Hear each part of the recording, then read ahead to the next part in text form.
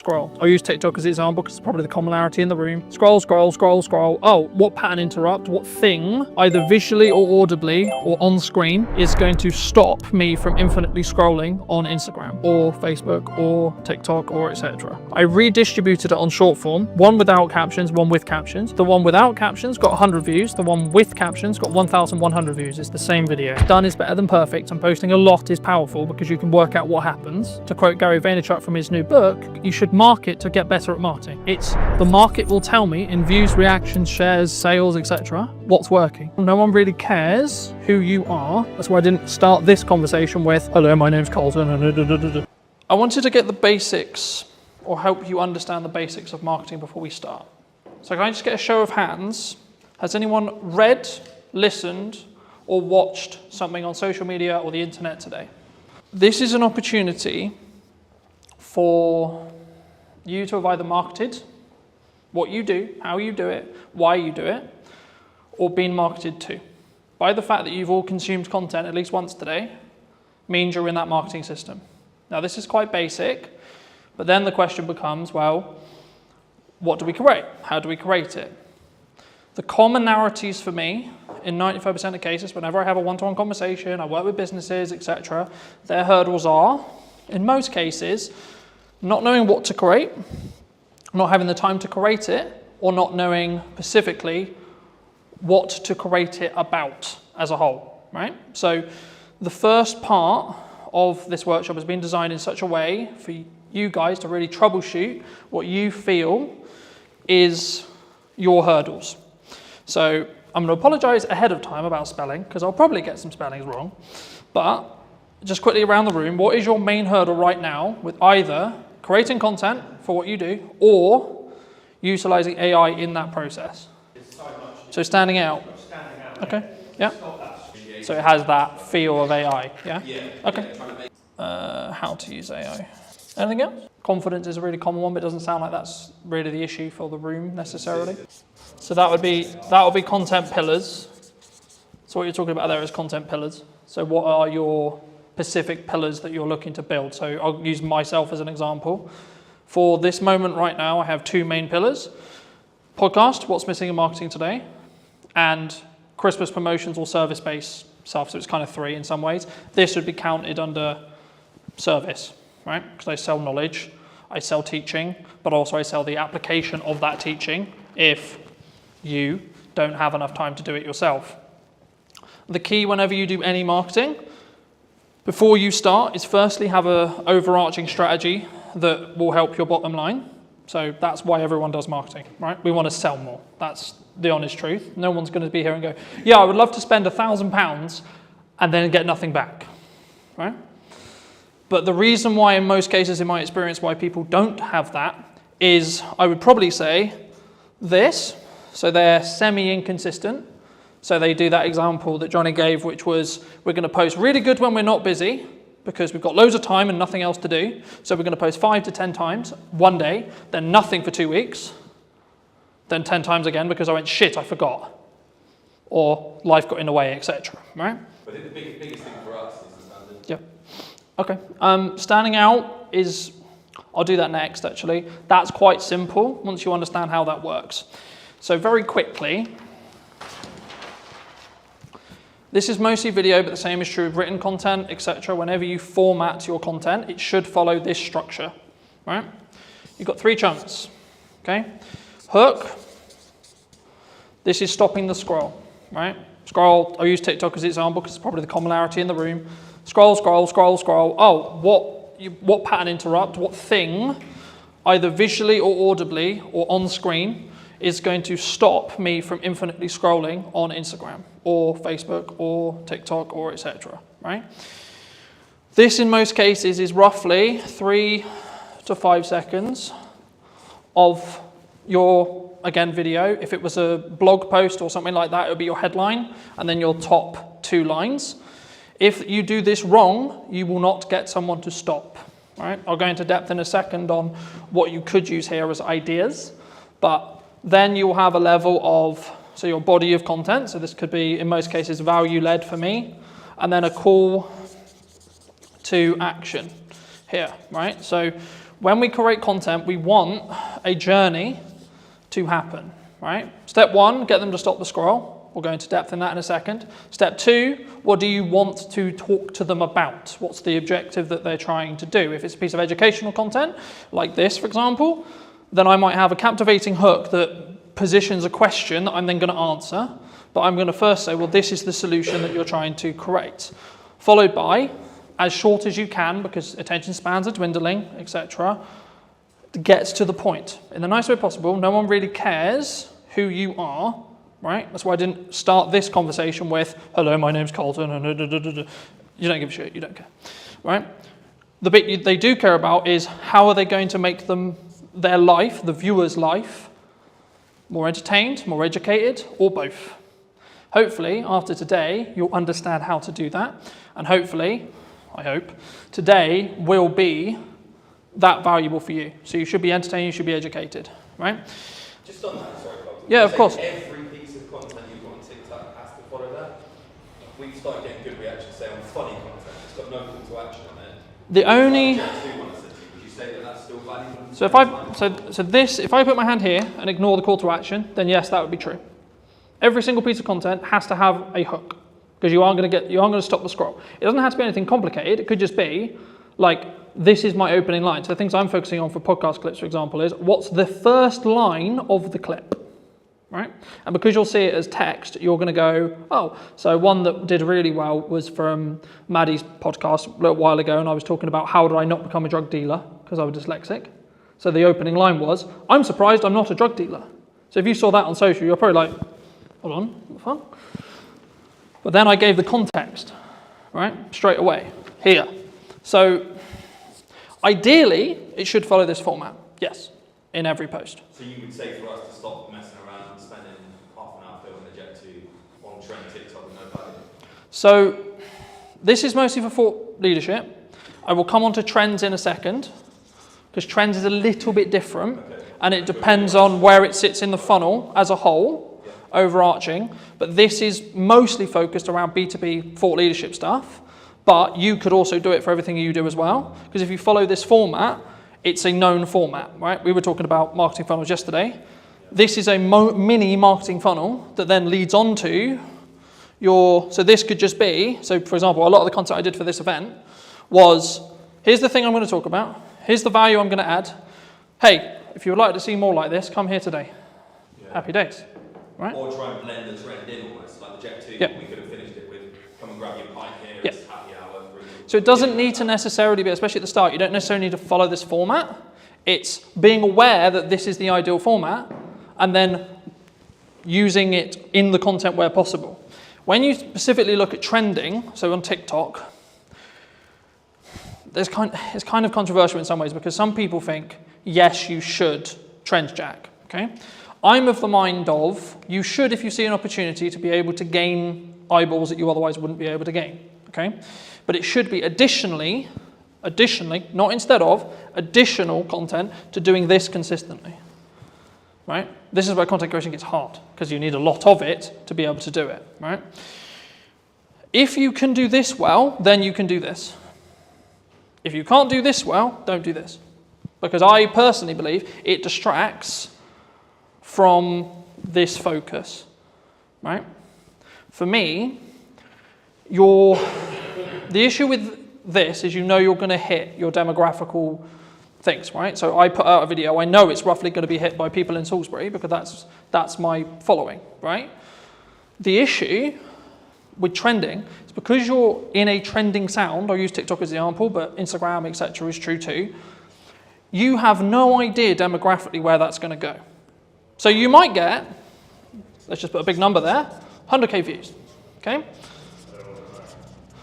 Wonderful, okay, but if we look at ROI on a business, and we ROI on time, what would you rather have? 100 views to 200 views on something like this, or 100K on a random video that's actually mostly spread across the Philippines, China, America, the UK, so on.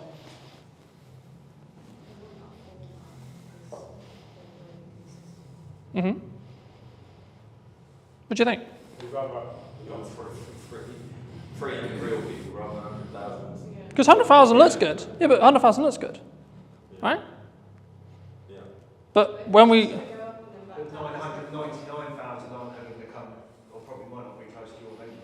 And that's why chasing virality, yes, it looks fun, yes, it looks sexy, but does it really do much for your business? I'd much rather have consistent of the right people at 200 to 300, maybe up to 1,000, but I know that each one of those views is going to potentially mean that I get more people sat in a room, I have more people to work with, I have more people I can help in my location, or in your... How do you do that location on TikTok? Facebook's very simple, visible business. So social media has changed, right? If I did this presentation or talk 3-4 years ago, I would only be talking about social graphs. Okay, I'll explain both in a second. But on this side, we've got social graphs. Okay, that's how everything worked before TikTok or Musical.ly arrived. Okay, here we have interest graphs that I'm definitely going to spell wrong, right? But the job of the team of two. So this was basically what TikTok created. Kind of their algorithm created it. It was in other places like Tumblr, etc. But like modernized and actually like popular, it was TikTok who did it.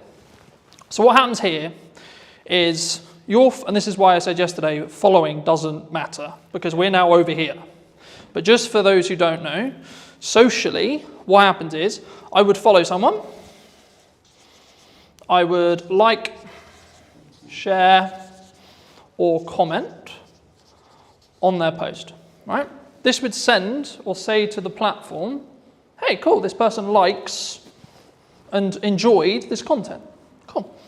Okay, so the platform goes, we're going to show more of that to that person, right? So you followed me. Okay, cool. So that means you're telling to the platform, I like Colton's content. Can you show me more? Sick, right? Same with likes, same with shares, etc. Now, the bit where it got interesting is because when they started changing the weighting, you wanted to target different things. That constantly changes. There's no point me going into it because by the time we finish, it'll probably have changed. The main difference when TikTok launched a handful of years ago was instead of it being followers, like, shares, etc., they are kind of still important, which I'll explain in a minute, but the job here is Craig is going to open TikTok, and if he had previously never installed TikTok, it will just show him videos.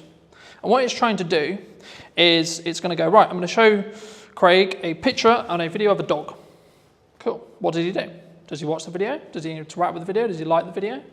Cool. Keep scrolling. You'll find that the more stuff you interact with, the more stuff you give watch time to, the more stuff you like, the more stuff you enjoy, you'll be shown more of it, right? So that's what an interest graph is, right? So is that what the FYP basically is on Facebook Yes. and Instagram Yeah. Reels? 100%. That's running that algorithm. Yes. But the main feed is still on the socials. They're moving from this to this. The only place where this is still prominent is LinkedIn. Really? So Every- the same people that use the old Georgia example, right? We post on that a lot. We can get the same 30 people commenting like on that. Yep. All the time. Mhm. So they're still seeing it. Because that's interest-based. Not in an FYP of like TikTok. Because they are interacting on the posts related to that location. Right. So they're signaling the platform to say, hey, I want to know more about this location. So it's not as fully TikTok's 100%. The reality of socials, well, it will probably be in this line here for the rest of time, right? The future of socials is going to probably be, there's a debate at the moment, right? In the marketing space, in the etc. with Meta and so on. But my prediction, and probably the prediction which I think most people would agree with, would be in 2 to 3 years, you'll have two feeds. One that's like this, and one that's like this. Okay? So this would be your FYP, this would be for you to discover new content. And this is where, to an extent, trending would probably go into. So if you're trend jacking, following trending music, etc. Let's say you like, I'll use the example I used with Craig, dogs, cats, motorbikes, games, pubs, pick your topic, right? This is also where a concept called community talk came from, which was a specific hashtag around a specific thing. So when TikTok launched, everyone thought, oh, it's for dancing. Can I just get a quick show of hands? Who thought TikTok was for dancing? And for kids as well. Oh, for kids, yeah. Yes. That was the commonality, right? Everyone thought, oh, I'm going to go on TikTok and I'm going to do a... Thank God that people laughed at that. But the key is that's when it was Musical.ly. So very quick history lesson. TikTok is owned by a Chinese company known as ByteDance, who used to own an app called Musical.ly, where that was what the app was for. Lip syncing, dancing, etc. They bought this. They then launched it in China, did really, really well, and it was strong from an educational point of view. And then it moved to the West, and it became interest-based. But what they didn't realize was that interest-based would work so well, right? And that's why you're seeing, in the last couple of years, Instagram Reels launched, standalone, short-form feed that scrolls forever. Facebook launched, scrolls forever, so on, right? Even LinkedIn's now doing it. LinkedIn will probably have a video-only feed that's interest-based. The only post that will be social graph-based will most likely be carousel or image posts where you tag. So Johnny came to my event today. Thank you so much, Johnny. Do you want to tag you? Cool. How that quickly works, if you tag someone on socials, on a social graph, so this is mostly around LinkedIn, and they don't interact with it, it will be buried as a post, is the current conversation with the algorithm, right? And the reason for that is it stops people going, I'm going to tag whoever I want because I'm going to tag David Beckham in my post just to get more views on my post, right? Because unless David Beckham actually connects and actually, comments, likes, does something related to the post, it doesn't confirm that that actual connection happened. Because you need to remember, LinkedIn specifically is a recruiting platform. That's what it's designed to do. It's designed for you to get a job. Any questions on anything I've discussed so far? So the next thing I'll go into very briefly is creating a content ecosystem.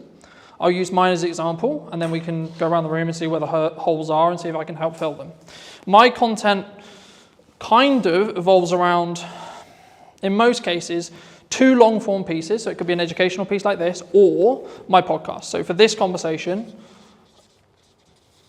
it'll be a podcast.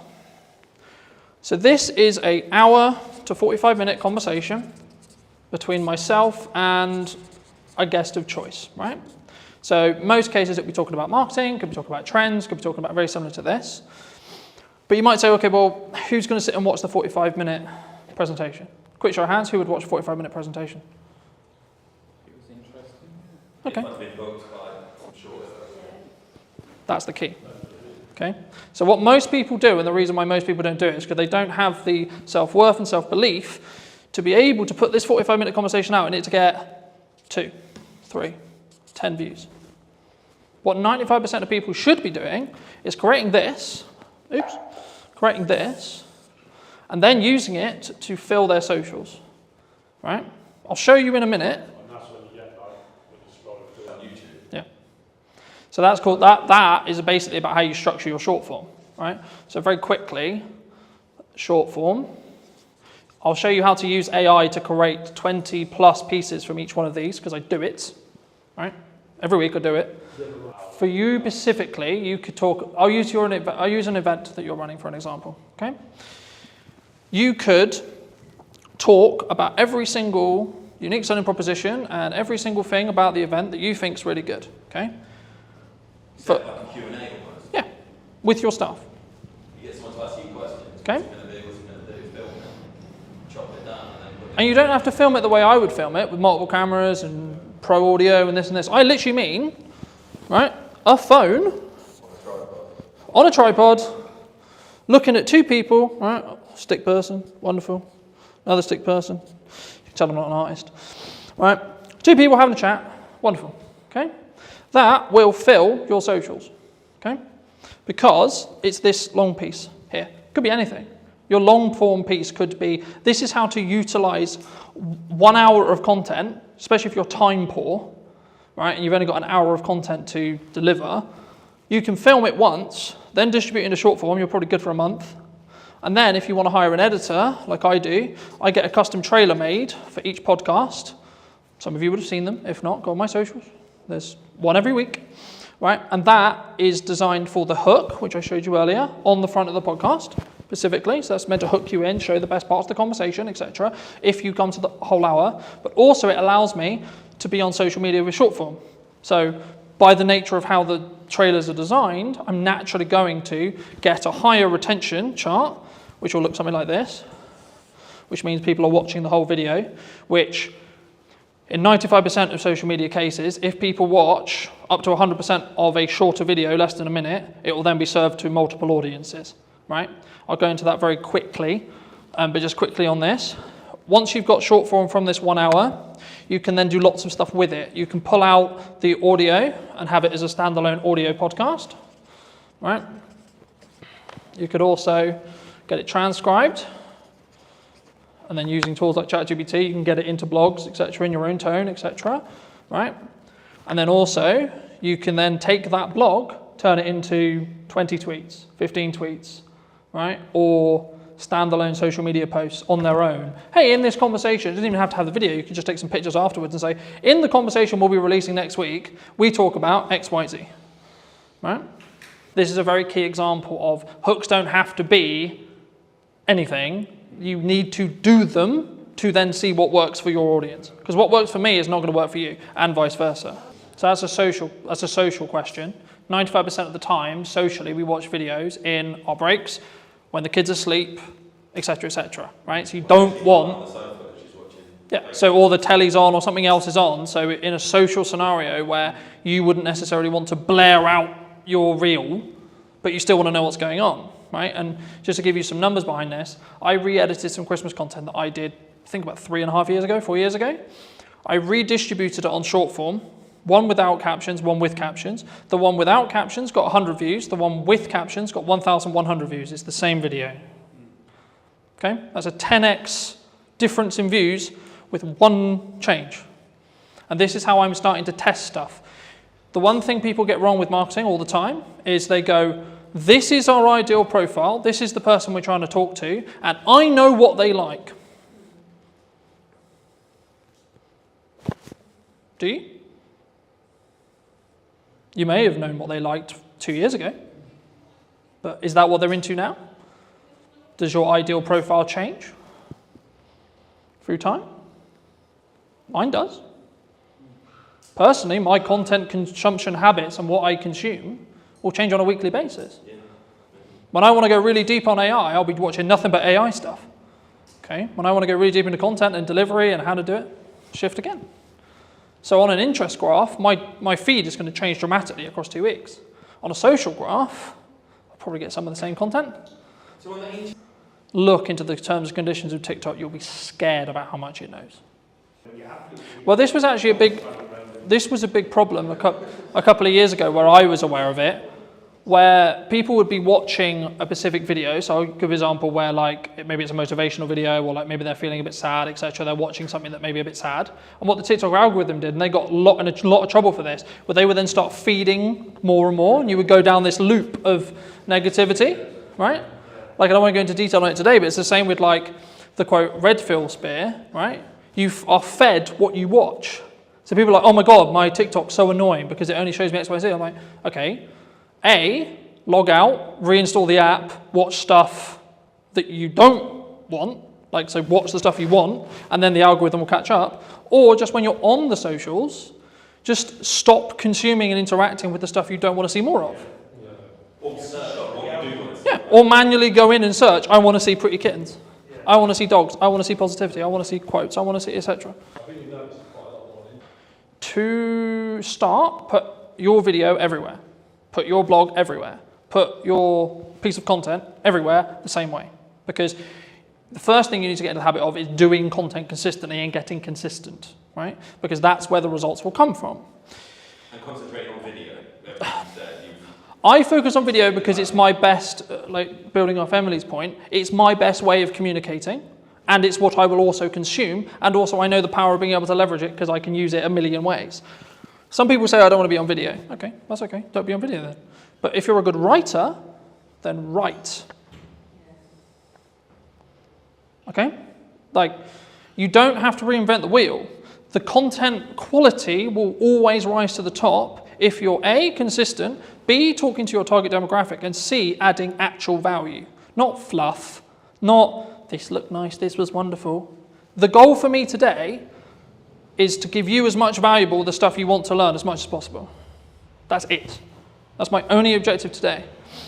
Very quickly on how algorithms work in most cases. This is a video algorithm, but the same will be true in blogs, the same will be true in articles, and you can swap the words. So whenever I say video, there is a similar algorithm for every other form of content and will work very similar to these principles. Okay? So when you post a video, I'll use Instagram Reels, for example. This is your video. Okay? The first thing it does is it will send it to, these numbers are rough because they change every week, right? And we actually don't really know. It's roughly about 10%, maybe lower, maybe 5% sometimes, of your audience, okay? Now, depending on what happens will then depend on if you get a new audience or not, right? So in most cases, if, let's say this video is, 30 seconds, okay? If someone watches up to 25 seconds of that video in this seed audience, so this is called a seed audience. The job of a seed audience is to tell the algorithm, because it doesn't know what this, all it knows is you uploaded a video. Wonderful, it can see what you said in it, because it can pull the transcript, etc. It doesn't really know what the video is, it just knows you put a video out. Sick. So what it does is it sends it to the 5 to 10% of an initial audience that it believes will enjoy this piece of content from what it learned from the title, the media data, or the post, depending on what platform you're on, and then what's said in the video. And then depending on what happens with things like watch time,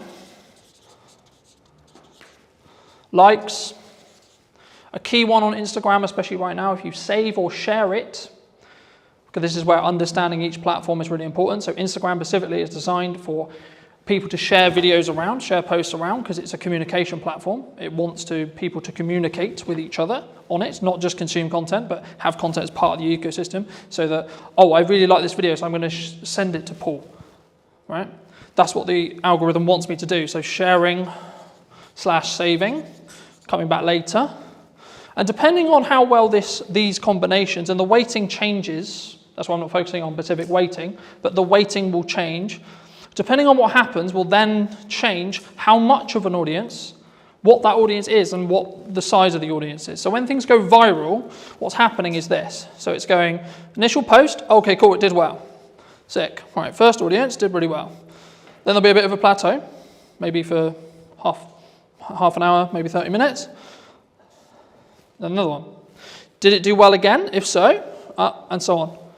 And eventually, it won't have a good reaction. And that's when it will stop. But if you can keep that loop, so there was a trend a little bit ago on TikTok where it would be a 2-second video with a load of text on it. Why do you think people did that? They were farming watch time. Because it's a 2-second video. So TikTok was going, is people who watch this video in that seed audience watching the whole video? Because it's 2 seconds. But to read it, you need about 15 seconds. So actually, the percentage watched on that video was close to 500%. So TikTok went, oh my God, 500%? So people are watching this video 5 times? Cool, we'll send it to loads of people. Now, they got on top of it because they realized that was the game. But for a long time, it showed a very clear example of how your seed audience can snowball your views.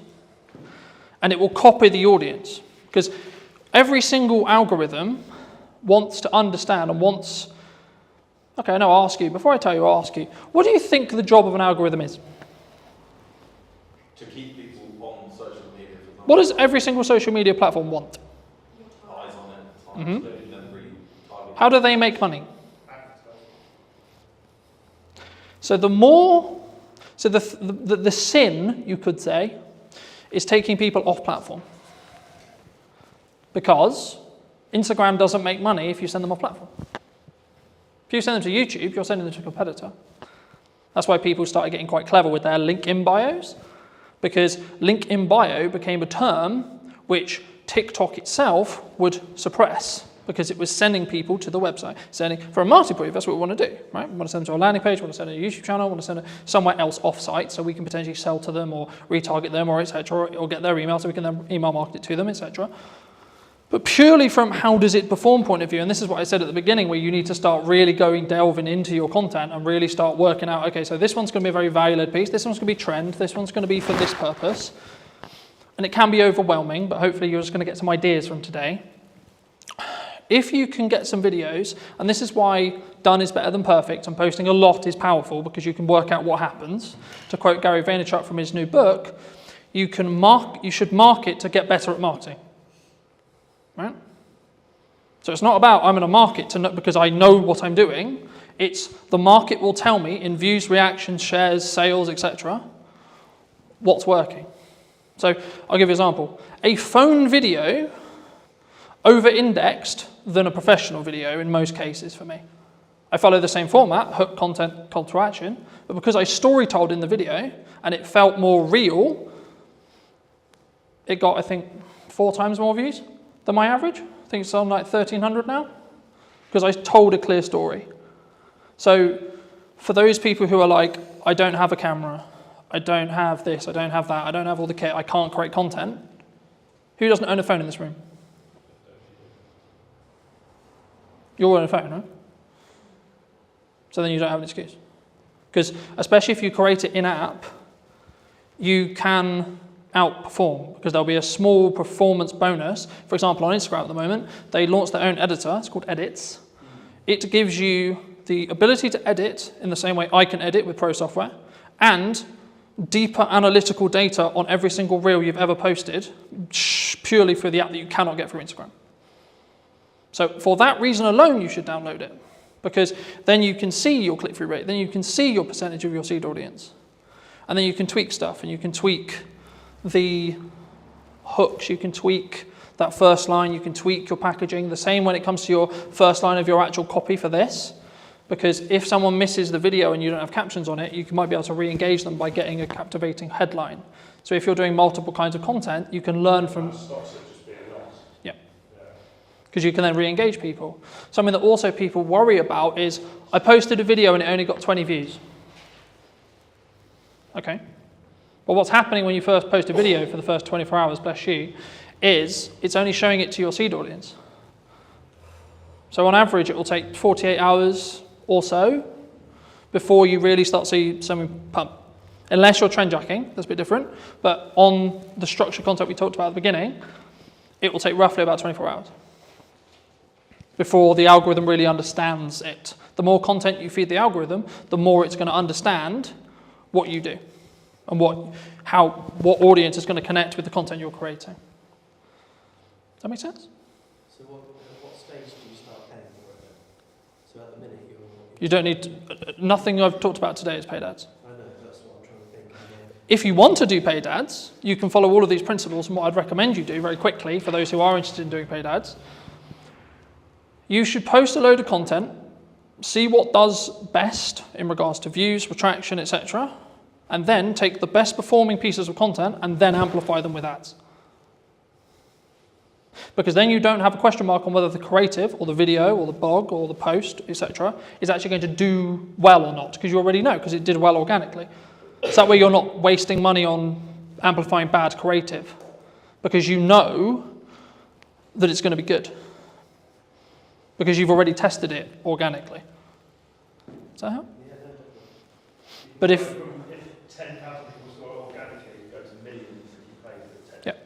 But the key there is to understand that is that 10,000 the 10,000 that you want? Moving back to my original analogy of, do you want 100,000 or do you want 10,000 or 1,000? If the metrics align, as in you got 10,000 of the right people, absolutely you should pour money on it. That's the hard bit. Because you've already done it. You already know it works with the target sector that you're trying to talk to. So of course you know. And then it's just taking the guesswork out of paid ads. Yeah, you should tweak the copy, you should tweak the text that goes next to it, maybe add a stronger call to action on the end to be a bit more salesy if you're going to, or maybe tweak the hook slightly, or tweak the video very slightly, but you know the bulk of the content's going to work for creative because it's already worked organically. How important is something like LinkedIn for a business owner or a filmmaker? Yes, LinkedIn is essential, I think, for any business owner. I've been posting regularly there for 8 years, I think, something like that. How do they up their prices? Because they struggle to actually put that into practice. So if you're paying a freelancer £300 a day, that's way more than 30 grand salary for a full-time editor. Did you reach out to the brand you were looking to do the spec ad for? Because I think some people, when they look at spec ads, there's kind of like two approaches. One is like, do it, tag them in it, or send it to them and sort of see what happens. How did you navigate that initial process of making that spec ad? Anybody looking to scale their video business needs to double down on the brand. And people want to work with the brand, not necessarily just me. Does speed really play a factor, or is it more kind of standard to think about?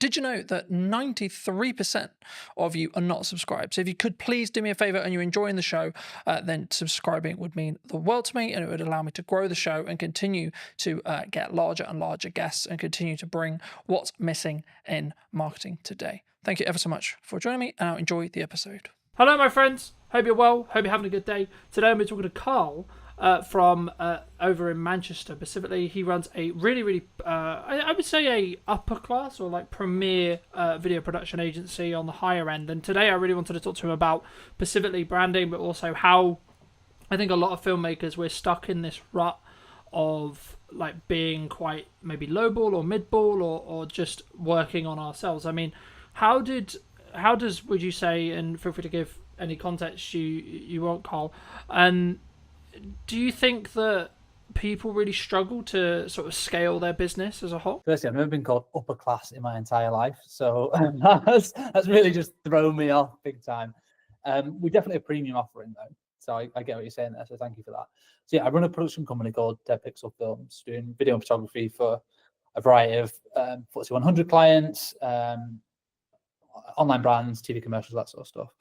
And what was your question? How do they differentiate themselves? Yeah, because I think a lot of people, they're very maybe solo space, and they're maybe worried about like how do they up their prices, because I think that's maybe the dream or the objective of a lot of filmmakers, but they struggle to actually put that into practice.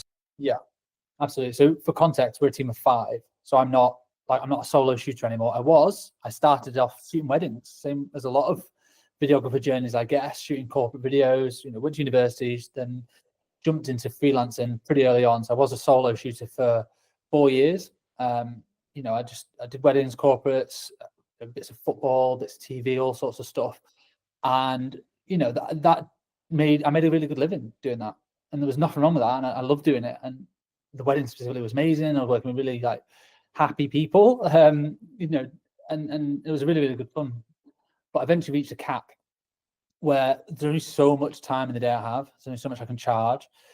And I just realized I was I was at a peak, I suppose, in terms of like camera operating in Manchester as a technical skill, and what I could therefore charge or how I could scale that into a business. So my next step was to go from a freelance camera operator, solo shooter, to a production company owner.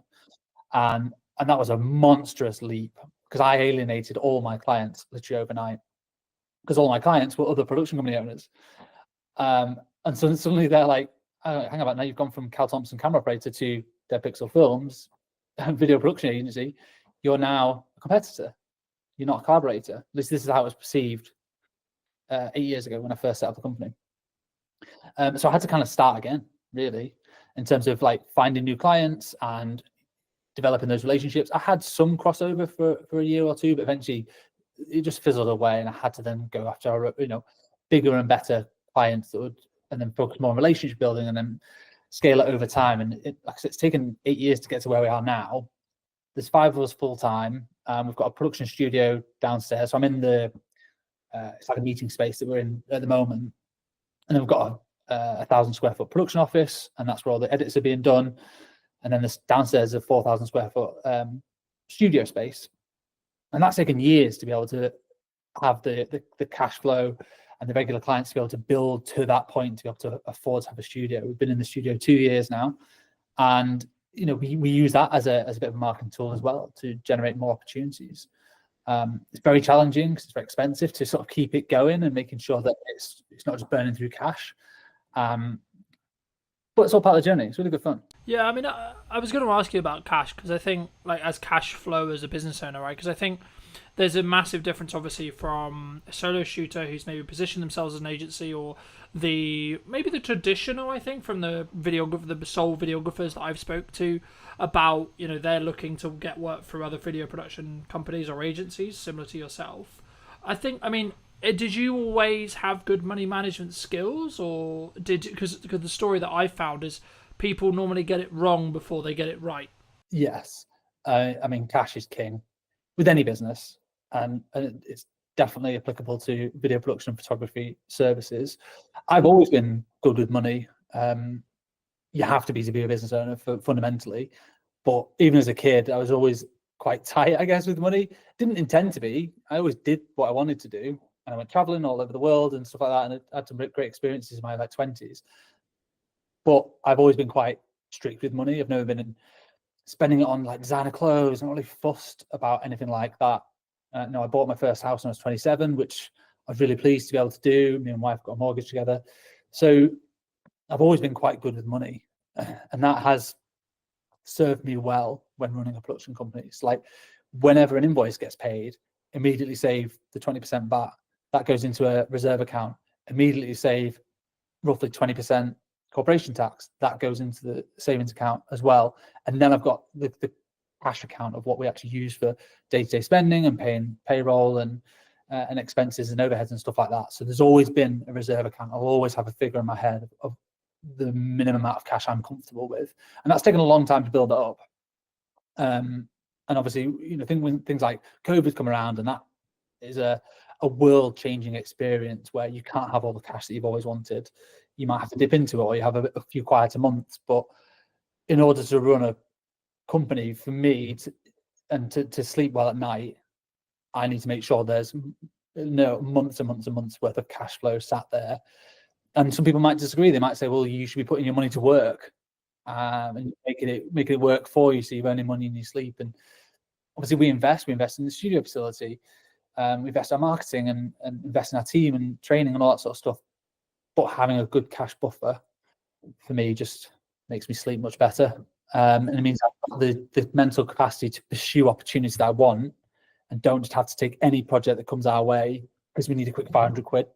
Yeah, I think, I mean, I think that does lean on to my next question, was going to be around, like, how does one attract larger brands to work with us, either consistently or as like maybe one-off projects in general. But just to build on what you were discussing there, I think it's very key to understand, and something that I have struggled with maybe for the last couple of years, but not this year specifically, has been understanding your numbers, but then also giving yourself a little bit more like cash cushion than you think you're going to need, right? Like, oh, I'm going to be fine on X amount. And then in reality, if you have just a little bit more, then something will end up happening that takes that cushion, I think, for me. But just to reiterate the question, I mean, how, for maybe someone listening to this who's maybe solo or maybe looking to scale up, how would you say they should look at maybe working with, the Red Bulls of the world or equivalent, in that respect, in regards to like the size and the scale of the actual brands that maybe they're looking to attract as a client?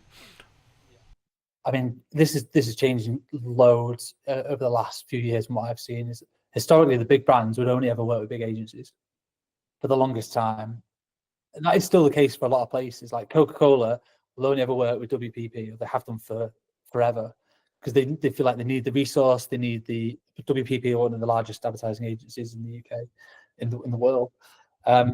They feel like they need the cushion and the experience of a big advertising agency, and they probably do. They need the strategy thinking and all these different resources they're going to pull upon. But what I can see is over the last few years, more and more brands are doing more in-house, and they don't necessarily need the big agencies or the big thinkers, from what I can tell. Now, I could be wrong, but a lot of brands are now doing that big thinking in-house, and they're bringing more smaller, independent specialist agencies. So rather than just like one overarching agency that handles everything in terms of their marketing and their branding and strategy and their content, they might have, okay, there's an SEO agency there, and there's a production agency there, and there's a web design agency there, and they manage it themselves rather than an agency managing that. And they just make sure that's all sort of aligned, which means that smaller companies have access now to bigger brands, and they're able to work. Basically, once you've got one, it's easy to get the next one. easier. You still have to chase for it. It's more competitive for sure. But once you have a few bigger brand names under your portfolio, and the work can start speaking for itself. So we're able to attract bigger name brands because we've worked, like we had a Premier Foods Group, which is a FTSE 100 company that we did over 15 YouTube pre-roll videos for those guys back in, it was like 2021, I think.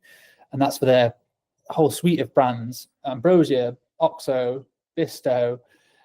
Anyone in the UK will have heard of these brands. They're in every shop ever. So we did loads of ads for them. And by doing work for those people, it opened up doors to more foodie brands. So then we're suddenly able to work for BBC Food. Was another project we got off the back of that.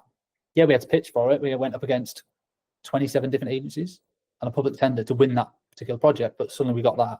And then I marketed the fact that we worked with BBC Food for a 9-month content retainer on LinkedIn. That then led to one of our current biggest clients, which is Uni, and they're the pizza oven company based in Scotland. And that's because I put out one post on LinkedIn about working, like a blog post about how we work with food and break down that process. So it went from one to the next. So you can, when you look back, when you're in the thick of it, it's hard to tell what's going on. It's just like, shit, where's the next client coming from? And you just want to do the best work you can. But when you kind of step back, you go, okay, I can see how that one has led to that one, has led to that one, has led to that one. But it's been I've been self-employed for 12 years. It's 12-year experience to be able to get to this point alone. And some people are way further on than me in terms of their career. But I'm really happy that we get to work with like some world-class brands. And just by working with one does tend to lead to working with the next. So I bet your next question is, well, how did you get the first one? Because that is the challenging bit. And the way I would say doing that is work for free, which I know everyone here is going to hate. By free, I mean make a spec ad. Speculative. I don't know if you've ever done it, but you basically need to prove your skills and your services and the quality of your work off your own back. So that's how we won we started getting to super slow-mo. That's one of our core specialisms, which works with food and drink kind of content, is the 1,000 frames a second super slow-mo videos. We shot an ad for free with Whitley Neal Gin in a little corner of a studio. Me and my business partner at the time just kind of messing around, working out how does the kit work, how does the lighting work. This was years and years ago. And we put together a little 20-second montage. We partnered with a kit hire company who lent us the camera for the day. So that was very generous. All it costed was our time and the ingredients. And then we pieced that together. And we used that piece of work as a marketing asset, piece of collateral, to then go and win the next one, and then win the next one, and then win the next one. And that just snowballed. We then became the specialists in super slow-mo and food and drink, which then led us on to the next project and to the next one. So that's always my advice to anyone looking to get into it. How do you attract bigger brands? Is you can't just go to university, study a bit of film, and then go, well, now I'm just going to either have my own agency or go work for another agency, and I'm going to be balling working on these big bad projects. Like, you've got to prove it. Education, you've got to prove it with your skills and your portfolio and your work. And if you've got to just go out and do it. Yeah, no, I completely agree. And I guess the question that comes from that is, did you reach out to the brand you were looking to do the spec ad for? Because I think some people, when they look at spec ads, there's kind of like two approaches. One is like, do it, tag them in it, or send it to them and sort of see what happens. The other one is like, hey, start building that client relationship, etc., and be like, hey, we would love to work with you, or etc., but can we make one for free? Like, how did you navigate that initial process of making that spec ad? Depends how big they are. If they're massive, if they're like a high street name, if you're suddenly I want to do a spec ad for Gymshark, they've already got amazing commercials, an amazing in-house team. They don't need your spec ad. So you emailing them saying, I'm going to do this ad for free. If you want to use it. They just won't. They don't need it. So in that sense, I would just go and do it and just tag them, like, massive fan of you guys. I hope you don't take offense to this. We've made our own ad. We want to tag you in it. And if Gymshark will unlikely see that and then want to just hire you immediately, but their competitor might. So someone else who maybe slightly smaller than Gymshark might see that and go, oh, I love what these guys have done.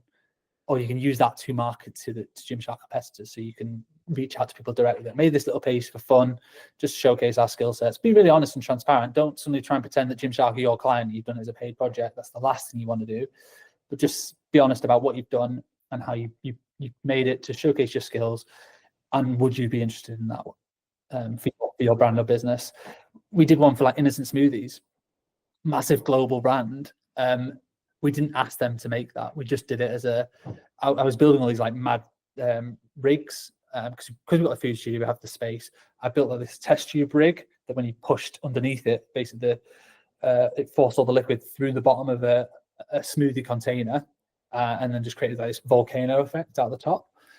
I wanted to test it to see if it was even doable. It's just like an idea, and we shot it in super slow mo. It worked. So then we got a few more shots off the back of it, pieced together a little 20-second thing, and then just tagged them and put it on LinkedIn. And their marketing team like commented like, "Oh my god, this is awesome! So glad you enjoyed the product." So from them, it was like free marketing. They didn't really ask for it because they didn't really need it. They were just really pleased for us to make something, and then we use that to then try and win the next food or drink project, or just a couple of little showreel clips to go in. It's in the showreel now. Do you think that, I mean, you've mentioned LinkedIn specifically a handful of times. Do you think that some people are worried about either putting up a spec ad or like maybe creating content that's not specifically for a client or for a production company, etc., that could showcase their work, could get them that next level, but maybe they're like concerned about either like what would the reaction be, or like where people sit? Because I kind of see it in two respects from my experience with filmmakers. Some that are like really leaning into social media as like a personal branding tool and like as a marketing tool, but others who are maybe slightly more cautious around, I guess, how they post and when they post. In your experience, I guess the two questions there is kind of two-pronged. It's one, how important is something like LinkedIn for a business owner or a filmmaker? But then number two, like, why do you think people are potentially quite cautious? Yes, LinkedIn is essential, I think, for any business owner. It's still quite untapped resource. I've been posting regularly there for 8 years, I think, something like that, and built up a sizable following. I don't know how much work exactly we've got, but I can probably guesstimate we've generated well over 6 figures worth of work and opportunities through LinkedIn without spending a penny. Don't pay for any premium, anything like that. Don't pay for any sponsored posts. It's purely just turning up consistently and regularly, and I try and offer advice to my younger self in terms of the personal branding side of things, but just use it as a marketing tool to share the work, to share the behind the scenes that we do, so that people can see, oh yeah, it was those guys that made that ad, because I can see them in the behind the scenes. We use that a lot to show scale as well, which also subtly promotes a more premium offering. If you see a squad of 10 or 20 in a team photo, that's a big production. Doesn't matter if you're in the industry or not, that's probably cost a pretty penny, versus the behind the scenes of a solo shooter. There's a certain cost implication there. So subtly you're planting these seeds within your feed into your potential target audience, and you never know who's looking on a LinkedIn feed.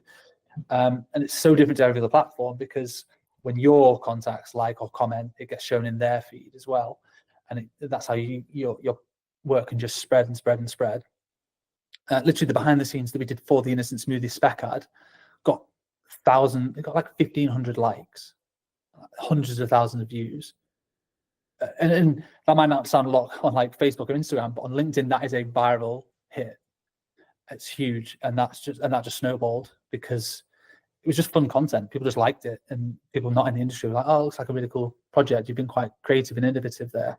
So yes, I'd say if you want to, scale a business or attract new clients and new opportunities, it's not just who you know anymore. Like it's who knows you.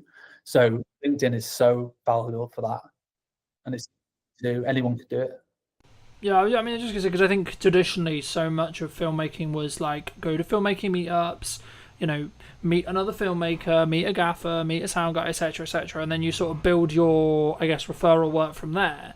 But for me personally, I've actually seen it as a builder now, where you should be doing that, absolutely, but you'll potentially get to a scale, especially as a production company, where you actually, and I guess it comes back to like who's your target client, right? So if it's another production company, then actually knowing other people is probably a better use of time. Maybe I'd be curious on your thoughts. But the key for me, if you're trying to get end clients, as we're discussing here, I think you have to put a level of best foot forward, either on LinkedIn or on socials, etc., because you need to gain the attention of the right marketing people. I mean, do you think it's solely down to like the target person you're looking to talk to? Yeah, it's 100% that. Like, who's your ideal customer? If your customer is video agencies or production companies that make high-end TV commercials, then your best job is to network with other crew members. If you're a gaffer, meet as many DOPs as possible. If you're a makeup artist, meet as many producers as possible. And you're a technician, your job is to get on set as much as possible, and you charge a day rate and you get to work on some amazing projects. That is completely different to being a production company, because you are dealing more with brand managers, marketeers who don't live and breathe that specific skill set every single day. They're thinking more wider strategy of the brand. So you need to completely change who you're networking with, completely change your messaging.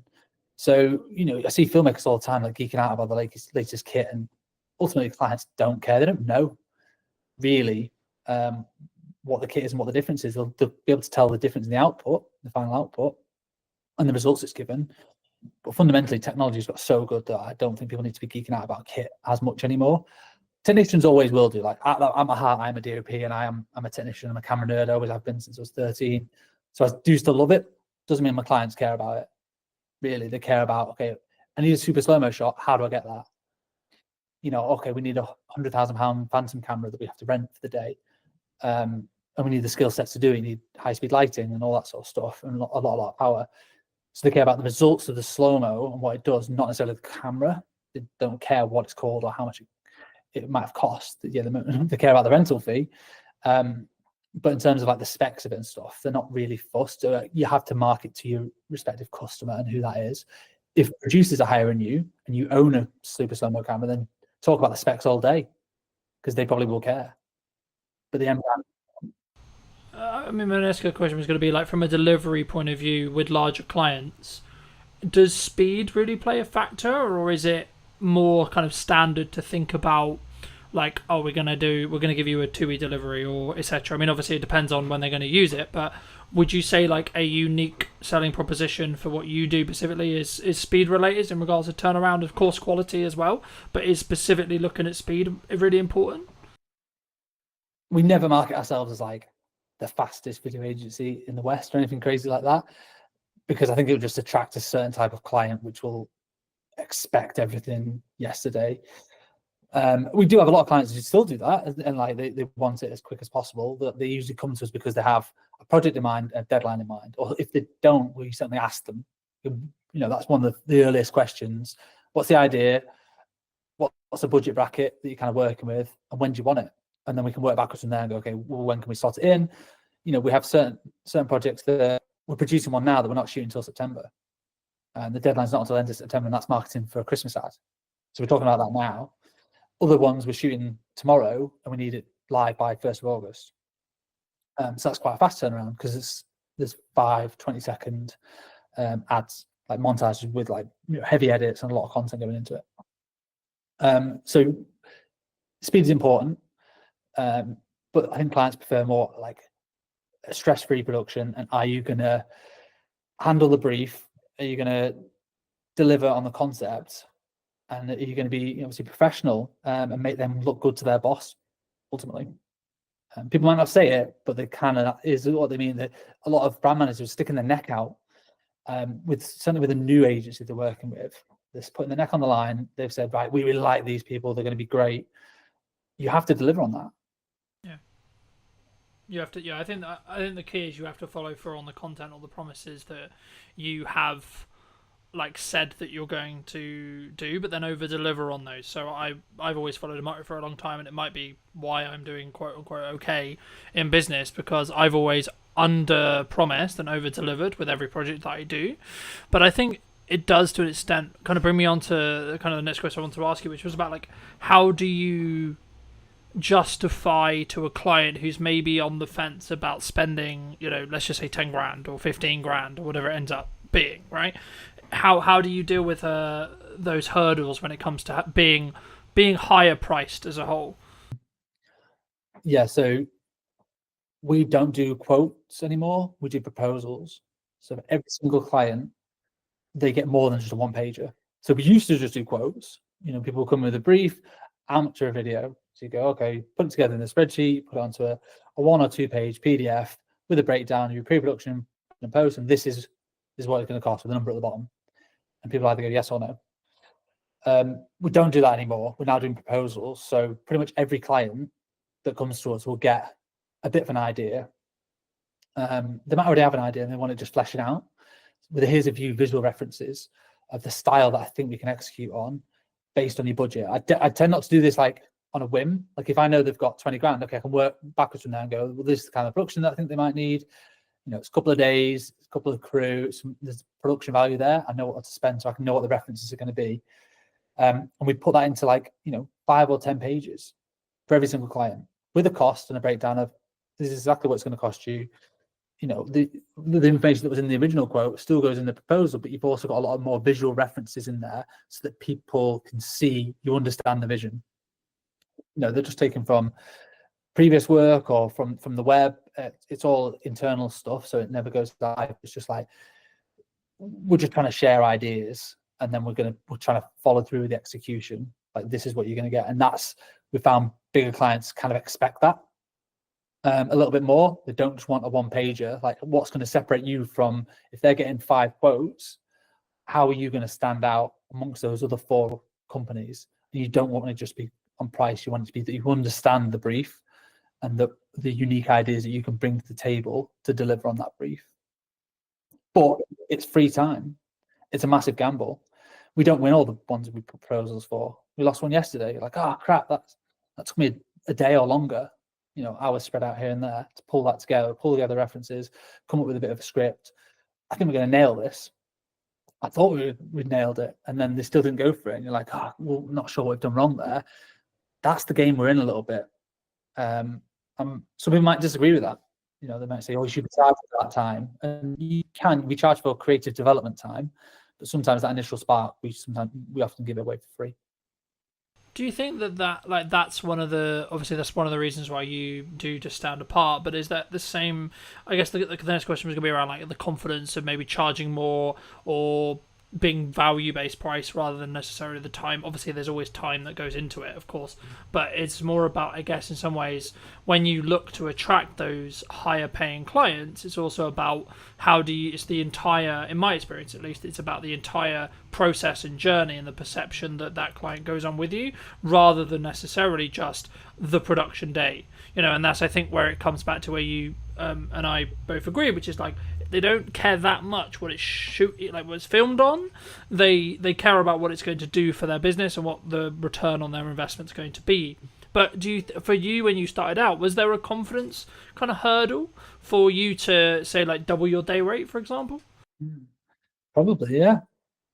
Not really thought about it. Often we just do it. I started off charging £250 a day. So as a corporate filmmaker, if you like. I charge a lot more than that now. So yeah, there did just become a time we can't. You can base it off APA rates as well. That's a good starting point. Producers Association, it's like a union, not part of it, but they do set rough crew rates, and they adjust them every year based on inflation. So you can roughly see what a crew rate should be charging for those, and it varies between commercials or dramas or photography or whatever. Everything's slightly different, and communicating with other people in the industry as well, asking other fellow filmmakers what sort of rates do you normally charge is a good way to at least set a benchmark. And if you're winning loads of business and almost too busy and don't really feel it in the wallet because you're too cheap, and because you're just saying, yeah, well, here's a £500 video, that person will work on it for an entire week, and when you work it out, you're working for less than minimum wage.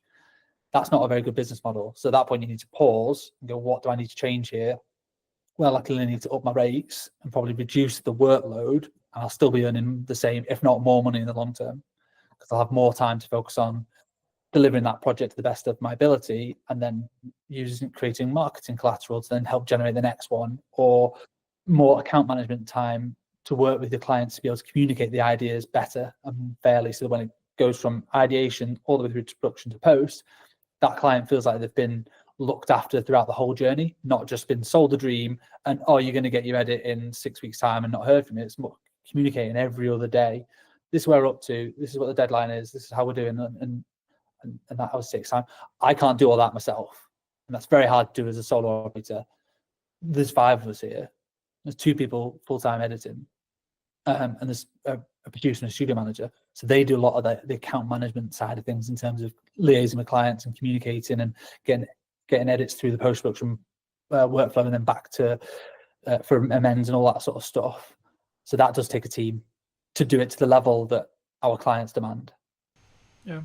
When you were building your team, because you said at the beginning that you went from being solo into like developing the team, did you scale it from like one person, then two people, then three people slowly? And then if so, did you focus on systemizing how you did it yourself? So originally it was myself, and then I partnered up with somebody else. So we then became 50% business owners.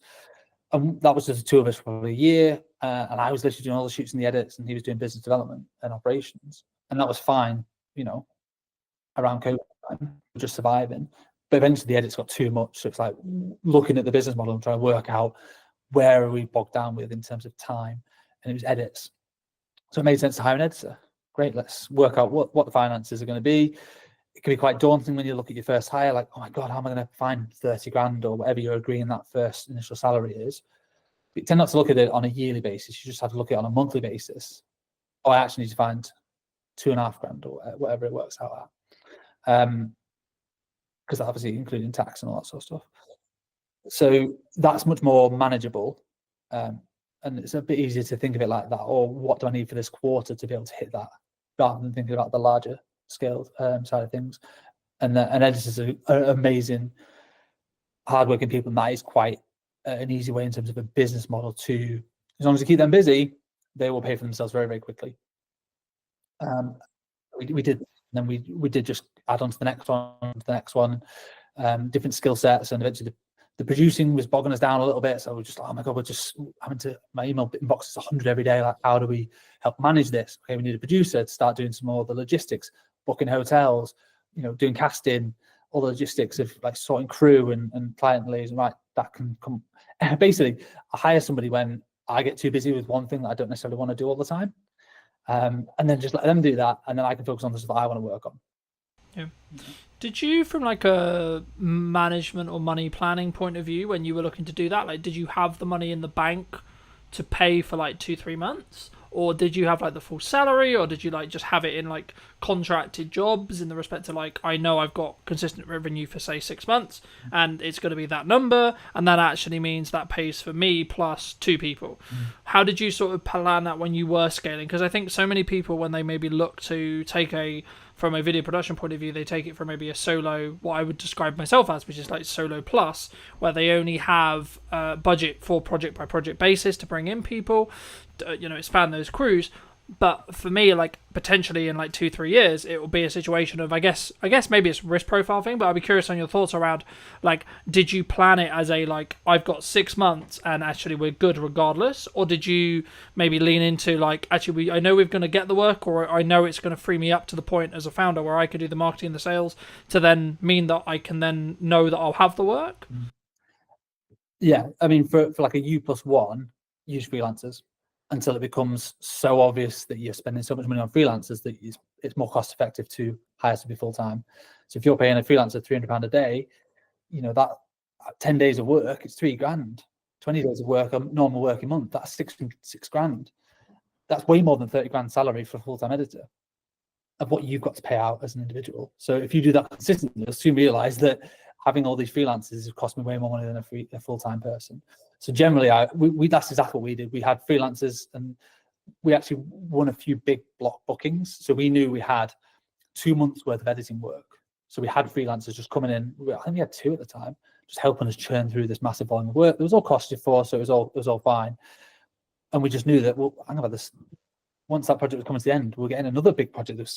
We had loads of edits on, so it just made sense to eventually put a job ad out and hire for that full-time role. So we would effectively be saving money on the freelancers. And we gave the freelancers the opportunity, like, do you want more job stability? Do you want, to come on full-time? And some people did, some people were not interested. They're like, no, I'm happy with the flexibility and the variety. Like, there's a place for both in terms of freelancing as a technician or going full-time in-house. Really depends on your personality and your personal circumstances. But from a cash flow point of view, I think we had at least call it 6 months worth of cash to be able to pay that person. They could be sat around twiddling their thumbs. It'd be a terrible business model, but they could be without us necessarily worrying about how we're going to pay that person. Because also when you hire them full time, you have an obligation to pay them. They're now an employee. You can't just get rid of. You can make them redundant, but that's a failure on your part, I think. Rather than just, we didn't have enough work to be able to pay them. Like, you've got to then go and get the work to keep them busy. So that is part of the risk. It's definitely it's a high risk move. I mean, it's such a while ago now. I've always had staff members around me for the last 6 years, so I tend not to worry about that as much now. It's just a no-brainer that we are a team, and it takes a team of people to deliver on the projects that we have now. So if it does sound scary to anybody as an initial thing, I'd always just say, bring on freelancers until they become too expensive to not just hire. It's a no-brainer to hire somebody full-time. Yeah, I think I agree. I mean, I think, would you say that in that though, one of the things that a founder, like an origin person of the business in a video production context, like they should spend, like as they're scaling and as they're bringing in people to help with the delivery side, should they spend like a significant amount of their time in trying to, I guess, apply financial resources to getting more people to help them either with their personal marketing or the company's marketing or etc. to then because I found, like, for me, that will have the strongest ROI by me creating my own content and me being in the world of marketing all the time as much as possible and not as much in client delivery. And if so, how did you transition? I mean, did you just end up, like you sort of alluded to it at the beginning, but did you have to transition all your clients because they wanted to work with you specifically? Because I think that's sometimes the weakness when we're very founder-led as a business, where a client wants to work with me because they've consumed my marketing and then they want me to have that touch on the project. And how do you sort of balance that with also then scaling it with a team? Yeah, I'm still figuring that out, to be honest. A lot of our projects are of a scale where it can never just be one person. That one person ideally should be on the job. That was a big USP for the longest time, is we weren't necessarily just another production company that brought on loads and loads of freelancers. It was like, if you see us in the initial call, you're going to see us on set and we're going to hold your hand all the way through the project. And that's done really well for us for the longest time. It's helped us build relationships with the right people. It's helped deliver good work. But that is only scalable until a point. I can't be on every single job if I want to scale the business beyond where we are now. So that's probably a bit of an ego thing that I've got to figure out and navigate and work out. There are other people who can shoot. Yes, technically I'm a DOP, and it makes good financial sense for me to be on the shoot, but also makes good financial sense for the wider business for me to be marketing and spending more time doing business development to bolster the scale of the productions and the bigger business and clients. As long as they are getting a good service from you as a brand, not necessarily you as a person, I don't think they'll fundamentally care that much. As long as it's not sell them the dream and then you never hear from them again. You've still got to check in, but that could be checking in with just emails, texts, how you finding everything. I went on holiday last week and I was like, all these productions are going to fall down. Well, of course not. I've got a team who've been briefed in and they looked after the clients and they did a smashing job. And I came back and I'm like, so what are we shooting tomorrow? It's all been done. I just trust the team to do their jobs. Yeah, no, absolutely. No, I think that's a really important thing for people to think about before they start scaling, which is like how they're going to set that expectation. At the end of the day, if the client's getting the customer service, the client experience, and the product that they're paying for and they want, then I think that becomes lesser to an extent, right? Like, of course, you can't be completely removed from the service or from the entire client journey, but I think it become like, if you have a trusted team and you're known as someone who has a trusted team, I think there's maybe a pivot or a change that needs to happen with marketing.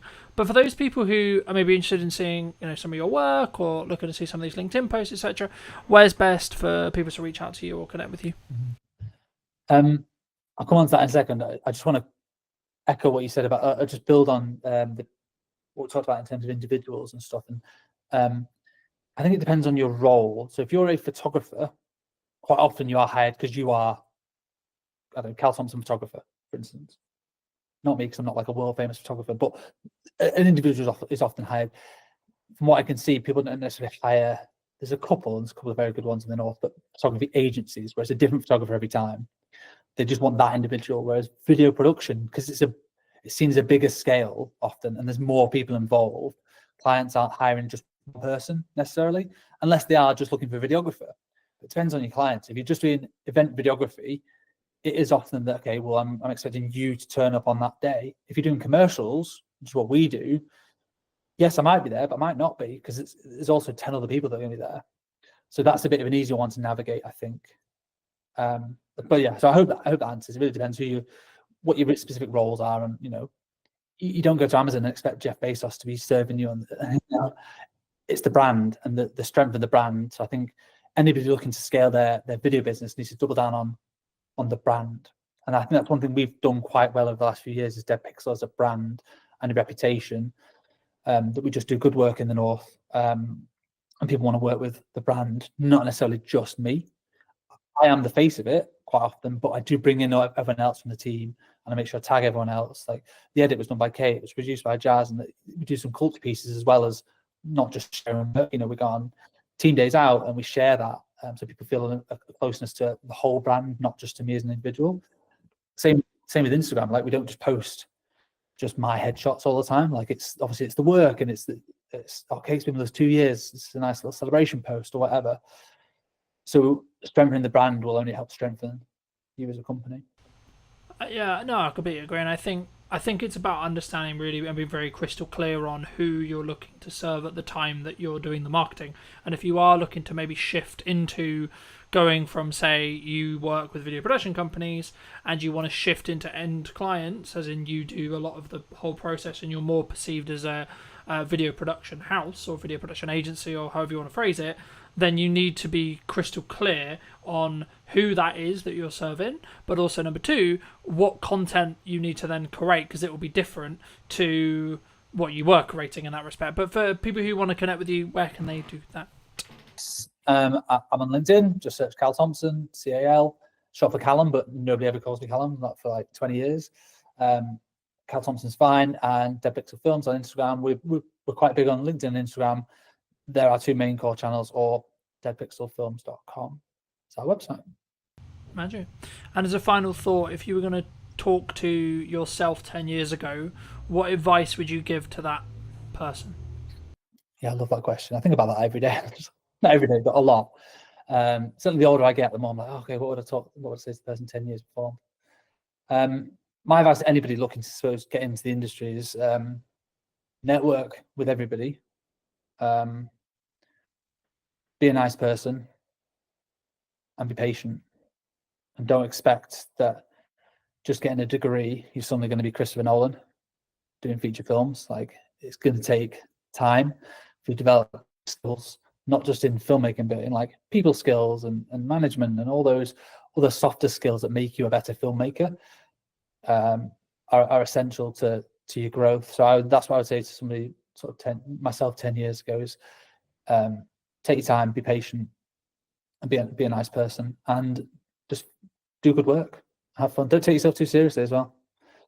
We're not curing cancer, ultimately. We're just making videos. Appreciate the time. Thank you ever so much for coming back and joining, ladies and gents. I hope you took value from this video. Leave me your thoughts and comments down below. If you're new, want to be subscribed, and I'll see you very, very soon.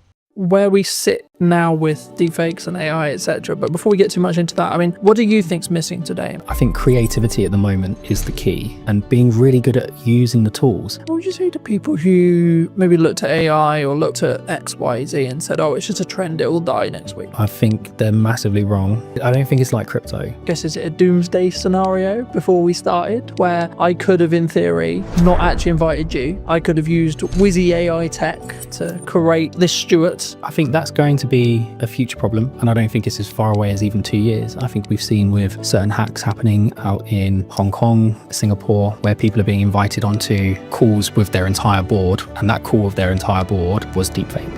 Did you know that 93% of you are not subscribed? So if you could please do me a favor and you're enjoying the show, then subscribing would mean the world to me, and it would allow me to grow the show and continue to get larger and larger guests and continue to bring what's missing in marketing today. Thank you ever so much for joining me, and I'll enjoy the episode. Hello, my friends. I hope you're well. I hope you had a good day, evening, or night. Today, I'm with Stuart talking about what's missing in marketing today, of course. And also, I guess to an extent, Stuart, it's about where we sit now with deepfakes and AI, etc. But before we get too much into that, I mean, what do you think's missing today in marketing? Well, coming from Origin Secured, we're always going to say trust and verifying trust. I think one of the things we're seeing with lots of marketing agencies, lots of companies, is this model of make as much noise as you can, say whatever you want to say. No one can really prove whether it's true or not, and hope that it catches before you get caught out. And I think that's the biggest issue we see with marketing at the moment is bringing the trust and the verifiability back into it. I mean, because we were alluding to I guess, is it a doomsday scenario before we started, where I could have, in theory, not actually invited you. I could have used Wizzy AI tech to create this Stuart, you know, which I haven't done, by the way, for the record, anyone watching. But there is going to be a potential world in maybe 5-10 years, or maybe, you know, technology moves quickly, so it could even be as little as 2, if not 1. You know, is that kind of where it comes from? Do you think the lack of trust, like actually confirming that, yes, I am talking to Stuart today, and yes, Stuart did actually come on the podcast? I think that's going to be a future problem, and I don't think it's as far away as even 2 years. I think we've seen with certain hacks happening out in Hong Kong, Singapore, where people are being invited onto calls with their entire board, and that call with their entire board was deepfaked, right? And I think they got away with like $20 million. Dollars, whatever it was in that particular one. So I think that's coming. I think that's going to be sooner rather than later. And I think we're seeing that online, where you'll get images of people like Martin Lewis or whoever saying something that just isn't true, or supporting a project that is a scam. So I think that's coming. But I still think just traditional trust, right, is a problem. How do I verify that I've worked with the MOD as an example? How do I verify I've worked with this organization? How do I verify I've worked with this person? And I can make loads of noise and say loads of things about it, but I don't have maybe a podcast to prove that I've done it. So I think that in that sense, we have to find a way of enabling people to verify that information, but without risking all of the personal data that goes with it. I mean, I wasn't actually going to start here, but I think it's important for me to start here. Someone like me, right, who has been on the internet for, I'm going to say, shy 10 years. I might be in deep trouble when it comes to AI tech and AI training and deep fake stuff, right? Like, what can I do in your view? What, to protect yourself? Yeah, I think is very challenging. I think our product will go some way to helping that. But even still, even with kind of Origin secured verification on top, all we're doing is verifying whether something is real, right? We're not necessarily proving something's fake. And I think you can argue that if it doesn't have that stamp of approval on it, or you can't verify it cryptographically, then it's highly likely to be a fake. But it still doesn't stop someone pulling their phone out on the street and recording you. That's still you. But it's going to be very, very hard to detect the difference. More, I guess, as I think about it more, is it actually more down to an integrity and trust thing? Like, someone looking at it, you might look at it and say, well, I know Colin. I've known him for however long, 2 years, let's say 3 years, right? I don't think, my gut tells me that's not him, because he wouldn't come across that way. He wouldn't say it like that. He wouldn't, like, why is he involved in that? That's weird. That makes sense. Like, is that actually maybe the defense? Maybe, but I think if you look at the way things happen in the media and the press, that's typically not the approach that most countries take. It's very much kind of someone's appeared on an online platform doing something they shouldn't be doing, and they're instantly vilified, regardless of whether it was them or not. So I think there's an element of education and adaptation that we need to go through as a community. Absolutely, that will help. I think technology will assist. I think that will go some way to proving it as well. I think it's really going to be education. I think we need to teach people to be safer online, and to be able to identify when something might be a fake, which at the moment I just don't think we do enough. I think we rely heavily on third-party organizations who we think represent security, and in some ways they have been secure, but when you've got trillions of dollars flying around markets every day, if you carve off even 10%, even 1%, right, these are huge numbers. Fraudsters are going for them. So I think we need to adapt and find new ways. Do you think, maybe as marketing, or as maybe as like just a medium to small size business, what can I do then? What can you do? I think, again, having things like this will help. I think having endorsements from organizations will help. And again, going back to what Origin Secured is about, it's about having endorsements, right? How do I verify that I've worked with this organization? How would you verify you worked with Origin Secured? Well, you can have my video with you online. But outside of that, it would be a case of, you could put my quote up on your website. But again, how do I verify that was real. You might have to get one of your customers to come and talk to me. So I don't know if we actually have an answer to that question at the moment, other than we know with Origin Secured, we can cryptographically prove you've worked with us, and you don't have to pick up the phone and call me to get me to prove it. So it's difficult, right? You know, I think Absolutely. everyone thinks trust and brand, and you know, like I'm a big advocate for trust and brand, and I think that the only really, like to quote Gary, the only thing that matters, or the only thing that will be left, will be brand when everything is commoditized by AI. Yeah. But will even that be left? Because if you look at some of the AI tools that are coming out now, I mean, we're looking at them. We use AI throughout the business. And I know a lot of companies say that, but genuinely, from cursor all the way through to the front end, products like Replit are coming out. You can take an existing front end and you can copy that, and it might take you 2 weeks, maybe a month with a couple of half decent devs.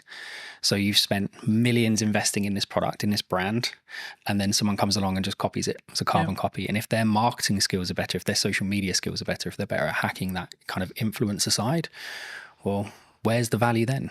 Like, is it more valuable to have a really good kind of marketing team, or is it more valuable to have a really good brand?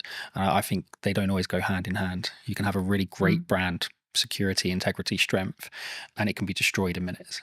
I think that's difficult, right? Isn't it? I think that's, I hate to use Bud's term, but like that's where personal branding comes in. Yeah, because like if I'm saying and I'm endorsing something, yes, it could be AI'd, but then as I say, maybe it is that.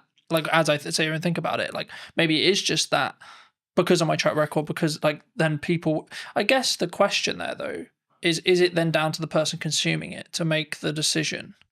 Well, that's kind of the approach we've taken, right? So the approach we've taken is it's down to the individual to choose who they trust and whether or not they believe that's true, right? So we can have, and we'll get into the tech more later, but we can have a series of endorsements for yourself, right? So we could endorse you cryptographically. You could be endorsed by the passport office, right? Or by an ID service provider, or by the DVLA, or by your bank or your solicitor. All of these endorsements build up trust over time, right? And the more of those you have in sequence, in the right time frame, the more people will trust you. And I think a big question on top of what you've asked is, if we're moving more to a solution where you need kind of integrity and trust built over time, how do people break in at the beginning? Because at the moment, the big reason that companies do that is they're trying to make a name for themselves. They have a great product, they've got a great idea. It's not always fraud. Often it's just a small company trying to make it. We need to be able to create environments where those companies have an opportunity to prove themselves. Because if we just say, well, you have to have brand integrity and you have to have a history, and you have to be around for 5 years, etc. Then it's going to stop that from happening.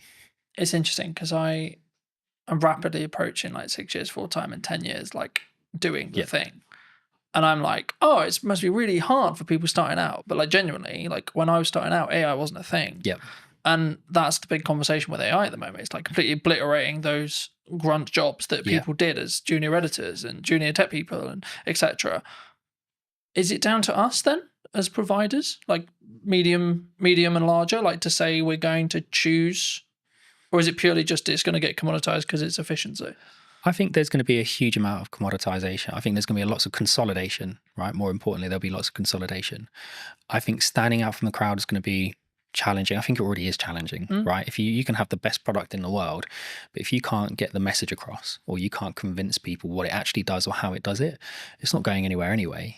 I think we need to create more of a fair opportunity for smaller companies. And I know that the government have got lots of programs in place. We're working with the MOD at the moment. They've got loads of programs in place to try and fast track SMEs and give them opportunities to deliver. I think we need to do more of that. And I think we probably need to have better controls over, well, how are these contracts won? How are they tendered for? Because ultimately they're geared up for companies who have got hundreds of people to spend hours and hours and hours of time building this kind of knowledge up over time, and then you've got a small SME that's run by 3 people with no experience. But also, I guess you could flip it on the other side when you look at AI or things like ChatGPT, large language models, etc., where actually that could be the greatest equalizer that you've got, right? Because someone who's maybe solo or 2-3 people, then arguably, if they're leveraging AI and they're early, they could actually be keeping up with 100 staff in regards to workforce because they're working quite smart. Well, they can. And I think, look, we've certainly benefited from it, right? Lots of smaller companies are benefiting from using AI, but so are the larger companies. And I think if you, I'm going to get in trouble for talking about this, but one of my favorite TV shows is The Wire. And there's a scene in there where one of the characters is out of jail. Cutty, I think his name is. He's sat with this other guy, and they're talking about doing something they shouldn't be doing. And he gets handed a gun, and it's supposed to be a revolver. And he's like, "Oh, I'm used to using a revolver." And he goes, "Yeah, but that doesn't hold 17." And he's, "Oh, the game's changed." And the other guy goes, "No, it hasn't changed. It's just got more fierce." And I think for me, that's what AI is, right? Yes, there's going to be less entry-level jobs. Yes, there's going to be less opportunity for people coming out of university. It doesn't mean anything's changed. The industry's still the same.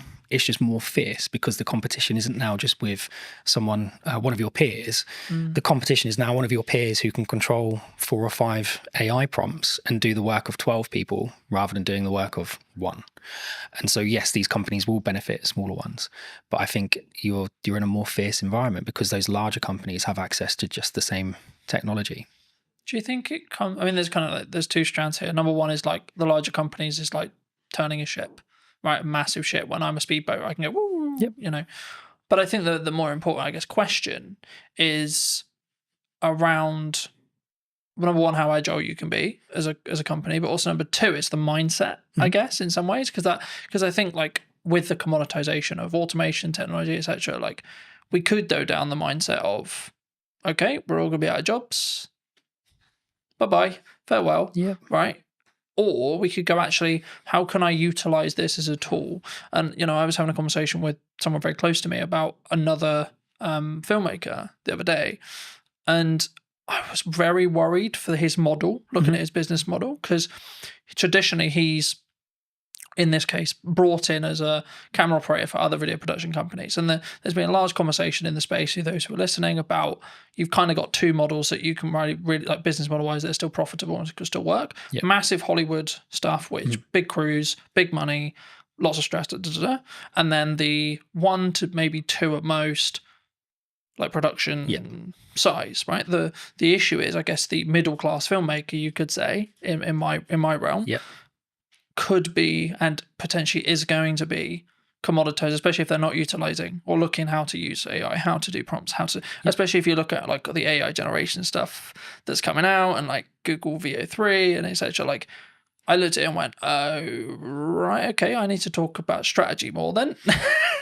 Because the idea of filming stuff is going to become less profitable than I think it was. Yeah, potentially. And again, playing devil's advocate to the other side, does it become less profitable, or does it just shift into a different community?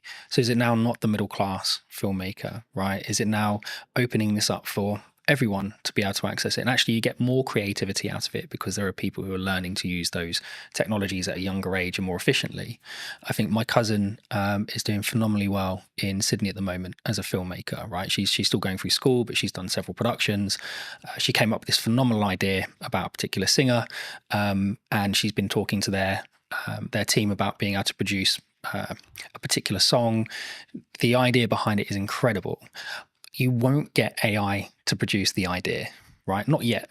That might come in the future. But at the moment, AI is just really, really, really good autocomplete. Lots of people are going to be really upset with that. But it is, right? They're just predicting tokens. We're not yet at a point where it is finding new ways of doing science, right? It might find a new mathematical way of folding a protein, right? But that was always there. It's just able to run more permutations.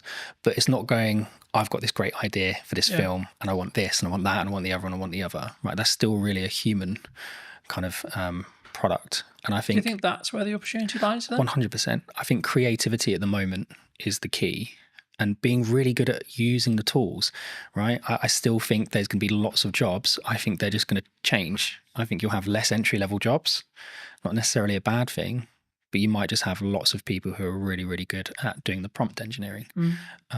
That will become a big job in my opinion. What would you say to people who maybe looked at AI or looked at X, Y, Z and said, oh, it's just a trend, it will die next week? I think they're massively wrong. I don't think it's like crypto, right? I think my co-founders and I always disagree on this, especially one Mark. He's very, what's the word, optimistic on the crypto side. You know, Mark, and he loves it. I'm still very much of the opinion that there's been too much happening with the mainstream cryptocurrencies from a dark web standpoint, right? From a criminal historic standpoint. So the AML piece and the KYC piece can be incredibly challenging if you can trace it back on the blockchain to criminality, because really you should be taking that as proceeds of crime. So I think there's a major issue with that. I think the difference between that and AI is AI genuinely has solutions, right? You can take someone who spent the last 20 years of their life learning how to spot tumors in lungs, right? They might have a really good accuracy, 80-85%. And then you can train an AI model to 92-93% accuracy in 3 or 4 months. That's a huge jump, right, for us as a species, in my opinion. So I just don't see AI dying. If anything, I think it's going to become more and more integrated. And I think actually what we're going to see is that AI is going to become smaller and smaller and smaller. And I don't think it's going to be long before it's fully inside your device, not in the cloud. It will be inside your device. You'll have your own private AI. And it will learn you more and more and more. And this is why Origin set out to do what it does, right? As more and more information is being collected, you need to secure that in a better way. You need to be comfortable that your data is yours, that you have control over who accesses it. And if they do manage to get access to it, that you can revoke that access. And if someone is storing your data somewhere, you've got some level of encryption yourself over that data. I think that's much more important as a conversation. Is not necessarily is AI going to be a great tool, 'cause it's not going anywhere. Is how do you secure the data? How do you scrub the PII out of it? I think, yeah. Because I know that, you know, other large language model providers, I'm sure, have done similar. But I know OpenAI, owners of ChatGPT, got into some hot water because they basically, what it seemed like was they were basically ignoring copyright law completely. And they just went, oh, look, the internet's got loads of internet and information on it. Let's just take that. Thank you. And I don't believe that could be undone now. We're kind of in the wild, like we're in the Wild West in that respect, as in like ChatGPT knows everything and they will know everything forever. Yep. And again, there's only so much data in the world, right? So forget kind of some of the data that people think is proprietary for their organization, right? Where they might have taken 4 or 5 pieces of information and done something cool with it to produce another metric. The actual data, there's a finite amount, right? OpenAI found that out really quickly. You can still download pretty much the entire website scraping, and you can pay to download that online, right? There's several companies that offer that as a service. Anthropic will have done it. Google will have done it. Apple, all these organizations, if it's not just specific to OpenAI, every single company has done it. And I think at that point, there has to be a kind of really important question being asked is, how are you protecting your information? Not just from a copyright standpoint, but even from, we were talking about this the other day. So M&S, their hack, right, which was social engineering. Well, how secure is me sending a 6-digit passcode to your phone? The phone's not linked to your identity. It's not linked to anything other than you've told me that's your phone number. And yet this 6-digit code magically makes it secure. I think that's a big issue. And if I can now use an AI, and it doesn't have to be OpenAI, right? The safety protocols are there, but you can use any of the open source versions like Llama, whatever it might be, run it locally on your own machine. There's loads of tools out there like anything LLM that will allow you to do it. Well, I can now connect that online and I can say, right, go and find the maiden name for Carlton's mum, right? And give it access to Facebook, give it access to LinkedIn. And what we were saying before about kind of marketing, whoever makes the most noise, whoever's connected to the most people, well, you don't know who half those connections are on LinkedIn. Yeah. So now if I can connect into you through all of these fake accounts that are being kind of managed and hosted in really not very nice environments, then suddenly your maiden name of your mum is not a security kind of question. Yeah, it's actually a security risk, right? First name of your dog, whatever it might be. School, so on. Yeah. So I think that's really dangerous. And so we need to move away from just usernames, passwords, and security questions. And we need to move more towards contextual permissions. And it's one of the things that we do at Origin, which is create context around access rather than just you've got a username and password and know that my favorite artist is whoever. One of the things that a lot of people are talking about online right now that I wanted to kind of put your brain on is AI influencers. Do you think they're happening? And do you think they will be the future? Because a lot of people are saying, well, How would you know? 95% of people aren't going to care that it's AI, even if they know, even if you can tell. I don't think anyone would be able to tell. I think there's already influencers out there that people have said are AI. I think the big one that I found quite amusing, we had a big chuckle of, I think one of the adult content creators worked out to be an AI generated model.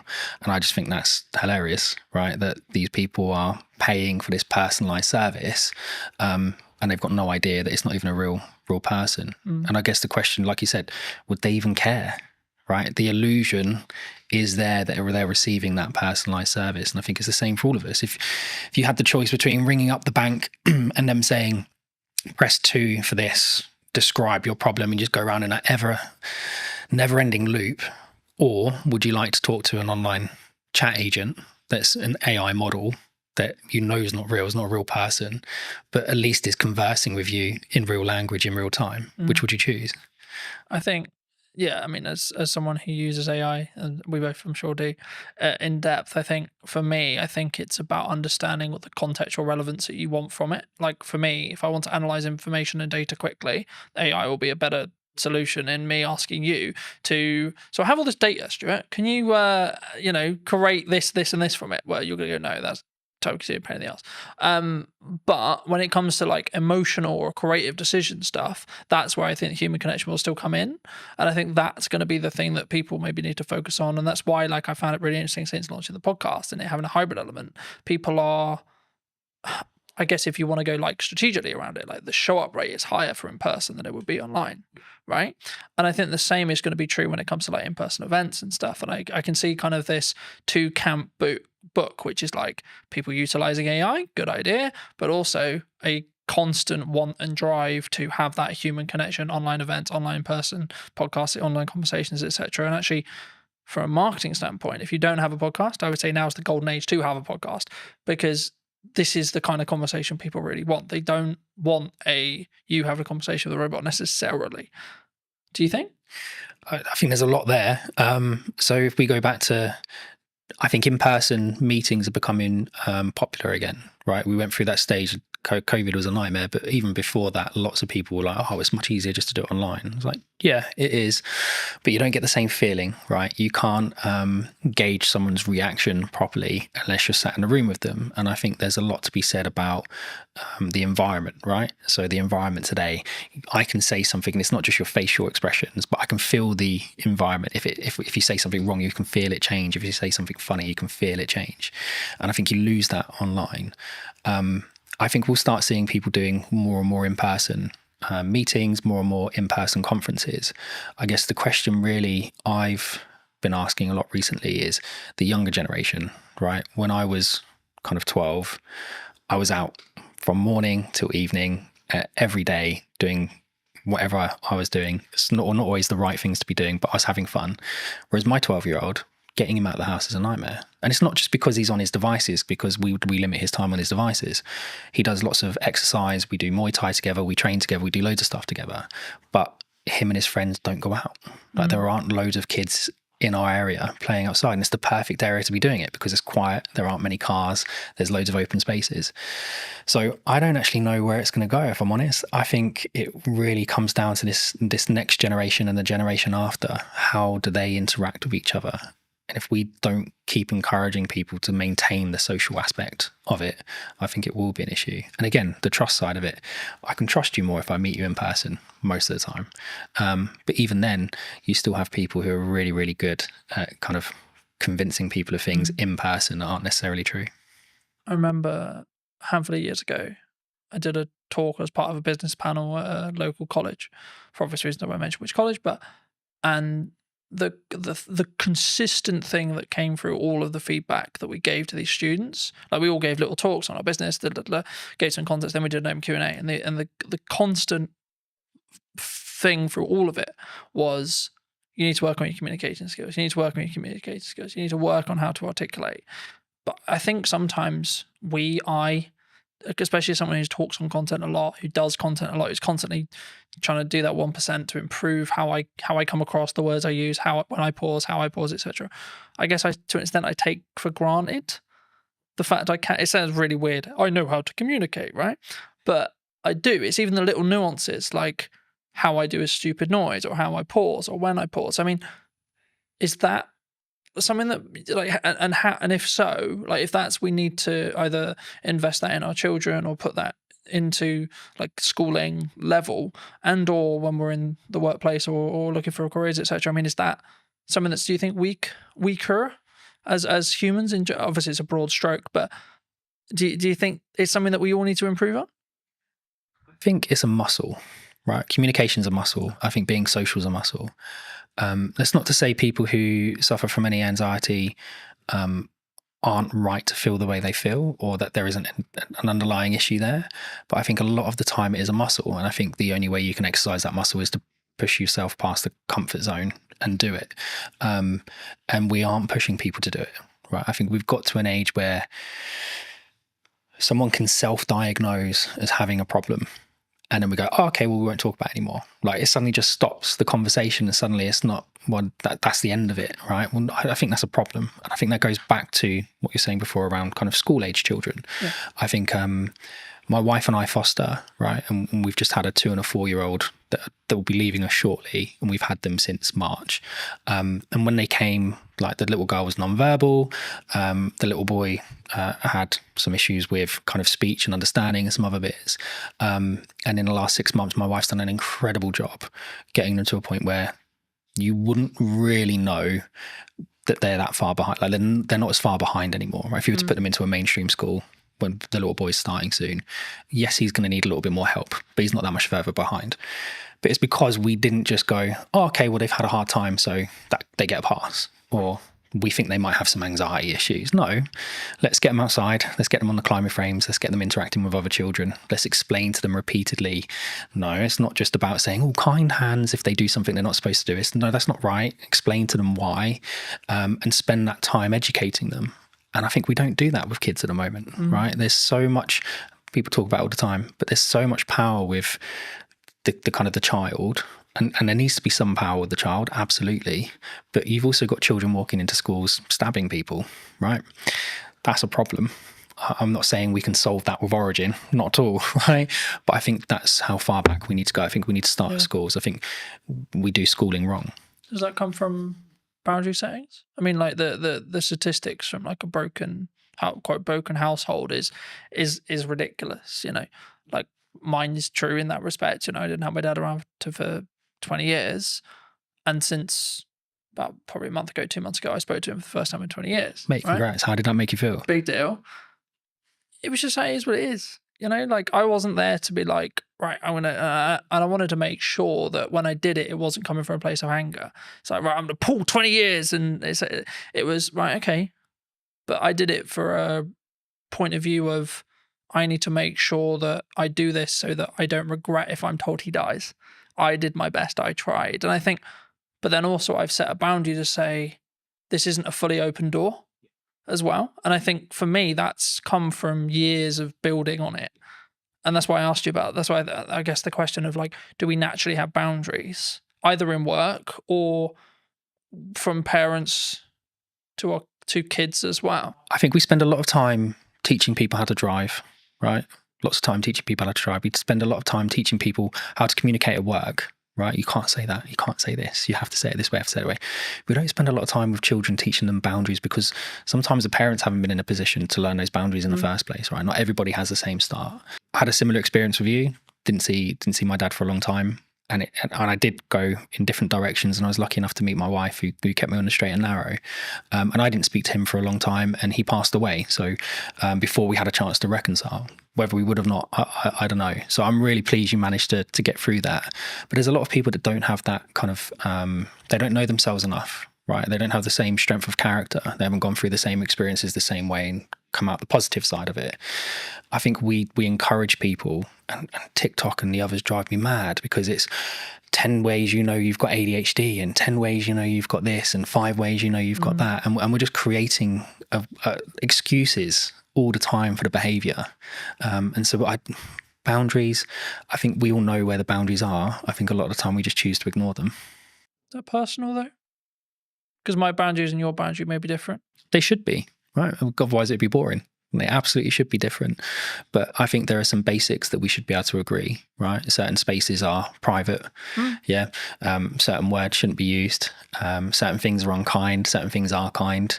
Well, it's just mutual respect stuff, though, right? Like, Oh, absolutely. like you don't need to be, just because I think you may be acting in a manner that's maybe unkind or etc. That doesn't necessarily mean I'm better than you by saying that you're being a dickhead, for example.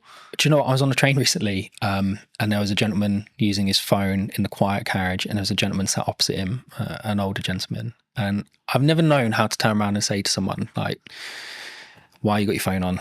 Why are you listening to it loud? Why are you not using headphones, etc., etc.? Because it always comes across as really aggressive, right? And the old guy just literally just leant over and went, "Excuse me, I just wondered if you'd seen that sign." And the guy looked up and saw his quiet carriage and he went, "Oh, sorry, mate," and left. And that was it. There was no big like hurrah. There was no shouting. And I thought, well, that's a mutually respectful way to approach that situation. Would he have approached it the same way if it had been a 13, 14-year-old teenager listening to his music loudly? Would the teenager have responded the same way the man did? You don't know. But I think we should approach things in a respectful way. And again, that boundary issue, mate, that's a hard one, right? There's people that have spent their entire lives working on that to try and find a solution, and they still haven't figured it out. I think I keep coming back to this whenever I talk about something like this, and I keep coming back to it's self-love, self-development, self-you. It's reflective of you. So, but from that perspective, I guess it's kind of down to you to do the work to then see the different reality, if that makes sense, right? And I think for me, that's sometimes where people struggle, where they for whatever reason they want to bury it, they don't want to deal with it, they don't, etc. And I think everyone has a level of trauma. It's I don't know how using that word, but the level of trauma will either make or break you, and then it's up to you to see how you deal with that to then move forward. So I think I'm smiling because it actually brings up a really good example. You remember you'd go to the gym, right? I want to lose weight. You go to the gym, you're trying to lose weight, and the guy go, well, if there was a pill you could take that would make you lose weight, everybody would take it overnight, right? But it doesn't change the fact that you need to create these habits and these kind of self-motivation that drive those behaviors, right? Because this is really important. And then we had Ozempic and Mounjaro and all these other things come on, and people have utilized it. And I think it's a great tool. If you need to kickstart that process and you're nervous or anxious about going to the gym because of how you look, great, kickstart it with that, but don't rely on it. And I think we've created an environment where I feel depressed, here's some tablets. I feel anxious, here's some tablets. I feel overweight, here's an injection. I feel this, go do that. I hate going to the gym. I hate working out. I'm not someone who enjoys it. If I haven't eaten properly during the day, I will throw up. It doesn't matter how much I train, right? My body just absolutely hates it. But I push myself to do it because I want my son and my daughter to see me go through those hard things and realize sometimes short-term pain gives you long-term gain. It gives me an extra 5 years with them, and it's important. And my dad was 41, 42 when he passed away, and I hadn't spoken to him for a long time. So I don't want to be in the same boat. I'm only 3-4 years away from being in that age category. So I'm going to do everything I can to. Do you think we need to not live with regret then? 100%. And if we can take actions that are maybe uncomfortable today to mean that we're not going to be regretful in 5-10 years? Yeah, I've lived a lot of short-term pain for long-term gain. And if you ask my wife, she'll tell you that it's been kind of lots of long-term pain for not very much gain, but actually we're starting to see the fruits of our labor. And I've got lots of friends who I've grown up with who haven't always taken the same approach. There's 1 or 2 of them that absolutely have, and they're smashing life and they're doing really well. But there are still an incredibly large number of people I know who are living month to month, and whether that be just kind of taking out finance on a new car because they want another car, or they're not taking those kind of short-term pains of, well, actually maybe I'll just hold this car for another 5 years. Nothing really wrong with it. The plate might be, I don't know, my plate's a 17 plate, right? I've got no interest in selling my car. I love my car. I've had it for a long time. Yeah, but you don't get the, oh, that's a cool car. Oh, well done. You got a new car. Tick box from your social circle, though. No, you don't. But again, it's that confidence of being able to say, well, I don't need it. And again, you go back to what you're saying before about boundaries and how you're brought up. Lots of people don't have that. And again, from a trust standpoint, well, who's going to give it? right? Because you do need a parent or someone you trust in your life to give you that validation. And if you're missing it, you're going to be looking at it from all the wrong people. Do you think we come from a place of like strong, I guess, I'm just thinking of the best word to describe it, but like for me, it's like we can only think about this way because we come from a sense of privilege. Yeah. Because I'm always aware, for example, like, and not to like dwell on what's happening in the world right now, but there's areas in the world where like children are starving. Mate, Right. I look at what is happening in the Middle East, and it fills me with dread that we kind of won, and even then we're still We're had to in the struggle. fortunate position to have the available time, energy, and resources to sit here and have a conversation that we can put on the internet. It was a genetic lottery, right? Like we just happened to be born in the UK. We just happened to be born into the families we were born into, or the environments we were born into. It doesn't mean that we haven't had to struggle, haven't had to go through interesting times. But it just do we have to frame it in our aspect of when we come up, it is a privilege. We're coming in from a level of passive privilege, because in 95% of cases, yes, there's exceptions to the rule, etc., etc. Everyone has the different story, but in most cases, in the UK especially, or Western culture especially, like we haven't really need to worry about most of the essentials, either because state looks after us, and or because we come from a family that can look after us, and or we're given the tools to be able to create income that then means we can take those, have those things. It's having the opportunity, right? I think cars aren't exploding next to us. And I think when you can walk down the street and a bomb isn't going to go off, that creates a level of opportunity where you can focus on different things. You can focus on building wealth. You can focus on improving yourself and moving up the social ladder, so to speak. My upbringing, my parents, my mum, my stepdad, everything they could for us, but we still went without certain things. But my dad loved holidays, right? So we did one big family holiday every year, and he loved to travel. He loves politics. He loves history. So we would go all over the place, and we would go and actually really explore the areas we went to. We'd meet locals. We'd understand the history of the place, and that gets you out of your comfort zone, right? Because now you've got the social aspect of it. You've got the verify point, because I'm actually in the country speaking to the people at that location. And I think that kind of shapes you as an individual. Whereas if you spend your entire life just seeing everything on TV, you can just turn it off. And it's not the same. So I think we absolutely are very privileged. Even if you're going through hard times, you're still not necessarily worrying about the same things other people are. But it doesn't mean your story is any less challenging. Though. And I thought that's why I've always, for as long as I can remember, I've always talked about the fact that I don't have to walk 3 miles to get 50-50 chance if I die from drinking the water that I got, like I have clean drinking water, etc. And it sounds slightly ridiculous, but like also just the odds of being alive is 1 in a trillion, right? Yeah. Like, and being alive now, and if you look in this age as well, with this level of opportunity, etc., which is maybe why I can sometimes come across quite brash, because I'm like, I don't have time for people who maybe victimize themselves. Cause I'm like, you don't understand how lucky you are. I feel the same. I've look, I'm not gonna get a violin out. My life hasn't been anywhere near as hard as some people, and some of the children that we've had come into our care, their starts to life have been like horrific, really horrific, and how they are going to shape themselves and cope through life, bouncing around kind of the fostering care system, I dread to think what the outcome is going to be at the end of it, because how can you kind of fix that?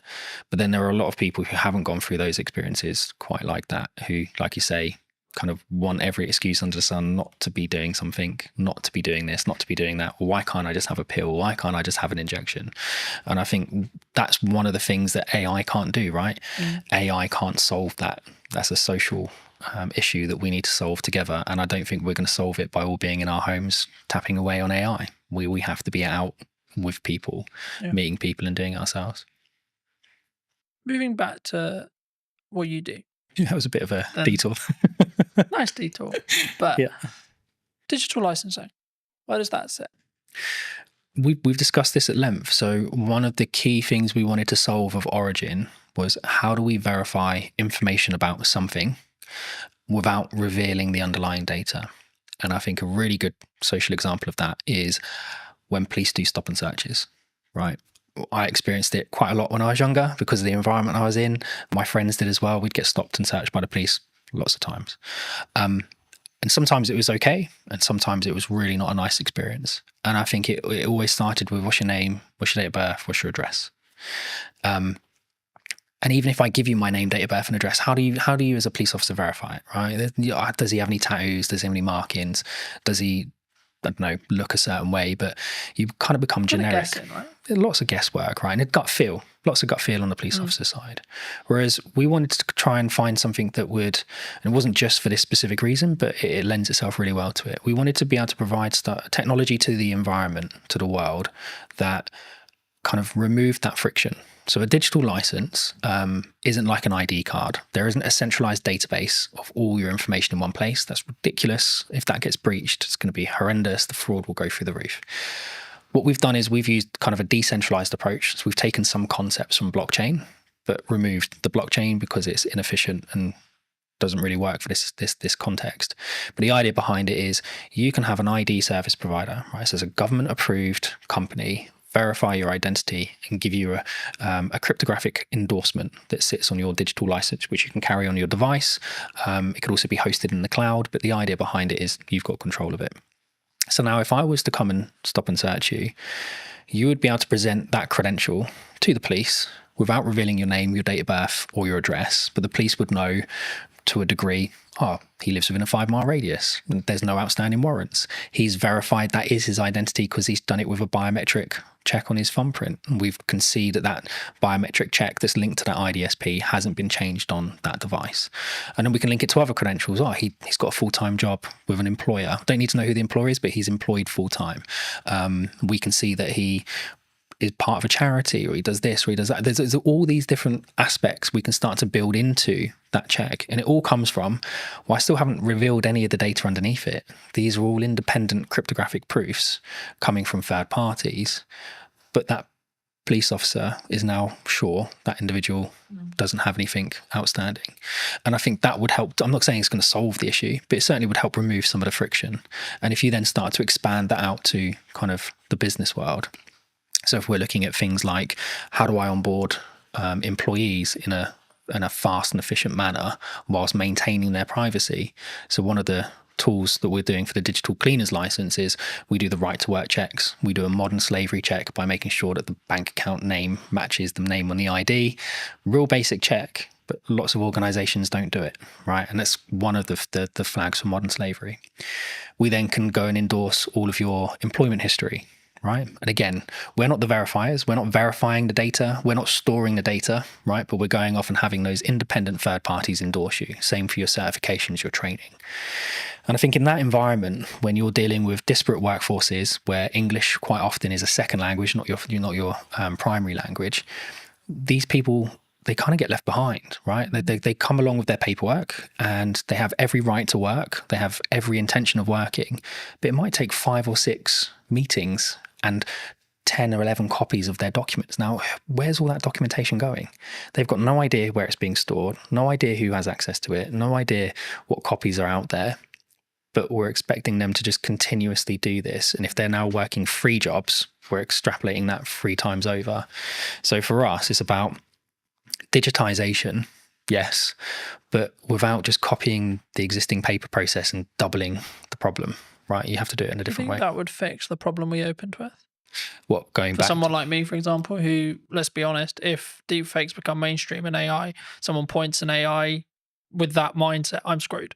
Yeah, I think there's definitely a way of being able to verify something's real. But again, there's then nothing stopping someone from creating an AI deepfake and just putting their endorsement on it anyway. Right? They haven't had to do the work. Like the AI has done all the work. I think it will become more important for organizations and in fact probably more important for creators to be able to verify that's their work, right? I was the one that created that first. Here's my endorsement. In some ways from a maybe not a legality point of view, but kind of a copyright plus model, I guess you could say. Yeah, absolutely. And I think one of the things we've seen with the endorsements is, and you'll get it all the time with correspondence from the BBC, right? Or for Sky News or whatever, our person on the ground. Well, that's great, but I don't know who that person is. I don't know their credentials. I don't know where they're from. I don't really know if they're from that country. I don't know what their background is. Whereas if you were able to say, here's the credential that's been lent to this article. Well, now I've got, he's got an IDSP verified in that country that he comes from that country. He's got a university credential that says he went to that university. He's got an employment credential that said he was employed there at these points in time. That's not to say people can't build those profiles up at a state level if they really wanted to go to that level, but it becomes much harder to do, right? The threshold for access to fraud becomes really, really high, because when we're actually taking these interactions and monitoring them, we create an encrypted hash of the interaction, and that gets stored on what we call event chains. So not blockchain databases, but the event chain is a point in time. And so you can't go back in time and put something on the event chain in the past. It has to be done in time. It's temporal. And so in order for someone to perform a high degree of fraud, it's going to take them 5, 6, 7, 8 years to build that profile up. And they will have to do it in multiple chains simultaneously. And they're just not going to be able to do that.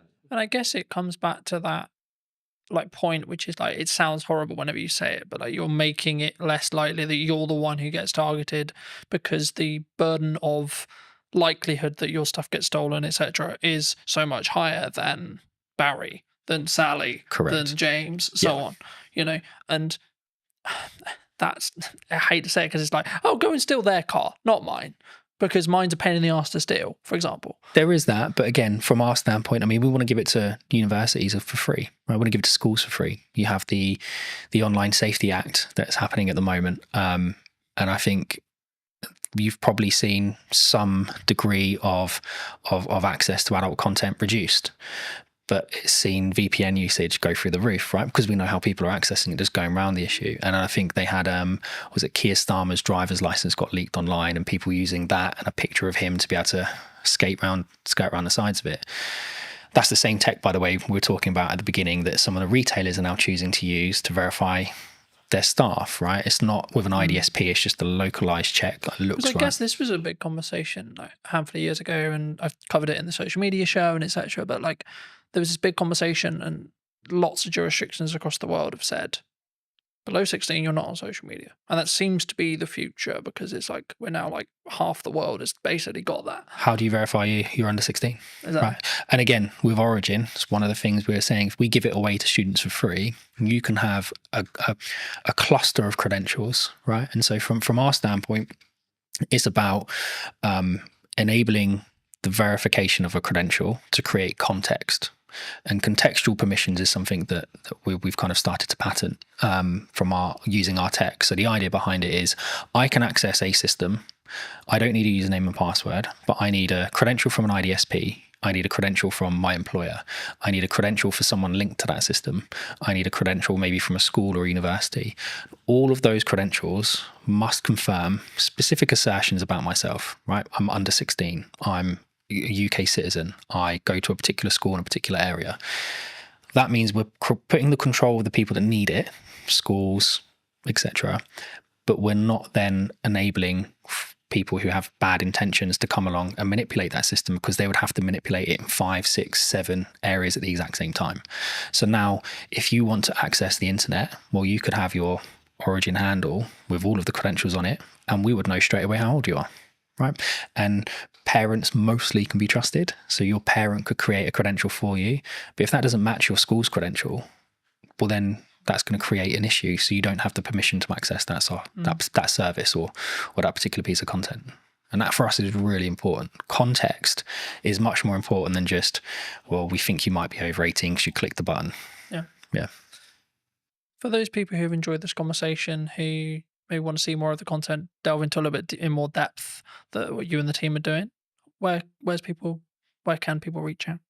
They can reach out to us directly, so they can come to us via the website, or they can reach out to us on social media or LinkedIn.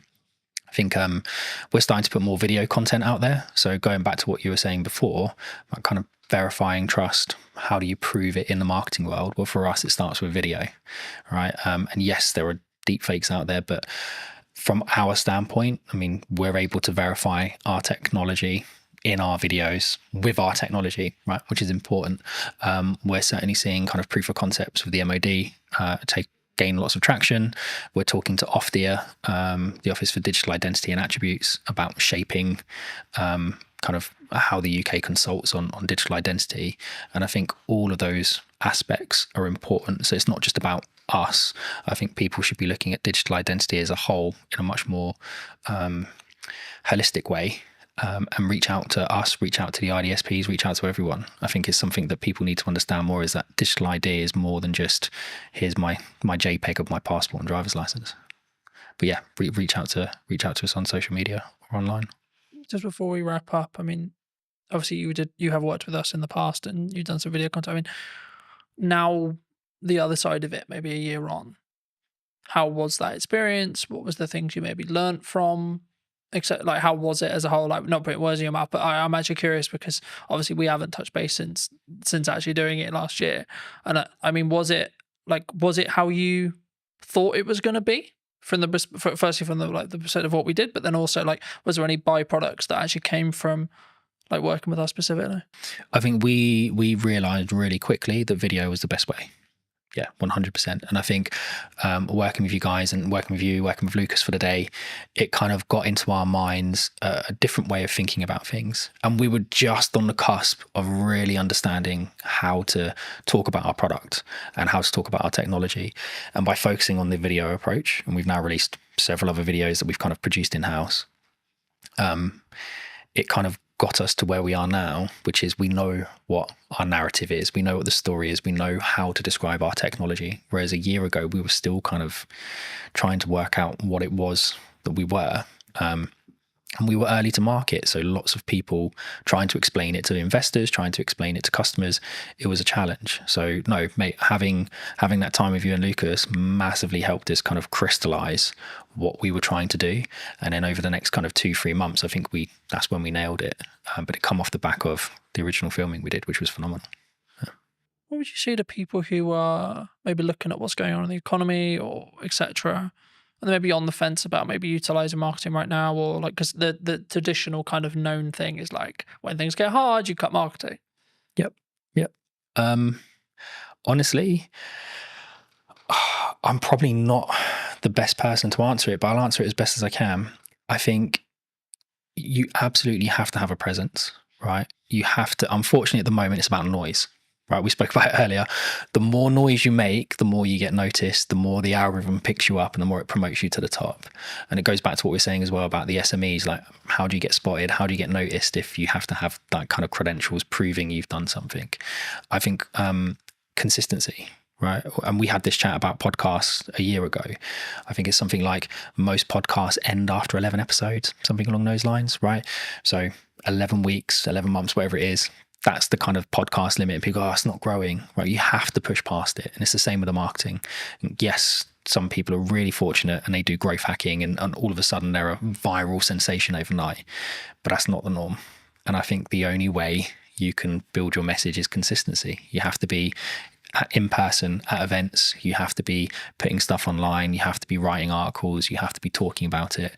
You have to be meeting new people and spreading the word. So I don't think marketing just stops with video. I think it's something much more holistic, and it's something that you have to consistently do every day. And we have a great marketing team, so Hannah does that for us, and she's excellent at it. If you were going to wind the clock back to speak to Stuart 10 years ago, 15 years ago, what advice would you give that Stuart? It would probably be trust your gut. I think we've had hiccups along the way with everything that we've done, right? Whether that be businesses my wife and I started, with raising children, with kind of investors, whatever. There's always going to be a hiccup. Something's always going to come up that you weren't expecting, but you have to trust your gut. And even if that is completely in the opposite direction to what everyone is telling you, sometimes you just have to go with your gut, because at least at the end of it, you don't have the regrets, right? If you listen to everybody else and they turn out to be right, that's great. But if you listen to everyone else and it turns out to be wrong, you're going to spend the rest of the time going, oh, I wish I'd listened to my gut. I wish I'd trusted my gut. So I think take people's advice on board, listen to it, kind of take the best strategies, build them together, but ultimately trust your gut. Yeah. Thank you so much for the time, Stuart. You too. Cheers, Carl. And if you did enjoy this episode and would like to see more like it, then I would love to hear what you think in the comment section down below. Why not subscribe so you don't miss next week's episode? And I'll see you very, very soon. When you truly become comfortable in your own skin, that's when you become a more potent, authentic, and influential communicator. Why do you think storytelling is important? The storytelling is 100% something I focus on. It's just a part of a larger puzzle now, or a larger body of work. But stories are important for so many reasons, man. What is the excuse that we make for the reason why we don't do the thing? Have the podcast, write the book, run the business. So the 5 habits, number 1 is transform your internal story. The second is ask conscious questions. The third is unearth your charisma. I think it's really interesting, right? Because a lot of the conversations I've been having in the last couple of months has been around done is better than perfect. I'm a multifaceted human being. I'm not just one thing. And often labels can lead us, man, to shrinking, playing small and saying, I am this. But what if you're more than this? Did you know that 93% of you are not subscribed? So if you could please do me a favor and you're enjoying the show, then subscribing would mean the world to me, and it would allow me to grow the show and continue to get larger and larger guests and continue to bring what's missing in marketing today. Thank you ever so much for joining me, and I'll enjoy the episode. Hello, my friends. Welcome back to a brand new episode. Today, I'm going to be talking to Ravi, who talks all about communication and actually why is it important. So that's going to be what this conversation is going to be about. But welcome, Ravi. How are you? Good, man. I feel like we should have started rolling about 10 minutes ago because we had some good conversation about marketing, communication, books, all that good stuff. But I'm feeling good, man. As I told you in the green room or the coffee area, this has been a minute when it comes to me being on podcasts, given I've been focused on writing my book, being a dad and all that good stuff. So it feels good to be here, man. It feels good to be here. Well, thanks ever so much for coming down and for the time, of course. I mean, it would be wrong to not open the show with what you feel is missing in marketing today. I mean, we touched on it in the pre-show conversation a bit, but just to reiterate for the audience's sake, I mean, what do you feel is missing today? When you asked me this question beforehand, giving me the material to prepare, I had to sit with this. And I had to sit with this for quite some time because I didn't want to give you a generic answer or one that's been heard before. And the one word that came up for me was intentionality. And actually, that's not just in marketing, that's in life right now. Intentionality. I mean, if you just scroll on social media, log on to LinkedIn, log on to Instagram, whatever it could be, there's an addiction to instant gratification, meaning, okay, I want to grow my follower account now. I want to achieve XYZ now. And as a result, I may put out AI content, which feels perfect, which feels like it's going to connect with people. But the truth is there's a disconnect because perfection doesn't exist, man. Perfection doesn't exist, and imperfection equals connection. And our intentionality behind things, our death grip on our desires, and the instant gratification that comes with it, it's just leading us to this place where, and it's funny to say this, the bar is so low in some senses that the number one way to stand out is by tapping into human connection. I think it's really interesting, right? Because a lot of the conversations I've been having the last couple of months has been around done is better than perfect. And I think that sometimes we look at the podcast idea we have, we look at the event idea we have, we look at the business idea we have, look at the book idea we have, etc. And we think, yeah, I'll add that to the list. Yeah, I'll put that on my to-do list. Do you think people need to is there a level of just you need to start doing stuff? Like you need to just choose one of them or two of them or three of them and say, I just need to do that? Because I think sometimes we put it on we kind of pin it up and we go, yeah, I'll get to that. But then we never maybe do. What's the question behind the question? I'm curious. The core, I think, is do people... So I guess what I'm actually asking there, and this isn't planned, so I've just come off the fly, but I think it's what is the excuse that we make for the reason why we don't do the thing? Have the podcast, write the book, run the business. Maybe someone's watching this and they're in their 9 to 5 and they're like, I've got that really business idea. I'm really passionate about X. But they don't start working on it in the evenings. They don't start because maybe they're worried about what people think, etc. These are the common answers I get. But is it just that? I'd say it could be many things, and I can't answer it from everyone's perspective. I can only answer it from my lens And I would say the two things coming up for me are number one, fear, like we spoke about, where I'll give you an example. I know of somebody who has a specific idea that they knew in that season of their life was in alignment. But there was always a reason why they couldn't pursue it. There was always, for lack of a better word, an excuse as to why they couldn't pursue it. And that excuse gave that individual the reason why, oh, I can't do it now because of X. I can't do it now because of Y. But what those excuses and what that narrative was grounded in was fear. So there is definitely fear. There is definitely fear. But as the old saying goes, fear stands for false evidence appearing real, right? So yes, there's fear behind it. The second thing is, do you actually want the thing that you say you want? Or have you just logged onto Instagram and you've seen that Jamie is doing incredibly well now that she's left her 9 to 5 and is in this job and seems to be crushing it. And actually, you like the idea of that. You like the concept of that versus the actual reality. And is it your ego saying, hey, I want a bit of that? Or is it actually your authentic self? Is it driven from your authentic self? I don't know. But I think those are the questions to ask ourselves, because the truth is when you, this is my truth actually, when I'm deeply aligned with something, it has a meaning behind it, which means the imperfect action, the work or whatever it takes to achieve that. The excuses, the fear, it starts to move to the sidelines because you know that not taking action is going to cost you more. I think that's key, and I think people listening need to consider: is it keeping up with the Joneses, looking at the trend, etc.? And that's why you want to be an entrepreneur.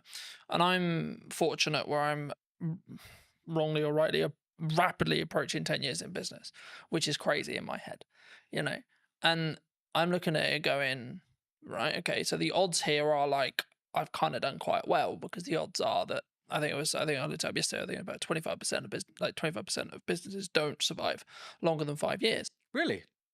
Yeah. And I'm just thinking, why? And like, from listening to how you just answered the last question, I think for me, the key is they weren't in line with, like, they weren't true.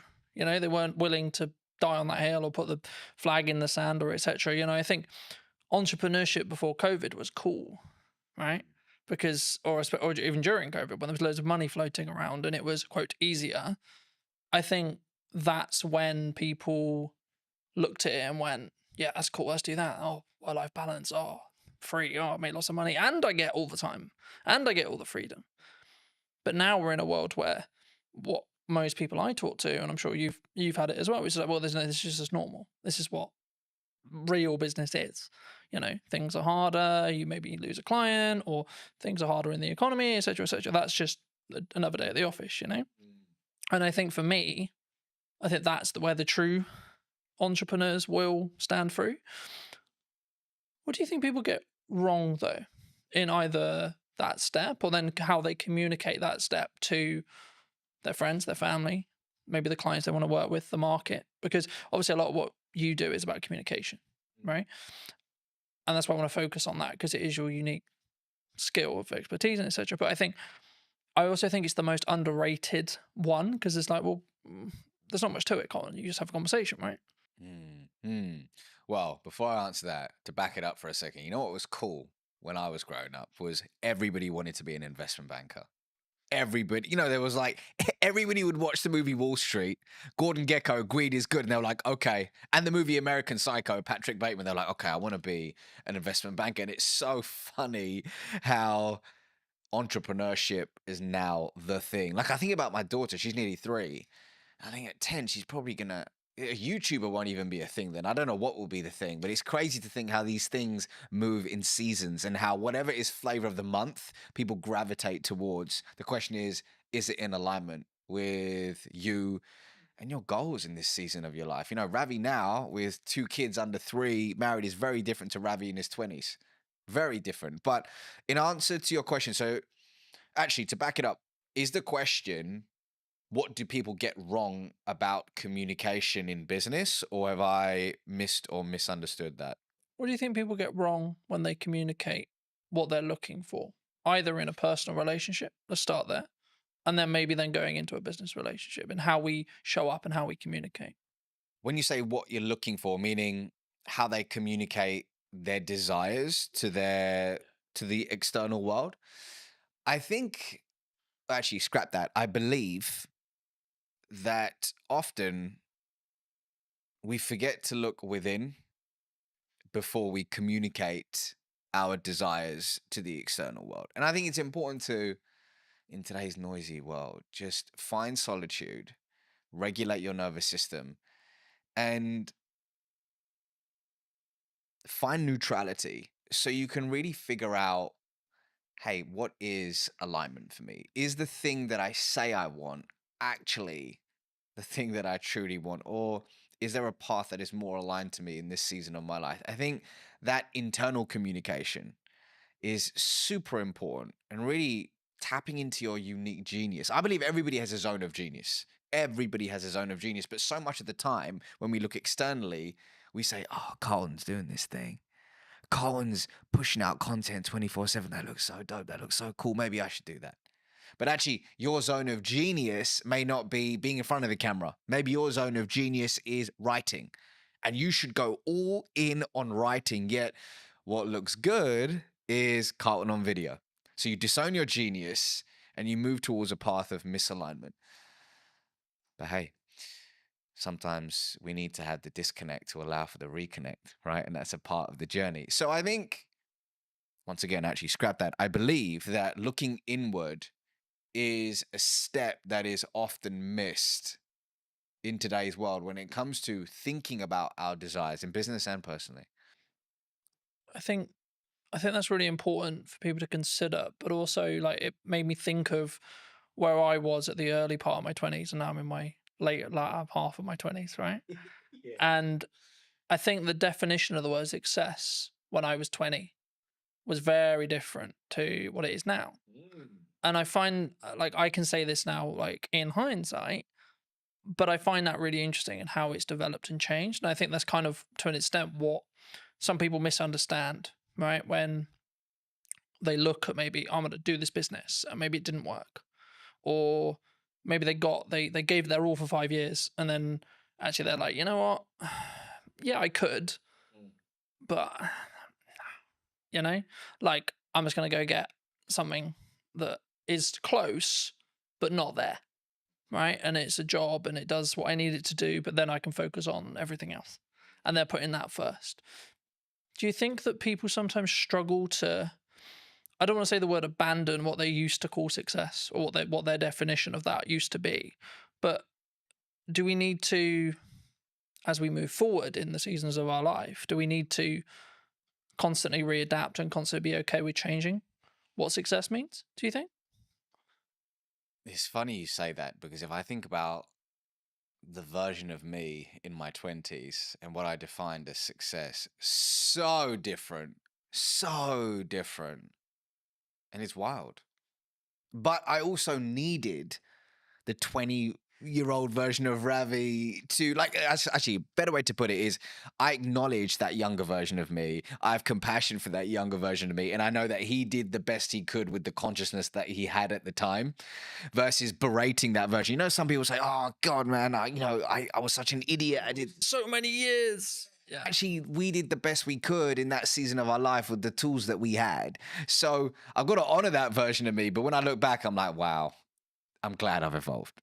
I'm glad I've evolved. And I think we do need to be comfortable with not labeling ourselves. We need to be comfortable with labels. I'll give you an example. Somebody could say, I am an entrepreneur. I am an entrepreneur. And on the face of it, great. Gives that individual a sense of belonging, pride, identity, brilliant. However, let's say that one of their buddies hits them up and says, hey, Jamie, I've got this role at Netflix. It's in the C-suite. I've spoken to people internally. We think you would be incredible for it. But Jamie's like, hold on, but I am an entrepreneur. But actually, it's not working for them in a way that they would have hoped. And actually, being in the C-suite at Netflix could be more expansive and abundant for them, but they reject it. And they say, no, but I'm an entrepreneur. So the labels that we give ourselves can often create these mental cages where we shrink our desires, we play small, and we often reject abundance. Versus, instead of saying I'm an entrepreneur, we could say I'm somebody who runs a business. Instead of saying I'm a podcaster, is I'm somebody who has a podcast. So when we expand our identity, we expand our being, and we allow abundance to organically find us. So, for example, when it came to writing my first book, this was a first for me. I haven't written a book before, so I intentionally thought about embodying the label of I'm a world-class author. I am a world-class author. So I could embody that identity to write something I'm deeply proud of, but quickly switched it to I'm someone who writes books. Because does that mean I say no to speaking? Does it mean I say no to coaching? Does it mean I say no to consulting? No. I'm a multifaceted human being. I'm not just one thing. And often labels can lead us, man, to shrinking, playing small and saying, I am this. But what if you're more than this? I think for me, and what I was thinking of as you were like explaining that as well, I think you can have your definition of success in the correspondence to the season you're in, right, as well. And I think I understand why people would like, I need the X, whatever it is, right? I need the car, I need the house, I need the wife, I need the lifestyle, whatever.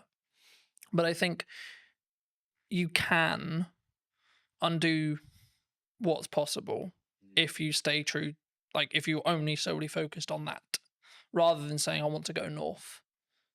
Yeah, but Colin, you're not being specific on where north. Okay, but I know I want to go in this direction, and then see what opportunities then arise from there, and then reflect on what happens. So at this moment, yes, I run a marketing company. Sure. Okay. But if you had this same conversation nearly 10 years ago, I would have said, I do video production. Right. And if I had just locked into, no, I only do video production, that's all I do. I work with other video production companies and help them create content. Cool. Then it would have pivoted or changed what horizons I could have met or gone to. And what I found was that people, they tie what they're doing and their self-worth to it together. And I think that can be sometimes the issue. Massively.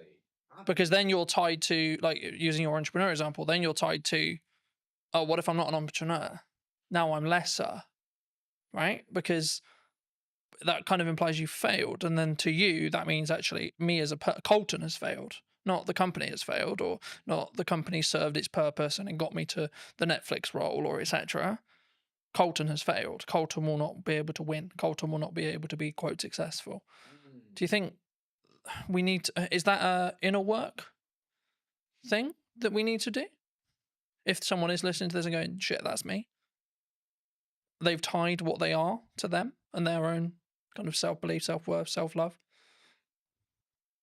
Two things are coming up for me. Firstly, picking up on something you said earlier. Something I talk about in the book, inside of Habit 1, is about being fixed on the desire, but flexible on the path. So let's say somebody says, I just want to generate more revenue. Broad, but more revenue, okay? And they have the idea that the path to get there is landing net new business. They build this whole team around it, but all of a sudden, this beautiful opportunity arises with their existing client base. If they are fixed on the path and go, no, we're just going to acquire net new business, and they reject this abundant opportunity, they may not reach that idea of more revenue. But the idea of pivoting, being open to the infinite possibilities to reach that said desire, which will evolve, and it's okay to evolve it, is super key. Yes, that requires inner work. But going back to your question about self-worth, I used to work in investment banking, and one of the reasons why it took me a long time to hand in my resignation notice back in August 2016 is when I left that world, was I had pinned so much of my identity and self-worth to I am an investment banker. I'm somebody who works in an investment bank. So much pride, status came from that, which stroked my ego, and it was beautiful until it wasn't. But that experience, I'm so grateful for it, man. I'm so grateful for it. And it was, I believe that everything, this is my belief, that everything's happening for you, not to you.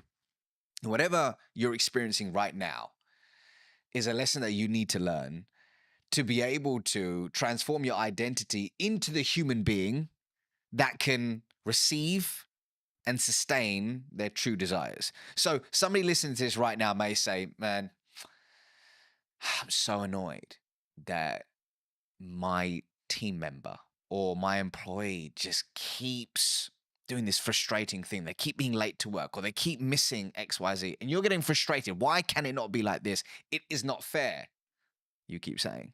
However, you may have requested from the universe, whatever your North Star is, that I want to be an influential leader. Well, you've requested it. So as a result, the people, the projects, the challenging circumstances are coming your way to sharpen you, to expand your being so it can, once again, your identity can be transformed into one that is able to receive and sustain. So whoever's going through, whatever you're going through right now, see it as a gift, an opportunity to transform your identity. So if you are pinning your entire self-worth, over-indexing on career, whatever it could be, see it as an opportunity, right? Does it take looking inward? I believe so. For me, that's the way forward, but you got to figure out the right path for you. I think for me, lacking in the business world, and this is a very broad stroke, there's obviously exceptions to the rule, but I think sometimes is lacking is the self-accountability side of it, right? So whenever I have a project or a podcast or something I'm doing, I'll go, right, even if it went well, cool. Great, it went well. Great, the client's happy. What can I do to make sure that experience was better? What can I do to make sure that that went closer to plan? Where was the issues? And there may not be a lot, but even if I get one thing, that will allow me to then build on it and so on. And this really comes into effect when you have something maybe that didn't go well, or maybe you unfortunately passed away from clients or etc., which I think, from my perspective anyway, is part of if you're growing, right? If you're adapting and you're changing what you're doing, the clients that you and a client come together and you both want to go north at some point, okay? Then a period of time passes and they may want to then go east because you may have got them to that point. And at that point, of course, you're going to part ways. But I think we in business, we sometimes struggle to think about, oh no, I have to have this client because they were my first client, or we idolize that person that we're working with, or the organization we're working for, etc. Especially when you look at like my dream client list when you start out, etc. But the reason why I think it links here is because it's then how you show up. It's then how you communicate. It's then how you communicate, A, in marketing, but then B, when you're having the follow-on sales conversations or continued client care conversations. Actually, do you think we need to take more accountability for that? As in the client needs to, some themselves, but also us as a provider. Accountability for what exactly? You mean that? What we've done. Because I think it's very easy to go, oh, it's your fault. When something goes wrong, it's your fault. So just so I understand the question, is it when you're in a client-customer relationship, something goes wrong, how does one react to it? Yeah, or it could be just in general, like when you do, I'll give you another example. When you have an idea marketing-wise, and you go, right, I'm going to give my all to this marketing idea, and it doesn't quite go as well as you planned, for example. Oh, this should be this. And the reason why I never use numbers here is because they're all subjective to you. But, oh, we can keep pushing, we can do this, we can do that, etc. And I think, for me, you have to sometimes tie the result from what you're looking to achieve in the respect to the amount of effort, because sometimes that result is lagged by 3-6 months. So everything I've understood in business is I do stuff now for the growth I want to see next year, or the growth I want to see in 3 months or 6 months. and just to frame it back into the question, when you look for the relationships that you want to, create and have, either in business or personally, I think they're very similar. Do you look personally, or would you recommend people look personally at looking for people who can take self accountability when things go wrong? Is the crux. So just how I'm receiving that question, it's in business when you're finding strategic relationships, is accountability an important Yeah, is thing it an that you look important for? element, do you think, moving forward? I'll give you an example. Inside of my business, something happened in the past 4 or 5 days, and there was a mistake made. And I spoke to a team member about it, saying, "Can you help me understand what happened with XYZ?" Now, they could have got defensive. They could have deflected, and they could have completely disowned the part that they had to play in that situation. But you know what this individual said? They said, "I'm really sorry about this mistake. I truly own it. And here's what I'm going to do to ensure it doesn't happen again." And they provided a solution. Now, here's why I'm telling you this. That was the most beautiful response, which told me the story about the following story about this individual, that they have a character of intention. And it told me that moving forward, I can deeply trust them. And something I talk about in this book is that when it comes to trust, one way to establish it is through the 3 C's: connection, character, competence. In this imperfect moment, which is a gift, I got the opportunity to learn something about this individual that would have never happened if everything had gone perfectly. I learned that they're self-accountable, and I learned that they're open to owning their mistakes.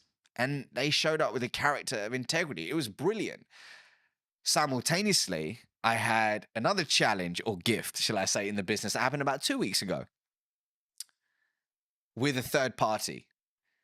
That didn't occur, which told me a different story about the individual in question. It told me a different story about that company. And it really has left a sour taste in my mouth. And I probably won't be partnering with them in a different season of my life once this project in question is over. So it's everything, man. Accountability in that sense is everything, because it leads to trust. And I don't know about you, but I don't have a meaningful relationship in my life that isn't built on trust. Yeah. I think, for me, of course, everyone's really happy when it goes well, right? But the reason I wanted to go there is because of what happens when it goes wrong. Yeah. And I think what someone does, what a person does, what you do, will tell you a lot about A, the person, or B, where they hold that relationship, right, with you, if it's someone else. And I think that's why I always look at, okay, let's look at what I could have done better, but then let's maybe look at where the other elements, because everything is a two-way dance, right? But I think in some ways, whenever we bridge that across in business as a whole or in personal, maybe we don't necessarily go into each relationship when it's a new business relationship or a new partnership, etc., without the, I don't want to use the word baggage, but the residue maybe from previous relationships. I mean, do you think that people don't give themselves the time to reset sometimes? Like when it comes to either like you had a long-term relationship with a client and maybe you've got some other clients, but in that sector that you don't step back and say, okay, well, kind of building off that accountability question, you think sometimes we need to take that time to step away? Can you give me an example? Yeah. So let's say, for example, I worked with a client for a year. Okay. And for whatever reason, our relationship has ended. And I could, and again, it's kind of a level of privilege, of course, that can come from it, because if you're in the position where you can step back, it means you've got enough financial resource to survive, at least for a period of time. So there's a nuance to the rule, of course, but if you can do that, do you think you'll show up better for the new clients in your next season, or the new business, or the new opportunities, or the new content, when you can kind of step back? Because I think I talk a lot about self-accountability, but it comes from a place of I can give myself that space to say, okay, this is where I went wrong. And maybe if it's because I'm trying to mend a relationship with a client, perhaps, or maybe it's actually a relationship has ended, or a new one is about to begin, and I want to look back and see how I don't. Maybe the issues were, okay, how can we set up this relationship so it's more likely to be successful by learning from the past?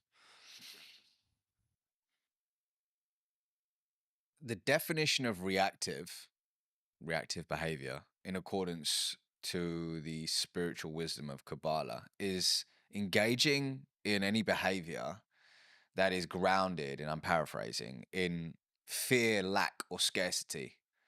So if we are operating consistently from a place of fear, lack, scarcity, we're engaging in reactive behavior. And I think, rather, I believe, a lot of our day to day, especially when we're flying through our day on autopilot, meeting to meeting, doing X, Y, Z, we can unknowingly slip into reactive behavior. We can unknowingly and unconsciously end up having unconscious conversations, and we don't leave this space to look within. So, in your example, let's say if somebody has lost a client and they haven't really sat back and said, okay, let's look at the facts here and what part did I have to play in that, and truly owning it, then they're going to make the same mistake over and over again.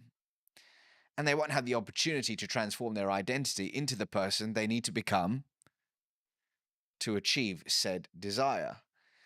So your point about self-accountability is important, but it's all down to the fact that, if your calendar is just, there's zero white space in it, and you don't have a personal practice in the morning or whatever it is in the day to ground yourself,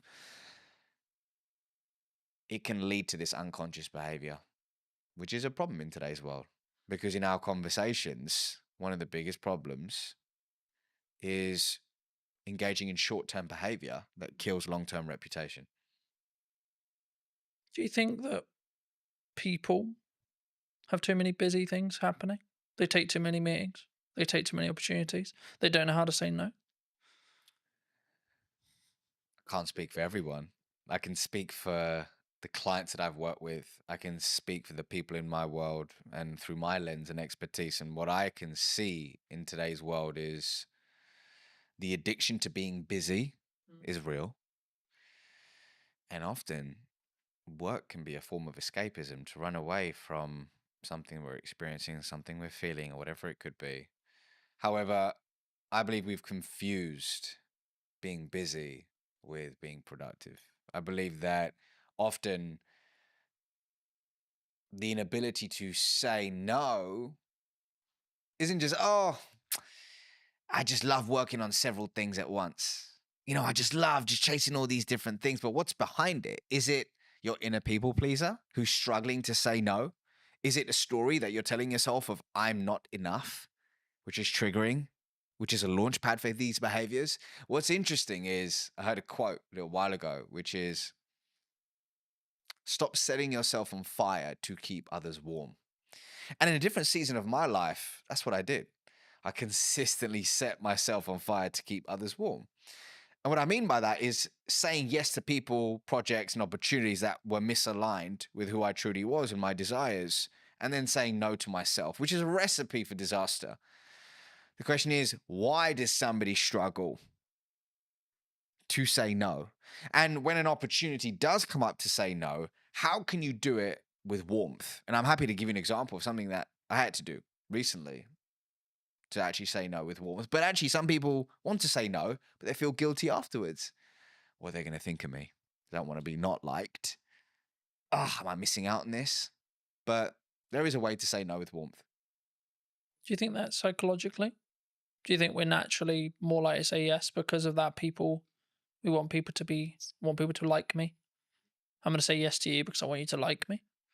If somebody is struggling to say no, on the face of it, people give advice that like, okay, well, what is it costing you by saying yes to this.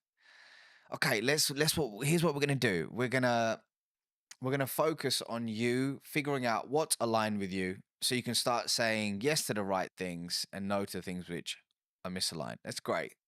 I mean, an exercise which Dr. Zoe Chance of Yale University does with a lot of her students, she's a senior lecturer over there, is she gets them to say no. She said this on my podcast many years ago. She goes, I get people to say no for 24 hours to everything, as long as it doesn't result in a divorce or anything crazy, right? But get them to say no to everything so they can start flexing that muscle, which is brilliant.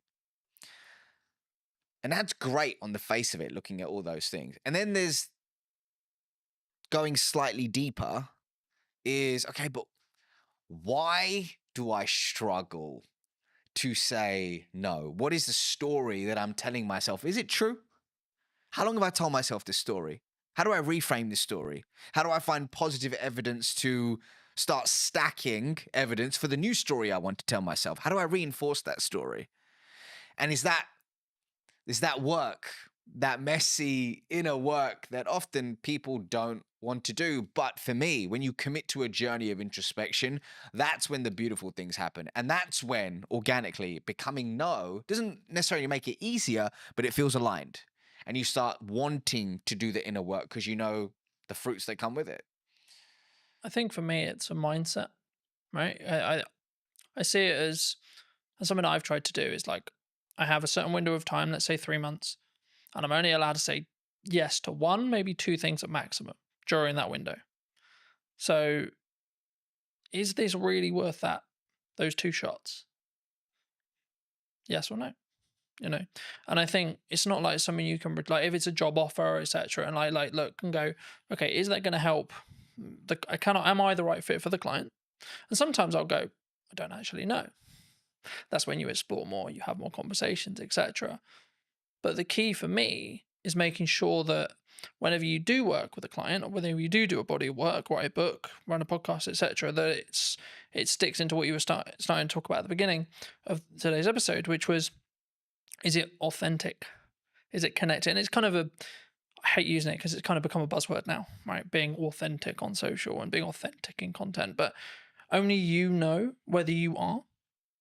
And something I did want to talk to you about, and I know it's maybe something you're maybe trying to move away from, and I would love to hear if that is something you're moving away from, potentially why, but like, why do you think storytelling is important? Well, actually, storytelling is the 4th habit in my book. So the 5 habits are, number 1 is transform your internal story. The 2nd is ask conscious questions. The 3rd is unearth your charisma. The 4th is tell stories that inspire change. And then the 5th is become the trusted guide. So to hit on your point, storytelling is 100% something I focus on. It's just a part of a larger puzzle now, or a larger body of work. But stories are important for so many reasons, man. But let's take it back to the work of Zoe Chance for a second, Dr. Zoe Chance. So in her body of work, she highlights that human beings all have a gator, an alligator, and a judge within. Now, behavioral economists will liken this to system 1 and system 2. And what she says is the gator is the fast, instinctive, and unconscious part of us, where our emotions live, that drives 95% of our decisions on a daily basis. The judge, like a judge in court, is slower, more deliberate. It requires conscious effort to make rational decisions. So the judge, or rather the gator, is automatic. The judge requires conscious effort, and the gator is more dominant. Interestingly, the gator is the first responder in Zoe's eyes. The gator is the first responder. And what it's doing a lot of the time is actually filtering what information we should pay attention to. And it's rationalizing, or rather, the judge is rationalizing the preferences of the gator.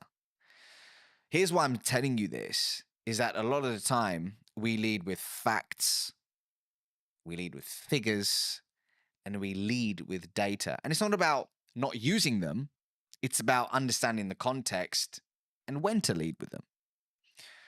But for me, what we need to think about is how can we prioritize the needs of the gator so that we can then appeal to the judge. And one of the most potent ways somebody can do that is through impactful storytelling. But the $1 million question is how do you tell a good story? So from a lot of the work that I've done, whether it's training teams at Oracle NetSuite, T-Mobile, Sherwin-Williams, they all want to know, how do I tell a good story that inspires prospects, customers, and people to take action? And through my work, came up with a checklist. I call it the Acorn checklist of what really a good story in a business setting needs to have. There's several things. There's hundreds of things that it could have. But if I just had to pick 5, it would be these things. So A of the Acorn checklist is actively interrupting somebody's trail of thought. So that's through an effective hook at the start of the story. C is your story should contain a story arc. And the story arc that I traditionally teach is the 4 C's: context, conflict, change, conclusion. And we can talk more about that in a second. O stands for organically adding business value. Does your story organically add business value? Because this isn't this one time at Bandcamp and you're telling a story and it spirals off to Pluto and it adds no business value. It needs relevance. It needs relevance. And then R stands for, does your story revive a 2-way dialogue? Not just talking at somebody, but does it spark a 2-way conversation? And then N, which is very important, does your story naturally, noticeably make the main character the hero, not you? And when you embody these ingredients, it really paves the way for somebody to tell a great story, which moves people. And hey, what are we trying to do when it comes to our prospects, our team members, our customers, our partners or shareholders? We're trying to inspire change, moving them from a current set of series of behaviors, to a new series of behaviors. And change is hard and change is messy, but storytelling can start that process and make it stick. Do you think, because something that I hear from people who are starting out on video a lot is, yeah, that's great, but my story is really boring. My origin story is really boring. My day-to-day is really boring. I'm an accountant. I spend my life looking at spreadsheets. I spend my life looking at tax returns. I spend my life looking at paperwork. Is that true? It might be that person's truth in that specific moment. Is it, we gotta honor that that's their truth. That's their truth in this season of their life. However, is there validity in it? I don't know. I don't think so, right? I'm sure we will be able to find cracks in the story that they're telling themselves. So I was recently speaking at an event called Atomicon. Incredible event, really cool business conference. And at the end of my keynote, this individual came up to me and they said, it's really interesting when you were telling stories about your kids and this and that or the other, there was humor in it. There was fun in it. It wasn't like, oh, I went through this immense pain and this happened and that happened. And that's what I struggle with. I was like, what do you mean? Tell me more. And they said, well, I'm struggling to craft my origin story because I don't have this huge moment in my life where, oh my God, I was down and out. I was at rock bottom and look where I am now. And for me, that's a recipe for disaster because it can leave you in analysis paralysis and forgetting that often the beauty is in the imperfect moments, the relatable small moments. When I came out on stage that day, I told a story about my daughter and how she was mimicking breathwork that I was doing in some season of my life. And as a result, it made me realize that how I do whatever I do in my life, she's going to mimic it. And my job isn't to tell her what to do, it's to show her who to be. That was the crux of it. But that came from a seemingly insignificant moment in my day-to-day life. So I think what it boils down to is creating a story bank. And I have a process for that, but creating a story bank where you're collecting these insignificant moments, figuring out which one of them can be transformed into a story and testing them, versus sitting there trying to think of that one story and then going, I don't have it, I'm going to wait for it, and then just doing nothing. So everybody has a story to tell. The question is do you have an intentional, going back to our question at the beginning, do you have an intentional approach to finding them, identifying them, and then delivering them in low stakes scenarios to test and tweak and iterate for high stakes scenarios? It's a real process. I think it's something that you'll adapt as well. Like as you move through the seasons, right? Like you might not talk about the current season or the season you just come out of, but you potentially will talk about maybe season 1, season 2, season 3, etc. And I think for me that allows you to tweak and adapt and show that you're a non-finished article as well. Building off that, like my level of success at 20 was very different to now and will be very different in 10 years. And I think that's the constant thing, and the thing that kind of goes through the core of that is, what's my improvement today? What's the 1% thing I can do? What's maybe the thing I heard from you today, or the thing I picked up whilst watching something, or the key takeaway from the book I just read, or etc. And I think sometimes we don't give ourselves that time. That's why I asked you about the kind of the busy schedule thing. And something that I've tried to do is book less, like put more barriers in the way of those meetings, put more barriers in the way of guests coming on the show or etc. And then have more of a filter of who comes on, why, who am I having a conversation with, why, how can I be present in content, what content am I doing? And the reason why I do that is because then I can be more present and more focused on, and doing less work means I'm more present in the work I'm doing. And it means actually I'll be more transformational, so to speak, to that client, to that customer, to that guest, etc. I hope, I believe, anyway, in that respect. But for those who've really enjoyed this conversation, where's best to reach out to you? Where can they get the book? That kind of thing.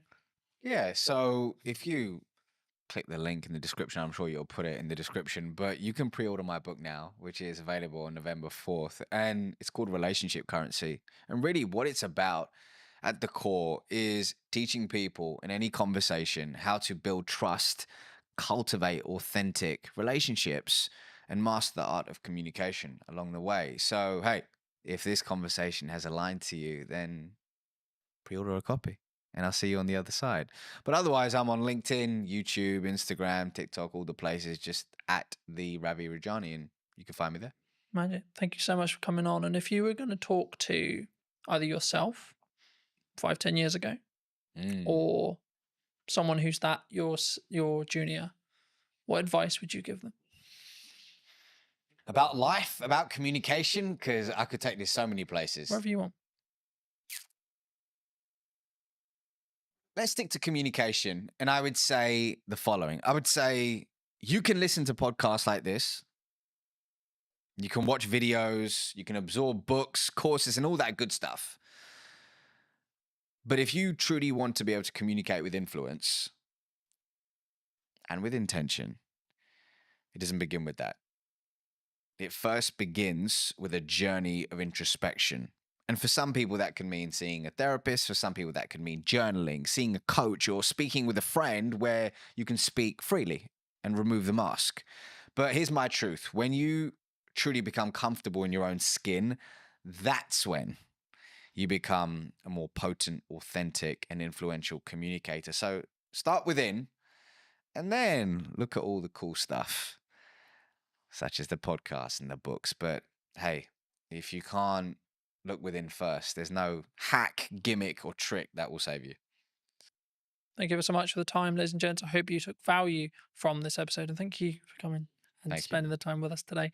And I will see you very, very soon. If you did enjoy this conversation and would like to hear what's missing in marketing, probably tomorrow or today, then be sure to be subscribed. I'd love to hear what you think in the comment section down below. And I'll see you very, very soon. What would you say to people who maybe are on the receiving end of the obsession? I think you've got to be a part of it yourself and experience the ins and outs of the day to day, rather than just when the person comes home and they've had a bad day.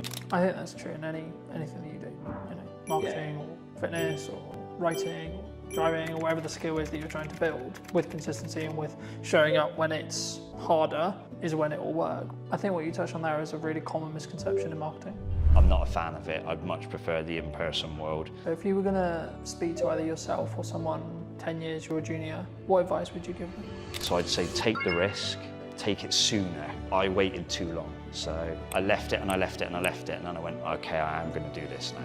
Did you know that 93% of you are not subscribed? So if you could please do me a favor and you're enjoying the show, then subscribing would mean the world to me, and it would allow me to grow the show and continue to get larger and larger guests and continue to bring what's missing in marketing today. Thank you ever so much for joining me, and I'll enjoy the episode. Hello, my friends. I hope you're well. I hope you had a good day, evening, or night. Today, we're filming a brand new podcast, as you have seen, with Matt from Involved Health. Thank you so much for coming on.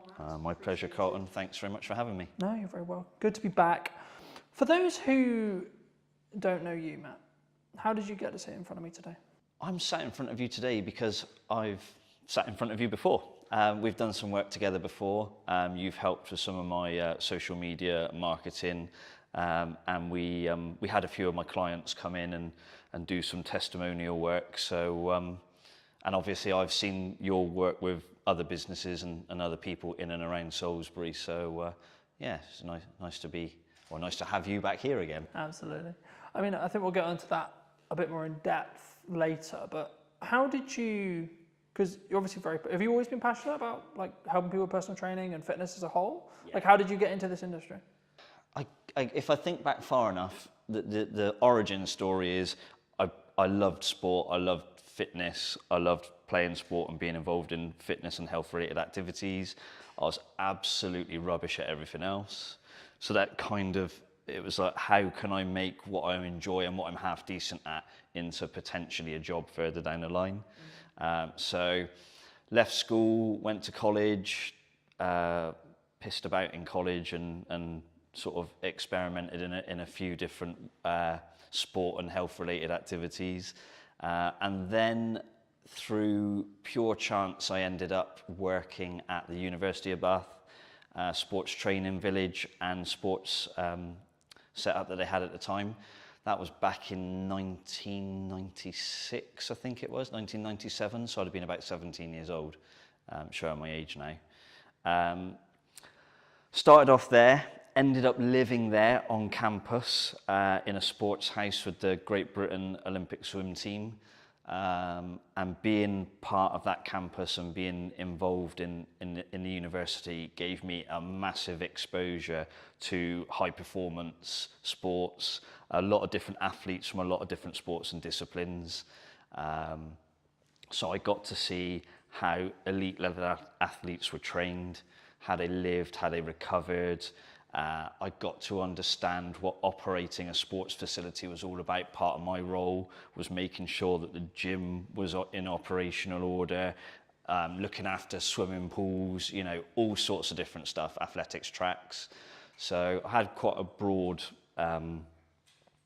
education, if you like, being at a university, into how that world works, and it just snowballed from there, really. Was there or is there, should I say, because there's obviously still athletes who are around that you may train and work with, you know, but is there a kind of commonality in respect to the mindset? Because I think athletes and high performance people, I think there is some standard traits. Maybe it's like the cliche, wake up at 5 a.m. kind of morning routine stuff, or it's actually their mindset as a whole, would you say? I mean, I couldn't comment for everybody because everyone's got their way of doing things, but I think there's dedication, there's discipline, sometimes obsession, and I think all of those things are quite interesting to me. I feel like I'm a relatively driven person. I work hard. I put in a lot of work over the years in the industry and with this business in particular. Some would say potentially sometimes I might be a little bit obsessed, but I think that's a good thing. But you certainly that's necessary for high achievers. Yeah, you can't be a high achiever and not be obsessed. You have to throw yourself into whatever it is you're wanting to do or build or grow or be a part of.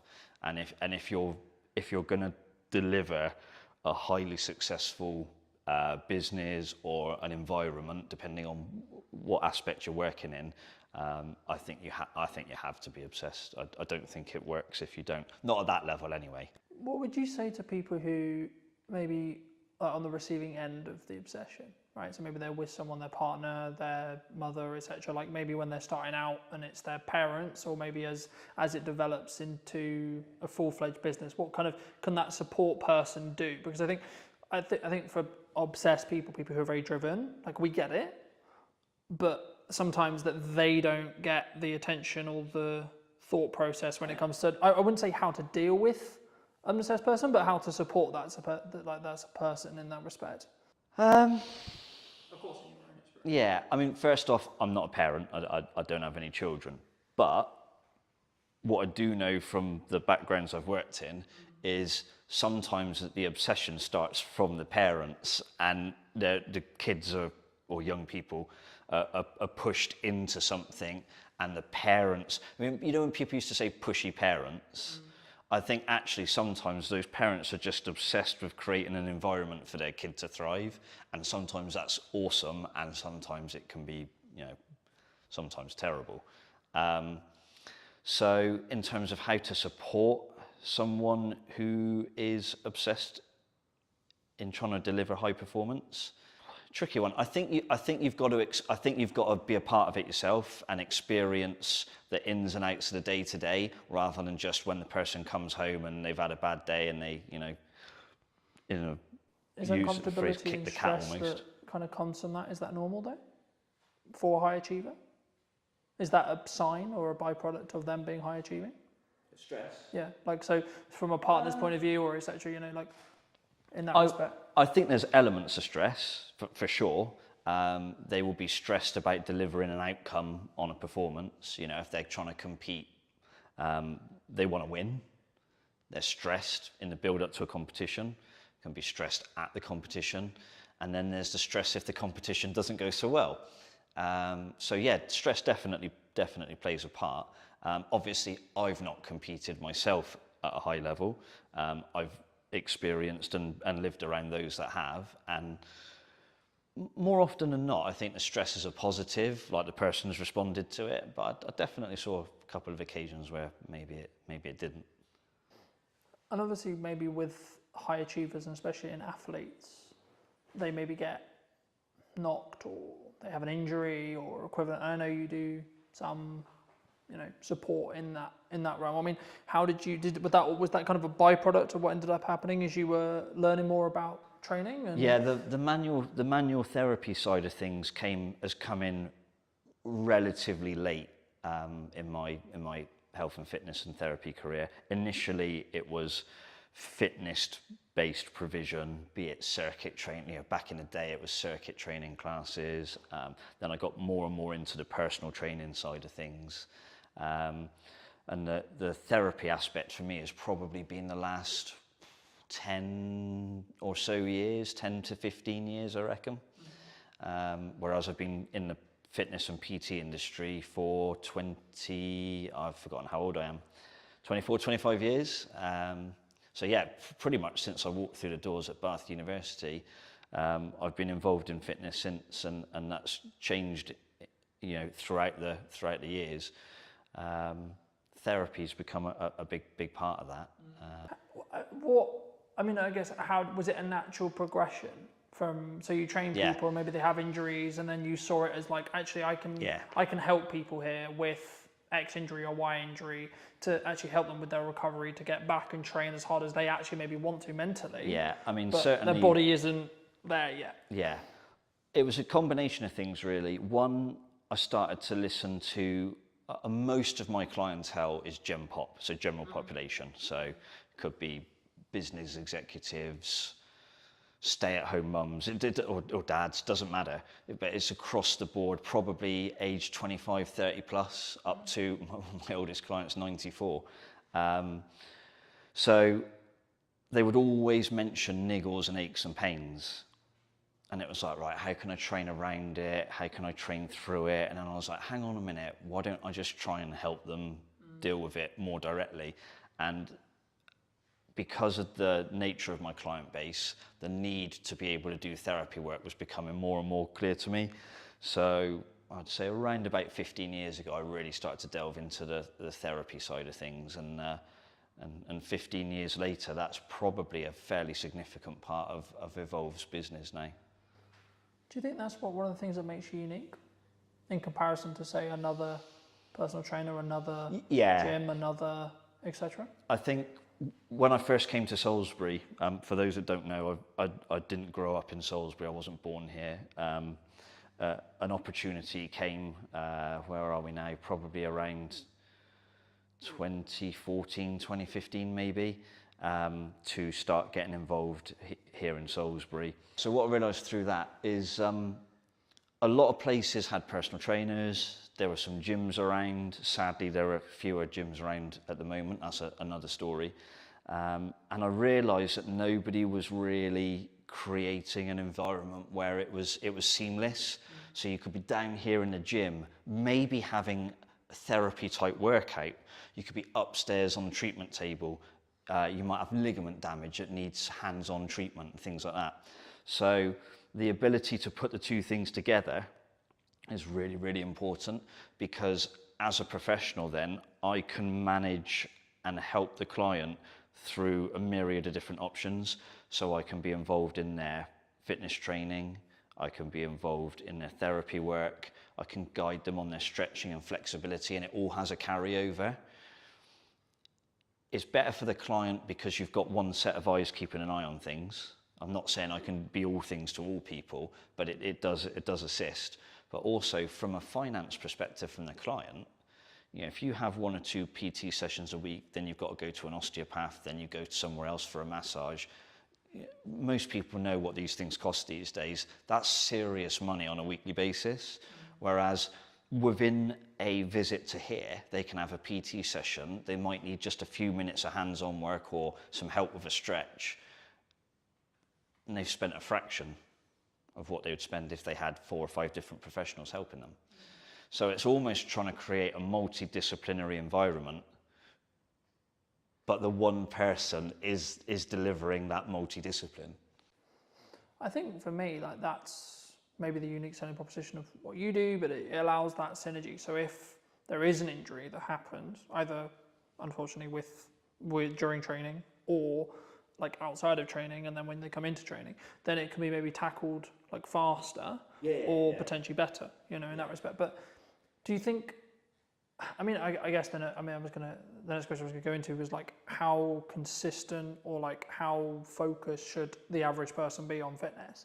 Because I think as a whole, it's always been a part of my life, but I think maybe I'm unique. I mean, we're looking at, like, I don't know the figures off the top of my head, but the numbers are like constantly changing, constantly adapting, and I don't think for the better in respect to obesity and other such concerns in that respect. And I think, is it a shift? Is there a like from what you're saying, or is it still maybe it's upper middle class? Is the people who can afford it? It's, you know what I mean? Is it because from my perspective, it was always quite snobby. Oh, you work out. It was always that for a long time.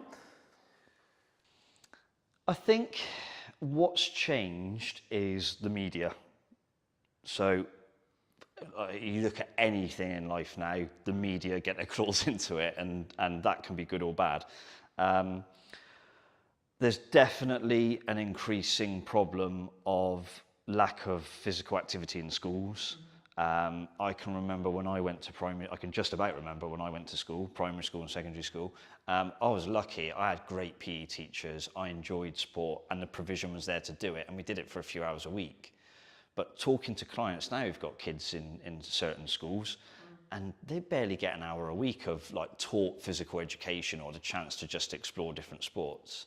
And I think these days, a lot of that seems to be happening outside of school. And then it becomes choice. Then it becomes, can the parent potentially afford it? If you're in a school environment, it's kind of delivered for you, to you. But to have to choose to go out and take part in a sport, it's not just the kid's choice, it's parents going, I work 3 jobs, I can't take you to wherever you need to be 3 times a week. Or I can't afford for you potentially to have all the kit you need. I saw some kids walking along, I'm pretty sure it was hockey, and the stuff over their shoulders and what they were carrying and what they were wearing, I'm thinking, if you've got 2 or 3 kids, that is costing you some serious money. So the chances are you are in a slightly higher class. I don't like this class differential that people have, but yeah, it's definitely a problem. And I think, you know, I understand from my perspective what I charge for the work that I do is reasonable, and it certainly isn't affordable to the masses. Do you think the key is the educational piece then? Even if it's just like having resources or having more people talk about bodyweight workouts, calisthenics, etc. I think it's good to get the message out there that exercise is good for you, and sitting on your backside all day eating, you know, chips and whatever else is probably not very good for you. But I think the key thing is the provision of facilities that are free and accessible to anybody.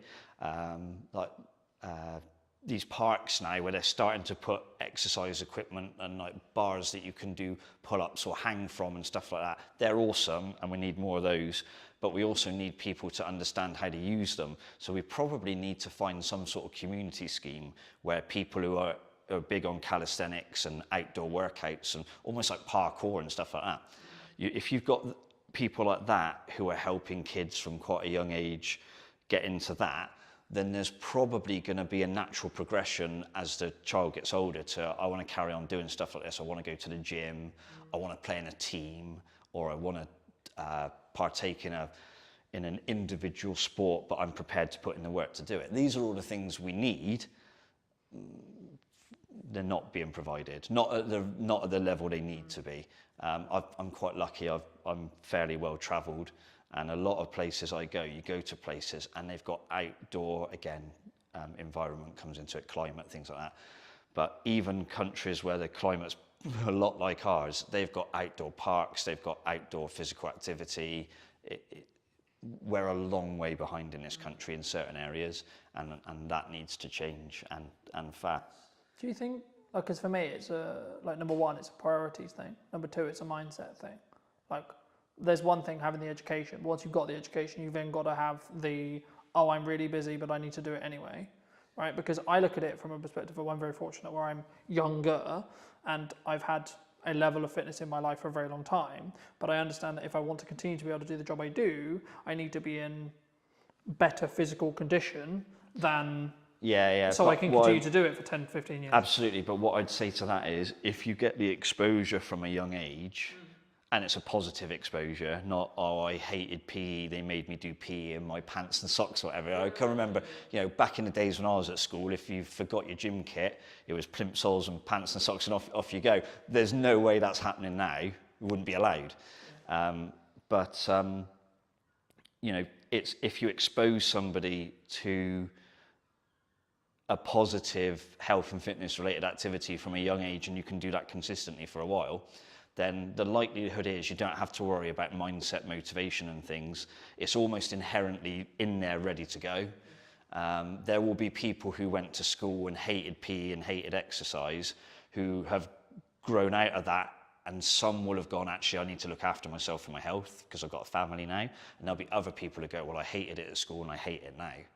And we've got to get those people back then.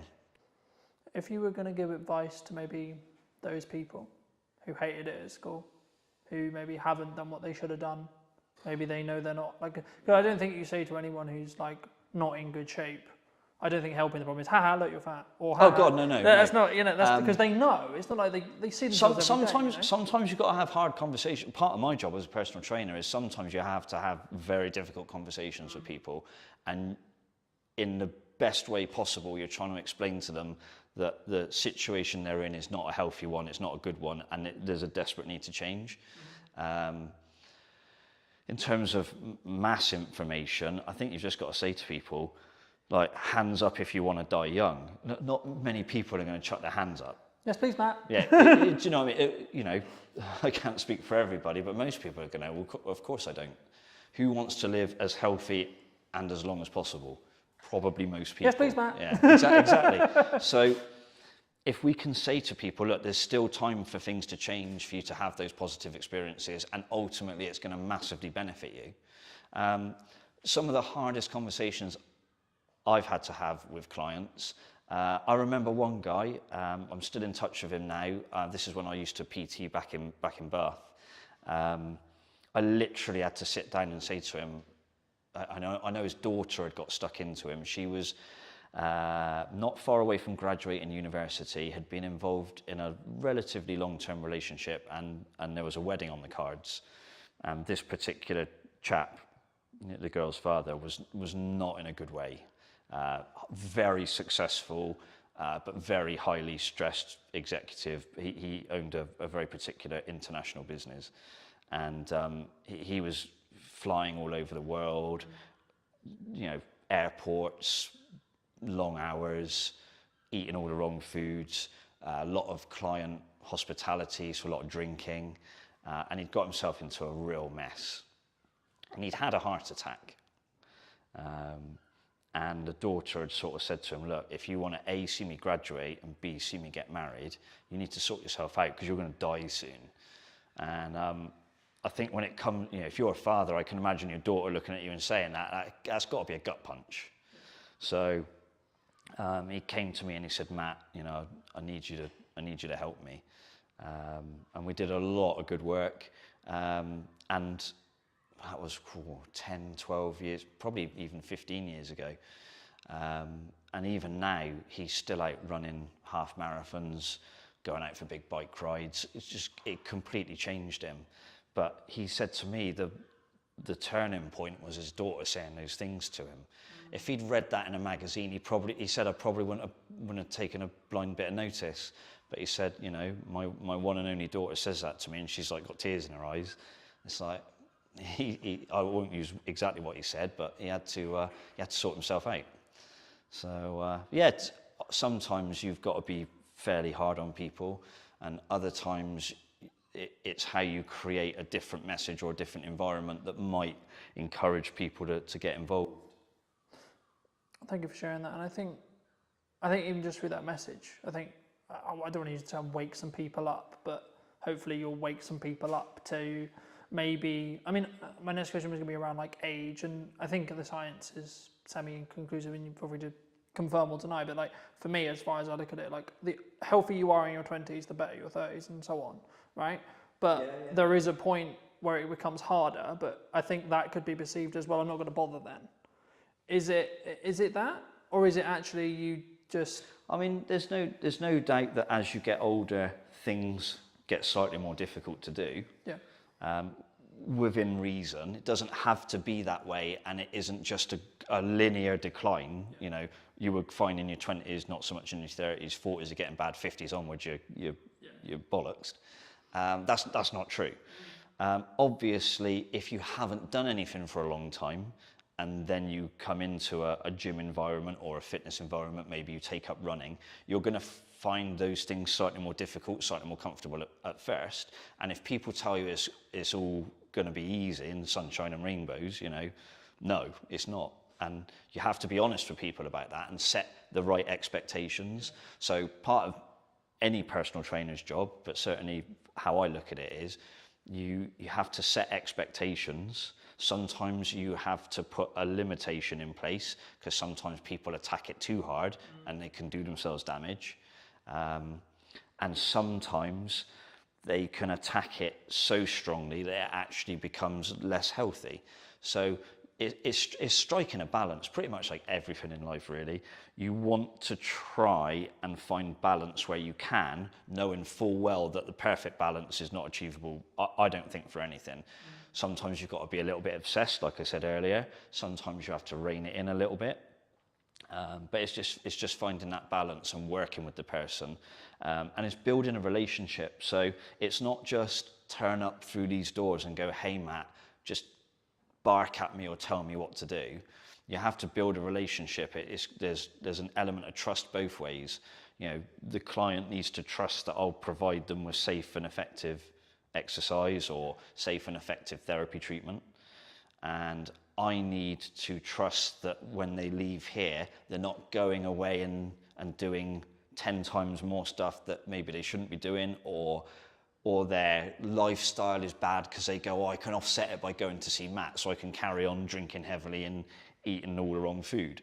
So it's a relationship, and the relationship's built on trust, and that trust comes with me establishing at the start of the process what are their expectations of me and what I expect from them, and it does go both ways. So that's crucial, I think. Do you think some people struggle the long-term mindset of the results? Because fitness is, from how I look at it anyway, it's a compounding thing. Like once you're consistently doing it repeatedly, then the results will compound. But there is, like, I would say probably a month, maybe 2 months, maybe 3 months where you maybe don't see, it's the question analogy of you go to the gym, you do a thing, nothing changes. You go the next day, you do the same thing again, nothing changes. But there is a day Where it does start where there's a change. Yeah. It's consistency. I can write the best fitness program, the best strength program, the best flexibility program for somebody. But if they're not consistent, they won't get the result. It doesn't matter how good one session is, it matters how good 20 sessions are. So most of my clients have been coming to see me for years. I mean, I've still got clients who are training with me now that we've opened the doors to 12 years ago when we first opened, and they're still training with me now. That's consistency. And they very rarely miss, they have the occasional family holiday. We tend to wind down a bit at Christmas as a business and let people go and have a good time and then attack it again in January. But the overall key is consistency. It doesn't matter what one session's like, it matters what 25 sessions are like and whether they are relatively close together. If you do 25 great training sessions but it's spread across 15 years, it's not going to work. But if you're consistent more in week in, week out terms, then ultimately you will be successful. Is that what you would say sometimes, even when on the hard days, like how I look at it is if I can show up on the really hard days where I'm really busy, really tired, etc. Not like really tired as in exhausted. Yeah, like, you find I've shown up. It's not the best workout, but it's still a workout. Yeah. And it's building that momentum. Or would you say that you need to then focus on recovery there?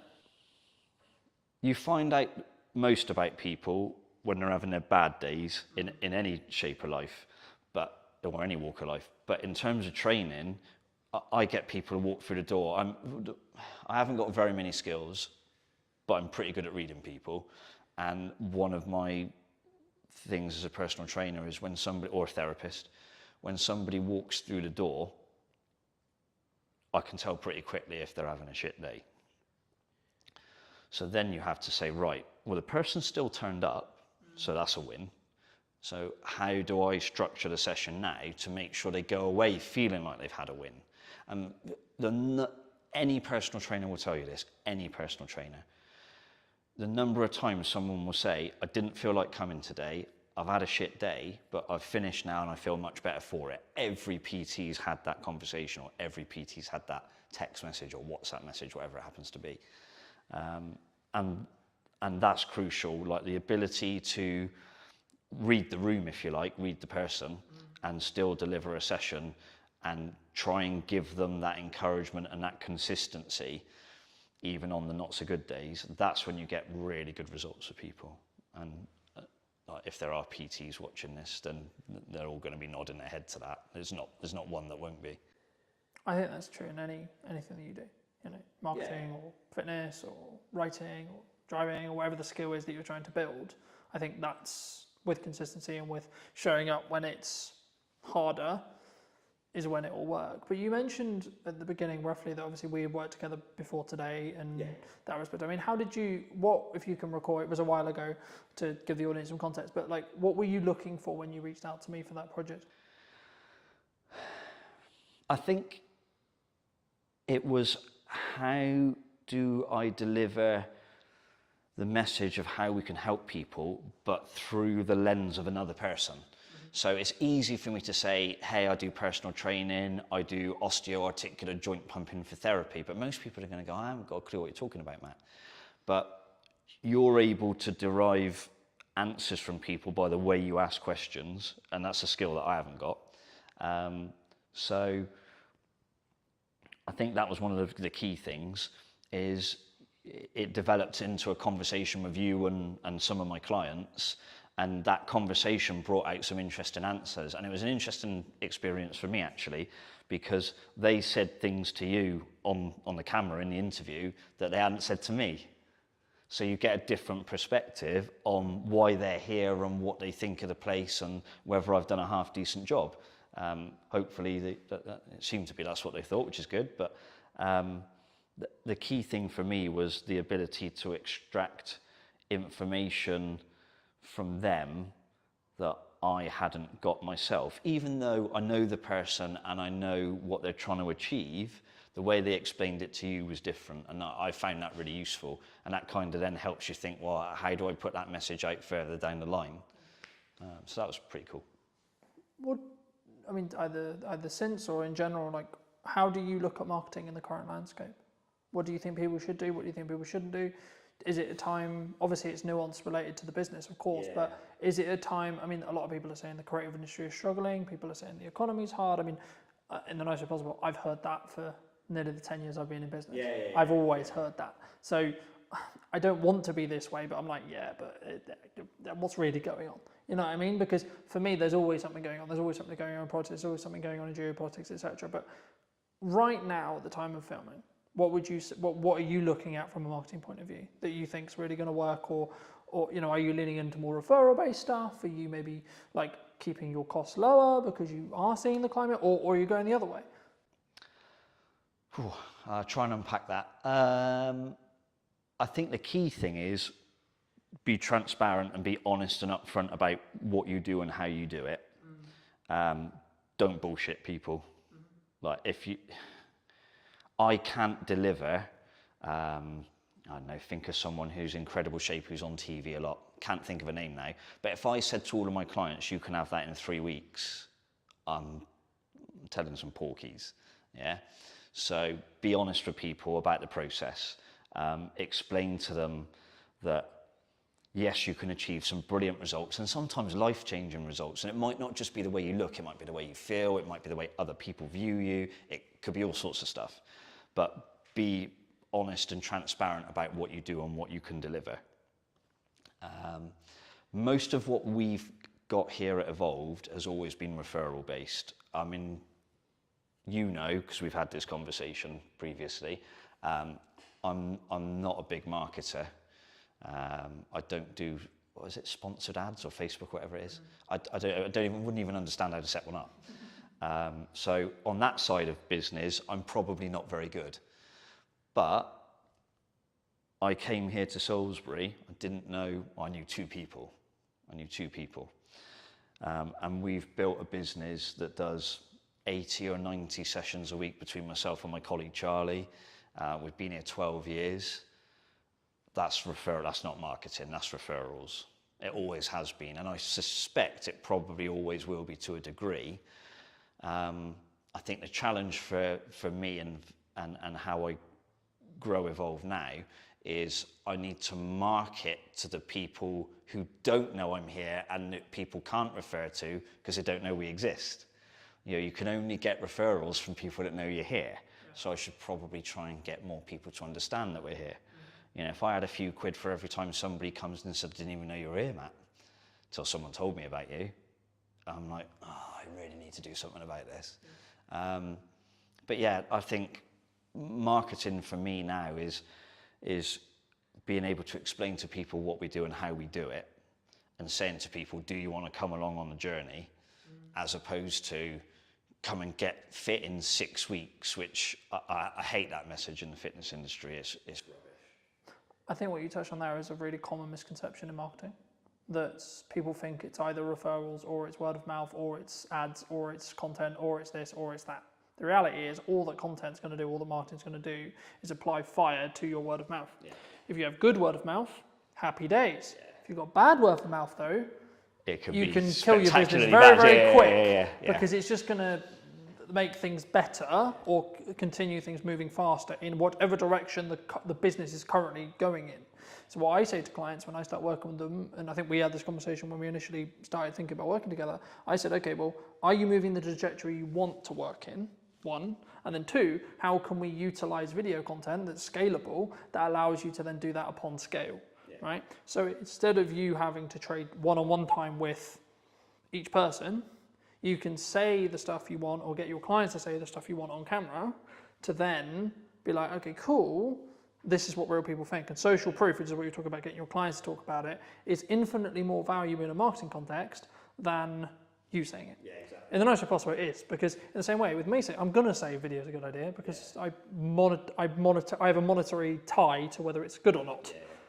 In the same way you're going to say PTing is a great idea because you have a monetary tie. We don't even necessarily do this deliberately, but we're naturally going to because it's our natural sales process, marketing process, however you want to articulate it. And that's why hearing from clients, that's why I ask people about marketing, is really interesting and really important, because then to an extent they're making the decision all on their own. Yeah. And I think for me, as the landscape changes, as the economy does what it will do, I think and it's more of a mindset thing and seeing how people either want to shift or don't, because, and I guess actually this is a question of, in your case, do you actually need to market? I would argue you don't even need to market, because from what it sounds like at this stage right now, at the time of recording, you're close to full capacity, if not full capacity, and you don't really have enough space or staff or both to scale. No. So actually, should you market?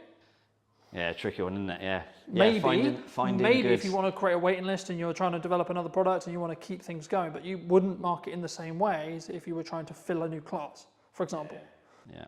Yeah, finding good people in the industry locally is quite difficult. So it is something to factor in. Because I think for me, it's a key on whether it's a scaling issue. And that's why I think any marketer listening to this, they need to ask the clients they're talking to and the people they're talking to, what does their client, the person they're doing marketing for, helping with marketing, what do they actually want to get out of it? Yeah. Because there's one side of it's like continue with the reputational gain that you can gain from doing video, sure, but that's a way of doing it. And then it's a bit more punchy or a bit more maybe paid ads or etc. would work if you were trying to fill a class in quick time. But actually in the position you're in, for example, you wouldn't want to do that necessarily. I mean, again, that also kind of changes to an extent of what stage you are in business, which will come to the next question, which is like, do you think businesses like have stages? In the respect of like when you're starting out, you're constantly looking at growth, and then you maybe get to a size and you're like, oh, actually, hold on, maybe I don't want to grow beyond this? Either speaking about what you've done or in general? Yeah, I think it depends on the type of business. This is a people business, it's a service-based business. Can I produce 10 of me to look after thousands of people? Not really. So there's that element of I can only grow to the extent that I am able to deliver sessions for people in some regards. Could I bring other people in? Potentially, yes, but there's challenges with that. Could I go online? Possibly, but I'm not a fan of it. I'd much prefer the in-person world. One of the things that COVID taught me was I don't like Zoom very much. So I would be keen to avoid that. So yeah, it's a tricky one actually. So I think in terms of stages for a business, I think it does depend on the type of business you have and where you want to take it. You know, do I want a franchise evolved? No. Way too much stress, way too much money involved, way too much leverage. What are the things about stages where you are in your life as well, right? Yeah. I mean, I'm 45. Yeah, 45. Do I want to be franchising a business at this stage of my life? Probably not. I've certainly got a fair few years left doing what I do, and I feel good. But I'm not sure I'd want to put that sort of pressure or stress on myself. I'm pretty happy with where we are as a business. So in terms of growth for us now, it will be, I think it's improving what we do as opposed to doing more things or trying to be more things to more people. I would like us to go in a slightly more medical direction, and I am looking at maybe bringing a medical professional into the business, whether that's as a part of it or a service that is available to people. I won't go into the exact details of that because I know someone else will just jump on it anyway. Yeah, that's one of the things I might do. But in terms of how businesses grow, I'm not going to pretend that I'm a sort of serial entrepreneur business grower, because I'm not. I've worked really hard at this one thing, and I've tried to be consistent. I tried to do the right things by people, and it seems to have worked so far. You know, we've been, as Evolved Health, it's been 12 years now, and hopefully a few more years yet. But no plans in terms of trying to launch a huge business. I think those days have passed now. Is there anything else you want to mention before we wrap up? Being in Salisbury has been quite interesting actually, because it's a very different dynamic to where I was previously in Bristol and Bath. Obviously it's a little bit smaller. Everyone in Salisbury tends to know each other. And so for me as an outsider, it was relatively challenging to grow the business initially because people didn't know me. But thankfully, because my work seemed to resonate with people and I seemed to do a good job, the business has been able to build and grow. But I think if you're a young person trying to start a business in Salisbury now, I don't think there's ever been more opportunity, but I also don't think at any stage it's ever been harder. You know, whether it's, you know, don't get too political, but you know, there's a lot of financial pressures on businesses the last few years, and they're only going to get bigger potentially by the sounds of it. I still think there's too much red tape in business, and that needs to be looked at. But also, I think there's a scarcity of space and facilities for people to start businesses. You know, if you want to go into town and rent a building there, you have got to have some very serious money behind you. And if you're a young person with a dream trying to start out, sometimes those stories happen and it works, but a lot of the times people are going to fall flat on their face quite quickly.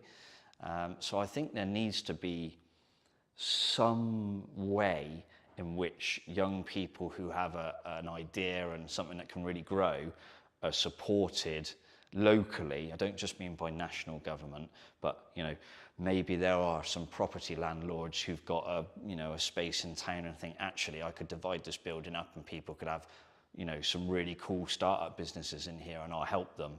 I think that there needs to be things like that, and there's not a lot of that around at the moment. I don't know if there are any groups in Salisbury. I'm sure there's like a small businesses association or group in Salisbury that might be able to, you know, jump in and say, actually, Matt, we do that already. But I think we've got to try and support young people in Salisbury, because one of the things I have seen over the 12 years I've been in Salisbury is that the demographic is getting older and older and older. And young people now leave Salisbury, and I've seen it in the time that I've been here. They disappear, they go to Bristol, they go to Southampton, they go to London, wherever it is they've gone, but they're not here. And that's because they don't see opportunity. And I think that's really sad. I mean, like I say, I'm an outsider, but Salisbury's my home now. I live here now. I've lived here for a couple of years or so. I eventually got fed up of commuting to and from Bristol. But I think we need to make sure that we create an environment for young people. And I don't just mean fitness-wise. I mean any business. I think the local council need to do more. You know, the local Salisbury, Wiltshire Council as a whole could probably do more. On a national level, I think they've got to look at things like business rates. It is seriously expensive. You can have business rates that are higher than the rent you pay on your building. That to me is insane. Like, that's just stupid. So I think someone somewhere needs to get a hold of that. But yeah, anything to try and make the town, the city, I should say, more vibrant would be a really good start. And there are a few businesses coming into Salisbury now, and in the town centre, different food and restaurant businesses and a few other bits and bobs. So there are some positive signs, but a lot of these people are older and have got money behind them, or they're chains potentially. So something for younger people to say, you know, we want you to stay in Salisbury, we want you to build life in Salisbury, build a business, yeah, and, you know, stop seeing it disappear 50 miles down the road. It's, you know, maybe I'm wrong, but hopefully someone else sees this and goes, he's right. But that would be my one thing for Salisbury, having been here a long time now and sort of seen a few different things. For people who may be interested, really enjoy this conversation, they want to see more of you, they want to connect with you, they want to reach out to you, where best to do that? One of the best ways is probably on the Evolved Health website, which has got various contact details. We're on Instagram at evolved_health. I hope I've got that right. We've got Evolved Health Salisbury is our Facebook name. And if someone decides they just want to rock up and knock on the door, that's not always the right thing to do because it might be with clients, but we're based down on Churchfields. We're in the Glenmore Business Park. There's normally an open door policy, so if someone wants to come and say hello, they can do. Or if they don't want to reach out directly through me, they can contact you and say, is it worth having a chat with this guy or not? Absolutely, would always be the answer. If you were going to speak to either yourself or someone 10 years you're a junior, what advice would you give them? What advice would I have given myself 10 years ago? Yeah, if you could talk to even maybe longer, when you first moved to Salisbury 12 years ago, what advice would you give to that Matt? With the hindsight and with the knowledge you now have sat in front of me today. Take the risk. Honestly, take the risk. I'm quite pragmatic, so I tend to, I analyse a lot. Probably one of my faults is I overthink things. So I'd say take the risk, take it sooner. I waited too long. So I left it and I left it and I left it, and then I went, okay, I am going to do this now. And I should have done it sooner. So to anybody else, take the risk. To myself, Matt, you should have done it sooner, because it's been brilliant. But yeah, take the risk. Thanks so much for the time, Matt. My pleasure. And if you did enjoy this video and you would like to see more like it, make sure to be subscribed. Leave me what your thoughts and comments were down below, and I'll leave Matt's information down in the description as well as always. And I'll see you very, very soon. But entering the retail market was a huge step for us. Like how you want to perceive yourself in the market. It was a very difficult time, I think, for the business. Do you think it's changed how you show up as a leader? And it was honestly the most fun thing I've ever done. And it was stressful. What do you think's missing in marketing right now? When somebody rebrands, the general question is, has the company been dissolved? Like you want to, in some ways, make him proud first. I think if you've built brand loyalty, and by that I don't mean you're selling millions of products, but if people trust in you, I think as a person, you'll automatically gain respect within the market. Let's restart everything. Let's replan the business model. Let's replan marketing. Let's replan everything. And then funnily enough, when I executed on those things, things changed. The results changed. Work on yourself. Just work on yourself. Seriously. Like every day. Just be better every day. Hello, my friends. Welcome to a brand new episode of the podcast. Today's going to be a really special one because technically I'm actually interviewing my first client. Now, that sounds a bit weird, nearly 10 years in business now, but it is. So, welcome to me. Welcome back. It's been, I think it's actually been, nearly 4.5 years since we've actually seen each other? The last time I remember, I think we were shooting something on top of a car park in Salisbury. Yes, we did. And yeah, that's got to be about 4.5 years ago, at least. So yes, it's great to be back and great to see you after all these years as well. I know. Yeah. Super good. I mean, you were actually under a different brand then. That's right. We were. So our legal entity remains the same, but we have rebranded to Anand, which incidentally is our family surname as well. And that came about through some hard lessons, I think, in business. One of the ones being most probably that you never really stop learning, I think. And when you get to a point where you think you've kind of, worked everything out, there's like this curveball thrown at you. So that was sort of what happened with us as a company. There were some legal obligations that we had to meet, and the old brand no longer resonated or could technically be used moving forward. So I think it all came about because we entered retail as a business. Predominantly, we are wholesale and hospitality. But entering the retail market was a huge step for us, and sort of at a national airport as well. So when that came about, I mean, it was a huge shock to the system because we had just launched this huge sort of project. There was 2 or 3 in the pipeline, and then all been vetted and all sort of been mustered up with this brand. And then to all of a sudden launch something, and then I think it was about 3 weeks later we had something to say, there were some legal obligations that had to be fulfilled. It was a huge shock to the system. So it was a very difficult time, I think, for the business, because I think being a director, I always say you have huge responsibilities for your staff and your company.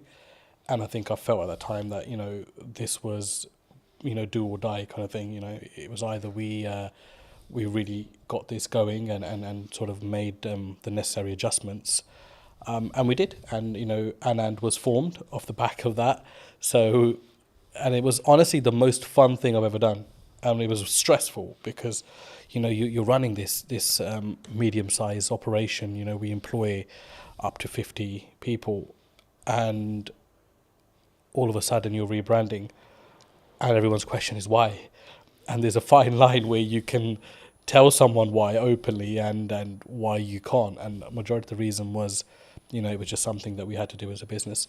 So the rebrand came as a shock, but honestly, it really taught us a lot of valuable lessons from in there, because I think off the back of the name, we actually found a voice as a company. I felt for a few years that we didn't really know what we were. And I think that's really weird to say for a company that was fairly well established. I mean, you visited before as well. But I felt with Anand, all of a sudden, we're back to this blank canvas, right? And we're creating everything in reverse, which is the worst way to do it, don't get me wrong. But because it had to be done, it kind of forced our hand to look at aspects of business that we never had before. All of a sudden, we're engaging marketing companies, we're engaging branding companies, we're engaging companies that help you find your voice. I didn't know those things even existed.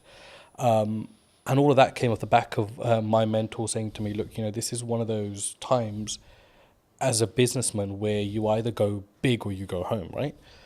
And for me, it was like, we got to go big here. Like, I've invested too much time in this. Like, I've invested too many years, those sleepless nights, everything, to just, pack up and be like, yeah, we're done here. No, we're going to go big, and we're going to spend big.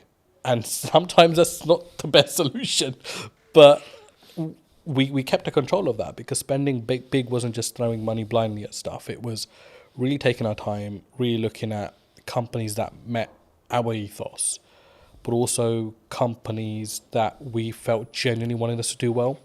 So they didn't make us just feel like a number amongst their client base. And that was hard to narrow down, because we made some mistakes along the way there as well.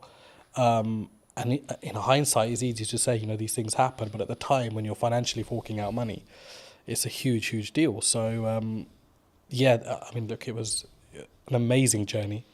And it's been a year since we've rebranded, and I think as a company we couldn't be any happier than we are at the moment. Do you think that maybe some people are really worried about rebrand? I mean, you kind of forced into it, but I think like maybe people who are listening who are maybe on the fence about like what do you gain from a rebrand? Was it just that voice and that like that really what I would call depth work when it comes to really understanding what your brand values are and like how you want to perceive yourself in the market?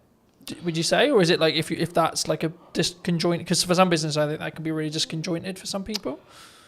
I mean, I'd answer that in reverse. So one thing you won't lose is your reputation, which was a huge aspect for us. It was, when somebody rebrands, the general question is, has the company been dissolved, or has something happened? Has the company gone bankrupt?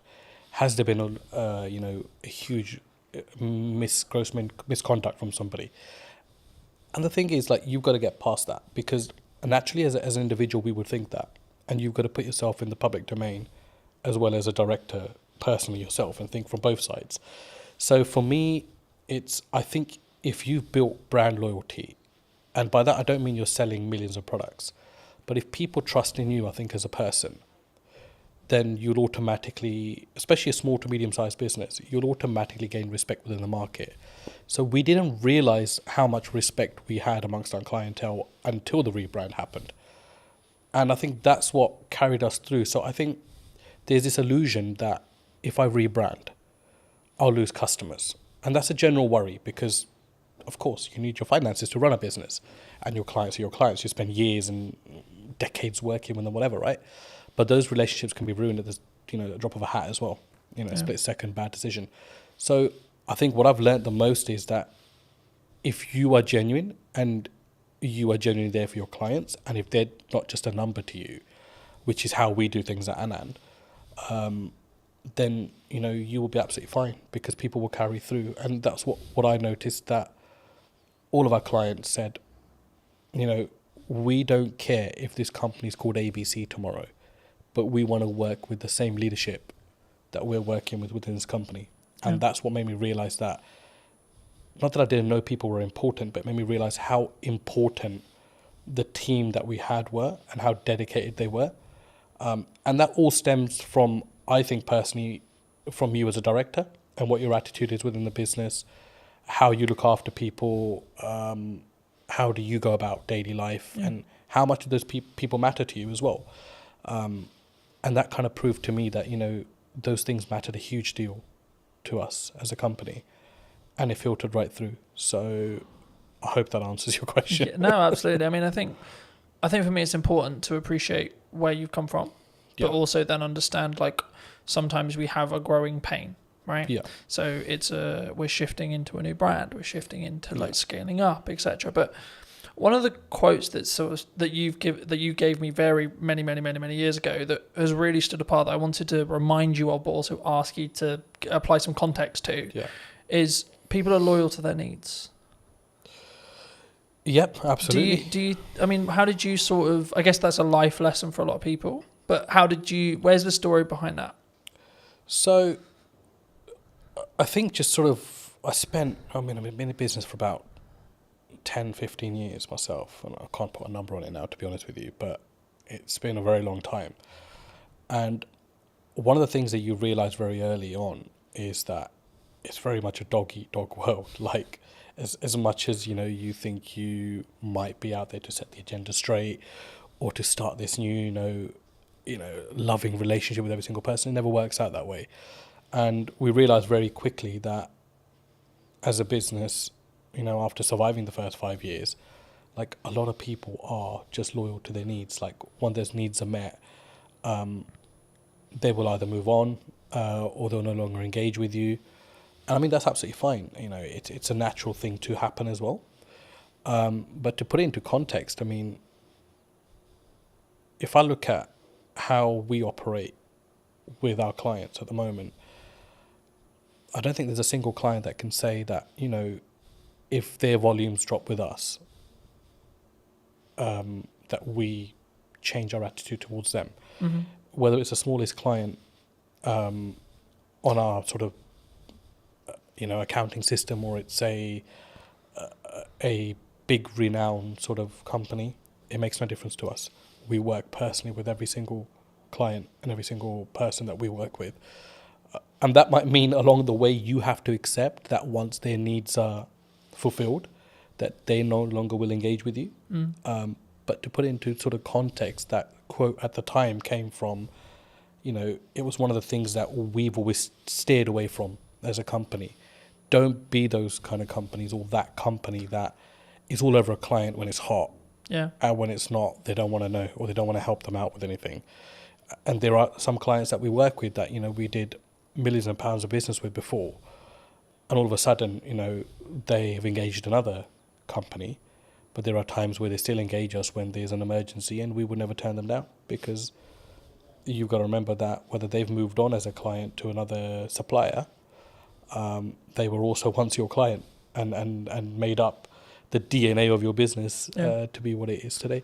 So yeah, I mean, it's something you have to get comfortable with, I think, in business, and grow some thick skin around that, because people are loyal to their own needs, and it's just the way of the world.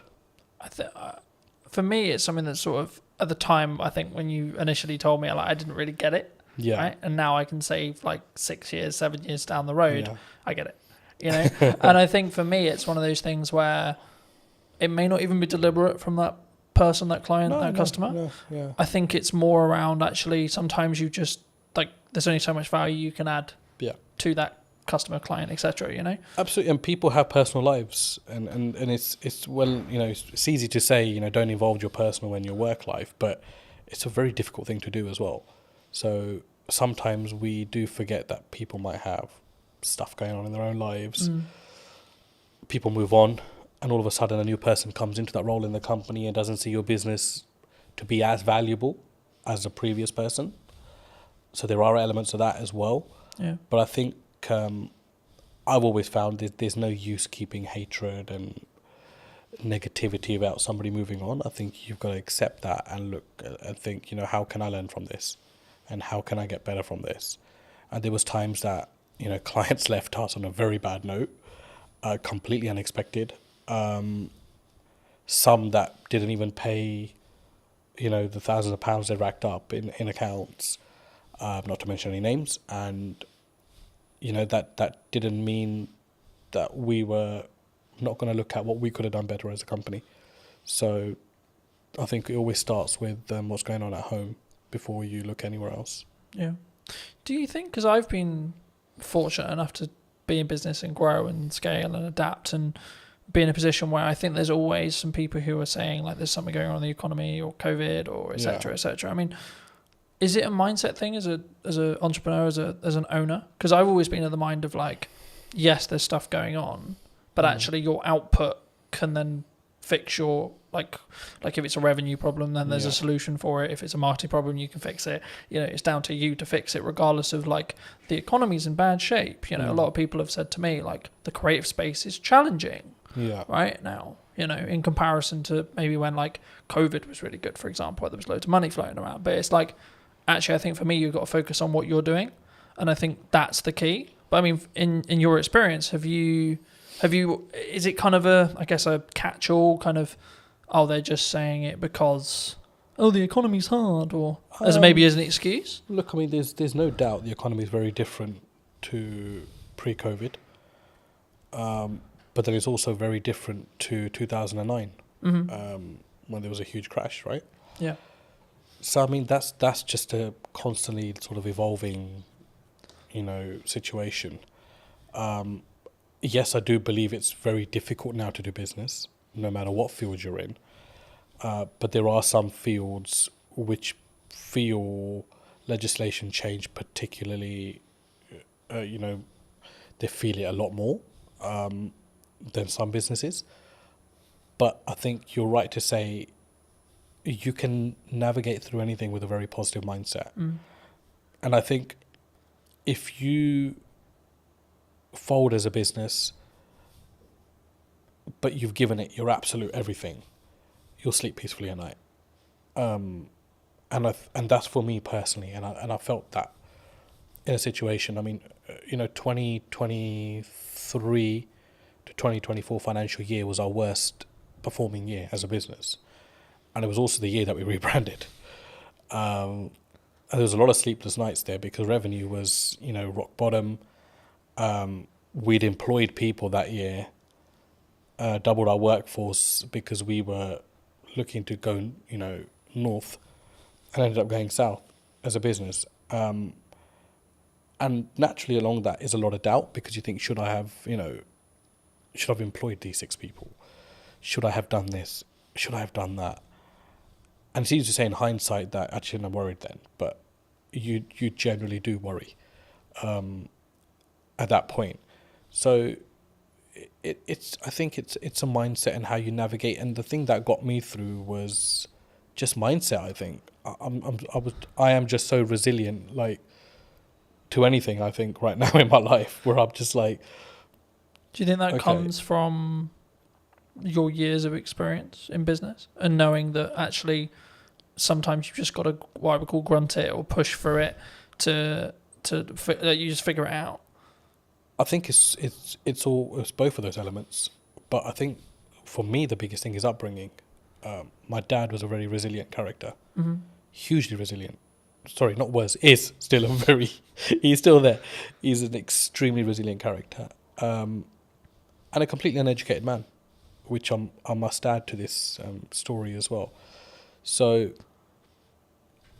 to see him, as a migrant in this country with little to no education, he still doesn't speak English fluently. And it was like, this guy struggled, and he struggled so much, but he made it. He made it in his career and in his life. And it was like a lot of that played on my head at that point. And I don't think those things sit well with you, or you don't draw on those things sometimes in life. But when it really matters, those things will come in, and you'll know what your metal's like at that point as well, and how strong you are. Do you think that was like a key in respect to like how well you've now done, like that having that upbringing and having that, I guess, those values or what could be described as the correct values being installed into you, even if it was like an information sponge point, like you as a kid 100%. just taking that information, sort of saying, well, this is the upbringing I had. I mean, 100%. But the thing is, I think I didn't realize that till I was about 35. So there's no like one fit solution to this. It's just when it's going to hit you, and it hit me a couple of years back. The big change came from COVID, to be honest. COVID was a blessing for us as a company. I mean, and that's not because we made money off unfortunate situations, but it gave me an opportunity to come out of the operation and be like, pause, because it's not something we could have done the way we were going at that time. We were climbing as a business. There was no structure. There was nothing. And it was just like, this is going to be a massive train crash one day. And COVID came and just put the brakes on everything. And it allowed us to restructure. So when we came out of COVID, I'd say that's my real journey in business started then. Because all of a sudden now I'm responsible for totally different things. Because now I'm actually acting like a director. I'm not now, stuck in the operation. And there were so many things that were falling off the side. So it was about coming in, containing that, and then restructuring the business through that. And then certainly, obviously, the rebrand came behind it. There is that. And obviously, the resilience side, for me, I learned that from my dad. And I have huge admiration for the man. And that's to say, I rub shoulders with a lot of businessmen. But I take my dad's advice very seriously in life. I always have. But I don't think you as a child or as an adolescent at the time, will particularly understand that. But if you're exposed to that environment, I think it does rub off on you at some point. And for me, I want to be like him. Yeah. I look at him and I think, just the way he stands and acts and stuff, right? So, huge influence on my life, yeah. Do you think it's changed how you show up as a leader, or even in your marketing maybe as well? Like that core, like you want to in some ways make him proud first, is what I'm sort of hearing from you. Would you say? I think I don't really think in that way, to be honest. Like for me, it's not about making other people proud. Like I think as long as you're on the right journey, I think honesty is very important in business. And I sleep very well at night, no matter what the situation is on the day.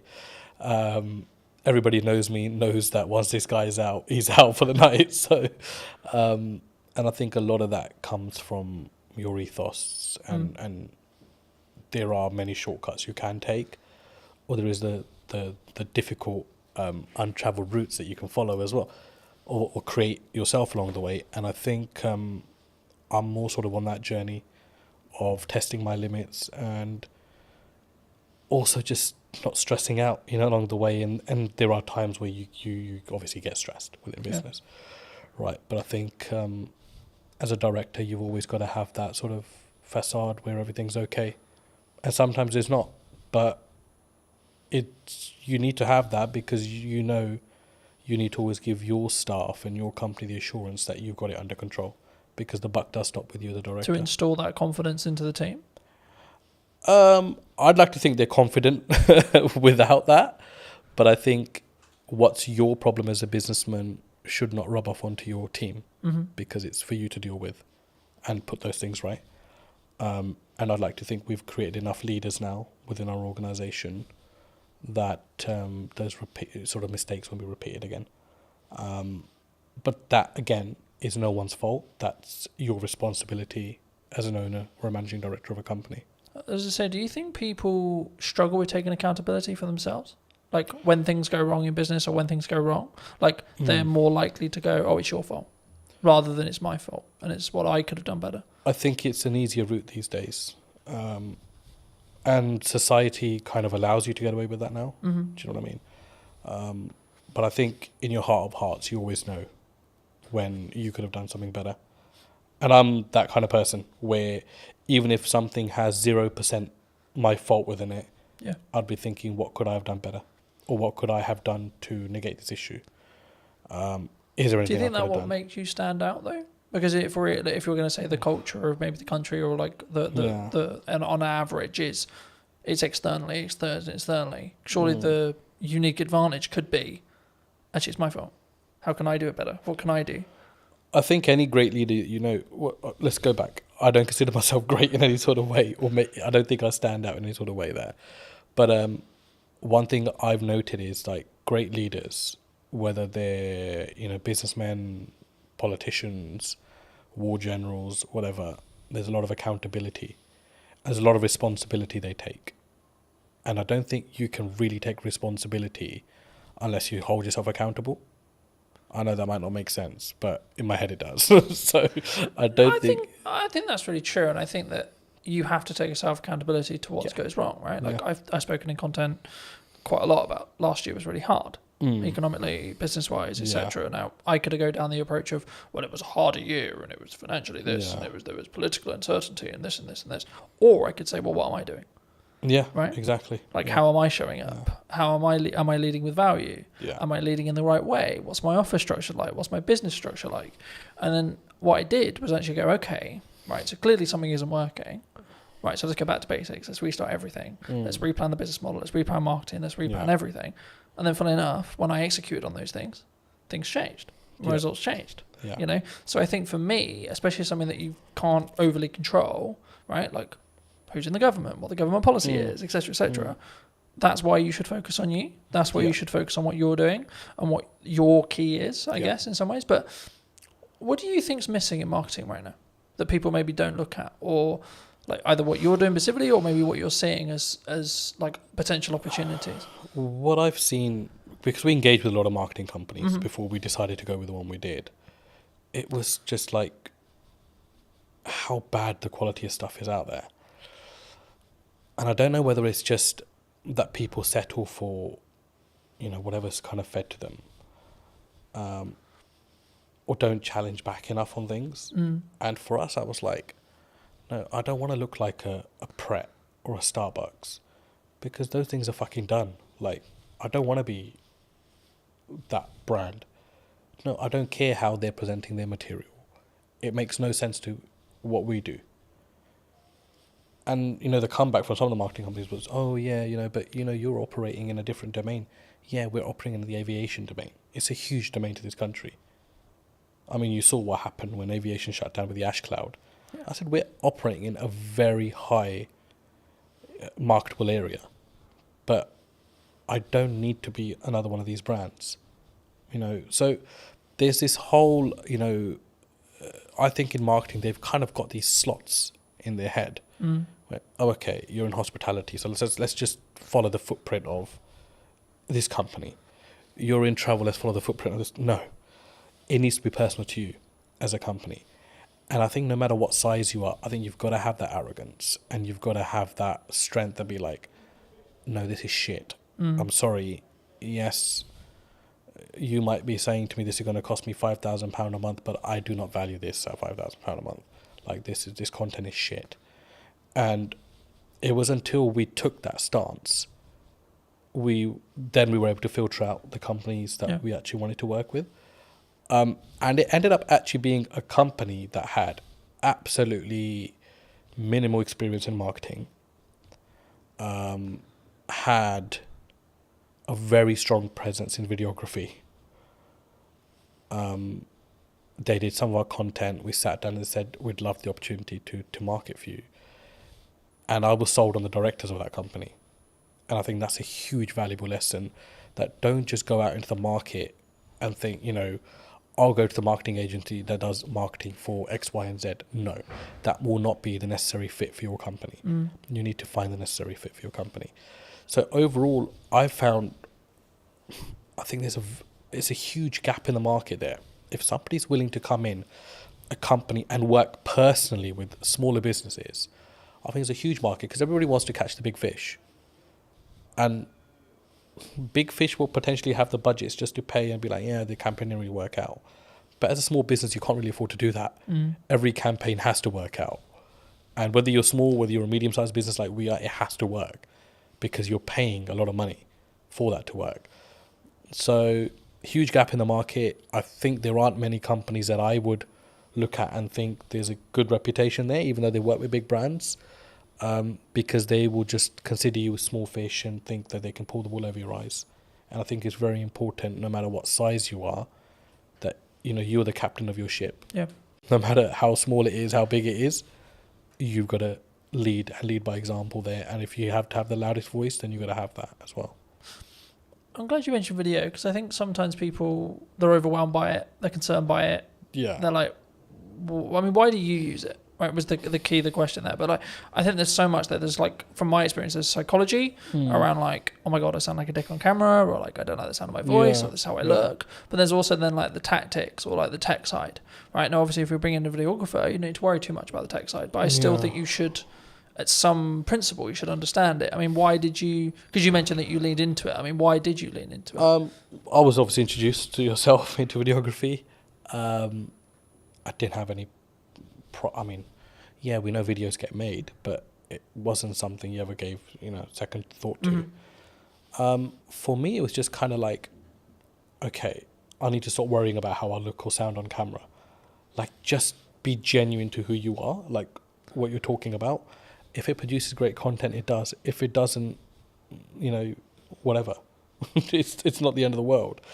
And obviously, it was a changing landscape at the time as well. I think all of a sudden, Instagram changed its algorithms, videos and reels, and all these new terms are coming out, and I'm like, what the hell's actually going on? And it was just something that came about. And for us, because we're hospitality and retail catering, imagery and videography is a huge aspect of what we do, as part of marketing as well. Of course, you can't just keep marketing with, let me take a picture of this and just keep sticking on social media. It doesn't really work that way. So for us, it was okay, we need to open our horizons here and actually look at things that work, and just keep yourself open-minded in the process. I think it's something that people should always try, and then see what the data then tells you, right? In whatever the campaign is, whether you're doing short form, long form, etc., etc. But I think it would be important when talking about data to think about AI, right? We're seeing an AI boom.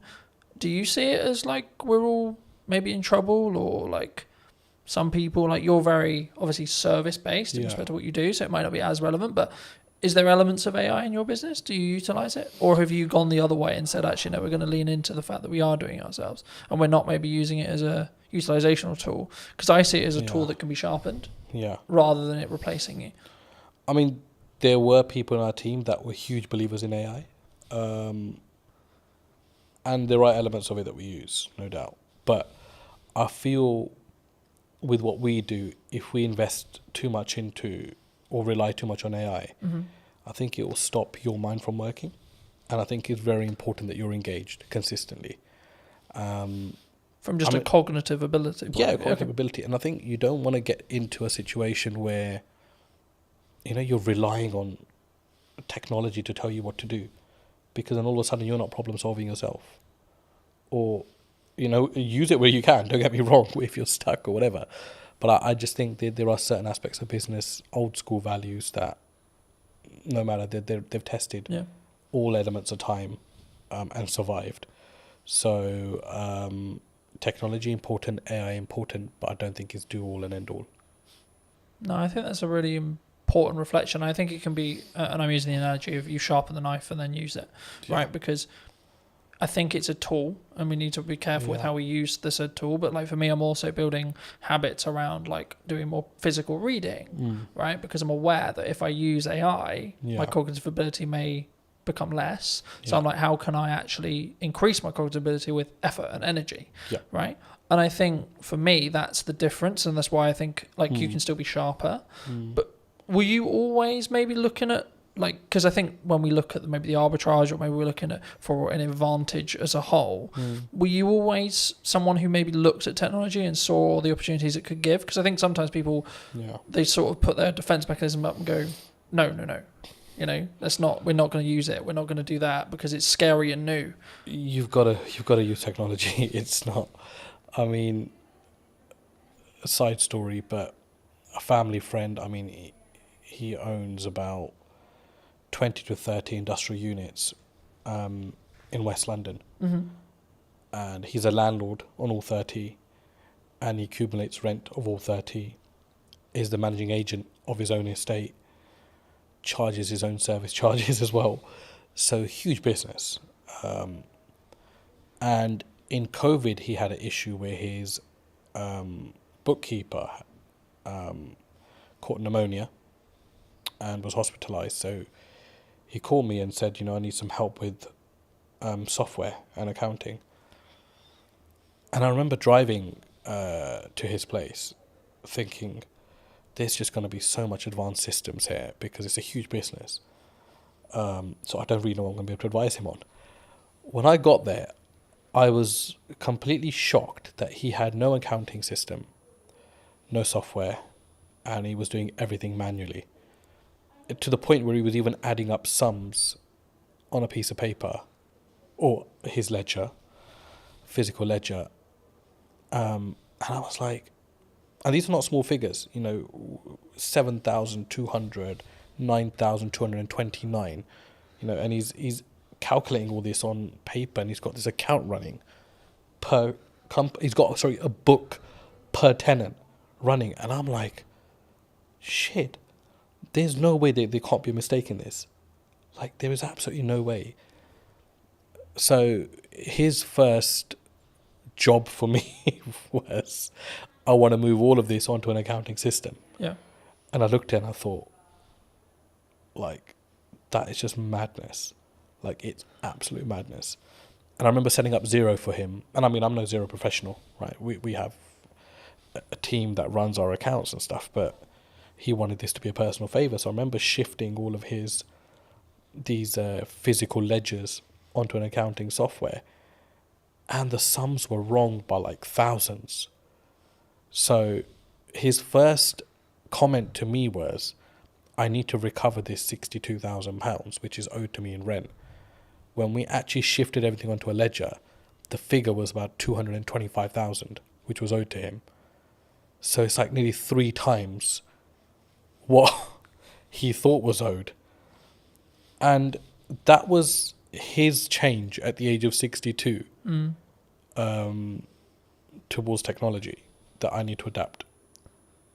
And that was the point where he was like, no, I Was it can't. an eye-opener for him? Sorry? Was it an eye-opener? I think it opened. Like, how did he react? I think it opened everything that he had within him, because he was just like, I don't even know how many years I've been losing money for, which is the main thing. And he always had tenants, I said, and came to him like, this rent figure is wrong. And he was like, no, he's adamant it's right. And I was like, an accounting system will put all that to bed. All of a sudden, the queries went down by like 90%. People stopped querying their bills because it was all automated. Each tax code was set. Every expense was set. And I mean, that was like, okay, there's also no time limit to when a person can wake up and see that they need to adapt to technology. And coincidentally, he got very ill last year himself. So he had his son come in and take over the business. And it was a very seamless handover because everything was sorted. So you could easily, you'd have to spend some time kind of understanding what's going on here. But it was handed over with something in place that you can just pick up and go with it. Yeah. Opposed to like, why is this or why is that or why is that? Everything was annotated. So yeah, look, you have to adapt. I don't think you can as a business. I mean, we didn't start using software till quite late into our life, business life as well. It was like 3 or 4 years in. We were creating invoices off Excel and that kind of stuff. And I was like, this can't be the way. And then slowly we've adapted to stuff. There are things that I think are really unnecessary in business as well. You don't need technology for absolutely everything. But yeah, basics like accounting and stock management, staff management, telematics on vehicles. You've got to have that. I mean, we had one of our drivers had a terrible crash last month, and the police wanted to know, what speeds were both vehicles travelling at, and we were able to prove that because we had the telematics. And the third party wasn't able to do that, which, favoured us as a business because we were able to prove that we were within, or our driver was within the speed limit. Yeah. Didn't harshly brake. So technology is a lifesaver in certain places, and you've got to have it for the basics of your business. Yeah. You're specifically, obviously, a very niched business in Yeah. regards to the sector that you serve. Have you always been that way? And if so, was that a very conscious decision from day one to be like, I'm going to serve this? Nope. Aviation just came about, to be honest. Well, I say it came about, but I kind of think you set your own destiny in some ways. We were so busy trying to survive as a company, but it was just like customer focus. Yeah. Make sure the customer gets everything they can from you, even if it means you're losing something. Just give your customer absolutely everything and make them feel special. And we do that till date. So in some ways, business is a funny thing because you can never say, I set out to do this and it happened. Because I think you've got to, a lot of things happen around it and you end up taking a different route. So, I mean, I discuss aviation a lot, but we work heavily with construction. We work heavily with tech companies as well. And we have a huge footfall in the city as well. And none of those things were ever targeted. I don't think we actually knew what we wanted to do when we started business. We just knew we wanted to serve food and, have a business as such, right? So it was like, okay, how do we do that now? And I think along the way, your business will adapt. Things will come up. You'll see value. For us, it was about understanding our niche. And I don't think we understood our niche until post-COVID, which is scary because that was 10 years into the business.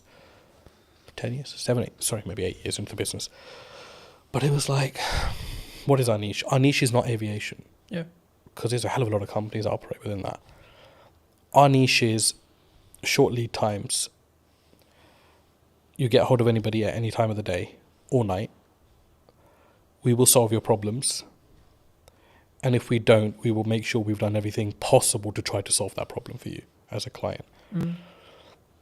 Now, there are some clients that have my number specifically, and they will only call me in situations because although I'm the director of the company and we have an amazing workforce, I've built that relationship with them personally when I was building the company out. And I can understand why they only want to come through to me. I totally get that. But my attitude towards them doesn't change irrespective of my position in the company. And we distill that through our staff, completely distill it through our staff. That nobody's bigger than the company. We help a client in any given situation that we can. If we are closed for the day and something comes up for somebody, we will do everything we can to make sure that we solve that problem for them. And we've become that. I think that's been our niche. Our niche is we are problem solvers.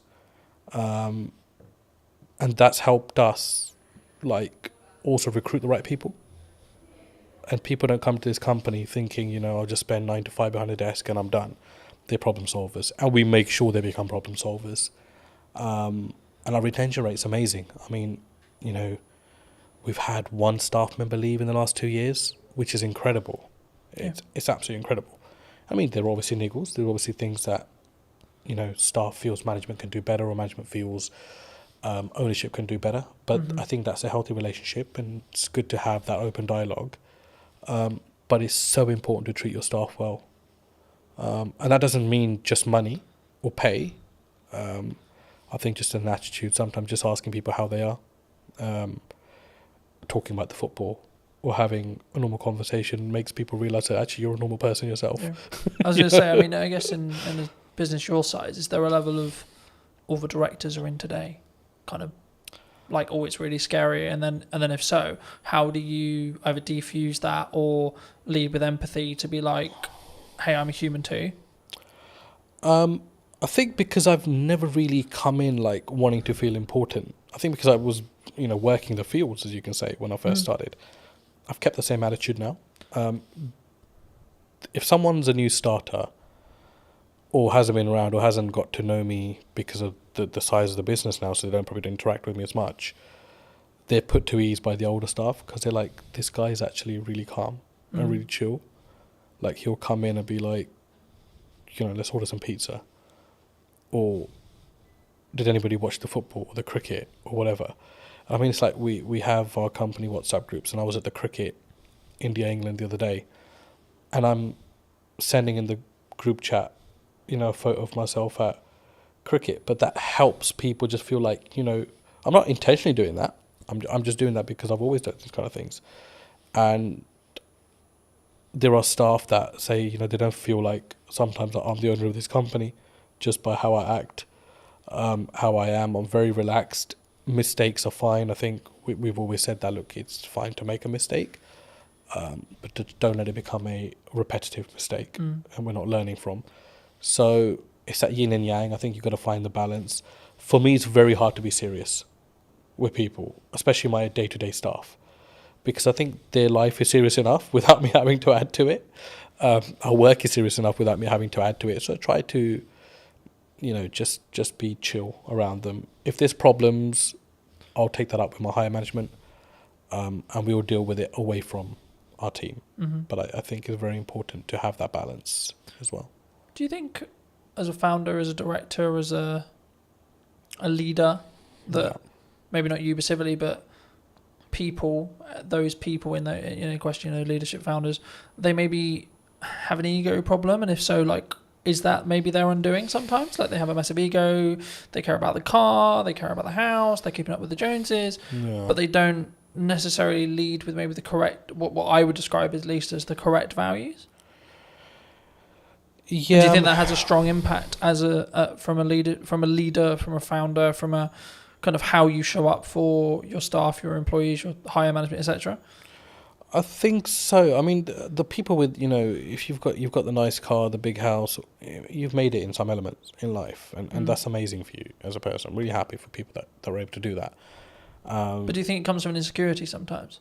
From insecurity, did you like say? they're doing it like, I've got the car because I don't maybe love myself as much, or like I'm trying to fill a hole potentially in their own self. I think everyone's trying to fill a hole in some way within themselves. I think we all have that. I mean, there isn't a perfect person out there. No, of course. Let's start with that. We all have our blemishes end of the day, and there are things that we can always improve on. But I've been in business long enough to see both aspects. I've seen people that feel like they need to show their hard work or remind people how hard they've worked by showing possessions. Yeah. And they do that more for others opposed to themselves, which is sad. I think it's quite sad. And I don't mean that in a horrible way, but I genuinely think like I'd hate to be in that position myself as a person.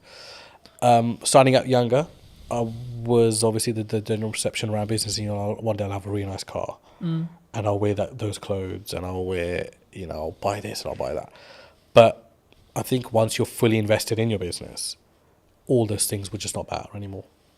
Like, for me, it doesn't matter right now that I'm wearing discounted next espadrilles,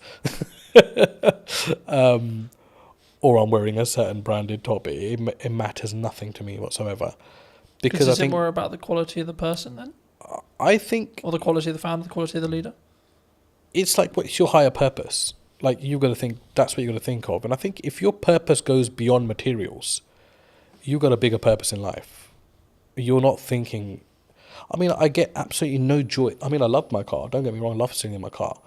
But if I get a phone call, the problems are still as bad as they would be on a bus or on a train.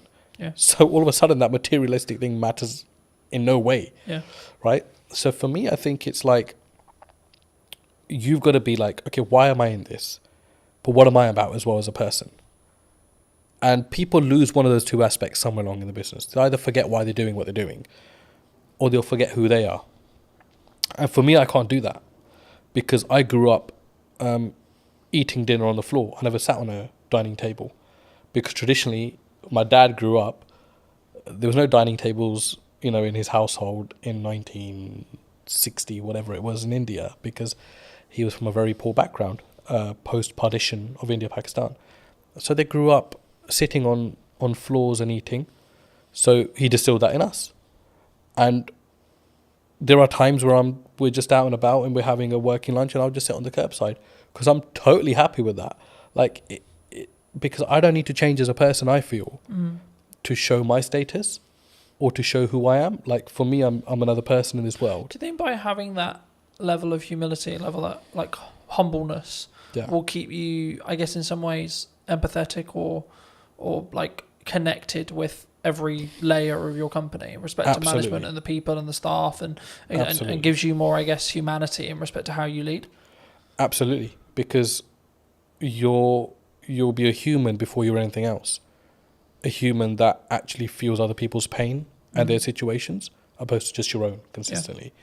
But it's very important for your personal life as well, because I've got 2 young kids. I was at sports day yesterday with them, and my he's just four now, and he's starting school in September. So yesterday was his sports day and today's his last day at school. And the parents were all sitting together and we're talking about schools, and we talked about, where he's going to be schooling and where they're going to be schooling. And it was just like an amazing conversation, because no one's judging everyone, because everyone's on the same footing at this moment in time. Yeah. But you start to get a feel as life goes on, as you grow older, that it becomes, who's going to the independent school? Who's going to the state school? Oh no, they must have so much money because his or her son's going to the independent, or his or her daughter's going to the independent school. But it matters nothing if you as a person still have humility, I think. And it doesn't matter whether you're sending your kids to a certain aspect or spending X amount on yourself. It's how you are as a person, how you treat people. I think it's hugely important, and even more so when you know that the person you are treating well can't give you as much value back as you can give them. I think that's a huge aspect of you as a character. Yeah. I think also it's a pay it forward mentality to an extent, right? Like, I think what you output will also reflect back on you in 3 months, 6 months, 12 months, etc. At some point, it will definitely reflect back on you. Whether you believe in karma, whether etc. Right? Whether maybe don't go about our belief system, but like whatever your belief system is, there's always a crossover there. And I think, especially when we go back to business, I think that's true in marketing as well. Yeah. Right. A lot of the work I'm doing at the moment is actually, how can I scale out what I'm doing and then build systems so that it allows me to be more present for clients. So then in turn I can do a better job, which in turn means then when I take on new clients, I can ensure that the quality is the same, right? And actually, I think partly because I will say no to certain projects or certain clients or certain things. Do you look at that when you potentially look at a client or working with a customer, etc.? Do you say no sometimes? And if so, where does that mindset come from to be able to have the humility, I guess, or the confidence to say, actually, no, you're not the right fit for us? I think as a leader, you're responsible for a lot within your organization. And I think you realize that the more you grow as a business. It's something which is easy enough to ignore if you're stagnant or if you're growing through, the growing pains, right? And it's a very painful area when you're growing as a business. And I mean, by no means is Anand a multinational business, but I feel the pain of it every day when we grow. And majority of the time it's financial pain, because the bigger you become, the more restraints you get on your cash flow. And there's times you're thinking, I just want to be small again. I just want to be that business that everything was done on account, payment on receipt or whatever, right? But all of a sudden now we've got payment terms. There's clients that rack up huge bills, but we know we're not going to get the money for 60 days or 30 days. And, there's clients there was a client that came in, and we're absolutely wonderful with each other now, but they started and they said, we won't pay you for 90 days, but we'll give you this much business. And everybody was like, oh, that's an amazing deal to be done. And it was somebody from our team, actually, because when I consulted him, and he said, there's absolutely no point to take this business on, because if this client's going to be giving us £150,000 a month, we won't have that for 90 days. So all of a sudden we would have racked up something like $500,000 in 3 months. Or this business would have racked up $500,000 with us and that's a huge risk, because we only get paid 150,000 out of that 450 after 3 months. Yeah. And then it becomes that again. And then it becomes that again. And if that goes down tomorrow, we're going to be losing $500,000 as a business. And that's not just the revenue, there's the cost that comes with it as well. Yeah, because you have to pay out the cost anyway. Of course. And I think sometimes when people look at business, they maybe don't appreciate it, right? They'll see them with the nice car, they'll see them with the new studio, whatever it is. But I look at it and go, oh, that's a lot of money. Yes, my God, that's a lot of costs. Yeah, of course. Right? And I think it's how, I guess in some ways we develop as people to stomach those costs as leaders. Definitely. And I think it's, Carlton, it's got to be your attitude as well. Yeah. I think you've got to, I do not think that there is a company in the world, I do not think there's a single company in the world that should ever come to you and try to take advantage of the size of your business. Yeah. Or play on the vulnerabilities. But unfortunately they do, because that's the way the world works. And that's where I think you've got to show your mettle. Like, how much do you value yourself as a business? How much do you value your services as a business? But be able to back that up with quality as well, which is a fine line, right? And that doesn't necessarily mean you've got to have the best product in the market, but absolutely deliver on everything that you say you're going to deliver on. If it costs you to deliver on it, you deliver on it, irrespective. You don't just shortcut and then leave yourself exposed in the market for having a bad reputation. But I think it's self-belief. But I know that doesn't come when there's no income or little income, because only self-doubt's there at that point. But my last 2 years in particular in business have taught me, gotta value yourself. Yeah. And that doesn't mean you go and shit on people's parade, or you go and mistreat clients, or if somebody comes in trying to bargain with you that you mistreat them. You've got to hold your firm in a polite way, but you've got to know what your business is about, and you've got to know where you're strong and where you're weak, and you've got to be able to make the right decisions. And sometimes the first decision is not always the best decision. Yeah. But leave the ball open where you're still able to have dialogue with clients. There's times where we made, mistakes. We've misjudged, and we wouldn't be human if we didn't. But it's, how do you react to that? Yeah. How do you go back and manage that? How do you have the humility to say, we got this wrong, but still be able to have that relationship with your client? I think as well, and I had a very fortunate conversation a couple of weeks ago about this, and it was like, we just worked with a brand new client, and one of the things they said to me about why they chose us or me, however you want to perceive it, is that because I was the most expensive out of the ones they were talking about, and for like maybe a newcomer or etc., that sounds weird, right? Because it's like, why would you win the work but you're the most expensive? And I think from what they told me, it sounded like it was like, well, I've got the gonads, I've got the balls, or whatever you want to call it, I've got the confidence to say, no, this is how much this is what I'm going to commit to price wise, but then also I'm going to follow it up with the value that I'm going to lead with as well. Huge. Do you think sometimes people get really challenged on price? Always. You're always going to be challenged on price. And then how do you deal with that? I guess would then be the conversation, like, is there certain scenarios where you're like, no, we're going to maybe negotiate by this much, but our final price is non-negotiable here? I think there's two ways to do it. I mean, I've been on the opposite end of that spectrum, where I've bargained just for the sake of taking on the business, and I've negotiated myself into positions that are like the least favourable in the end.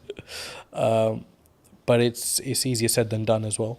But I think you've got to know your costs, know where you sit, know what you're trying to achieve out of that deal, because sometimes you take on a deal with the hope that it's going to lead to bigger and better things, which is fine if you know your market.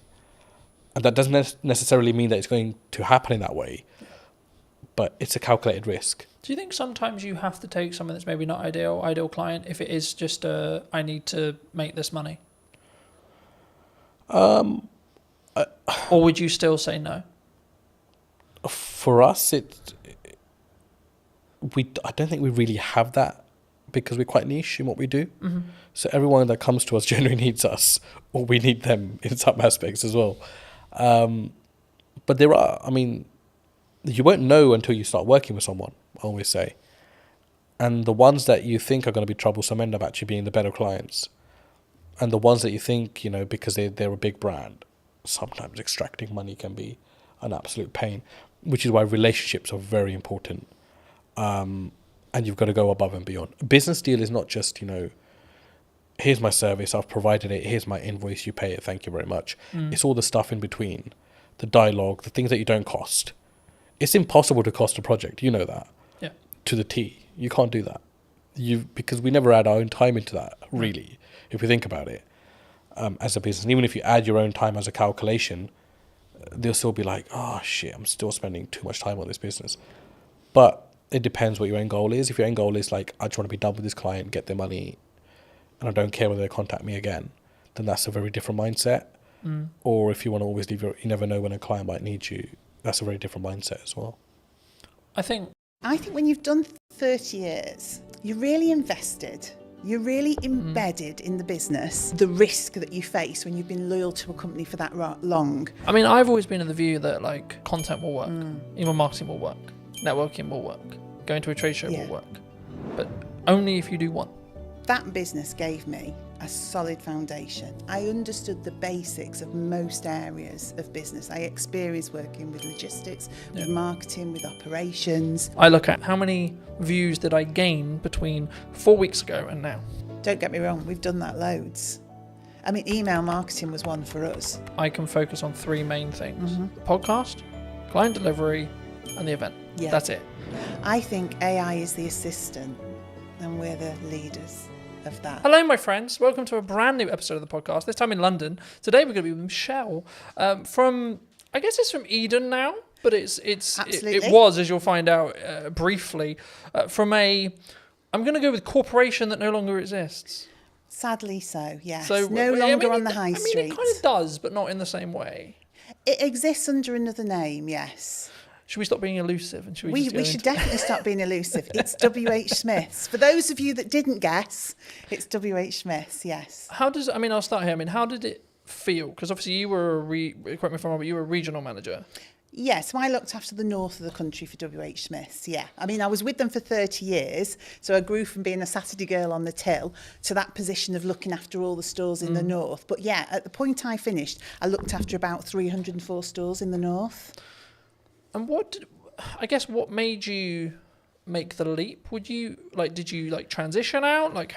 Because I think when you're in a position like that, maybe the money's good, or was it just like, oh my God, not this again. I hate the inside of my car. I don't know really, because I think when you've done 30 years, you're really invested. You're really embedded in the business. You are earning really good money. And you're super comfortable. And the reason you're comfortable, and this to me is the sort of the risk that you face when you've been loyal to a company for that long, you've kind of got into the zone of corporate muscle memory. So I didn't really have to think that much anymore. Yeah. So I was earning a good wage. I was doing a job that I liked for a company I was really invested in. But ultimately, I'd kind of lost the ability to be myself. The company had changed. I'd changed. And it was just time, I think, to find something that was me. I guess there's a natural kind of, sometimes there's maybe a disconnect Like, you were who you were then. You grew 30 years, and then you wanted to go this way, but they wanted to either downscale or go that way. I don't know if it was a case of they wanted to go this way and I wanted to go that way, because in all honesty, I could probably have done another 20 years for them, because genuinely, I was really embedded in the business and I loved it. I loved the people. I mean, you literally know everybody when you've done 30 years. You know every store, you've been to every place. But I just sensed that it wasn't going to be right for me in the future. You know, I think you just get a knowledge of, I've got all this experience, I'm getting my own mind, my own voice more, and that needs to be somewhere else for it to develop and grow. Yeah. It's not going to be develop and grow here. Or I can stay and carry on doing what I've always done for another 20 years. So was it, I guess, in some ways a personal development shift for you? Because we were talking just while we were setting up about, you know, the difference that you now have with where you are with Eden. Yeah, I didn't know it at the time. I honestly didn't know it at the time. So it was a leap of faith moment, really. And then the weird thing for me was COVID literally happened on the Friday of the week that I left. So I gardened for about 12 months. So in that period, I really did start to think, well, what's going to work for me now? And do you know what? It is not an easy thing. I now see people going through that same process of leaving something really big and corporate that they know well and then trying to find their way. It's difficult. Do you think that it comes with a, because we were talking before we started, that I'm going to find it very hard to go into corporate now because I've got the freedom of self-employed. I guess you could say I know what works marketing wise, especially right now. Yeah. And I would have to fit perfectly into a team culture wise for it to work. It would depend what you'd want that for. For me, that business gave me a solid foundation. I understood the basics of most areas of business. I experienced working with logistics, with marketing, with operations. It taught me to be resilient. You know, they were a company that was adaptable. I mean, they survived on the high street. So it did give me an understanding of how you support a business to survive, to protect its people, to protect the brand, etc. But yeah, on the other side of it, the thing that you're talking about, having your own voice, that freedom to shape a culture, shape a business, shape the dynamics of what the team are doing. For me, that didn't exist in that type of business because I think they have to have really clear communication, real clear clarity of message. Yeah. And if you're someone who wants to divert or disrupt that can be very regardless difficult. Of maybe how good the idea is. Regardless of how good because the idea is. Because it is a triangle in that respect. You know, you have to follow the top. And I always found I was always in a box. I think so. And as well, and you can have, and also it's the ability to push that idea through, because some ideas do make it through. But what do they say? It's like steering an oil tanker, not a speedboat. Yeah. So it's the perseverance, it's that just ability to doggedly slog through with that idea till somebody says, yeah, we can make that work, and you get people behind you. But you learn so much from that. So I could see you going into corporate and learning a ton of stuff.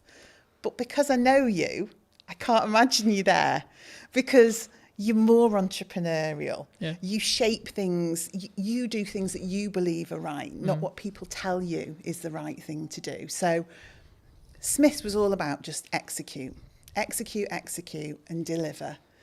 Whereas now I get to shape and change and mould and mentor and support elements of that in a business like WH Smith's, but now with a lot more heart and my own voice behind it. Do you think, I mean, obviously, for those who don't know, you've moved into Chief Strategy Officer. This is the first time I've heard of it. I mean, in a nutshell, what is that? What is it? What does actually your day-to-day look like and feel like? I guess it's about, ultimately, it's having the long-term plan and strategy for that business. So the growth plan. So looking at quick wins, middle term, long term. So saying, where is Eden as a business going? But then from that, understanding, I guess, some of the fundamental change. So what are the operational and robust things we need to put in place to get it there? Yeah. But also having the freedom to be inventive, to work with the team, to generate ideas. So I would say I'm the person who knows the long term, but I'm also the person that wants to generate all the bits in between that move us in that direction. And some of it is quite simple. Some of it is really quite complex. It's about building teams. It's about building roles and responsibilities and processes. Yeah. But then it's about looking at innovation, deciding what we want to do, NPD, all the fun side. And I think for somewhere like Eden, Chief Strategy Officer is because we want to scale up and grow the business, but we don't fundamentally, well, I don't believe fundamentally we can lose the heart of what Eden is. Yeah. It started in somebody's house with the founder and his partner and a couple of people working for him. And it's grown now into its own HQ, its own warehousing, employing 26 people.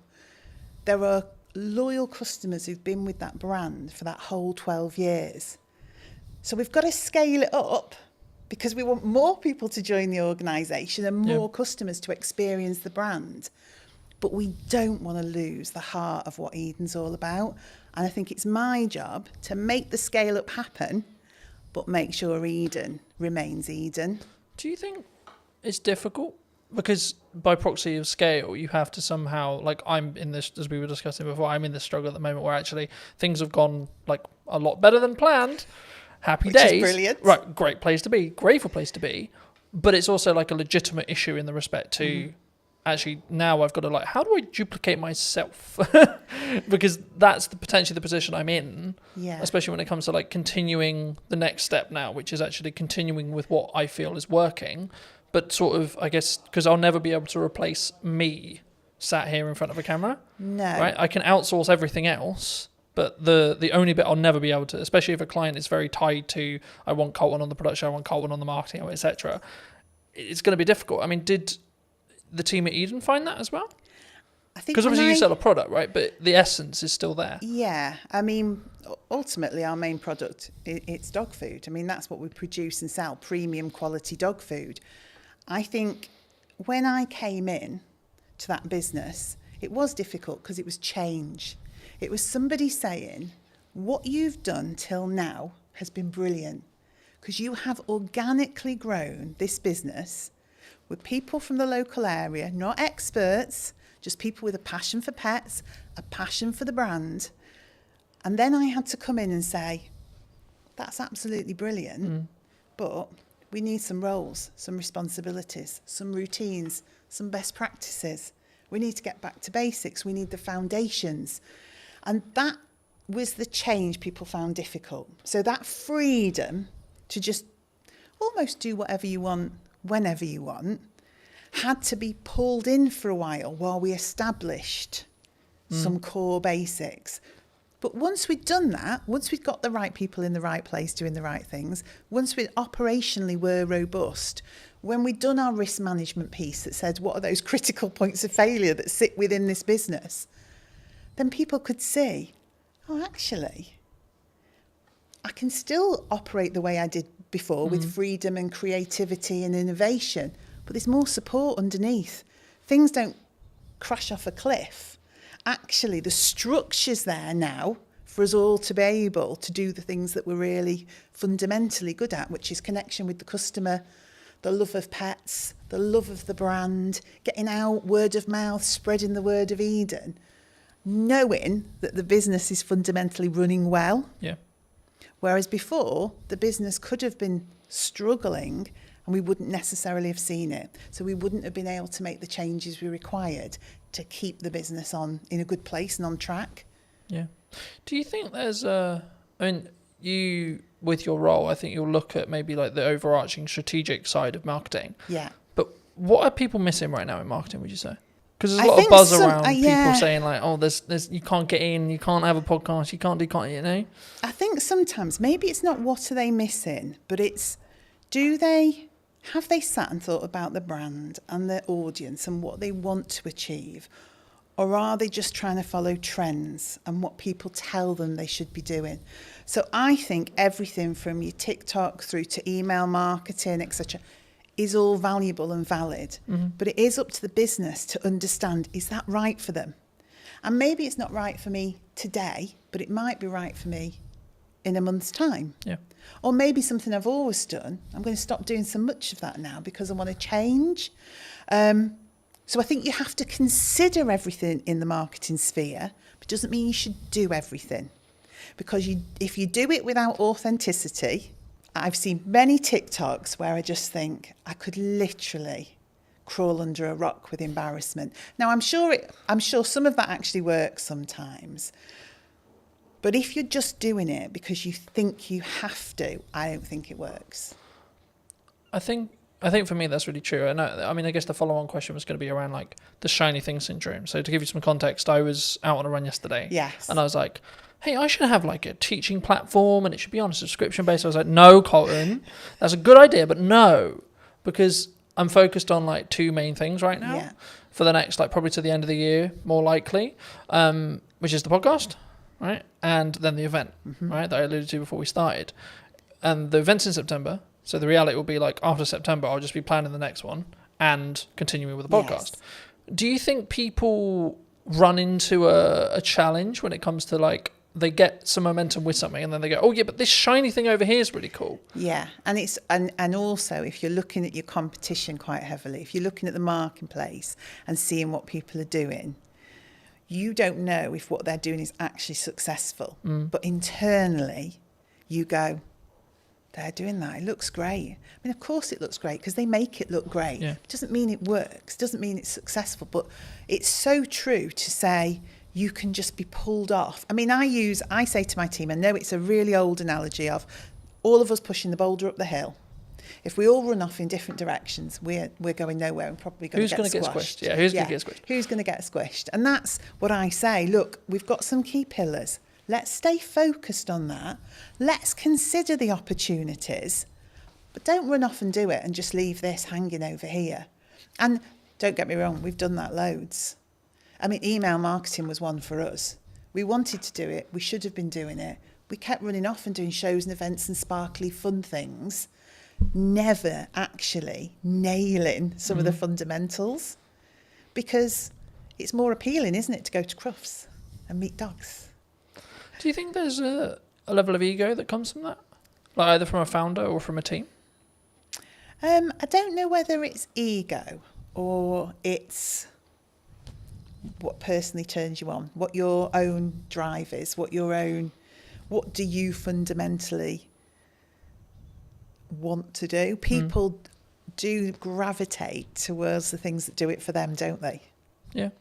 I mean, I've always been in the view that like, so for example, content will work, email marketing will work, networking will work, going to a trade show will work, but only if you do one. Okay. In my view, right? From what I've found personally. Yeah. When I've really focused in just depth on how do I make the podcast as best as it possibly can. Yeah. From a viewer's experience point of view. That might be how it looks, how it sounds, how I come across. Can I outsource it? I've got a balance because it doesn't directly make me money, but actually the marketing collateral that I get from it will make me money. Okay, cool. So then it becomes a game of we're keeping those costs and balancing those costs, sure, but actually how can I focus on the viewer experience? Yes. And then when I look at maybe something like the event, it's like, okay, how can I make this client experience incredible for the people coming, even if there's only 5 people in the first event, right? Yeah. And I think sometimes we get, and that's why I mentioned ego, I think sometimes we go, but I'm only going to sell 5 tickets. It might be the possibility that I sell 20 tickets or 30 tickets, but like, what if I only sell 2? I get that. And it's interesting, isn't it? The business that yourself is in with you, and obviously you're looking to scale up and maybe employ, etc. Whereas now I'm sat with a team of 26, and so we've got the opportunity to do so much more. Yeah. But again, it is that decision on what's really valuable. I mean, and you just touched on something actually that I thought was really interesting. Doing things really well, making sure that the experience for the customer is, well, I mean, we were in a whole cycle of wanting to be perfect and never actually doing. So we had 20 things we should have been doing. So we were going to a show, we were doing email marketing, we're creating a newsletter for B2B, we were doing, but actually all of those things had to be, to us, absolutely flawless. Yeah. And we were not delivering anything. So now I'm in the world of accept 80% sometimes, but execute and get it out there for the customer and do it consistently. Because I think sometimes, and maybe it is a bit of ego, you want to look at a piece of work you've done or something that you've done that the customers see and comment on. And when you're getting all the praise and, oh, that's so beautiful and that looks amazing and your brand is absolutely, but you've achieved very little, it's not really worth anything. Yeah. All that praise and adulation about something when you could have delivered on 20 things but done them at 80%. No, I completely agree. And there's a very quick psychology study. I've done longer videos on it, but like just a very quick synopsis here. There was two groups. Sometimes it's pottery, sometimes it's painting, sometimes it's sculpturing, etc. The lecturer says one half can only create one piece across a window of time. Sometimes it's 2 weeks, sometimes it's a month. And the other half can create as many pieces as they like, whatever the metric is, so pottery, painting, etc. And the result of the study was that the group that could repeatedly create something had a better piece objectively than the group that had only that window of time to create the one thing. Completely agree. And that's where done better than perfect is better. Yes. And when I say I'm looking at, like, I think it's a focus point for me on how can I create the journey or the viewer's experience or the customer's experience or the client's experience as a whole to be better across a year, not per episode, not per event, not, it's the overarching strategy. So I don't look at this reel got 1,000 views. I look at how many views did I gain between 4 weeks ago and now, right? That's the metric I track, not what when I go into what's working. Sure, I'll look at specific videos, but on average I won't. I just focus on the output and then focus on how can I build each one to be 1% better than the one before. Yeah, and I think we do similar. I would say we start to look at consistency of communication. Are we building a community? Do people feel like we're engaged with them and so that they're engaged with us? So it's a similar sort of metric but in a different way, because if you're brilliant once, those people soon just disappear. But if you're constantly there talking to people, engaging with them, they're able, you're responding to them, then over time that just builds into we call it a community. We're trying to create a community. And we're always trying to draw people in to that community. So the end result is growth. But I think we sometimes get into the world of we need it all to happen in one day, 2 days, 3 days, 4 days, 10 days, etc. That's me sometimes. But actually in reality, if we just focused on, I can't remember the exact quote, but something along the lines of, we underestimate what we can do in a week, but we completely over-egg what we can do what we can over-egg in a week, but what we can do in a year is really underrepresented mostly. And I think for me, actually focusing on that 1% is what that matters overall. Because then you're building that compounding effect. You're pushing the snowball down the hill a little bit faster, a little bit faster, a little bit faster, a little bit faster. Yeah. And also I think people can understand more. So if you are constantly jumping from one thing to another, your team just cannot grasp where we're going. They can't grasp the brand. What is the message? What is the strategy?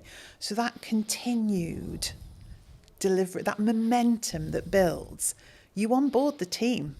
And by onboarding the team, you onboard the customer. And particularly in our business, because we've got customers and consumers. So the dog's the consumer. It's the dog we're trying to get to, but it's via that customer. And so it's almost like the baby food world, isn't it? Yeah. The baby's eating the food, but the parent's choosing which of the brands to buy. Same in our world. The dog's eating the food, the customer's choosing. A lot of that comes through trust. So that consistency, that slow momentum, is people don't trust people that flip from one thing to another, and they cannot understand what they're doing, and they can't see the message. So that repetitive, consistent approach. Oh, right, I know what Eden's about. I can see what the team's about. And because we're so accessible as well, a team of 26, we're all working in Stoke-on-Trent. You speak to one person, that that understanding of the brand. You'll speak to the next person, you'll get that same message, you'll get that same education piece. So people start to think, this business knows what they're doing. And I think that's the same for yourself. When I see you online, when I see you doing what you're doing, I think that guy knows what he's doing. I also think it removes the pressure of being perfect every time, like building off the like done is better than perfect thing. Yeah. Because as long as I'm authentic to me, then it doesn't necessarily, you know what I mean? It doesn't matter in the same way, because I'm not like, oh no, that's not, as long as it's on brand and on piece and still me, then I'm like, actually, that's cool, you know? But talking about that to its extent, I mean, we're in a world where AI's like risen, right? Are we all going to lose our jobs? No, we're definitely not going to lose Is it all doomed? I think AI is the assistant and we're the leaders of that. And so you can use AI fundamentally to change your business. You can use it for insights, you can use it for planning, you can use it for content support, but ultimately it's the assistant to the business. It's not the business creative, it's not the founder. You know, the people are the heart of your business, but you can deliver fabulously elevated results if you work out how to use it in the right way. So no, it's not scary. And I did something funny at work the other day to show the team not to be fearful. It was just something really small. I took a picture we'd taken and I said to AI, you know, give this picture some movement. And it did this crazy thing. I mean, we're pirouetting around the stage on this picture. I think one of us had claws for hands or something ludicrous. But then I gave it real instruction, my voice and the heart of the brand, and explained what I wanted. What it created was amazing. But it needed that voice, that human voice, that human interaction, that brand understanding. So we shouldn't be afraid. I've used the analogy recently of you need to sharpen the knife before you use it.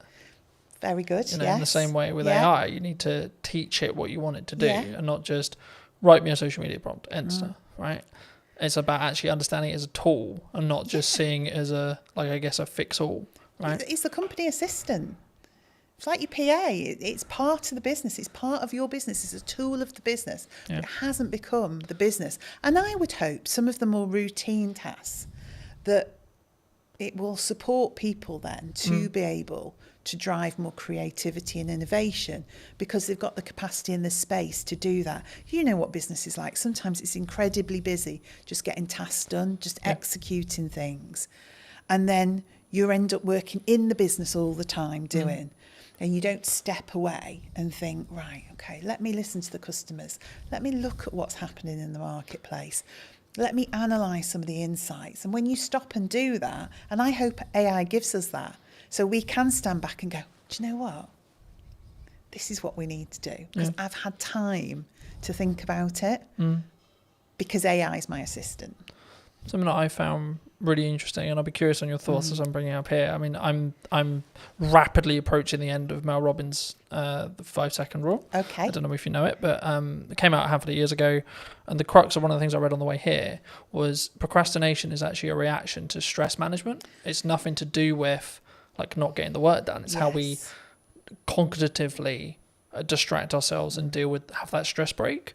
And it kind of links to the AI thing, because I think the performance, you could say that, especially when you're in C-suite or you're, you know, a chief marketing officer or a chief exec officer or a chief strategic officer, etc., we can be so do. How do you personally balance it, but also allow yourself to have that time to, I guess, think up the more creative ideas, or like have that more synergized approach in respect to actually, no, I'm going to step back now and say, let's look at the problems I may be facing and how I can like strategically fix them, but not with the pressure on having to fix the answer today.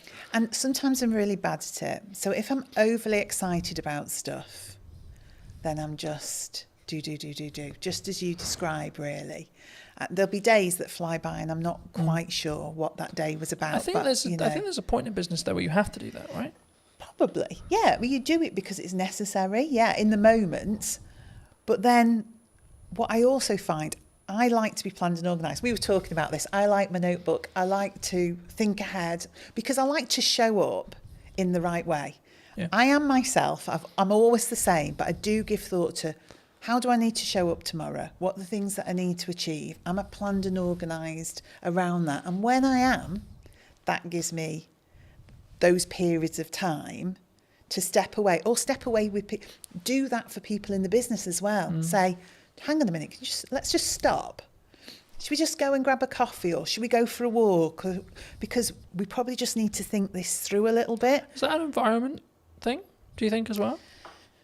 Like you need to physically remove yourself from the office, the home, to get a change of scenery? For me, it is. And I probably use that with other people. Now, whether that's everyone's reality, I don't know. But I am one of those, when I got home and walked the dogs at the end of the day, that's where things would come together. So all the strands from the day that all seemed very sort of disparate and all over the place would come together, and I'd think, right, that's what we need to do. But we talked about this in work the other day, actually, creating space, going for walks, having hours of the day where people put down their keyboards, they put down and we do something different. And whether you want to call that a team exercise or just chilling out and having a coffee, but forcing people in a way to have space. Because your natural reaction is you're being paid to do a job. You see yourself as, I must be productive. I need to be able to demonstrate the things that I've done. But that's not the case. What you need to be able to demonstrate is an understanding of what the most important and priority things that we should be doing. Not that you've done 100 things, that you picked the 10 most important things and did those. And do those well. And do right? them well, yeah. But don't do, like we said before, don't do them so well you don't actually deliver on anything. But, yeah, do them well. I think you need to personally ask yourself, I mean, I'm looking at it as I say, like, I can focus on 3 main things, right? And that's what I'm really leaning into across 3 months, 3 things. Yes. Right? And it's like, right, the podcast, client delivery, and the event. Yeah. That's it. You've got nothing else. You can't add anything else. And it's not that I don't have other ideas. I do. Yes. But it's actually, if I'm going to get what I want from this and I'm going to make those 1% improvements, I have to focus on those 3 things. So how do you, because to me it's capturing the ideas, isn't it?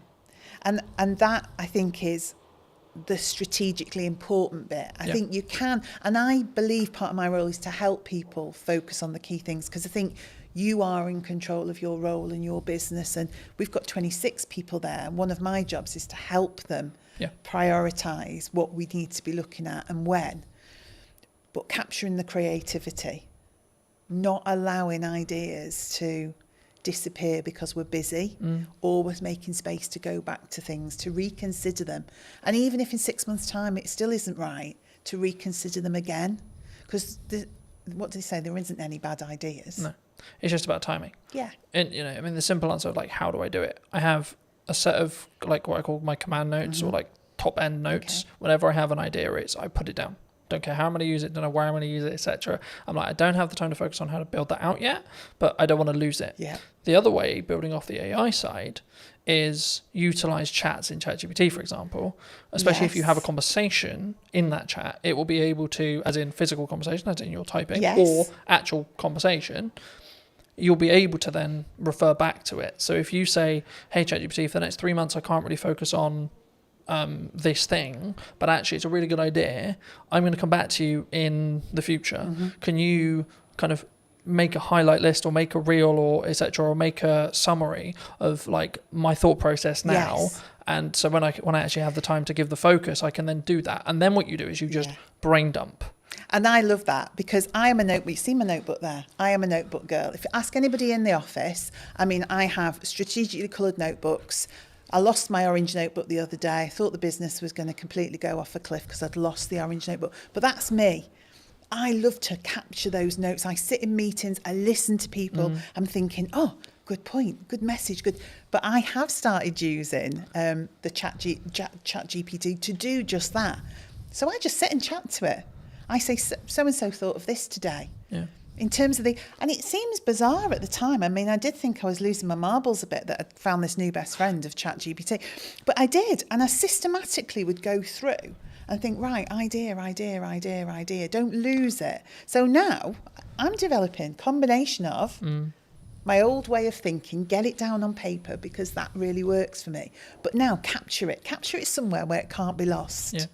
And I think as well, like if you are capturing it either written wise, like some people are really into writing, there's a couple of things I would say, like get a tablet with a pen so you can just write it and it can digitally transcribe it for you, or just get into the habit of taking photos of those pages, because if you give those to ChatGPT, it's probably nearly smart enough from what I found to actually be able to capture that information and then convert it into like a text format or whatever you want it to do, or even just capture it inside the chat's memory. I like that, because I'm a paper and pen girl. I really am. It's meaningful to me to put words on. But that might be paper. actually that's how your brain's wired. Yes. And actually that might be your good idea. Yeah. And that's where your ideas flow. But then like in the result where you do lose your notebook, if you're also backing it up through ChatGPT's like chat memory, like you could just have one called idea dump, for example, right? And every single time you write a page in your notebook, take a picture of it. Yeah. And then tell ChatGPT, I'm going to refer back to whatever the note is. Can you bring this content forward whenever I ask for it? And it's how you then, and this is an example of like how to leverage AI rather than being scared of it. Yeah, and I think that is just it. And it's funny that naturally using ChatGPT in that way worked for me. And also that ability then for me to create patterns, trends and insights from it, because I will go back and say, are there any common themes? And I didn't know if it would work or not. You never know if these things are going to work. So can you see any patterns, any common themes, anything that's coming together as one cohesive idea? And it's so good at that in terms of analysing and pulling out insights. Because I would go back, I mean, and this was an arduous task, I'd go back notebook, highlighting things in different colours, pulling strands together, generating one idea from 20 thoughts. AI is really good for that. Yeah. But again, I think it's an assistant tool. I don't think it's going to necessarily replace us. I mean, the trend sort of changed and it became this, someone who's utilising AI is going to take your job rather than the AI itself. And I think that's a more positive or more real reality of what we're going to have in the next 10 years, I think so. to be honest. And things change, don't they? Things always evolve. You know, industries change, the way we work changes, but our minds are amazing. We've just got the power to adapt and do things in a different way with the support of that new way of working. But I found because it's taking the grunt work away or allowing me to document things, etc., I then can have the more creative thinking process because my bandwidth is like opened up in that respect, and I can sort of play around a little bit more with what works and what doesn't, and like what ideas work and what, and I can ideate them a little bit deeper. Yeah. I think one thing that came to mind then, and this is why I think being the strategy officer is important, is probably one thing we need to think about. One thing I think about is everyone in the office is using ChatGPT or something similar, but I have to keep our voice as the Eden voice and the Eden brand. So that's what then becomes important in terms of us and the team. Because again, we could all go off with our voice thrown into ChatGPT. What it gives you back then starts to become... But I think it's a mirror, right? Yeah. And I think when we blame it, oh, it's a bit robotic, oh, it's a bit this, oh, the words aren't... It's like, well, you did the prompt, you did the... Yes. But I think, I mean, as a more generalised question, I guess, do you think that we don't look at ourselves in accountability-wise as an over... Not even necessarily AI, but as an overarching... kind of like as a person when we see something maybe goes wrong, like more generally, like what that people as a whole we don't take accountability themselves, or do you think that's rarer? It's easier to go, it's your fault. Yeah, we don't always want to take accountability. If you're asking if we do, I think you know when you're accountable for something. Yeah. That doesn't mean you don't try and deflect that accountability, but normally, if you work it through with somebody, you can get to a place where you understand what role you had in that. And again, that's something I have to do, because I think part of my role is clarity.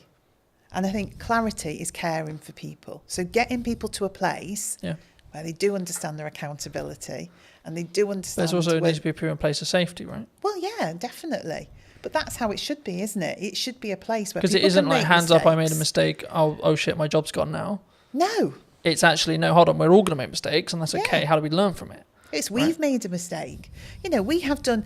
We've put tons of effort.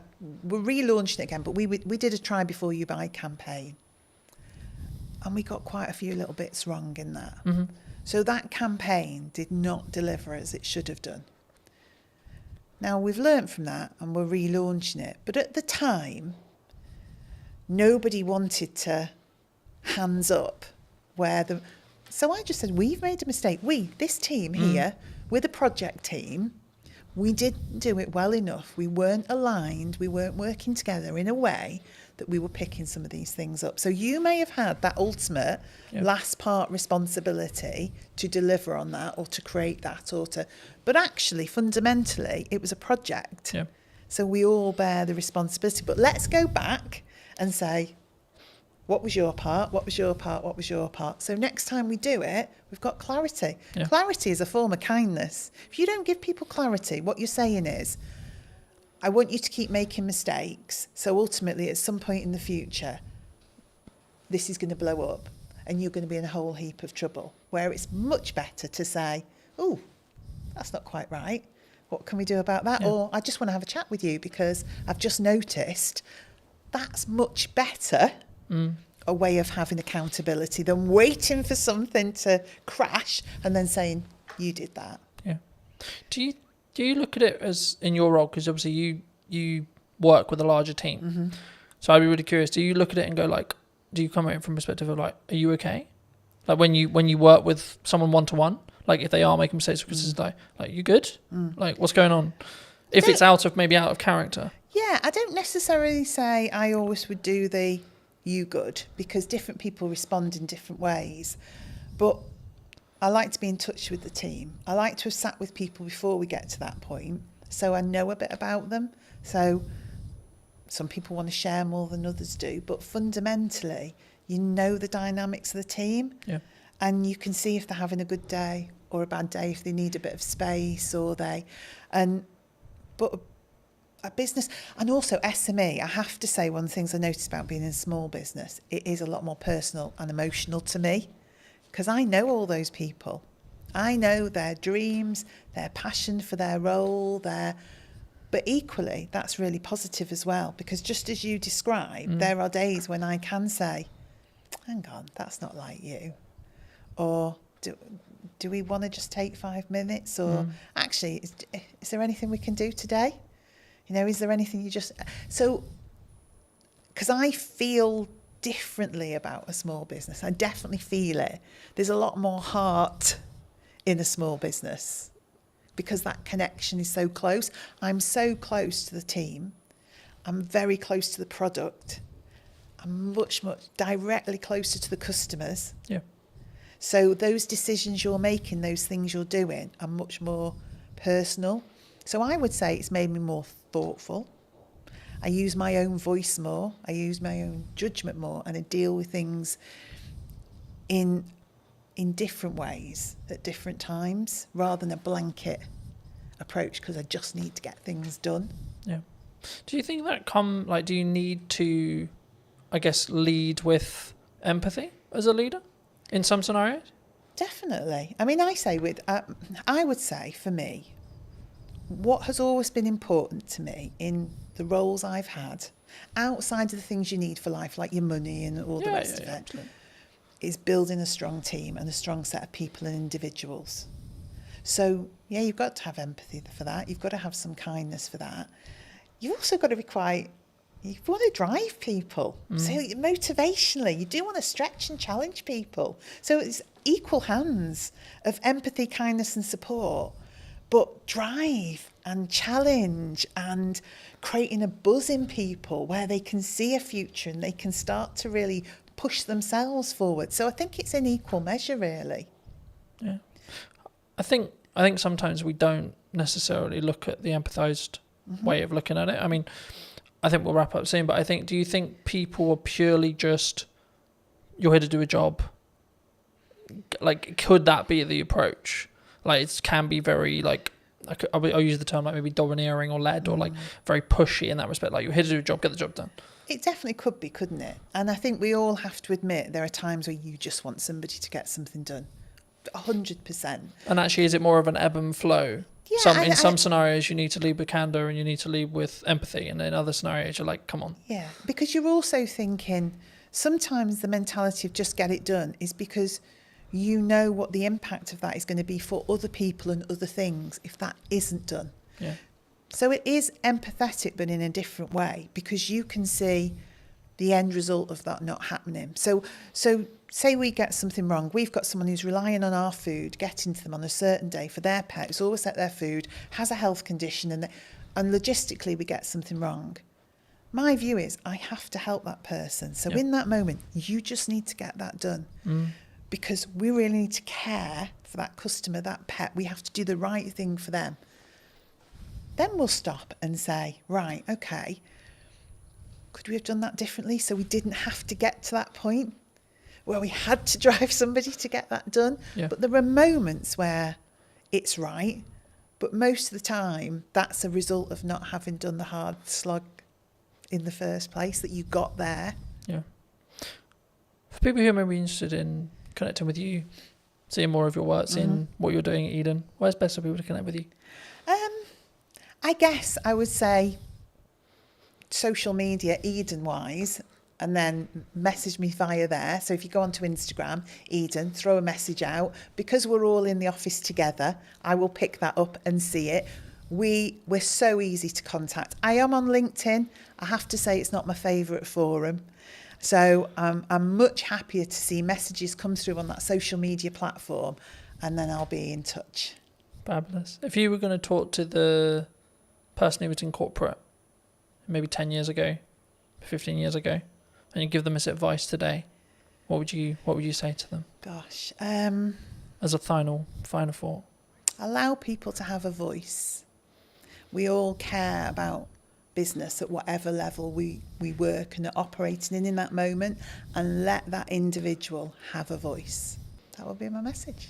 Thank you so much for watching. If you did enjoy this episode and would like to see more like it, make sure to be subscribed. Let me know in the comment section down below if you enjoyed it and what your clear takeaway was, and I'll see you very, very soon. Hello my friends, I hope you're well. Welcome to the Old Mill, and today we're going to be doing a brand new podcast talking to Johnny from Taste World and just kind of the Old Mill. Hello Johnny, how are you? How are you? I'm very well, absolutely. I was going to think about where to start, but I mean, we're sat in the Old Mill restaurant, right? And I think a lot of people who are local to Salisbury will obviously know the Old Mill in Harnham. You've just acquired it maybe, 6 months ago? 3. 3 months ago? Okay. Yeah. Why here? Why did you choose here specifically? It was just a building that had come to our attention for a kind of friend when I think a poster went up in the window saying, due to change of ownership, we'll be closing. And I thought, we need to come and look at this site when I was told how beautiful it was by the friend. And we came straight here, and within, I think, 15 seconds of pulling up in the car park, we decided it was something we needed to pursue. And we actually agreed the terms to take it kind of out of the grasp of the person that was meant to be taking it without even stepping foot inside. We literally saw your video, strangely on YouTube, that I think you filmed a couple of years back, and the visual impact it had from the outside.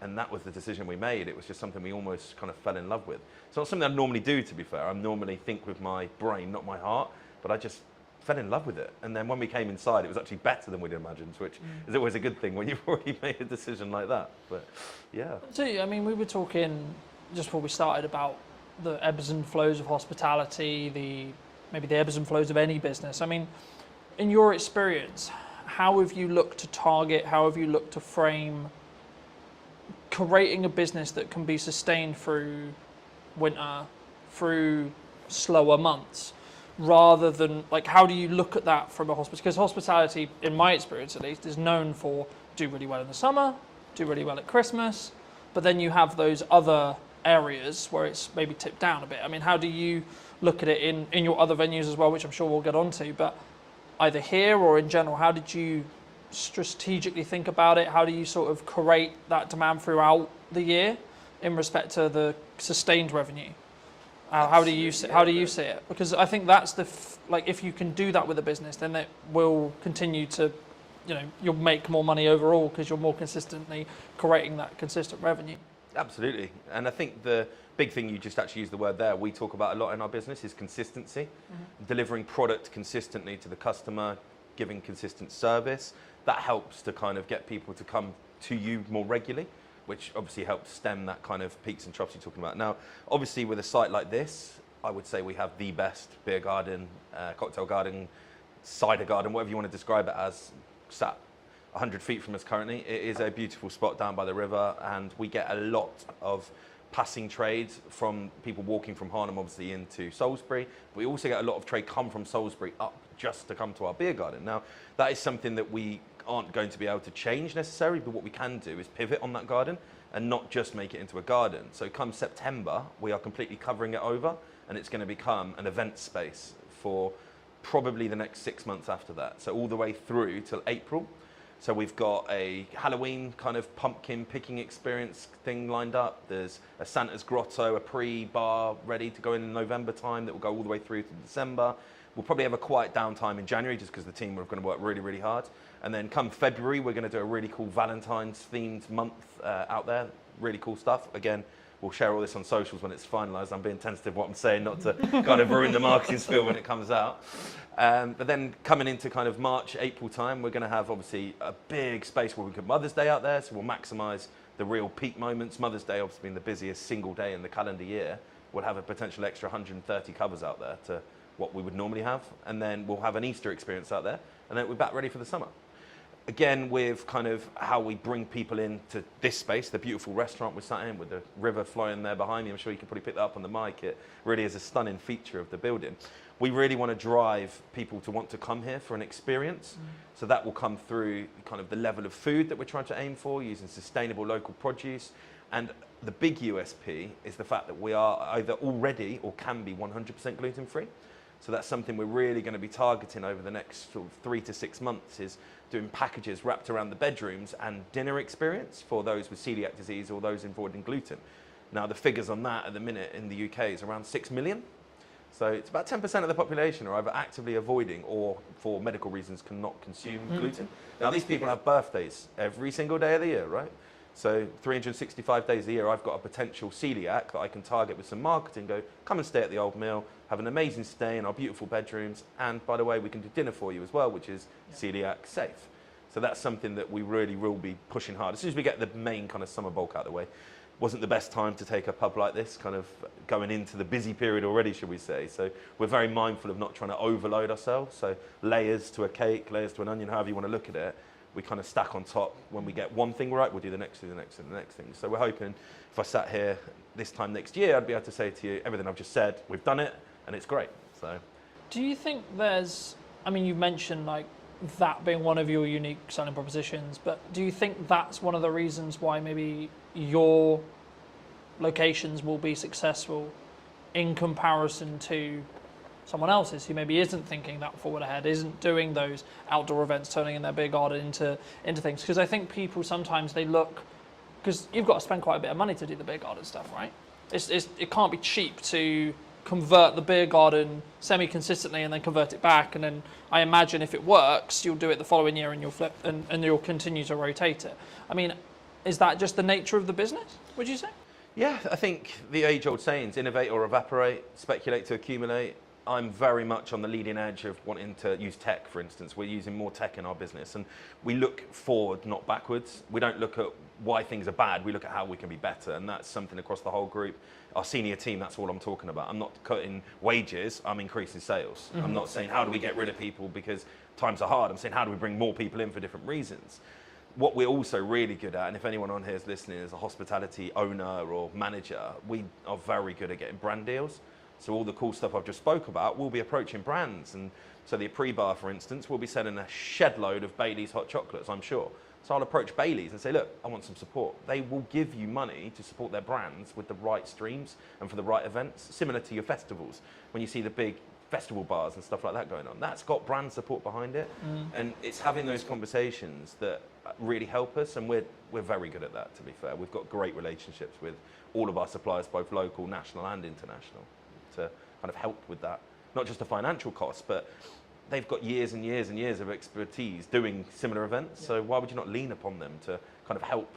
It might be a supplier they use that can cut some costs that we didn't know about, or just simply going, have you thought about this? Like we had an event a couple of weeks ago that we used Thatcher's, a very local company, obviously from Somerset, but they are fantastic, just gone to #1 cider brand in the UK actually last week, it was announced, and they supported fully. They paid for the live music, and they came down, gave us a load of free stock, and had people down here giving out samples. That was just because they wanted their brand to be seen in a beautiful pub like the Old Mill.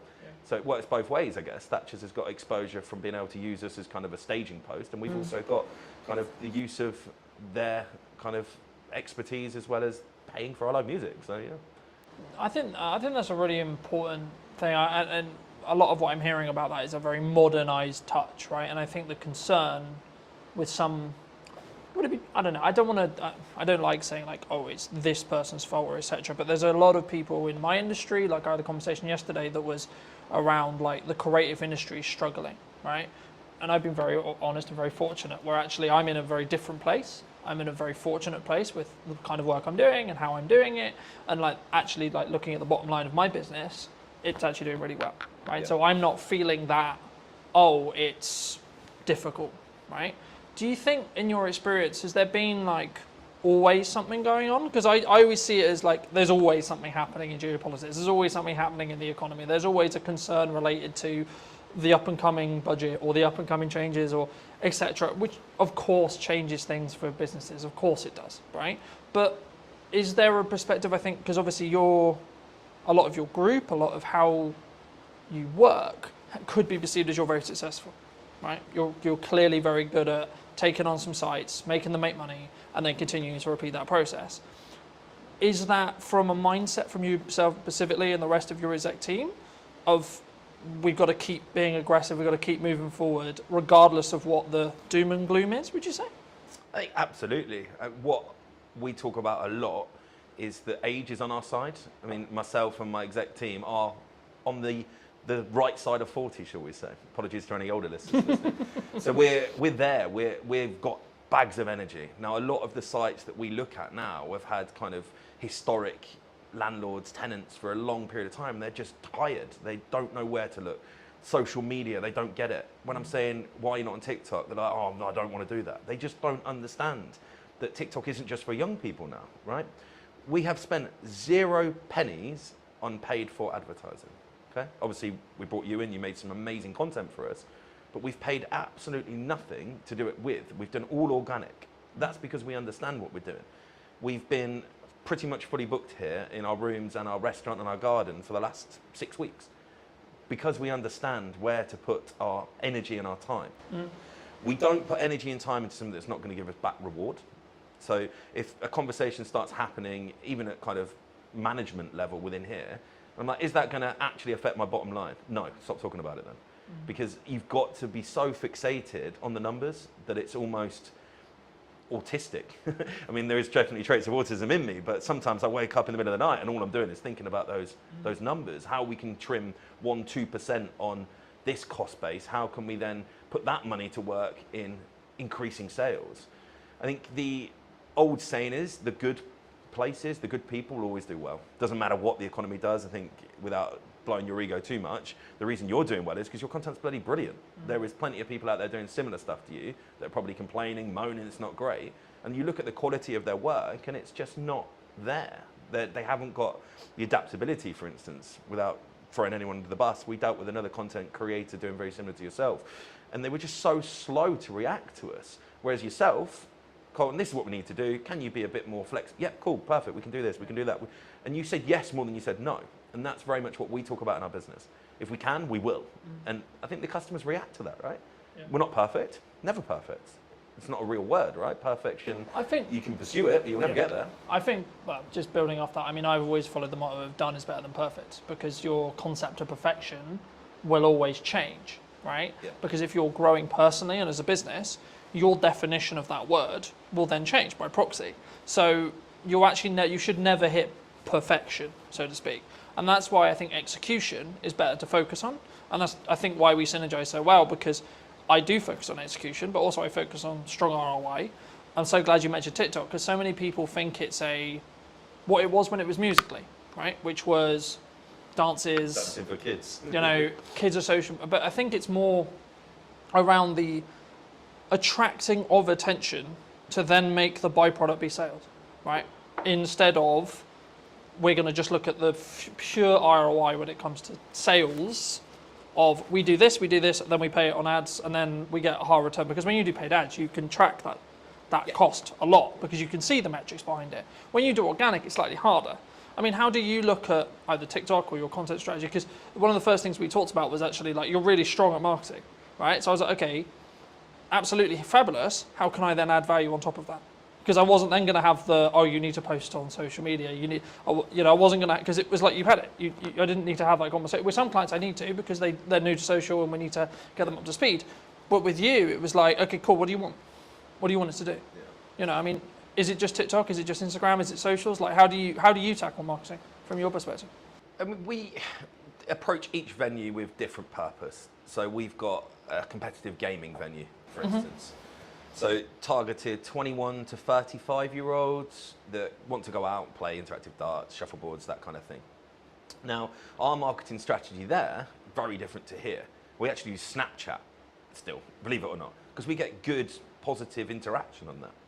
We use a lot of TikTok, we use a lot of Instagram, we use a lot of Facebook. Don't do any paid for stuff there, really. It's a lot of get influencers in, come and play some darts, film it, put it on your Instagram for us. That gets us great results. It really, really does.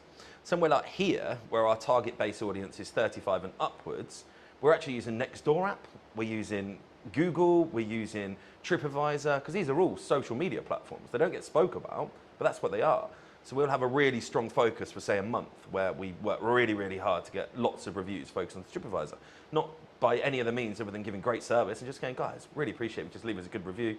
Or a review, sorry. You know, we're telling them what reviews to leave, of course. An honest review. And yeah, that works really, really well. So then people searching for places to go in Salisbury, we're up there, right? Yeah. The biggest thing we do, I think, is getting the team on board. So we're not a single person marketing company. I am head of marketing, if you want to call myself that, as well as obviously CEO. That's where I like to spend most of my time, because it's where you see the excitement. But I think here we've got 6 social media admins. So they're tasked, right, today's your day. This is the plan. Execute it, because as good as your stuff is, your captured pictures are only going to be live on the day you did it, right? The best stuff we see is what I call the instantaneous, the random stuff. We had a dog swimming in the river yesterday. Unless I ring you up and go, can you come and snap a picture of the dog that's now swimming in the river? You're never going to get a picture of that. Yeah. We post that online and we get such good interaction. We're not into just posting food. You'll probably see that from our marketing. People get bored of that. I don't want to follow someone that's just showing me a great fish and chips. It'll be the best fish and chips in the world. Once I've seen it 5 times, I'm cool, it's fish and chips. There's only so many ways you can angle it or change the lighting or the backdrop on it, right? So we'll post customers. We've got Doris is coming to celebrate her 70th birthday. Happy birthday to her. That kind of stuff can only come when your team is kind of in with the vision. So we'll do regular monthly catch-ups with all our social media admins. We'll do then probably every 3 months an in-person one. So we'll bring them all in, and it might be yourself I ask next time, right? Can you just come and do a piece on how you get great filming angles, great lighting angles? So they all understand they're never going to be as good as yours. But they don't need to be when we're putting out as much content as we are. Yeah. And I think that is something that I really understood, and probably the biggest thing we change when we take properties. I mean, yes, this is beautiful. Yes, we've spent money on it. Yes, we've elevated it. But circumstantially, this building was beautiful before we took it, right? Why are we now busier than it ever has been?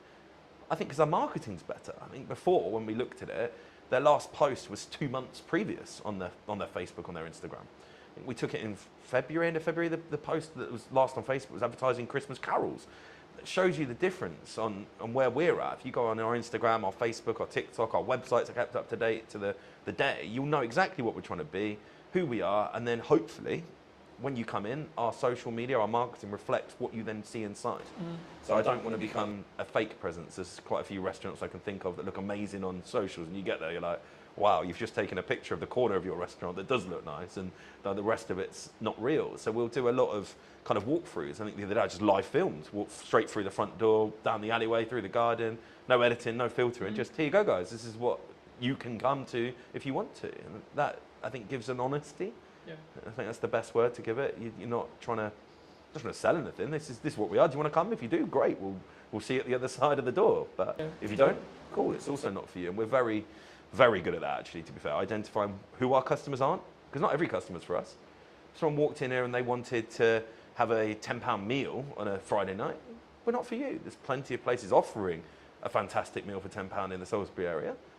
But on the flip side, if you were looking for a fantastic Chateaubriand on a Friday night to enjoy with a fantastic bottle of Malbec, we're the place for you. And you should come here. You're not going to get that if you go to the £10 meal place around the corner. Yeah. So it's understanding where your market pitch is, not trying to be for everybody, because it's impossible, but the people you are for, really being strong at that and having that kind of full team cultural mindset that all of my team will know who we're for within probably a parameter of what age we're aiming for, what service we're aiming for. They'll all know that our USP is gluten-free. And I think that's really, really important, because I can't just sit here now spouting all of this and then not relay that to my team.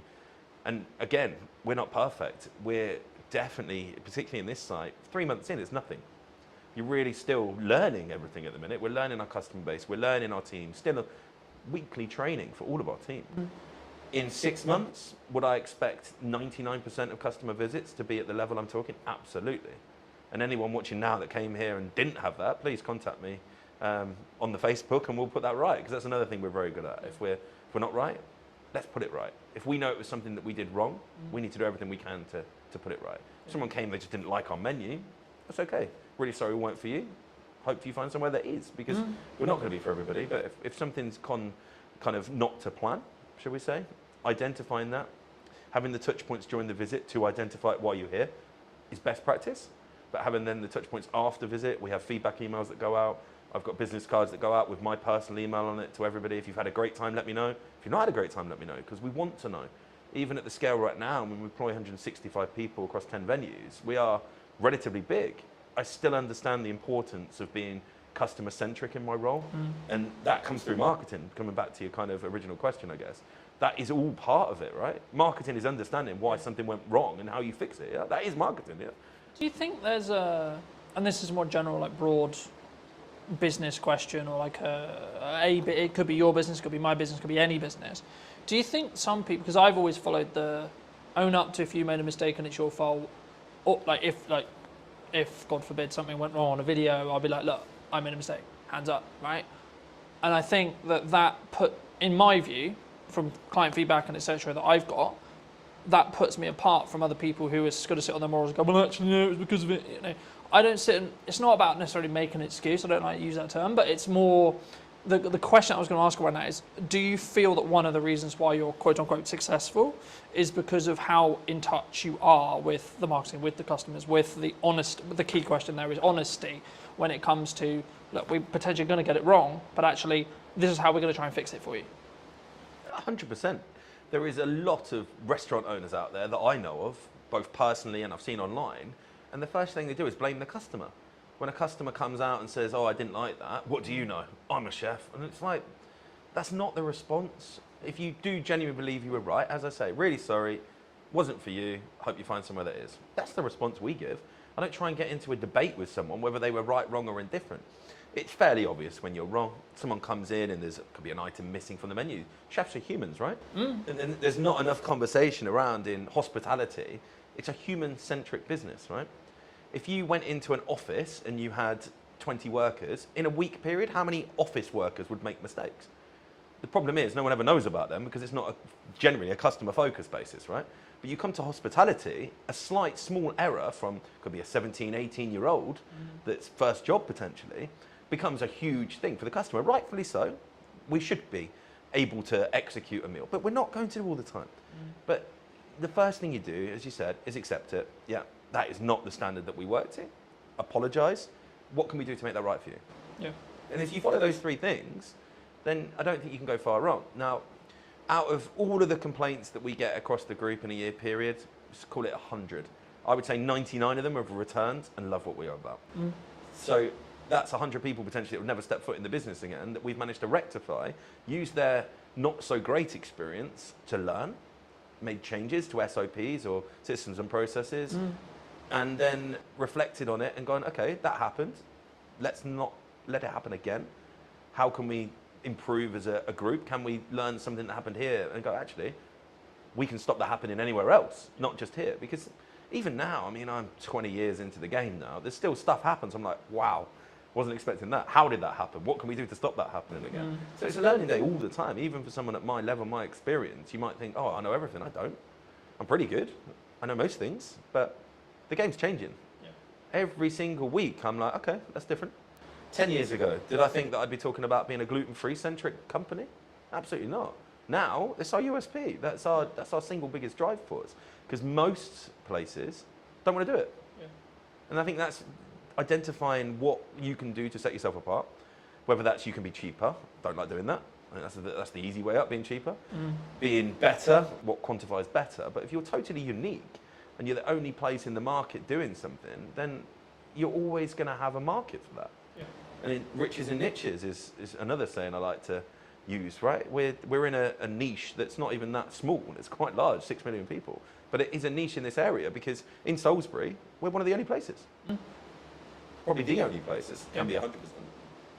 I think that's really unique. I think it sort of, to an extent, it leans back into what do you want to do incredibly well at, right? And I think I've always tried to pride myself on, I may not be the oldest videographer in respect to being in the game or the biggest marketing company or etc., but I will give as much effort and as much energy as I can to create the best content that is tied around what you, whoever it may be, the client, is looking to achieve from that video, that set of videos, etc., whatever we're doing. But from your perspective, why, maybe not necessarily just me, but why do you look to invest in video as a whole or marketing as a whole? Because you said earlier in the interview, your team does a lot of marketing, right? So I guess the question from potentially the audience is then, okay, well, why do you then spend money to get a professional in to create those, what I'll call showpieces? So it's long form, stuff that's going to be around for a long time. I will always invest to make it professional. I think it makes you stand out from the crowd. So our long form content will live on YouTube. Our long form content will be housed on our website. Our long form content will be posted to the top of our grid, pinned to our grid, technical term there, on our Instagram. So some lands on our Old Mill Salisbury Instagram. Right at the top there will be a pinned post of, oh, okay, that's what that's about, really professional. And I just think it adds to that level of experience. The customer sees, oh, okay, that's a serious place. And I think that's why we do it across our group. From probably the second or third month, we'll get it in. Once we know we're right, we'll get a videographer, a photographer in, and we'll get everything kind of framed up, and then we add it onto our websites, and we've got then a bank portfolio of stuff, like the stuff you've done, we'll cut that down. We'll do 10-second clips every now and again. It just kind of helps remind people that we are, okay, these guys are serious. They might be posting a dog swimming in the lake, but actually, cool. Look how nice that restaurant is. Look how cool that video shot of the garden and the pizzas is. So I think it's so important. You can't have a website with a phone taken, a photo taken on an iPhone. It just doesn't look right. If you landed on a website and you had a choice of, particularly for our hotel rooms, I guess, a choice of hotels, and the first one you landed on had a phone taken photo, and then the next one you was like really nice professional photos, where are you going to book? If everything else is the same, you just feel more qualified to take that booking, I guess. I think it's again, I think what we talked about there was a perception thing, right? A lot of when people maybe start out in business or they want a hero video for their website, or especially if they're service-based, they maybe want to give their best foot forward, right? And I think that's the perception. And of course it has to be backed up with the sales, it has to be backed up with everything else. But I think we also, sort of what we touched on earlier about the volume of marketing. I mean, we're in a world where AI is a thing and etc. I was going to ask you a little bit about that as well. But I mean, what role do you think volume in regards to output from a marketing point of view actually has? Because a lot of people say to me, oh, you output like too much, right? Now, I can tell you categorically, sat here today, I've won 3 or 4 jobs in the last 4 months related to the fact that I am actually one of the only people who posts for 3 to 4 times a day, 7 days a week. You know, so I know it works because I can show the ROI behind it, because I've won jobs solely off the back of the client telling me you won the job because you're always on I always see you know, in that respect. But just to reiterate the question, what role do you think volume has on marketing as a whole in your industry or in general? It's ever present. As long as it's good, it should be online. So we don't wait for perfection, we wait for good.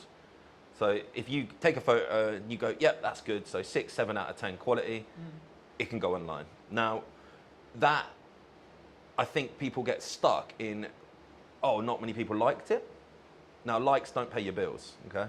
And I think that needs to be spoke about so much in our industry particularly, because I hear it all the time. Oh, if I post once a week, I get 100 likes. And if I post 10 times a week, we get 10 on each, so it's the same likes, and I only have to do, I'm like, but you're not looking at who's seen it. You're not looking at what that then does. Now, I think we can tell how good our marketing is because we're busy, right? I look at my diary and I go, we're full, right? That tells me that we're doing something. We sold out our garden for a cider and sausage festival by posting 7 times on social media. I didn't do anything else. There was not a single poster printed outside the front of this pub, right? I didn't do a banner, I didn't do any flyers, I didn't go to the newspaper, I didn't do anything. So social media is working because there's people coming through the door. I don't get fixated on how many people like my posts or how many followers I've got, because I could have 1,000 followers. If all 1,000 of those come to my pub, I've got good marketing. I could have 20,000 and only 500 of them come to my pub. Yeah. Have I got better marketing just because I've got 20,000 followers? You've got to like understand what your marketing's for. Who do you want to see it? Are they going to do something useful with it? Building that community online through volume. Yeah. So I look at some of the best creators that you look at, right? You follow them because they're putting out volume content.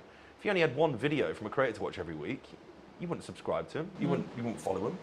And consistency as well. If you follow someone and then all of a sudden for a week they haven't posted, you kind of forget about them, right? You switch off. If you're always ever present, now we get people unfollow us. That's fine. I don't worry about that. It's like sending out an email marketing, right? Without kind of jumping around too much. We do a lot of email marketing. I had one of the managers go, well, 300 people unsubscribed last week. It's like, yeah, I have 15,000. So that means that 14,700 are still reading my email, right? Am I bothered that 300 no longer want to interact? Or no, if it was 5,000, we might go, actually, was that email a bit missed? But it could have just landed at the wrong day. Could have been, it might have been they'd had 3 other restaurants email on the same day and they just had a mass free. You can't fixate on numbers when it comes to the social media aspect directly. You need to understand, are you busy? If you're doing an event on a Tuesday, Wednesday night, do people come to it? Because if they do, and that's your only marketing, and your marketing is working, right? Yeah. Obviously, when you start paying for it, we don't tend to do paid stuff if we don't need to. I'm not a fan for giving Meta and Zuckerberg money. If I don't need to, I'm full. Why am I going to start paying for marketing? But I'm also aware that you can't just dwell on that. So there will be a point where I know, and I'm like, okay, we need to start doing some paid ads now. For here, it'll probably be August. August, I'll probably start hammering home some paid ads, ready to start picking up the September. My events we've spoke about, they'll start coming online. But right now, our organic marketing, showing people, look, garden's sunny today, there's people out here, come and join us, is working really, really well. I mean, I don't know my exact numbers on here, I probably should have known them before here, but I reckon we put 30 pieces out on our socials last week, roughly. So 3-4 a day, plus 60 or 70 on the stories. There have been 5 or 6 TikToks. We actually did one at the weekend that worked really well, the Jet 2 meme one, where it comes up with the Jet 2, book your holiday now. There's a couple of the staff in the cellar lying on top of the beer barrels where it's obviously 14 degrees, having a cocktail. And it just flew. Like, we got hundreds of thousands of views on that. And that's something that took, I think, 30 seconds, maybe a minute for them to film. And it's not advertising anything, but people are going to see that and go, oh, they've got a sense of humour. They're real people, right? We do a lot behind the scenes stuff, particularly with our kind of restaurants. We want to show prep. We want to put that out. If we've just had a beautiful piece of fish delivered, why would we not show someone what that looked like when it arrived, what we did to it, and now what it looks like when you get to eat it? Because I think it gives that authenticity. Now, if you weren't doing volume, you couldn't do that. Because it looked really weird if I hadn't posted for 2 weeks and all of a sudden I got a tuna bit skinned. Like, what the hell? But people expect it from us because we're there all the time. But, oh yeah, old Mel posted, cool. What's that? Oh, they're prepping a fish. Yeah. It kind of it makes sense. Right? It's not sporadic. It's not random. It doesn't take people by surprise because that's not a good thing, right? No one wants to be surprised on social media. I think so many people, they don't. Well, I would say if I was going to go down the nuts and bolts of it, they don't optimize for the lurkers, right? Because the lurkers, the people who don't actually interact, the people who actually don't comment, the people who don't, etc.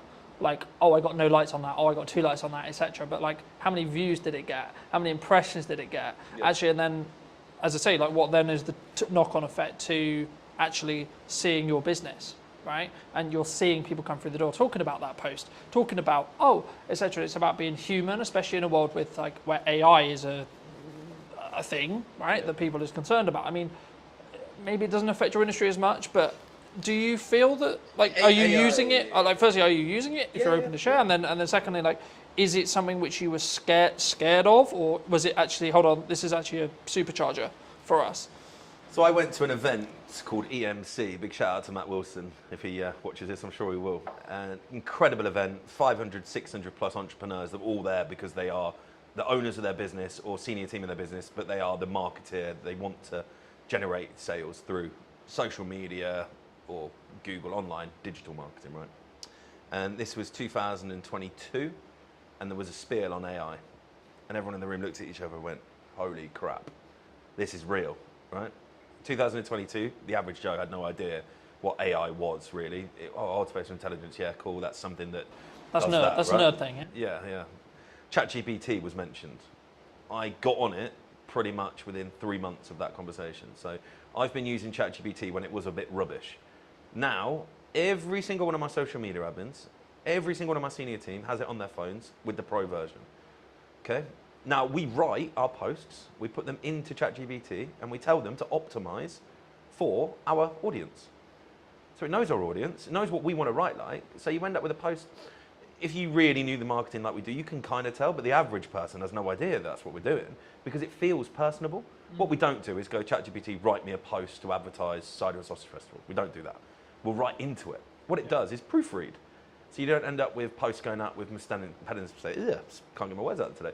Spelling mistakes. You don't get posts going out that aren't in the right context for the right platform. What we also do is we'll get it to do one for Instagram, one for Facebook. Very different. I don't think people understand that. The wording that goes on Instagram has very different impact to what goes on Facebook. On Instagram, you need big chunky headlines because many people don't read the blurbs on Instagram. It's, okay, what's that picture? What does that mean? Whereas Facebook, people get drawn in and they want longer form reading content. So you have to give more wordy stuff to it, less big headlines, because Facebook looks a bit spammy when you put big chunky headlines. That's something we get ChatGPT to do for us, right? Yeah. Costs, it's about £9 a month. It's not a lot of money when it does what it does for you. And it saves so much time. Now, AI in our industry at the minute, where it's gone the wrong way, I think, is AI food. Now, there is lots of restaurants, chefs that I know of, that they're posting amazing looking dishes and they're AI. Literally AI generated. And that's the scary part. I think we're going to get to a point where you turn up to a restaurant and you're going to think, oh wow, look at all this food. And it's nothing like what they're preparing because it's all generated by AI. Now that is scary for me because it's that good. But surely that would be a disconnect from the authenticity side of it. It will, right? but it will drag if people I see in. someone on social and I see this dish, and then when I sit here, maybe actually literally here, I'm like, hold on, that doesn't match. Yeah. You know, like is that because would that be the, or do you think it's going to get so good that actually people, by the time they've sat down, they're like, shit, I'm kind of in now. Already, I know it's getting that good. Now, visually, you can't tell, but if you save it and throw it back through ChatGPT and say, is this AI? It will say yes. Yeah. So you know it's AI, but it doesn't look like it's AI. It's that good. It looks like a really good dish of food. There's one particular chef, and I think his last 70 posts, 50 of them have been AI. But it's like really deceiving almost. I mean, video AI, let's not get started on that. I think that's very scary. I'm sure at some point I'm going to be able to CGI Channing Tatum walking through my front door, taking his top off, having a cocktail at the bar, and people will think he's actually at my bar, right? I think that's the scary part. Where the authenticity is going to lie with that, you're almost going to be able to, if you got really good at it, simulate a fake restaurant where celebrities hang out and none of them have ever been there. And you know what celebrities do when you put their name to restaurants? It's interesting how it's going to play out. I'm sure some of the big boys have already started doing similar things. I mean, there's a lot of talk in the marketing space about like what AI influences, which is kind of what you were hinting at potentially. You know, these are completely artificially generated people that are developing an audience, right? And I think it's about, to an extent, from my view at least, yeah, you can run a business that way, but then you're not trying to be an authentic person behind the business, right? Yeah. I utilize AI to help with editing, to help with scripting, to help with posts, etc., in a similar way to you, but I'm still the one sat here talking to you today. Yeah. So it allows me to do the other things that actually I have to tangibly do. Yeah. Right? Regardless of how big the business is, you're still going to work with me. You know, I'm still going to be the one who has the conversation related to what we're doing with marketing, potentially what you're looking to achieve, how you're looking to achieve it, etc. But you saved 2 hours last night. But I saved two. Exactly. Write out, well, without jumping off marketing, job descriptions. Yeah. You can go onto ChatGPT now and say, can you write me out a job description for my new assistant manager that I've just employed? Please use all relevant sources online to give me a relevant job description. It will then send it to me. All you have to do is then read it through, make sure that you are happy with it, and then you've got a job description. Yeah. 5 years ago, it had taken me 3 hours to write out an assistant manager's job description. We're doing it now in 10 minutes. Yeah. Like, that's the big thing, I think. We're probably slightly more protected as well. Sorry to jump in again, but in hospitality, if you are really good at hospitality, you're never going to replace that with AI. There will be a point in some fast casual food dining settings, a robot will serve you. It won't be long. It's already happening. We went to Japan for our honeymoon last year, and a robot served us. Really odd. I didn't see the human the whole time I was there. took my order, brought my food, cleared my table. Literally came over and said, "Have you finished, sir?" I said, "Yes." Said, "Please put your plate on me." So you put the plate in, it goes off. Really odd. That is not too far away, but no hospitality. Hospitality for me is escape from AI, escape from technology, escape from digitalness. If we go out for a meal, myself and my wife both have very high profile jobs, working very hard. We want to get away from our phones, get away from our laptops. Go and connect, go and have a human, have a conversation, see someone, do something different, not be served by a robot. So it's certainly not something that everybody's going to do, but you're going to end up with this real kind of interesting space where those that are in the mid sector to low sector will get gobbled up by the big boys because they'll just put robots on play, right? Our biggest cost in this industry is wage, by a long way. 5-6% more than what we spend on food and drink is spent on a wage on a weekly basis. Yeah. So if I could have loads of robots running around and I felt it wouldn't affect my business, then of course I'm going to do that. I spend 10 grand on a robot. It never phones in sick. Never tells me he's got a hangover. Never tells me he can't come to work today because his child's had to come off school, right? That's going to have a big benefit for some of the big boys. But then that's going to leave a really interesting space for people like ourselves that will never go down that route to be the personal touch to the industry and really have that as kind of a hyper differentiation to the main kind of norm is actually, I don't want to be served by a robot today. Let's go to the old mill. We're going to have a human service. I think that's only 5 years away. I know it sounds pretty Crazy futuristic. concept, a human carries I on think 5 years away, your big chain fast food places, maybe not the full service, but I imagine the food will be brought out. I imagine the tables will be cleared by them. It will be kind of a little system running around with little lines on the floor, and all the tables will be symmetrically placed in square grids, and there'll just be robots running up and down, and you'll probably have a few humans to oversee and maybe say thank you when you leave. And that's scary. But I don't think it's the same environment though, as you were mentioning. I think it's it's horses for courses, you know. It's one is efficiency for efficiency's sake, and it's kind of the cheap and maybe the middle potentially it blends in when it becomes really efficient, right? But if you're still the experience, the entertainment, a lot more reasons than just necessarily the dining. Of course the dining, but also then, you know, the extra stuff that we've already discussed in this episode alone, then you're still going to be there. You know, you're still going to be the reason why someone comes through the door for that, because they want to hear how X member of staff has got on, because when they were last in, they talked about the fact they were actually studying on the side to do whatever it ends up being, you know, those micro stories, those people connection stories. And I think AI is an accelerator if you choose how to use it, but it shouldn't be replacing you. I think you should use it in the same way you would sharpen a knife before you use it to cut, right? Yeah. In the same way you should train AI to do the jobs that would be grunt, would be, you know, I can edit this podcast in a third of the time now because of AI. I press one button, it does most of the transitions for me. I need to check it, just double check it, I need to do that nuance, but the bulk of it can be done with one click. You know, and I think that's the opportunity, right? A lot of people in my industry are pushing back against it, go, oh, I'm not going to do that.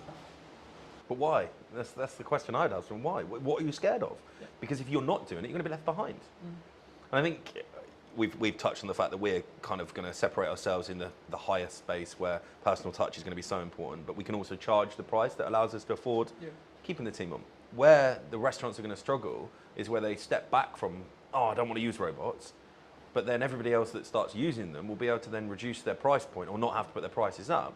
You're going to have people stuck in the same sector as the robots, doing the same food with the same ambience, the same everything else, but they can't get the price up to the level because they look expensive comparative to the, sounds crazy saying it, the robot restaurants, right? I think that's something that I would be very worried about if we didn't think ahead. Like we were talking about this 5 years ago.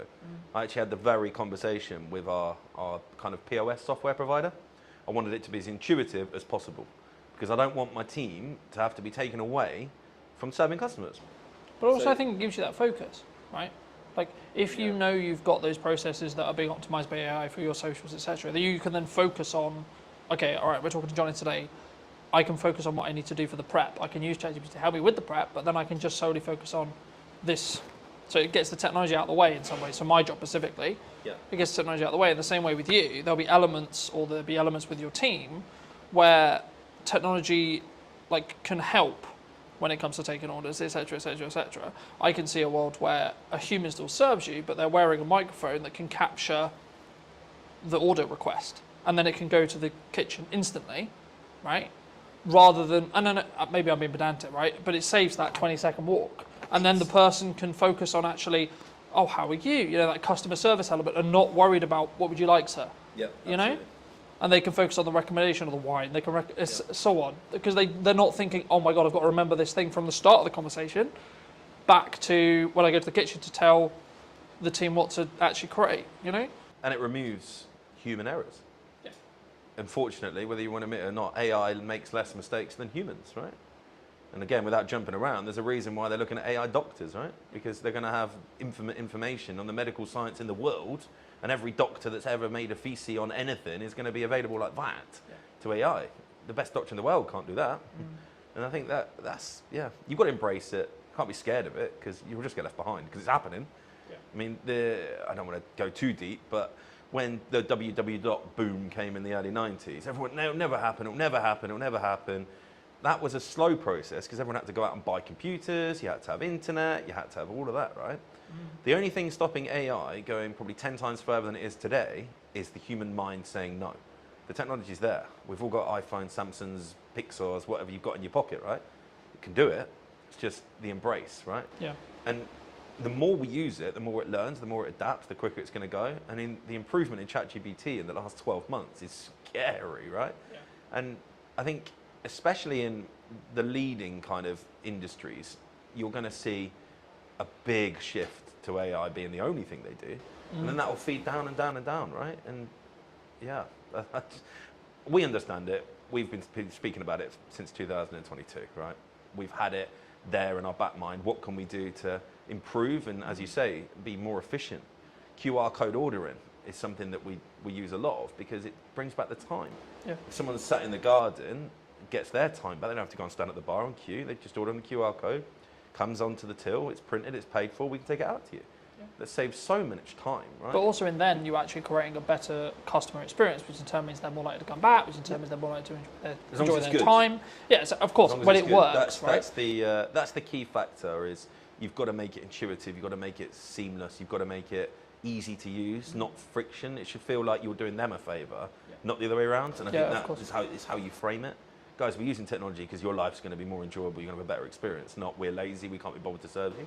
Because it's not that. Like, it's just, I think using it to your advantage. I mean, your editing software for your videos, I think it's the prime point there, right? Yeah. Is your video any better now because you say? Probably not. You probably do it the same, right? But you've done it in a third of the time. Yeah. So now you can do 3 times the work, right? Yeah. You can edit 3 videos in the same period. Yeah, exactly. You know, I'm not in a position where it's a choice of I can do this or this. I can now do this, this, and this, because each section takes less time. Yeah. The product is identical, pretty much, because I'm still going to go through it, I'm still going to tweak that nuance, etc. It's not that I'm not editing it, it's just the grunt work of, okay, camera 1, camera 2, camera 3, camera 4, camera 1, all the way through, is done in 20 seconds. You know, that used to take me 2 hours. So I'm cutting 2 hours to 20 seconds. Yeah. So it allows me to then, focus on, okay, actually, technically you're talking, but my reaction was really good there. Okay, so let's swap back to me, even though you're still talking, right? So I can then focus on that nuance, because also I'm not, in my head, I'm also not creatively kind of fatiguing, because I've been looking, oh my God, I've been looking at this interview 2 hours, right? And I think it's also like you can focus on the other elements, and then also you can just increase your volume, because it's an efficiency thing as well. But let's cover everything I wanted to cover. I mean, is there anything specifically you wanted to talk about or shout out, etc.? No, I don't think so. I think it's been a really great chat, to be fair. I think those that are in business will know that it is hard at the minute. But I don't know a single person that's talking like we've spoke today that's complaining. Because that's the kind of the key, I think. If you're complaining, you're not thinking, you're not changing, right? You're complaining. Stop bloody complaining and just look what you can change in your own business, in your own life to be better, because it's not going to change in the macro, right? Complaining is not going to stop the Labour changing any of the crazy wage bills they want to put on us. It's probably going to happen again in April, right? We all know that. But we're already factoring that in. We're like, okay, what can we do different in 12 months? What can we do different in 6 months, 3 months, 2 months? Not, oh, it's happened, what am I going to do now? Because it's just too late then, right?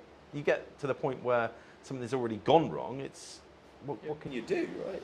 You know, I think it's also about focusing on what you can control, outside of, like, the government's going to change what the government's going to change. Yeah, cool, it affects you, but you can't control what they're going to chase necessarily. Like really, yeah, you can write to your MP, yeah, you can try and lobby, etc. But like tangibly day to day, all you can do is focus on your output, focus on your marketing, and focus on your costs and your sales. Right? They're the four sectors of business that you should focus on, and you should continue to focus on those. Right? Yeah. How can you provide more value to your customers or your clients? How can you increase the likelihood that you're going to get more clients or customers? And then how can you retain or make more sales from the ones you have, right? So whether it's adding more value or thinking about a model differently or adding a retainer service, so you've got more, as we just opened the episode with, looking at a returned income rather than project gap, you know, and actually if you've got some retainers, especially as a marketer, then you can take on the odd few projects as well. So then you've got an even better month, but your baseline is going to be at a certain level because of those retainers. But then also it removes the stress, so you can do other elements, like you can focus on your marketing more, you can focus on your systems more, etc. I mean, what would you say to people as a final passing bit of advice, maybe who are, or yourself 10 years ago, what advice would you give to that person if they were going into business today? As a business owner, I think it's very easy. Put all the systems and processes and people in place so that you don't have to work in your business. Because if you're in your business and you're doing all of the stuff, there could be AI that gets it to do all of the stuff you don't want to do, but you need to be having conversations that bring sales in. You need to be having conversations that are getting new customers. If you're not doing that as a business owner, you've got a job. You're not in the business. That's, yeah, I think my biggest advice and something I've been able to do in the last few years and why I think we're where we are now. I don't pour pints. I don't cook. I know how to, but I don't. I've got people that do that because as soon as I start pulling pints or I'm in the kitchen, I'm not marketing, I'm not growing, I'm not out there looking at what we can do to be better in the future. It's a lot easier to find a chef than it is to find someone that can do all the stuff that I know I'm brilliant at. And most business owners are going to be the best salesperson in their business, the best marketeer, because they know it inside out, right? Yeah. But they just get so tied up, and I get it.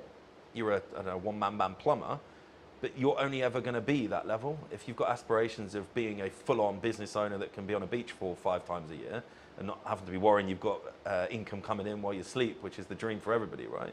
You've got to put the people to do the job that you are currently doing and then focus on how you bring customers and sales in to pay their wage.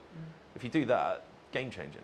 Easier to say when you run a pub because you have to employ people, right? Yeah. I think the biggest challenge, even for yourself probably, I don't know where your growth map sits, like it is the biggest challenge for most people is the mindset, oh, I'm going to employ someone, I've got to find their wages every single month. Yeah.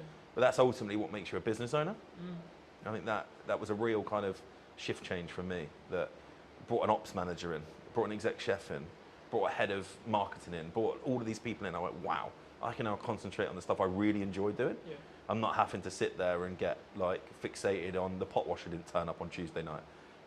Although it is my problem, ultimately it's not my problem. You need to make it someone else's problem, those little minute details. But then again, it's that focus, right? It comes back to that focus. And I think you have to build financial stability within yourself in answer to what my growth plan is. Build financial stability for me, then scale it to the point where it has financial stability for someone else and 2 other people. Yeah. And then look at, okay, how can I allocate those resources to potentially replace me in this role, and this role, so then I can then open up to do 4 podcasts a week, 6 podcasts a week, whatever it ends up being, because the only thing I will never be able to outsource is me sat here today. Correct. I can get 2 camera operators in today to run the cameras. That's not what's happening, but I could have done, right? Yeah. That would have cost me something. Cool. But then I don't even have to think about, is the camera recording, etc., etc. Yeah. But then I can focus on our interview, right? So it's about removing those hats when you can, but building them, in my view, especially as a creative industry that's very this and always been this, and it's been very you're always very fortunate and should be very grateful to be able to work in the creative industry as a full-time career. It's not a obligation or a thing you can do. And I remember a YouTube video saying, for a long time, especially during COVID, when there was a really strong boom and there was lots of creative work going, everyone was very entitled about being, oh, I'm a creative and I do this and they do all the pay my day rate or whatever it was. But followers on TikTok. Yeah, but now it's actually, I'm grateful to be able to do this for a living, and it's a privilege to be able to do so, not necessarily thing that is likely, in that respect. Or if you could only do it part-time, okay, cool, be great if you could do it part-time, or etc. And I think it's about your work ethic. It's about how do you control those levers regarding sales. Actually, when you make money, how much do you keep and then hold on to, so you have that financial safety net. So if you are project to project, do you have enough to cover 2 months, 3 months, 4 Yeah. months, 6 months, 12 months, etc. And then once you've got that, then you can develop another financial pot equivalent to go, okay, cool, I can now outsource for 3 months, 4 months, 5 months, 6 months, 12 months, etc. And then you can then say, okay, well, how's best to spend that money to get strong ROI, strong marketing, and what's your timeline on that? You know, that's just my view. But thank you so much for coming. I mean, if people who don't know, what do you want to shout out? What do you want to link to? I think if you haven't been to the go? mill and you're local to Salisbury, it'd be great to see you down here, see what we've done. And yeah, it's been a pleasure. Thank you so much. And if you did enjoy this episode and you would like to see more like it, then make sure to be subscribed. Obviously, if you're looking to potentially up what you're doing with content, I would love to hear from you. I'll leave my information somewhere around this video, and I'll see you very, very soon. The reason a podcast is valuable is the trust building element to it. I don't think any other format builds trust in the same way that a podcast does. Sometimes done is better than perfect if it's a barrier. Talking to people about their own personal relationship with money. How do you break that down? You will know this better than anyone. You need a hook to get people in. It's not glamorified. It's not you put out a video, it got 1 million hits, and then you get 20 phone calls. Right? Absolutely not. No one's calling me at this stage. Definitely not. The super niche stuff is a super niche audience. What content can you create on a consistent schedule? So now I'm like, how can I best spend today? And how can I be as efficient as I can? Hello, my friends. I hope you're well. I hope you had a good day, evening, or night. Today we're talking to John all about podcasting. Hi, John. How are Hello. you? Yeah, good. Thanks. Yourself? Yes, super well. We were fortunate enough to meet through James, whose space we're in today. Studio man. And I was debating about how to start this because I think sometimes like podcasting can be a really challenging thing, right? And I think for me, firstly, I mean, I guess why should someone actually have a show like this as a whole?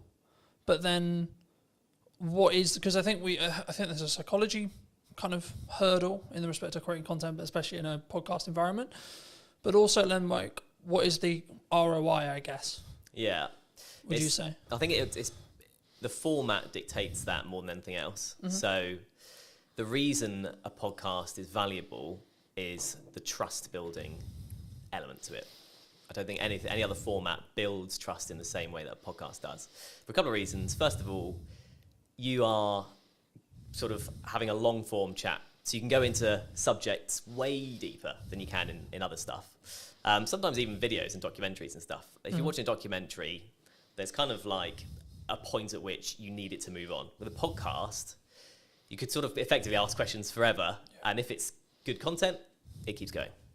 Do you think it's the first or easiest step into content creation, would you say? I think audio only, yes.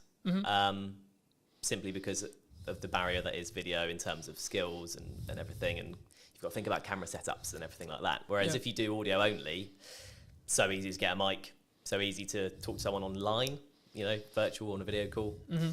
That's so accessible that actually, it's quite an easy first step into it, I'd say. Do you think you're limiting like yourself though? Because I don't know whether like I question audio only, unless obviously you're on the platform, but when you're looking at maybe social posts like LinkedIn or Instagram or Facebook, is there is there an audience, would you say, for audio only still?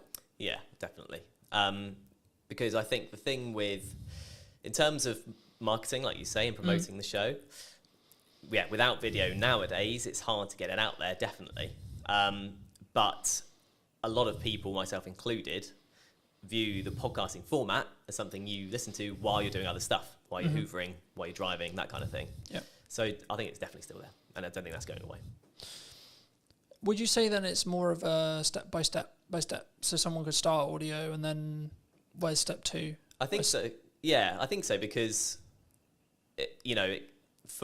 depending on who you are, if you're a business, it's a bit different. If you're an individual, you kind of learn the time required to sort of get to each step. So once you start on the audio step and you're like, actually, it's taking me too much time, it's not worth it for whatever reason, you know it's not for you. If you then introduce video purely for clips, so you film the whole thing but only use clips, then you can see what time the promo takes, and then when you should go to a full video, you can see how long that takes. So I think that's why that's why you'd do it potentially in that step if you're coming at it from a completely new perspective, if that makes sense.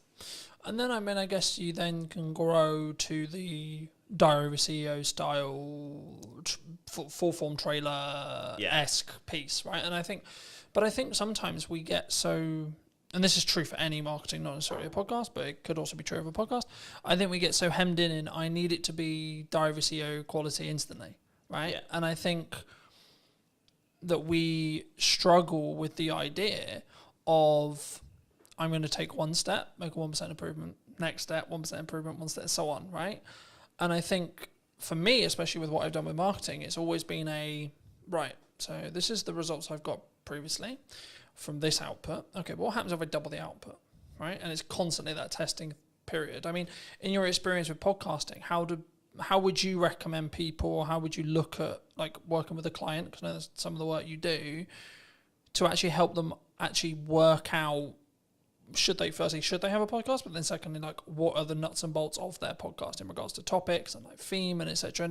And or does that matter now? Yeah, so I think in terms of the sort of nuts and bolts, you kind of have to have the reason why you're doing it first, then you go into the nuts and bolts. So like I said at the start, the reason why is the building trust element. I think you need, if that's what you want to achieve, and you have, say you're selling a particular service or a product that can be gone into in depth, then it's worth doing from the start. Then the nuts and bolts from there all depends on how you want to package that, I guess, to be unique or to kind of be the same, because everyone is kind of getting used to this kind of format.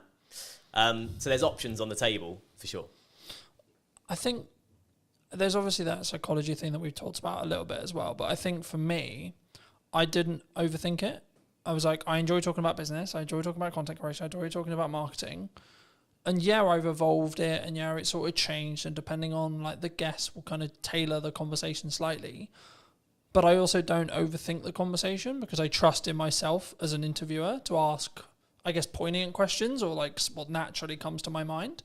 And I think sometimes when we look at content, it's not in this box, right? I watched a video this morning talking about the fact that like one of the reasons why they're not, the person in question wasn't on YouTube, was because he was constantly concerned about, he sells video production, so it has to look good, has to sound good, and I followed the logic of, yes, sure, but actually sometimes done is better than perfect if it's a barrier. Do you, like, how do you, when you look at either, and I'm sure we'll get onto the podcast you're launching, but like when you work with clients, or when you're maybe looking at your own podcast, like, how do you balance that line of, okay, it's done, but actually there's these things that that could be better? Do you hold a podcast back? Would you reshoot a podcast? Like, where's your line? Yeah, I think you'd want to know that before even starting, frankly.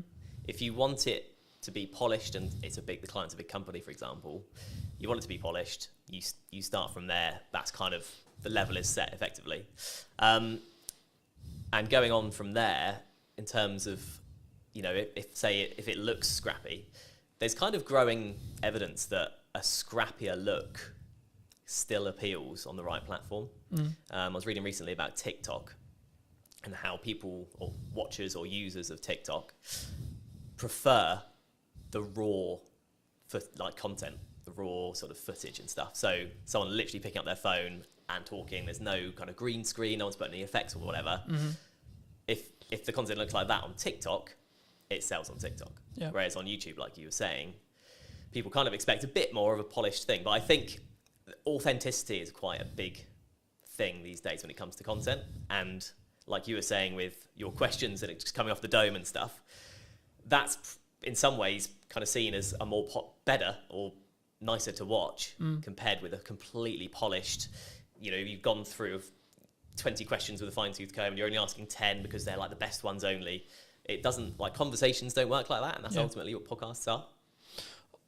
I think that's an important point. I think that there is obviously a line when it comes to like the quality, if like, especially if it's what you sell, like what I sell is video production, so there is a line. But I also think that there's an opportunity cost of refilming a conversation that isn't the first one, for example, right? So to give you some context, last week or so, I filmed a podcast with my mum, And that post, me announcing the fact I did it, did really well, which kind of doesn't surprise me to an extent. It doesn't. But there's actually a tech challenge with that podcast because one of the cameras isn't in focus. So my camera isn't in focus. So I was in a position last week, and I think I pretty much made the decision I'm just going to work around it. But I'm in a position where I'm like, the episode is really strong in regards to the content, but it's not perfect video production wise. Do I reshoot it with the potential opportunity that it will feel different and the conversation will maybe come across differently? Or do I work around the fact I've got multiple cameras and I fix it that way? Or do I just go with, okay, it's out of focus. It's not far out of focus, it's maybe an inch, a tiny amount. But is that an approach some people should take? Do you think they should get out of the way of the content sometimes? Because I could really sit here and lose my shit over the fact that one angle's out of focus, but it is what it is. Yeah. I think the content is what matters most. I think if you try to reshoot it, it's never getting anywhere near the same, especially if it was a good episode. Yeah. And it's your mum, right? So it's personal to you, and it's like an emotional element to it. Yeah. And I know what you mean. You're coming at it kind of from an editor's perspective, and it's just going to annoy you forever.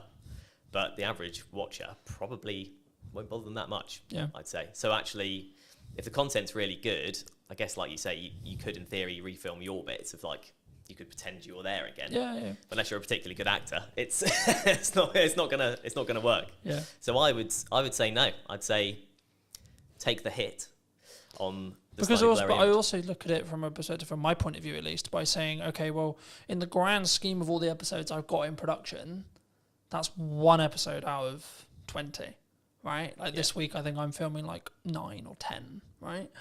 Total. And I think for me, it's the action will always outweigh that, and maybe that one with my mum isn't perfect from a production point of view, but the conversation, the content's really powerful. Yeah. So I think that's the thing people need to focus on. I think that's when, especially when they start, I think they get in the way. They get in their way sometimes, and they're constantly it needs to be £40,000 of production. It needs to be this, and I only use 45 because Stephen Bartlett's known for what he did with Director of CEO and how he then scaled that to the point he did. But I think we don't look at the journey sometimes that Stephen went on specifically. If we're going to use him as an example, anyone with a big podcast, we don't look at the micro testing that happened through the journey to then get to the point where they're at today. I mean, have you confirmed where you are with the podcast? Where's your podcast?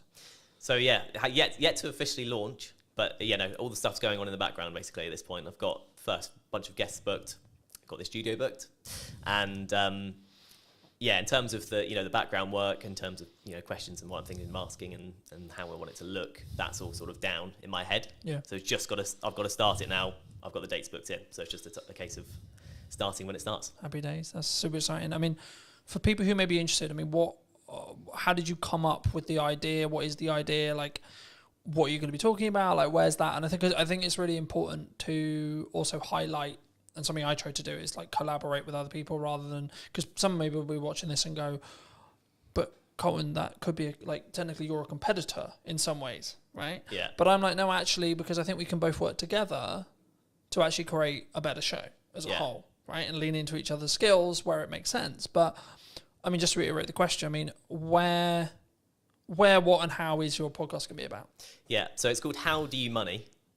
And that's the idea. That's the sort of opening question somewhat. So it doesn't actually make grammatical sense, obviously, but I think most people can get from that. It's talking to people about their own personal relationship with money.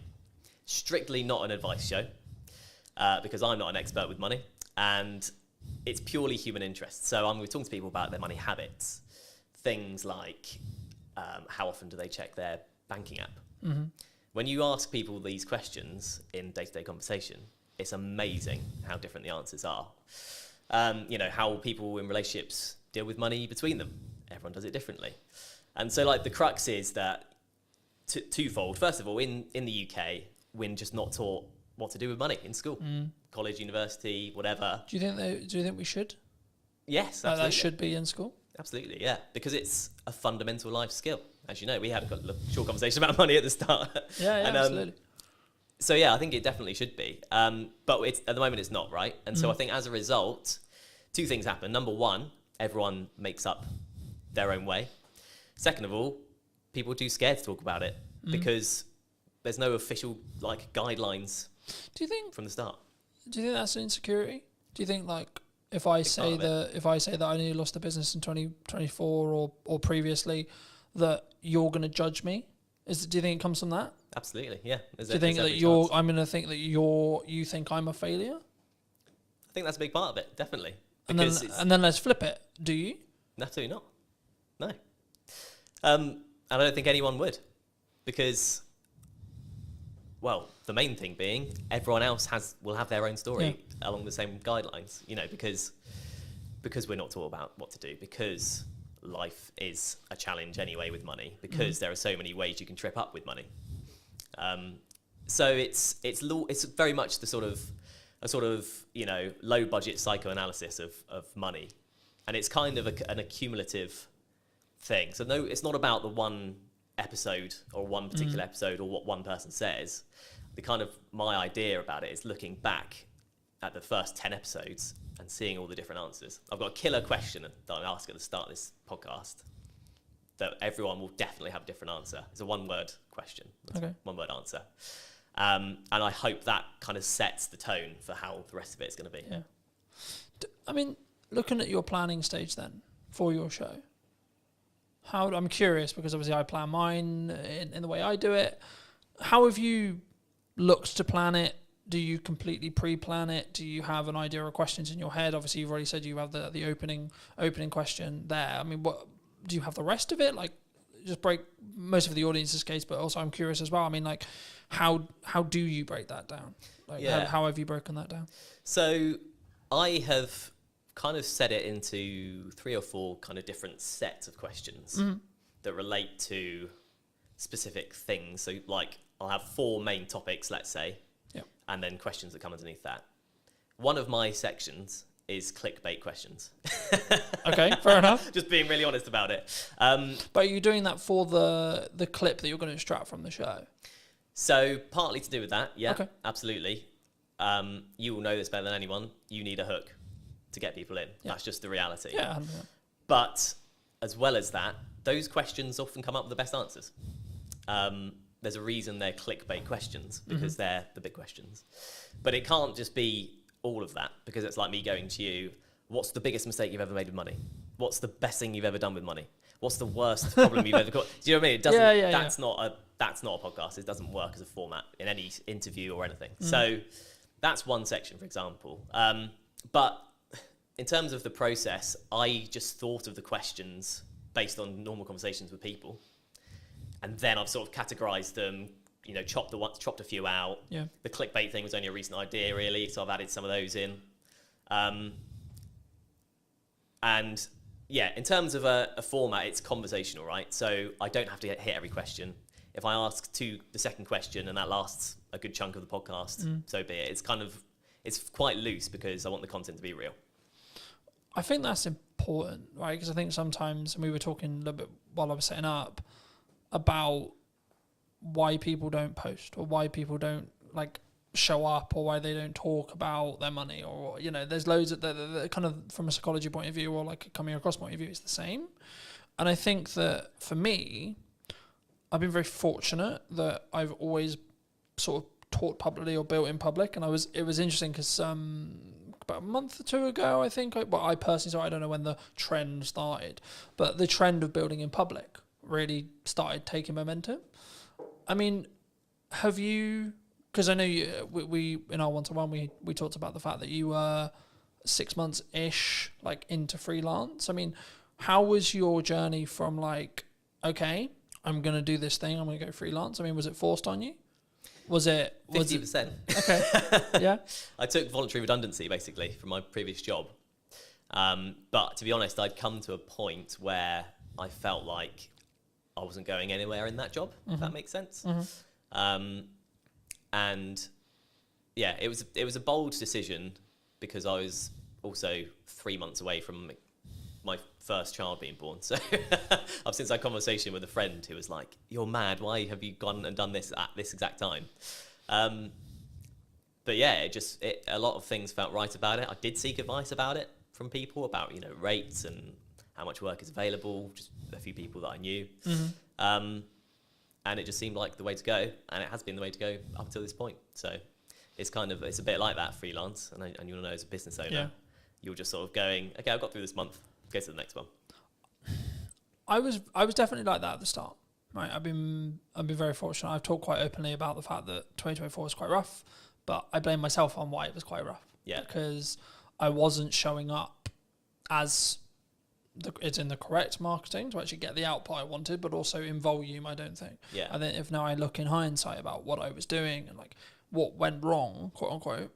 And I could sit in the respect of maybe a victimized mentality of saying, well, the economy was hard and there was this issue and etc. But like, as we were discussing before, I think you're an example of this at 6 months in, but I'm maybe an example of this year. You have to have a strong business model. Something that I've tweaked in the business model now is a more recurring revenue model. So we'll work with people on a monthly returning like payment plan. Nice. Or like and it's not like that's not the only thing I do, but I still do project work. But like for me, it was always a matter of, from looking at a business point of view, of how do I squish those troughs, right, and also squish those peaks in proxy to an extent. But it's basically having a flat line. I know categorically I'm going to have X amount coming in, and then how do I design a business that allows me to do that? But then also, what marketing does that business need to then show to other clients that I know what I'm talking about? And I think when we look at actions, and this was going to be on to the next question, which was around like, is it just the reason why you're busy is because of your output? Because I think sometimes we sit here and go, oh, things are quiet, or like, we both kind of alluded to it already, but business owning, freelancing is difficult, right? And I've had times where it's really, really hard, where I know I've got to hit a certain amount every month, and I'm like, I don't fucking know where that money's coming from. But how do you look at it when you were looking at either going full time or like now in respect to like keeping your pipeline full? If you don't, because I'm in a quite privileged position where I've got that residual revenue, so actually I don't need to worry too much at the moment as it sits right now, because I've got that residual revenue. Of course, I'm still pushing, I'm still looking for projects, etc. But I don't need to worry in the same way as if I didn't have that income. Yeah. So for people who are maybe in the position closer to that, where they're just project to project and maybe they don't have a pot of money and they don't have like money management, how do you look at it? How do you create a strong pipeline, I guess is the question. There's a magic wand called LinkedIn these days. And it basically, I just utilize that. So you can find companies that do what you do, or companies that you want to work for in a freelance capacity. Then there's a tab that says people, and you can directly speak to the people at these businesses that you want to work at. That's all I've done. And the first 6 months, I'm thinking about 10 months in now, but the first 6 months for me, 100% of the work I got was through LinkedIn. Okay. So. And was that through what I would call in the trenches, hand-to-hand DMing? Right. Yeah, absolutely. There's a strategy I call it. It's like cold DMing, cold outreach, cold warming. It's not glamorified. It's not you put out a video, it got 1 million hits, and then you get 20 phone calls. Right? Absolutely not. No one's calling me at this stage. Definitely not. But yeah, it kind of just through messaging people. Sometimes people I knew, and that led to work. Often most of the time, people I didn't know, and that led to work. And it's you often hear in sort of success stories. It's like a lucky break or a sort of lucky thing.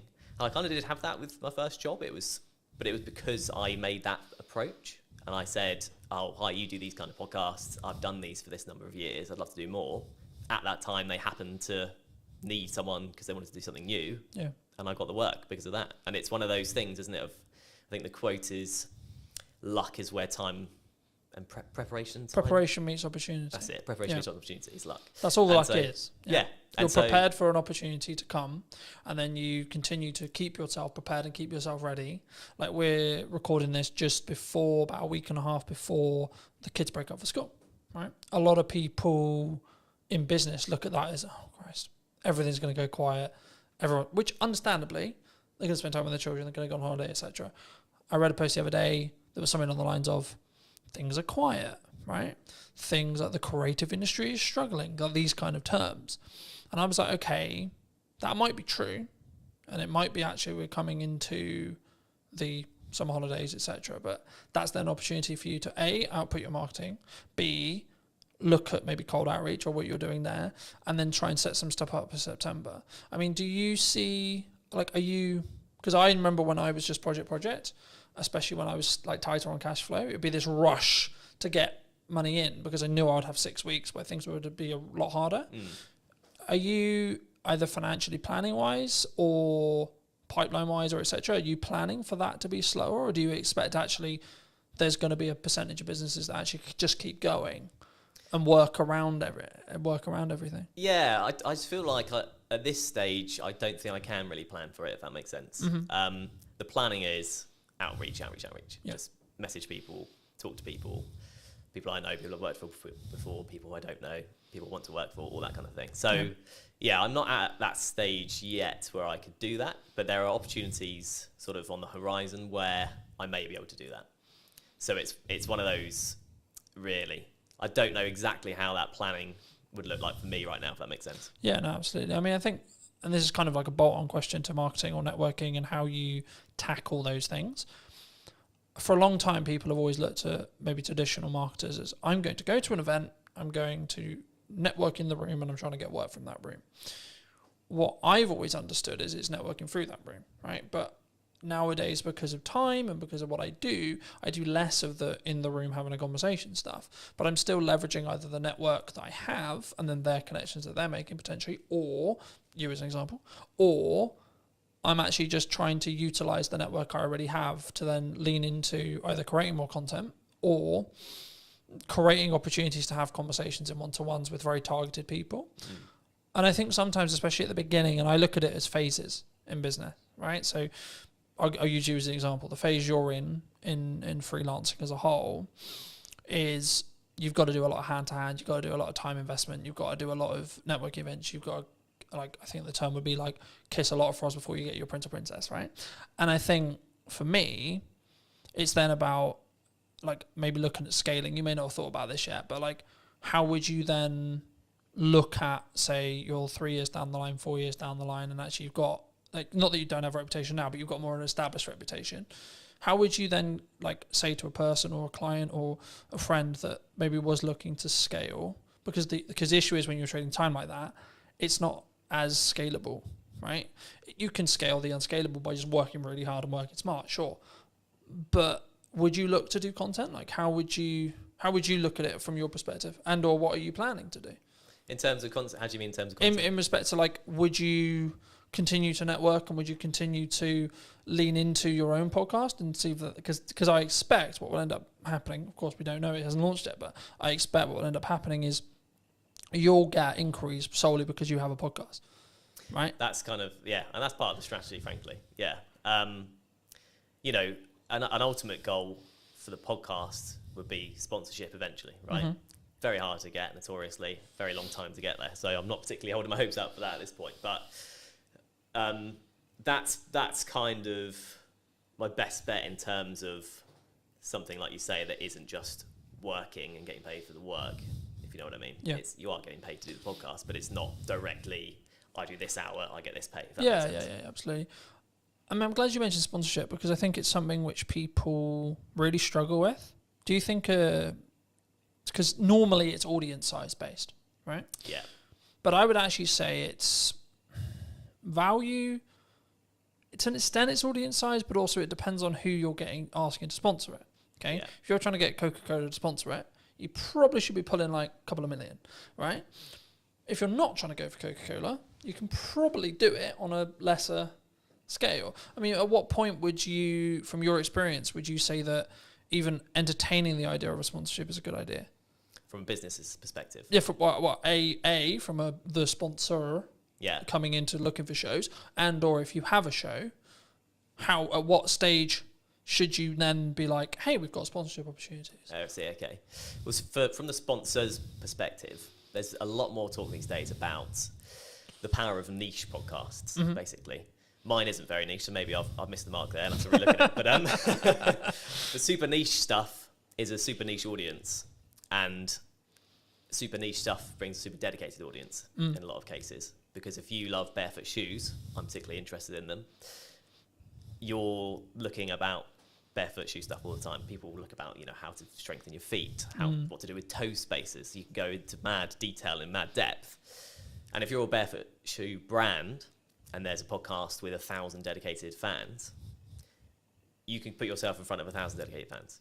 It doesn't sound like huge fry, compared to small fry, but it's dedicated people that if they like your brand will keep coming back. So it's kind of like a repeat customer concept.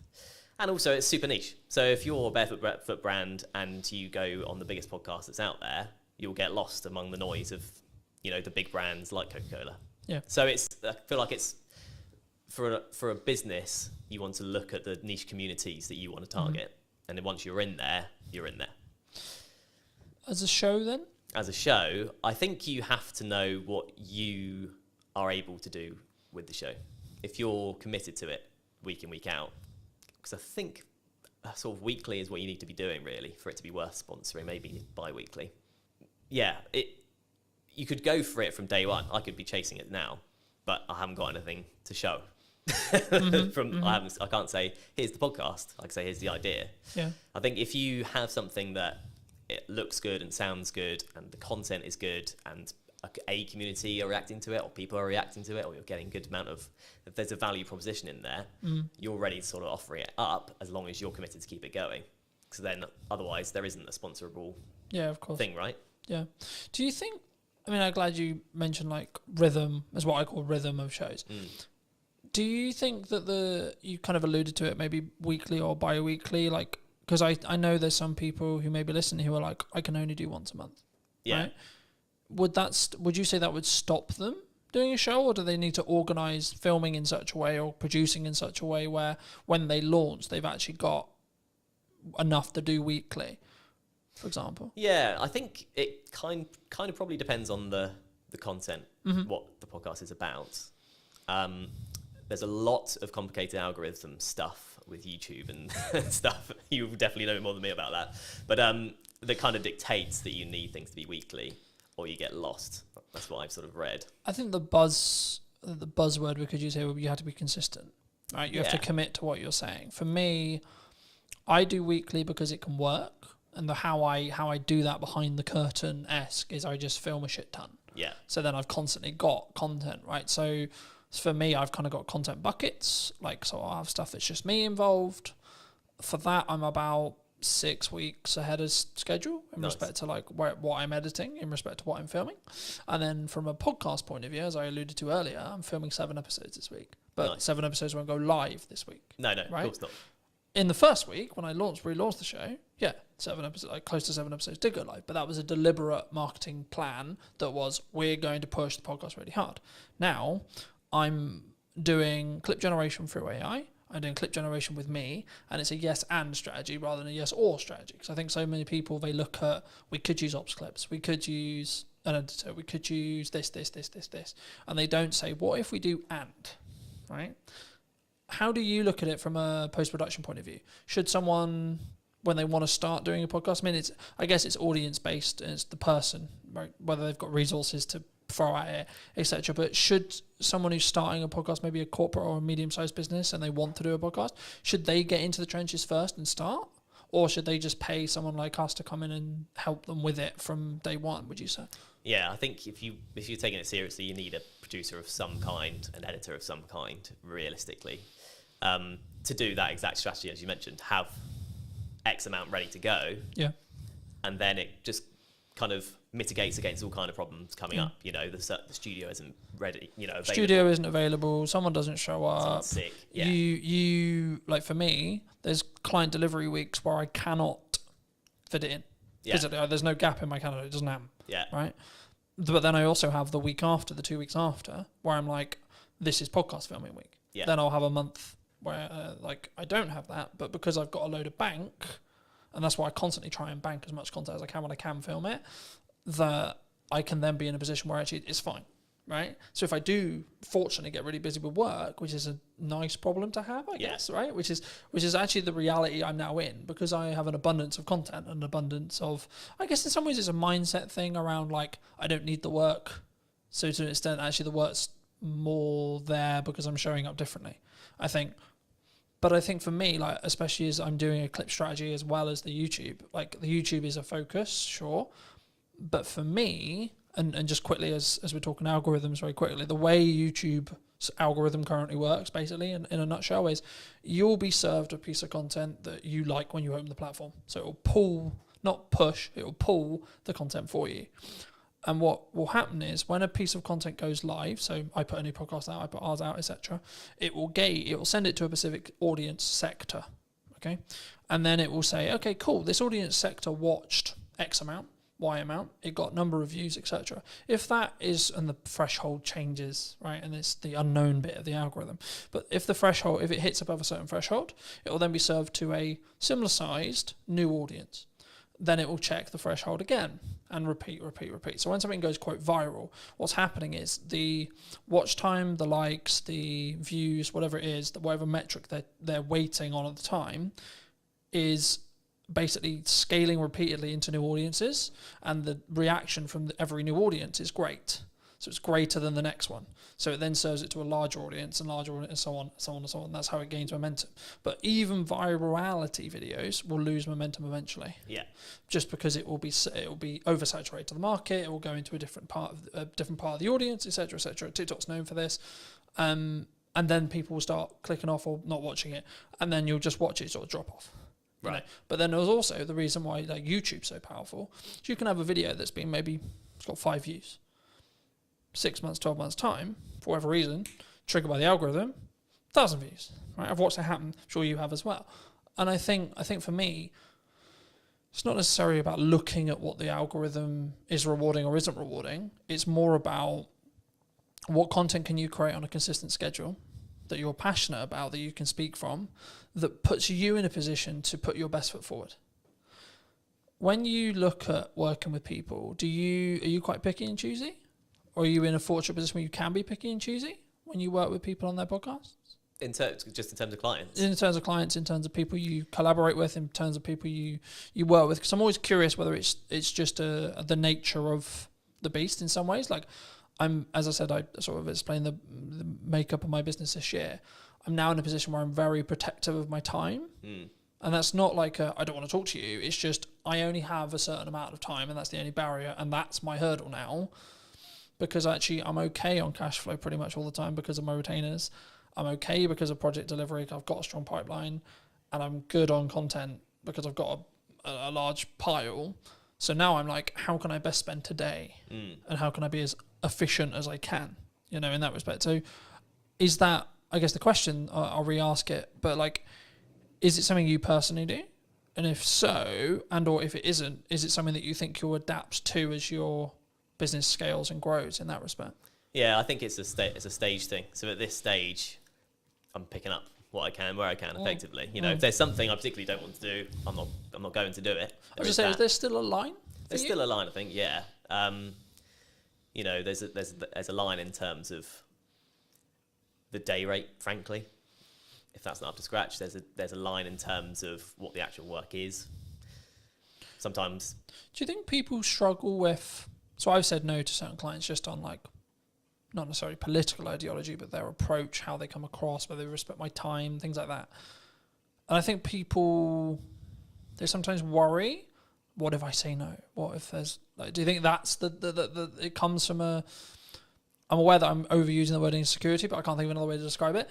Is it an insecurity of like, there isn't going to be more work down the road for me? Yeah, well, it's the biggest insecurity, isn't it? Because money is security these days, really. Yeah. Yeah, absolutely, it is. I think in terms of people saying yes to literally everything. Yeah, I think you're picky and choosy when you can be, probably. Frankly, if you go, the last couple of months are fine, I could do nothing for the next 2 months and be fine. Then you are very picky and choosy. Yeah. When you've had a barren 2 months, you're more likely to be like, I'll just take it. I also think it's a perspective of obviously synergize with the client. Can you add value? But also, like, even when you have an abundance of money or you're in a strong position with money, it might also be actually my goal is to hit this amount, right? And this project might not be ideal, but it pushes me closer to that goal so I can hit it sooner as well. And I think we sometimes I'm in two minds about it. Part like because I'm a big advocate for you should say no, but also I'm a big advocate to get off your ego, get off your high horse. You still need to be in the trenches. Just because things are good right now, they're only good because you make them good for 6 months' time, etc. Right? And that's why I'm focusing on content. That's why I'm focusing on how I show up. That's why I'm focusing on constantly personally developing me, so that actually in 6 months' time things can be even better than they are, rather than I had a really good 25 for the first half. You know? Do you think people sometimes just want the instant though? As a question, like, because we're very social media orientated in that respect. Do you think it's purely around short-term validation, short-term money, short-term deal, short-term this? I guess, yeah, to an extent. I mean, it's like if you're in a situation where I need money now, everything else will go out the window for some people, you know, depending on your circumstances. This is the crux of it, is it depends on your circumstances. If you're comfortable for a while, then you'll be fine. Otherwise, probably you will just snap up the short-term things. But I think, in terms of what you're saying, I think...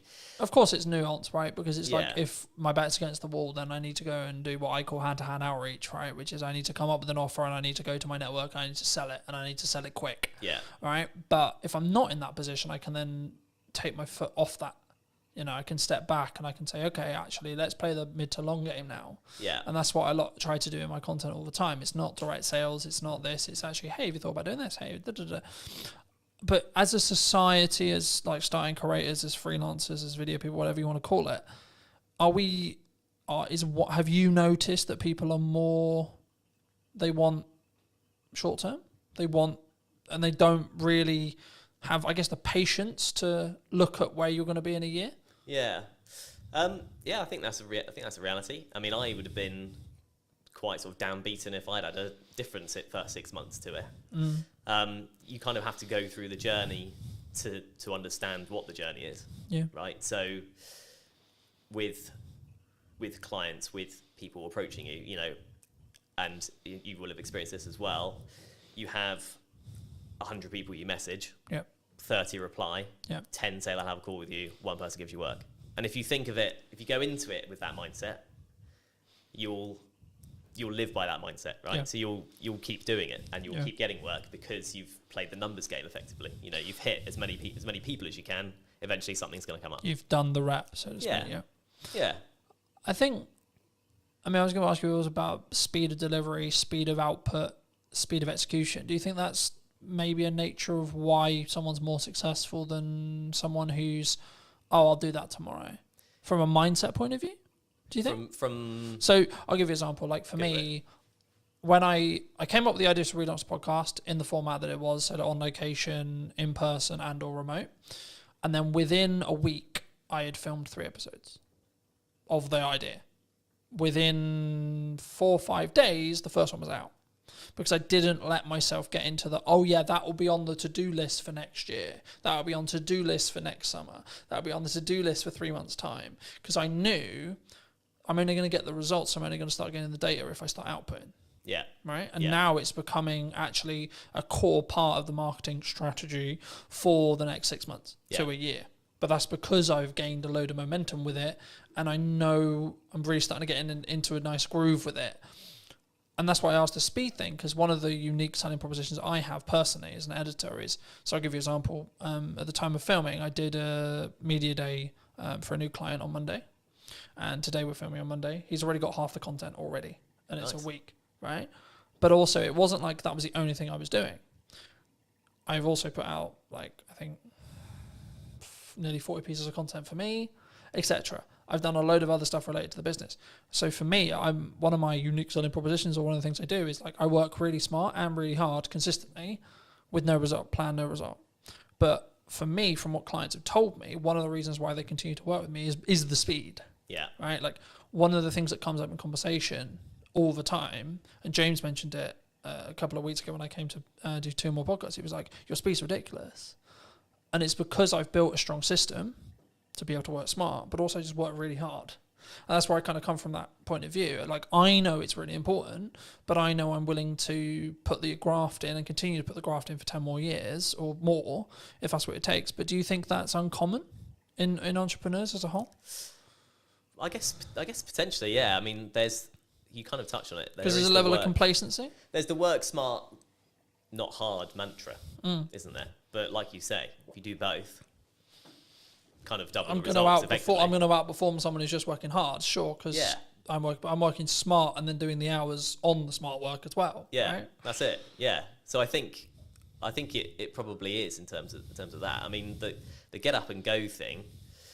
If you follow Gary V on social media, then you'll get the get up and go thing, because that was very much me. This podcast idea I'm doing was, I think I first thought of it 2 years ago. And I've been writing notes about it on my phone, like month after month. Something pop into my head. I'll be like, oh, that'd be cool. And then, but do you think we have a culture of we're going to write notes about it? Yeah, definitely. Rather than execute on it. Yeah, absolutely.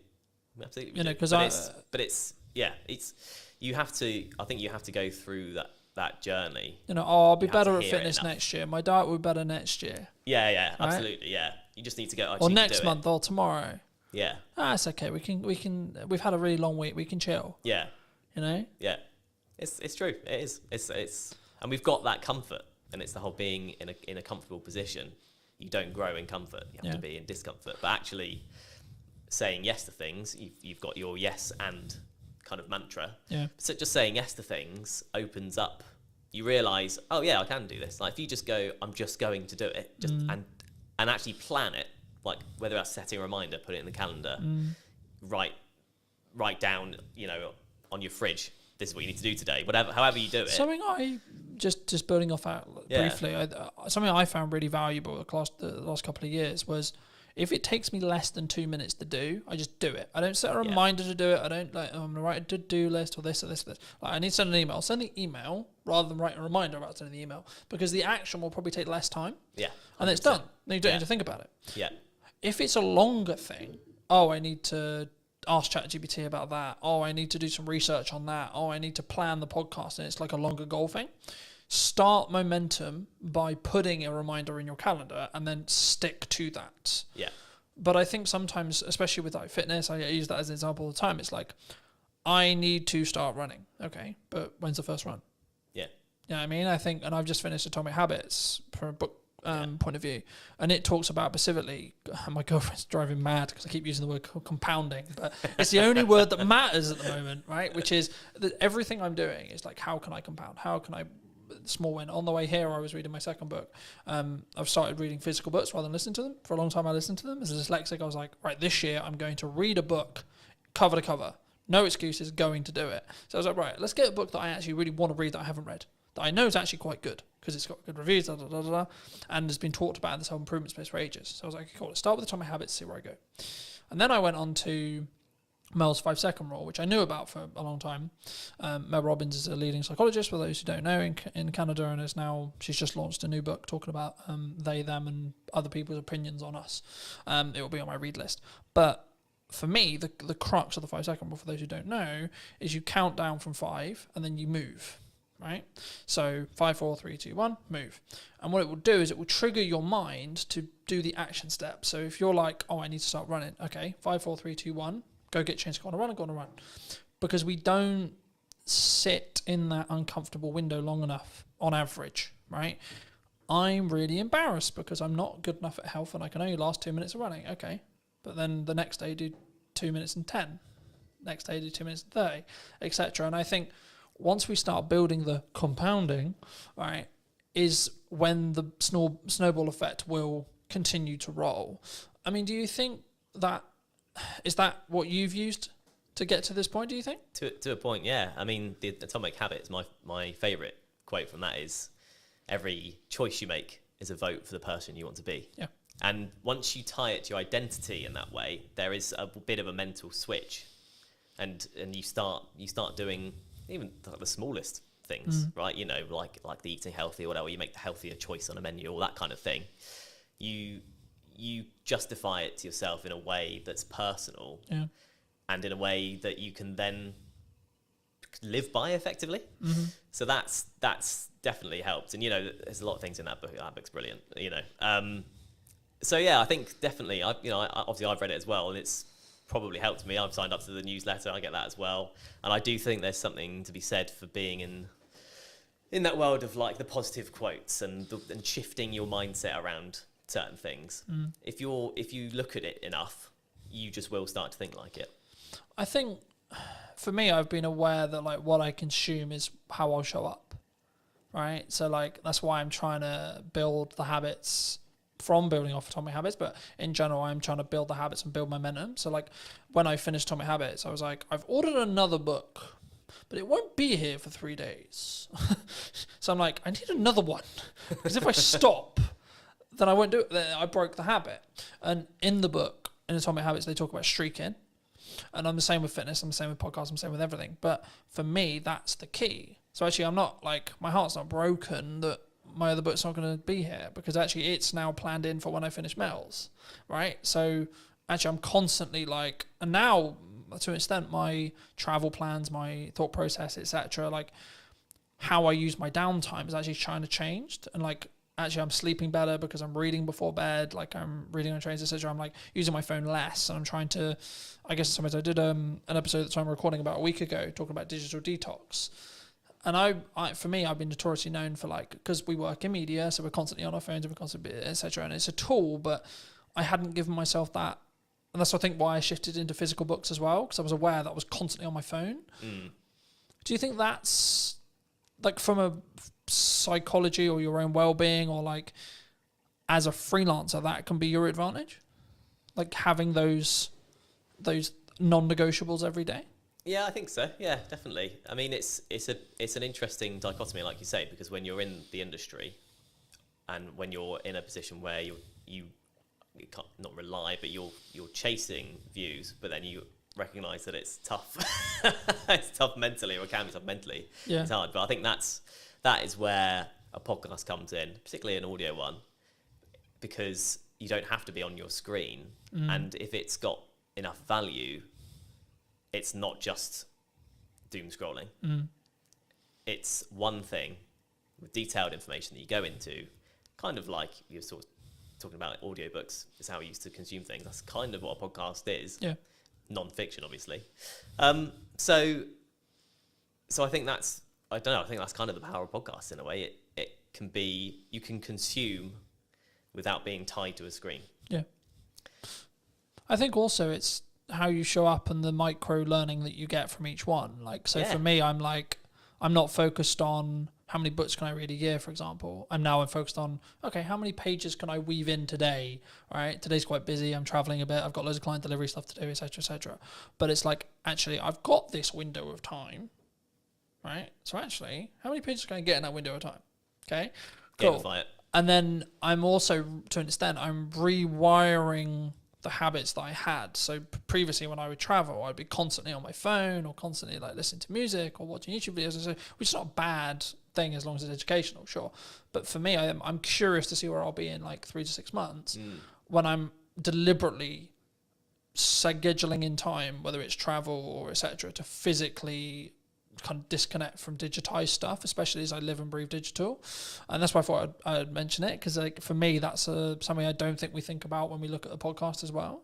Because I think what you'll find, and I'll be curious to see if we do an interview in a year about whether your money management skills is like compounded really, really hard, because you're constantly talking about money, right? I found I'm becoming an infinitely better marketer because I'm constantly talking about marketing, right? So I notice little things like, hold on, I said that thing in the podcast, but I'm not doing it with my own content, right? So you mentioned hooks earlier. I'm not doing strong enough hooks on the ones I'm editing. Okay, how do we do that? How do we fix that? So now I'm focused more on how do I create a really strong captivating hook. That will probably grow into how do I create a micro trailer. Yeah, I expect as an editor, but also the knock-on effect for my clients will be they'll get a better product. Yeah, which in turn means I'll be able to charge more. Which in turn means I'll have more money to either give myself a longer buffer or outsource to do other things and scale the business that way. Do you think, like, I don't want to specifically like steal in some ways a lot of your podcast, but if you could rate yourself on money management right now, where would you rate yourself? 10 being incredibly good, you know where every single pound's going. 1 being, I've got no idea what's in my bank account. Yeah. There's a psychology fact about ask someone for a number between 1 and 10, everyone says 7. But that's kind of where I'm tempted to land on that, really. You know, I've been on my own journey with it, definitely. And And, I married an accountant. So that's helped me quite a lot. And, just being in a relationship, she's super savvy. She's closer to the 10 mark than, most people I know. But just being with her has helped me probably come up from a 5, frankly. Okay. In your 20s, you're in like a 3, generally speaking. There's a question that is going to be on the podcast, which is, how often do you check your bank account every day? And in my 20s, it was as little as possible because I just didn't want to know. You push it away, right? You go... Does that come from you were anxious about it? 100%. I was at university, but it's... Shit, how much money have I spent? Exactly, yeah. How much has gone on beer? I don't want to know. How much I spent last night? I don't want to know. So I don't remember last night, but I remember there was a card involved. Shit. Yeah, exactly. But once you sort of learn to look at it regularly, it empowers you, I've found. Empowers you because you go, okay, well, actually, I'm in control rather than just letting it all just slip and hope for the best. And if it's overdraft, it's overdraft. So I've kind of been on that journey, which is a small thing. I'm not trying to claim I've been on an epic money journey. Nothing dramatic's happened either way for me. But that one thing, kind of going back to the mindset thing, has helped massively. But again, you ask everyone, I'll ask you, how often do you check yours? 3 to 4 times a day. Right, there we go. Since I was in business. Right. For business, same as you. Just hide away from never fucking terrified of it, right? That's it. In business where I know I've got to pay for shit and I need to work out where that money's coming from all the time. And I'm doing a technique at the moment where I'll hide a significant amount. Whenever I get paid, I hide a significant amount of my money away into an account that happens to have 4.1% on it. Happy days. Yeah. But it's actually the point of I deliberately, yes, I'm doing well, but I deliberately live on a lot less. Yeah. And I deliberately keep, in regards to what I see every day when I check my bank account, a lot less because it allows me to keep pushing forward and keep thinking I need to find another way to invoice something or have more money coming in, A, but also B, when there is an emergency, I can go, I'm actually good. Yeah. I can fix that problem. Hidden account will fix. Yeah, because but also so this is an example of how I use AI. AI is currently tracking for me the books I'm reading, what my takeaways are, how much am I showing up, what my fitness is, where my money is being allocated and how and why, and how well that's doing and how in line I am with the goals, how the podcast is doing, how many episodes I've filmed, how many episodes have gone out, what views are going on, what views are likely to happen in the future because it can extrapolate the data from, okay, you're here now and then in 6 months I think you'll be here. You're following the growth rate. So people, and I wanted to talk briefly, and I'm aware of time, so I think we'll wrap up soon, but I wanted to talk a little bit about AI with you. Yeah. Because I think it's, people are either going to use it to be more efficient and have a lot of those things being monitored for them, as I mentioned, or they're going to sit on the moral of, I don't want to. You know what I mean? Yeah. I'm not doing it because it's the world's over. Yeah. And we're all going to lose our jobs. Do you think we're all going to lose our jobs? Not necessarily, is what I'd say. I think it still has to come quite a long way because, people will reference the manual jobs of, an AI won't fix your sink. Yeah. Maybe a robot with an AI brain could do one day. Mm-hmm. But actually, anything that involves a human at this point, largely, you need to be able to talk to someone about. Yeah. And you can have a conversation with AI, but it's slow,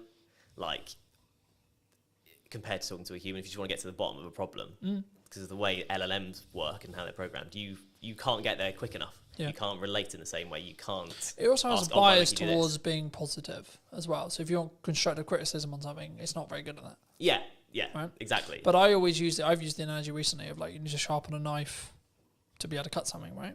Yeah.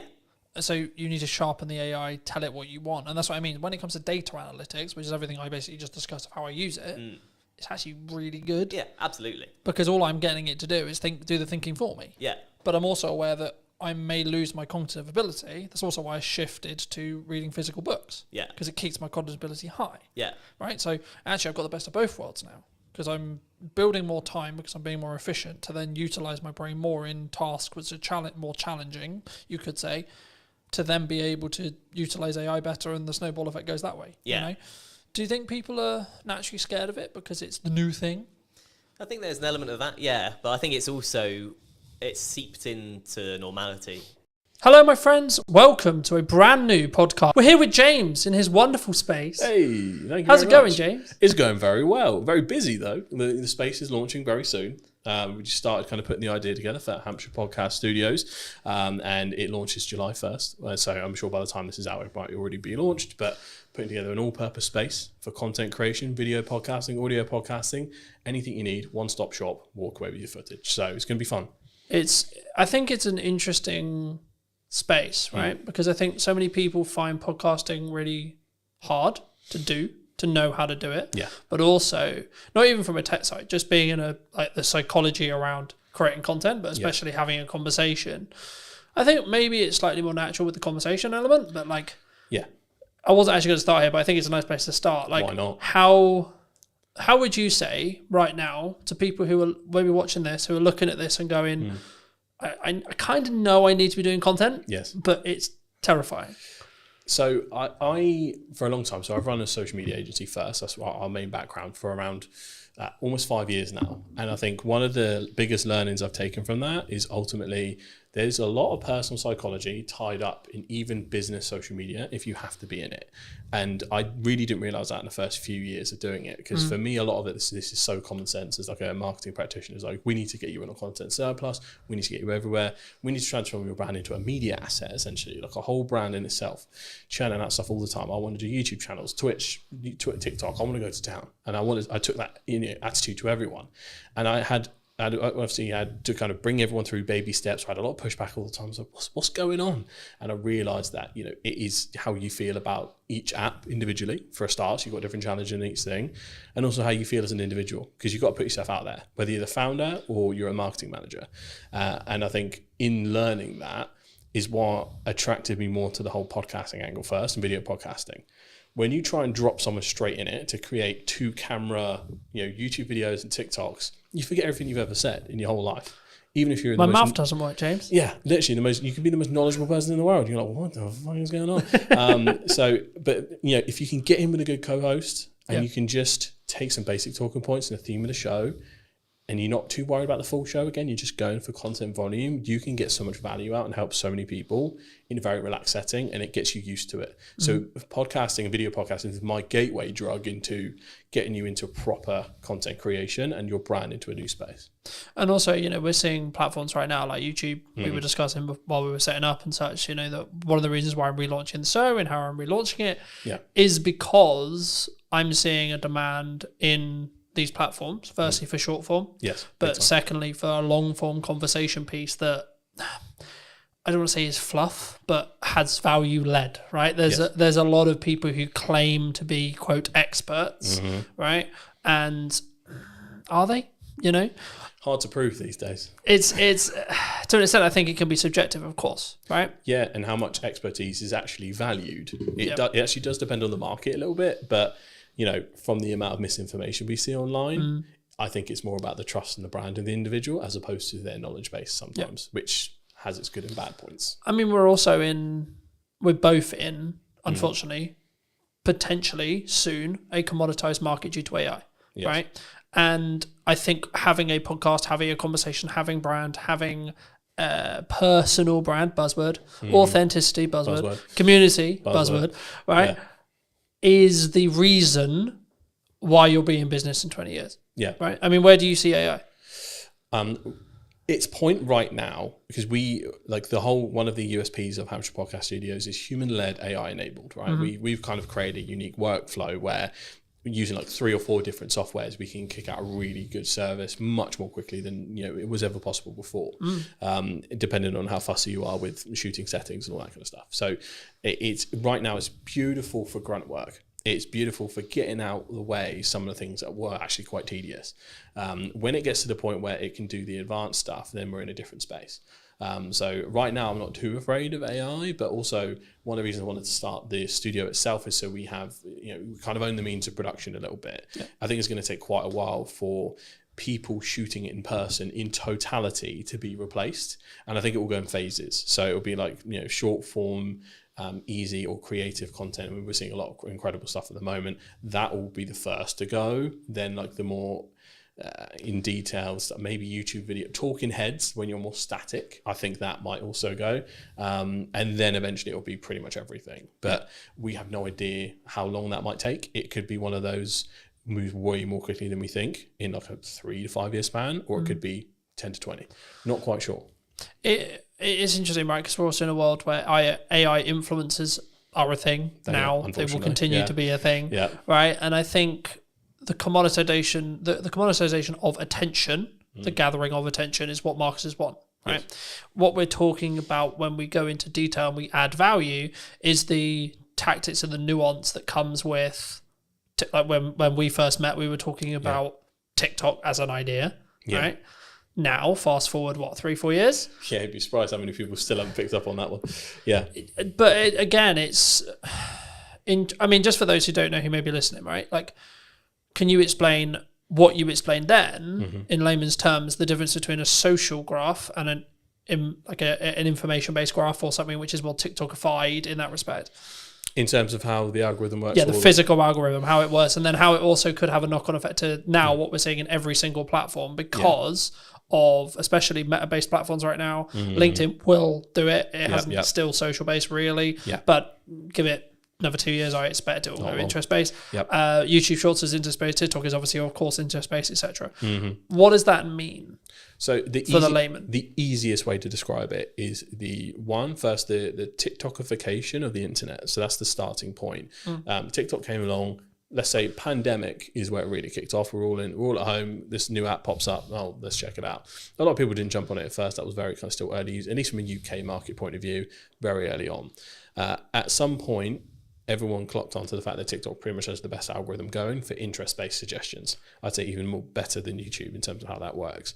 So it then became extremely addictive. Every other platform caught on to that, realized we're going to get left behind in the interest-based economy. We have to get on that. So now every single platform has an interest-based video feed, and now pretty much main feed, especially the Meta suite, that's gone full interest-based. I think X/Twitter, that has gone interest-based. Blue Skies remained solid in the fact that they, for following, I think that's part of their USP. Even LinkedIn now is going interest-based feed for, they're testing it a little bit on the main feed, but mostly on that kind of scrolling video. So it is unavoidable. And that has essentially created a very interesting thing where it's the social part has been removed from social media. It's gone. It is just media. And if your brand, or personal brand, or as a freelancer, you're not part of that interest-based economy where you're churning out stuff that will eventually get to the right person, you will be left behind a little bit in that. Overthinking quality, overthinking substance sometimes can hinder your attempts and testing to get to where you need to be. I'm always a proponent of scale, test fast. Even if you need to post quite a lot, figure out what works, where are your golden veins that you need to mine, and then start improving little by little the same way a creator would. That's all I'm always looking at. I think it's interesting, right? Because when we first got here, we were talking about the difference in scale versus perceived quality or quality, right? And I think that so many people worry about what is the judgment of X partner, friends, colleagues, so on, dog is equivalent, right? What are the, I'm going to spam them, right? What I'm going to post too much is part of knowing what works. Volume, would you say? Yeah, well, you need a certain amount of volume to test, and at what point does it become spammy? This will differ per platform, and some platforms is pretty much impossible to spam. So you got to think about user behavior. So if we take TikTok, 70% of content, I think, still, or probably more now, is digested on the For You page instead of the following. So people have to make an intentional step to head over to get everything in the chronological order of the people that they follow. That is where maybe all of your videos appear quite a lot. And you're like, okay, weird. But if not, it's just going out into the ocean. I see every kind of short form video you post is pretty much just taking a bucket of water and pouring it into the ocean at this point. Like, there is very little risk of it being seen a bajillion times. But that's when you get to a TikTok, Meta, Facebook point of view. If you're looking at something like LinkedIn, the algorithm is still early and it's still developing. So a lot of people might see the same thing. You'll notice on your LinkedIn that you'll still have the regulars engage first and often see it. They might get notifications if you engage with them regularly. And from that point, other people might see it based on if someone likes, comments, shares, because LinkedIn is quite good in the fact that someone comments, that might as well be a share. That's quite handy in terms of how that works. So per platform, it does change slightly. However, even someone with an extremely engaged following like me and you, we could probably post 3 videos a day and it won't bother anyone, or they might see one, they might see none, but they might see all 3 on Tuesday next week. Yeah. You can't quite tell where that is at. So I'm of the opinion that you're never going to lose out by posting more often. What most likely is going to happen is someone's going to go, bloody hell, you're everywhere, mate. That's the place I want to be. I'd rather be top of mind and someone be slightly miffed. I'd rather take that risk. I was going to say, because that's the main trap for me. Like, you're probably the 5th person, 6th person I've met this week in person. Yep. And every single one of them's first reaction when they first meet me is, you're fucking everywhere. That's the way. Right? Yeah. And for me, I'm like, that means I'm doing something right. Yeah, because it means you're seeing me. Now, it might not mean necessarily you're consuming 100% of that video, that one video. Yes. But then my heart isn't, oh my God, James didn't watch my whole video. Yeah. Because ultimately, if you start knowing that, and especially that there is a massive silent lurkers user behavior on LinkedIn, I think goes underestimated. There is a large percentage, and I'm not sure the specific number, of people that watch video without sound that just kind of watch it without checking in. Yep. Now, if you don't click that video, I don't think it actually classes as an official like engagement. I think after a certain point in watch time, without kind of clicking the unmute button, that will then class as a view. But you'll have a lot of lurkers, which means your actual statistics won't show the true success of what you're doing. So this is where like you get into the debate between reach and impression numbers and which one you should really focus on. I'm quite focused on views at the moment. Views and watch time are basically the most essential KPIs now. But in terms of how you need to look at LinkedIn specifically, yeah, I think you just go nuts. But if you're going to make those slight improvements to really focus on the quality element, again, quality is subjective. For a lot of people, our content will be quality because we have good equipment, good knowledge. And a lot of people within our industry will look at quality as how good's the edit? What are the things that grab back attention? So there are nuances to the game, and it does depend on your audience. So I often just optimize for the silent watcher. Title that lingers for like the first 5 to 10 seconds, put the best bit at the front, and then let the rest of the story play out. Because you still got to manage your own resource. Even if you have a team behind you, they've still got to manage their resource. You can't do a full diary of a CEO trailer for everything. And often, if you're not already quite big or have a large following, we have catching up to do compared to others. So different spaces for different places. I think, again, and it's one of those things where I think this should be a yes and not a yes or, right? So for me, I'm like, that's a good idea. Let's do that. And a podcast and short form and talks and in-person events best, right? and this and that and that, because I don't then worry or care about this specific video has got X amount of views. I have absolutely no interest, to be honest, in what that standalone video does. What my views are as a whole across Meta, across Instagram, across LinkedIn, yes. Yeah. Okay. As a whole. Yep. Specific video, don't care. Yeah. Because I don't know what's going to go well or hit. The only way you can do that is test it, right? Yeah. Test and it something and look at which the spikes on your graph. Yeah, and something when you're specifically creating content around a targeted event like an in-person event or a service you're trying to sell, etc. Yep. A strategy that's worked for me in the past and will work now is put out a load of short form stuff, see what happens, see what works, and then media buy, ad, Meta, placement, etc. against the stuff you already know works because you've already got the viewership, you've already got the metrics, and that way you're not then potentially wasting pounds or dollars figuring out going, is this good? Now, this is one of those things where you might want to tweak the copy slightly because it's an ad and not a post, etc. Things like that. But overall, it's going to work because you already know the creative's good. You know? Absolutely. And the thing is, for me, I think people, they use the I'm trying to create one polished video on LinkedIn as an excuse not to be working. Yeah, because a lot of people will take that out. Again, this is where we come back to the personal psychology point. We know we're supposed to go to the gym. Do we all go all the time? Some people do. Most people don't. That's just the reality of it. It's Gary Vee that made the point originally. You know, social media is like going to the gym and eating healthily. We're going to relapse. We're going to mess up. We're not going to stay consistent all the time. We're going to have sprints where we kill it and then times where life happens.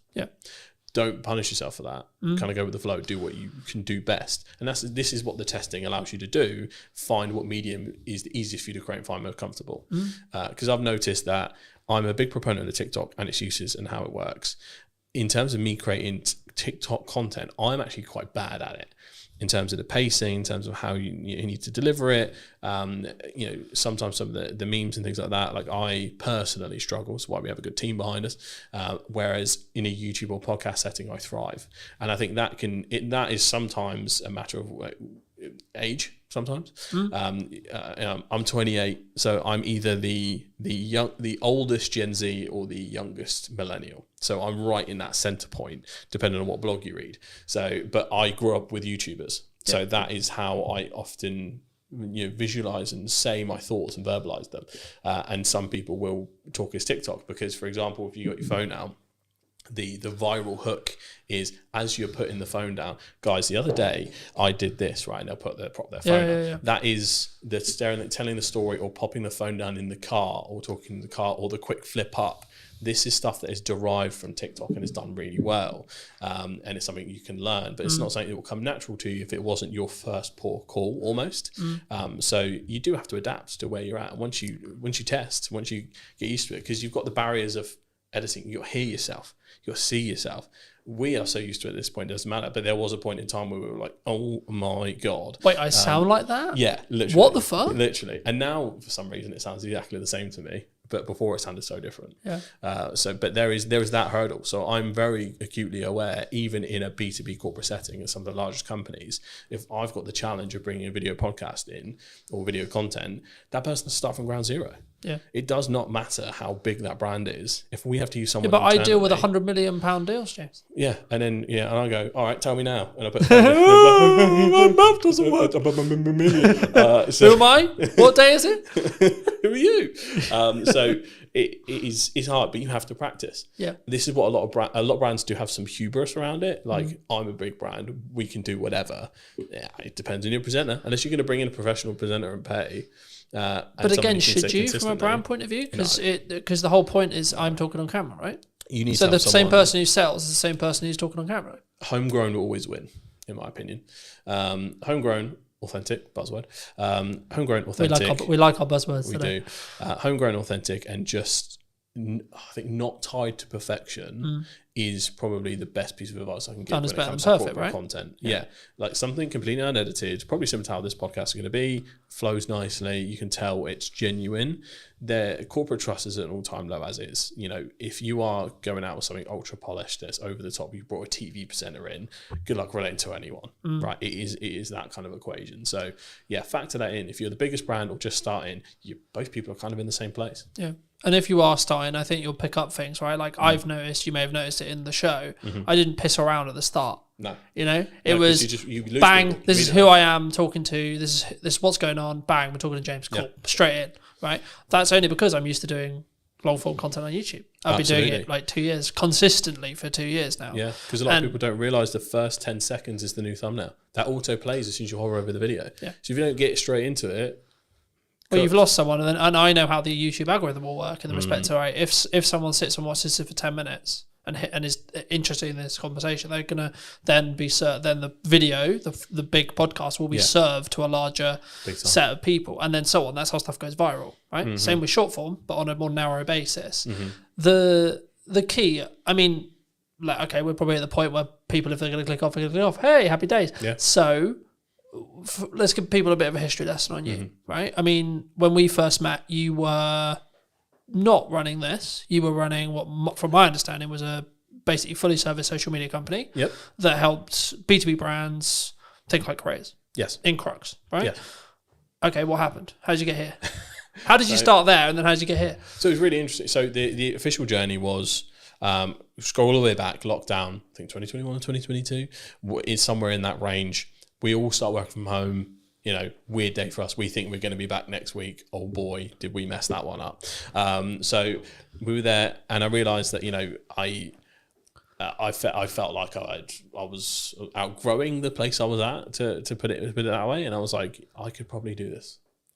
So got an ad up on Fiverr, and for a month, it kind of did nothing. Had no idea what I was doing. I came from an advertising marketing background, 4+ years in that, working in-house and agency side. So I had all of the knowledge to bring. It was just a case of how do I business? I had no idea. So that ad basically did nothing for like a month, and then suddenly it put me in this like featured creators section. So I had a lucky break there. Most people don't admit their luck, folks. That's how it happened. And then from there, I got my first client, and then got my second client through Fiverr. I got my third. That pretty much got me to the point where it was around what I was earning, and I just went, see ya, and then I took a risk from there. And then from there, it started to just me. One person, two person, three person, ended up kind of, as we're going along the scene, working with the likes of the University of Southampton, Barclays Eagle Labs, American Express, Global Business Travel, people like that, over that 4-year period, almost 5 years. And it grew very fast, very quick. Didn't know how to business. So from that point, it was a tricky thing to navigate. And eventually I was just like, this is also isn't making me happy. We grew way too fast.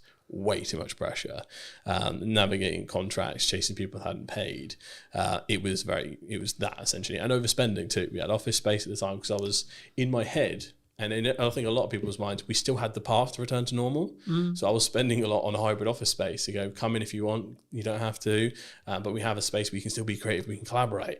And then trying to figure out what that was, but that was lots of extra spending on mostly UK team. We had an overseas team as well, and helped facilitate both. So we had kind of a hybrid model, but in the end there was a few kind of financial things we ran into in terms of contracts, things like that with larger clients, and it pretty much was it sunk the boat. But I then kind of took some time away because it also happened at the same time as some personal losses, so I was very anti-work for like at least a year or two, I'd say.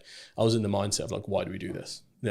Reading Buddhist scripture, you know how it gets. I'm going to go mountain, man. Yeah, literally, I was just like, bro, I should be I'm going to vibe out. Yeah, it's I should all be good. out in the field. I was, when you get into watching like Outdoor Boys on YouTube, and you're just like, oh. Show me the jungle, man. Show me the jungle. Yeah. I was just like, dump me somewhere in the middle of nowhere. I know how to survive now. I watch your YouTube video. I can make fire because I watched it on YouTube. Man, make fire. So I was in that zone for ages. But then, I rebranded, created a new agency with a different spin on it called Straw Hat Social. And you need a straw hat, by the way. Yeah, absolutely. It's inspired by one of my favorite shows, One Piece. I absolutely love it. I kind of made Shogun up on the spot many years ago, so it didn't really have much personal meaning to me. But Straw Hat does. It's basically a show about pirates, and the kid who wants to be the king of the pirates. And it sounds simple, but it's one of the most complex and deeply layered shows in history. 7th best-selling piece of media ever in the entire world. So check out One Piece. So from there, it's a very different angle in terms of how I approach it. It's a bit more of an in-house agency model in terms of I do spend time at clients' offices at times. It's very involved in terms of more of a consultancy angle, because what I learned a lot of the time is most of the time there's other work to be done in the rest of the marketing cycle compared to when it was just social. So that is what Straw Hat is a little bit more. I'm still working on, I need to create a website still, all the taglines, all the rest of it. But then the next part of that was the podcast studio. And that has now been born from that journey of going. Often a lot of clients had financial troubles, especially some of the smaller ones.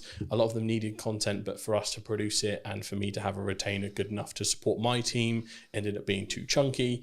And I was like, we just need a place where someone can come in, grab their stuff and go, but still have a good experience and get what they need. And it's guided by social first expertise. And that's how this was born. So that's the journey through and through. It's been really interesting. And it's a really interesting space. And I'm kind of curious where it's going to be in a year to two, right? Me too. From what we discussed. But I think that leads on quite nicely to what is the missed opportunities right now in marketing? Because we're talking about like short form is good, but it's kind of 3 years old now. The idea of it is 3 years old. Yeah, it's fairly commonplace at this point. I think a lot of brands know even AI, using AI is kind of like 2-3 years, right? Yeah, and I think a lot of people are so aware of it. I think there's multiple layers, so people are often overwhelmed by the amount of choices now.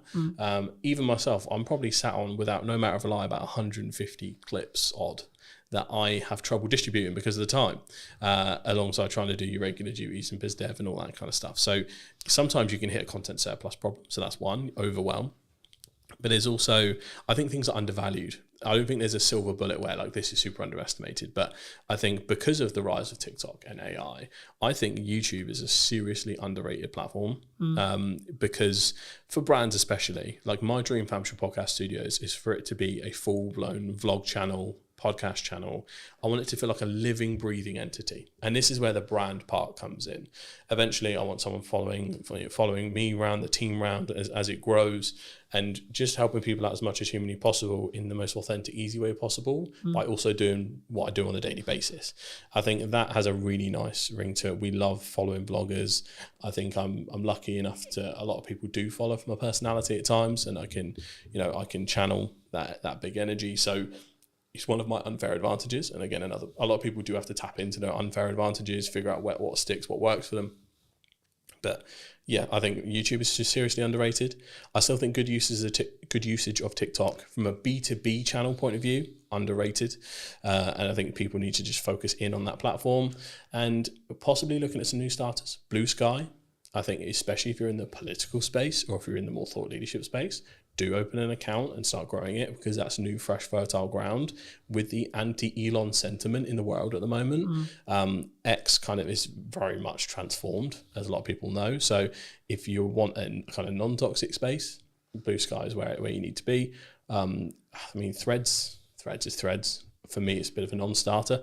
Most people just dual post across both from Instagram to Threads. So yeah, I think having some kind of home base and making it feel living and breathing is where I want to be at, because that's the part that you couldn't replicate that.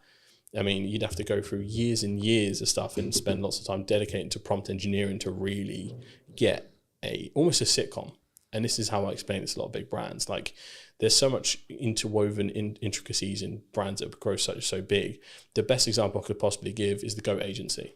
They were like the king of pioneering vlogs, and they still do them to this day. That company probably has the best set of advertising for what work culture is like at Goat. I want to create that at some point and then distribute them through the short form channels, LinkedIn, TikTok, YouTube Shorts, all of them, because it's like a home base, a secondary to your website. Yep. And that's where I want to be at, where I think it's kind of undervalued. But you're also building that parasocial relationship, right? Like 95% of the reason why I have good relationships is actually nothing to do with how much time I spend with you personally, right here, sat here today. Yep. It's actually how much do we spend interconnected with each other's content, right? And ensuring potentially there's value being added or not. And actually in an interest-based world, it's even easier, because if I don't like what you're saying, I won't get served it. Sorry, I'm just not going to. No. It's not going to happen. Yeah. Right? Yeah, it's the same. It's like, so there's a couple of rules I introduced with that. Does it go through the Holy Trinity? Does it educate, inspire, or entertain? If it's not one of those three, don't bother. People's time, they'll be gone. And then the second one, act as the audience. Yeah. But you gotta be so brutal about your stuff. Like, would I have been hooked? Would I have scrolled? You got around 2-3 seconds max. We're looking at organic. You have to be better ultimately, and just post. But you don't have to be better straight away. Oh God, no. Right, that's I think the key there, because I think when you say that, people will be like, "Oh fuck it, why do I even bother?" You can your quality can be shite and your content can be shite, but you can still get really good at hooks. Yeah. But don't underestimate what you can do on a phone. Yeah, we specifically basically only use vlogging cameras because one, it's like for client stuff, because we only make social content usually, it's that perfect middle ground between high-end premium or like cinema line cameras and slightly better than a phone, so you can tell it's like made for purpose for a certain piece of content and has that slightly uplifted thing. Because sometimes if you go too far, if the camera's quality is too nice, sometimes people think it's an ad. Yeah. And I think that is a very subconscious, like, you're trained to scroll really quickly. Yeah, the only time I would say that that's not true is if you're selling video production. Big time. Right, well, if you're selling, if your product is, this is how good it sounds. Right, you can have off days, you can have bad environments, etc., whatever. The value of the content is what actually matters at the end of the day. Yeah. But on an average, if you're selling something that looks and sounds good, every video should look and fucking sound good. Yeah. Yeah, definitely an exception for your business. Excluding that, absolutely, doesn't matter. Yeah, I think one of my favourite success stories from when we were doing work is we worked with a company called Skill Scaffolding, shout out to Skill Scaffolding, who wanted help starting their TikTok up. And what we did was kind of mic up the boys and did it in a vlog style. They just explained what they were doing, out and about on jobs. We did a tour around the site. Mate, I think we got millions of views from that. It was in the first 3 months. Like, there was a real appetite for industries that you wouldn't think so. Construction, massive. If there is a construction company out there listening right now, you need a TikTok account, you need a YouTube account, you need to go hard. I couldn't believe how much people were like, because it basically is all the boys that got home from work, like, oh, is he using a fucking 380D, or like, yeah, you can't be doing that, you got to wrap this up a different way. So there was the positives and the negatives of like going, oh, I would have done it that way. But there was this, like, again, that parasocial relationship there, even from the actions they were taking, because they were like, I do that at work too. That representation of something they didn't see before, I think, is massive. And I think a lot of companies, I think they're too boring to do stuff like that. Are probably I can't do that. I'm an accountant, James. I think the accountants could absolutely do it. Like, it would be so funny to have like a funny accountants podcast, or like just a vlog at the accountant's office. And the whole hook is, I'm going to prove to you that accountants aren't boring. And then you just show the work day. I remember that I did a strategic session with a networking group that unfortunately doesn't exist anymore. But the point was, an accountant asked me, how do I do hooks? And I said, think about worst case scenario, someone gets their books wrong. What's going to happen? Yeah. And the hook ended up being like, if your books are shit, your business is going under. Yeah. And then they went into the whatever, right? But it's like, you have to grab the attention straight away. It's like, fuck, shit. Yeah. Okay. And I think a lot of people, here's the personal psychology thing again, you resist that immediately because you don't want to come across as spammy or clickbait or think you're trying to over dramatize the situation. There is something in the this is why the Americans paved the way first in terms of content output, and then we adopt it later once we see it works, because one, we're just a skeptical nation, but two, we're all a bit too frightfully to make all that fuss. Oh, but we also want to speak like this and be stubborn off lip and not swear on camera, don't you know? Can't do that. No. Whereas the people that do... Meanwhile, in America, Gary's screaming on the stage, for example. Yeah, exactly. And he's killed it that way for years. But I think there's an aversion to hooks sometimes because you're worried about perception, even on the brand level, which is really interesting. So there is a removal we need to do of that. Hooks / clickbait is okay as long as you actually deliver. If it's, I'm going to get you 1 million followers right now, and then it's just bullshit advice, that is bad clickbait. But if we... And also it doesn't work anymore. Yeah. So to give an example from this podcast, if we were doing, here's how my business completely went under, cut to black, and then I just told the story I did before. But that was the hook that made it dramatic enough to stick around. And that is what we need to focus on, essentially. But you still need to deliver in some way or form. I mean, the next thing I was going to ask you is about like fear related to AI, fear related, but I think it's actually about fear of being replaced in content or in jobs in general. I mean, do you see, in the people you speak to, your circles, etc., do you see people scared of AI? Are people like, okay, we're game over here, boys? Yeah, a little bit. I think especially when it comes to, because you can kind of see what's on the chopping block first a little bit in terms of, one, there's company memos going out all over the place. I think the Shopify CEO was like, before we put any new hires out, double check that an AI agent can't do this. So from a leadership level, there is definitely a ruthlessness that is kind of starting a little bit, where cost cutting is becoming the norm, especially in the economy we're in. It's a very risky place to be. So there's a political sentiment and a fear-based sentiment from the top. So that's not good. The leadership shouldn't be thinking that way in general. It should be to enhance every employee, not to replace employee or new hires. So that's a start from large companies that contribute. The second point is looking at, you can tell some areas are getting good fast. For instance, creating fantasy content from scratch with video. Is Google's tool VO? Is it? VO3. VO3. Yeah. I've been entranced with watching like the Yeti and Bigfoot vlogs on TikTok, which sound insane, but like I've never seen. I watched one the other day where Bigfoot was working for the cartel, like dropping drugs in the rainforest, and it's just like, we are here, and they are really funny. But you don't sit there and go, "Well, that happened. That's real," because it's Bigfoot dropping drugs in a jungle, right? I think that's why it's fairly accepted, because like it's received really positively, because it's a whole fantasy thing. It's clearly AI labeled, and it's using AI in a way that's funny and not scary. But if you try to then, let's say if you took an audio podcast and went transcribe this but put us in a fake studio and everything else like that, I don't think that'd be received very well at all, because that is just a perceived thing of, right, you've removed the cameraman, you've removed this, you remove that, you're cutting the humanity out of a humanizing process. So I think there's a way you use it can help. Well, we already watched this happen. I can't remember which YouTube it was, but there was a Minecraft YouTuber who was like, I'm going to AI myself, and I'm going to make everything AI. And it completely, his entire audience turned on him. Yeah. The long and the short of that story was the entire audience turned on him. We're not in a place societally where it's like super accepted right now. Like, there are certain ways that are accepted, and some ways that aren't, and sometimes you can't actually tell where that is going to fall.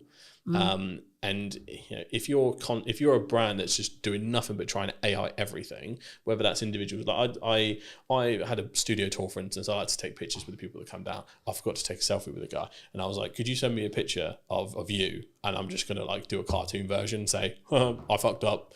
AI came to help us though, and here's a picture of us together." And that'll be my saving grace. And that's fine, because it's just a little helping hand, as opposed to, it's not like I could have sent that to a designer or a Photoshopper and they would have made that happen, because the pictures would have been clearly Photoshopped and weird. So it's a different use case. So if you can see it's helping someone as opposed to replacing someone, I think that's where the sentiment changes. But graphic design is what scares me. For what comes first, I guess. That's getting scarily good fast, even better than the video side. In terms of prompt engineering, if you can get that right, it's like, ooh, that's a bit mad. But I mainly worry for entry-level positions, because a lot of the things you have to learn, a lot of the grunt work you do would be the base level edits, will be your standard graphics. It'll be like, that's where you learn your trade.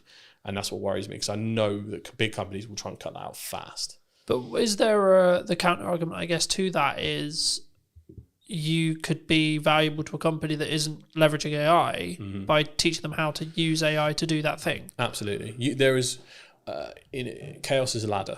There is an abundance of opportunity that comes from this uncertainty, this change and all that stuff. But this depends on whether you're looking at it from an individual solution or a societal solution. I'm always looking at it from, I could probably spin up a course tomorrow talking about how we can introduce it to your business, and this is how you don't get left behind and all this. Morally, for me, I'm like, I can't do that, because I want to look at the societal solution of how do we get AI to help us and not replace people that sometimes you just want a job. Like, I don't want to have to live in a world where we all have to be bombastic entrepreneurs and hustlers, because it is not feasible to live in a society where everyone does that. There was a fascinating podcast, Diver CEO, the debate between a guy called Gary Stevenson and Daniel Priestley. I respect both equally, but you could tell they were talking past each other. One guy's talking about a solution for the individual, the other one's talking about a solution for society. And I think we do need to find a middle ground, because ultimately everyone's got to look after themselves. If we go too far in the realms of rugged individualism, we leave everyone who's vulnerable behind. And I think there is a place where we can move forward and do this right. But this is what's interesting. What will happen is America and probably China will pave the way in a massive way for AI development. And typically what's happened so far, the EU in general will then regulate the advancements that come from those two areas. That's typically its role. It's not really a powerhouse in terms of AI and technology, but what it does is it knows how to make rules right, GDPR, other stuff like that, and it kind of reins in rampant innovation, because otherwise people get left behind. And I think there's so much you could go into on that, but I think the main thing is like self-accountability related to your own actions, right? Like, it's interesting because obviously when I've been starting the podcast and doing the research on the show, what I want to do with it, etc. But like, even in the podcast I filmed this morning with Jack, we were talking about the fact that the economy is in a bad place, which is really weird for me to hear, to be honest. And this is going to sound really horrible, because I'm doing better than ever in respect to like commercial work.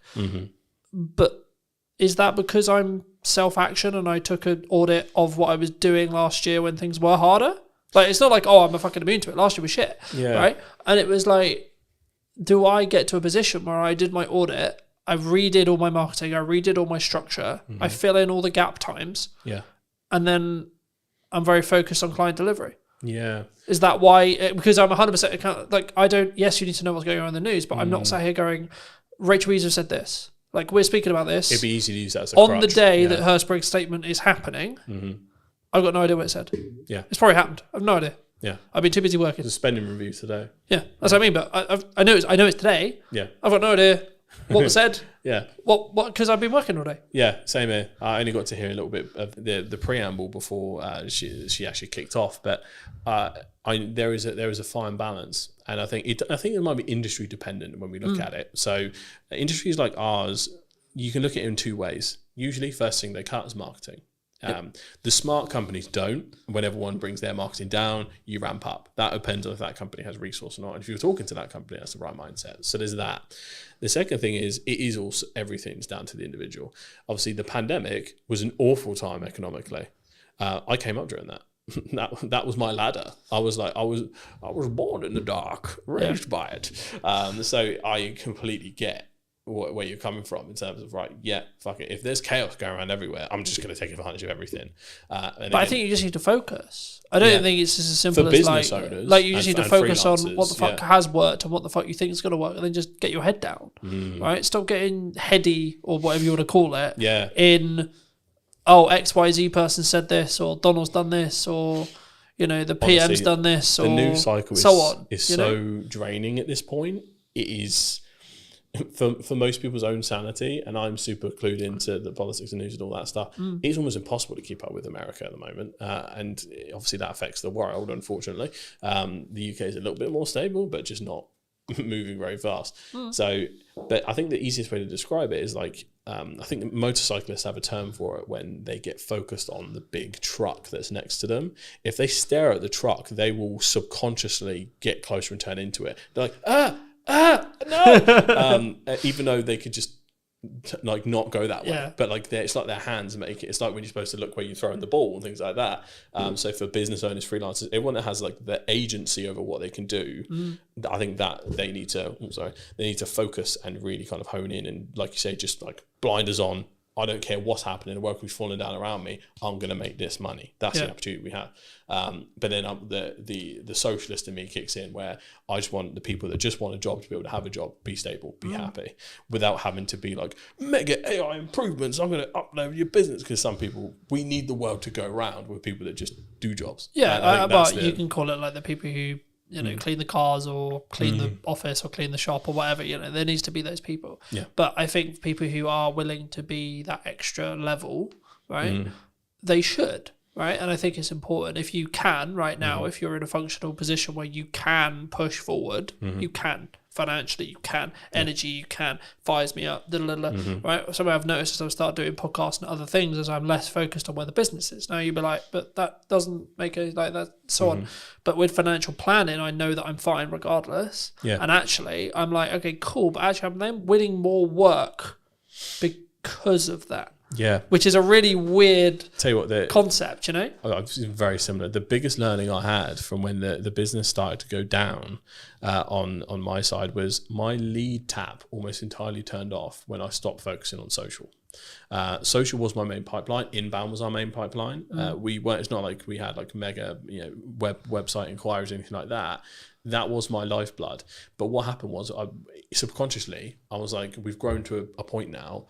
Bigger companies don't bother with all this social media. Like, maybe I can just calm down a little bit. Ironic enough, considering what I did. But I was like, I almost sat in this complacency of they'll come to us now. I'd have to try as hard. Would it be fair to say your ego got in the way?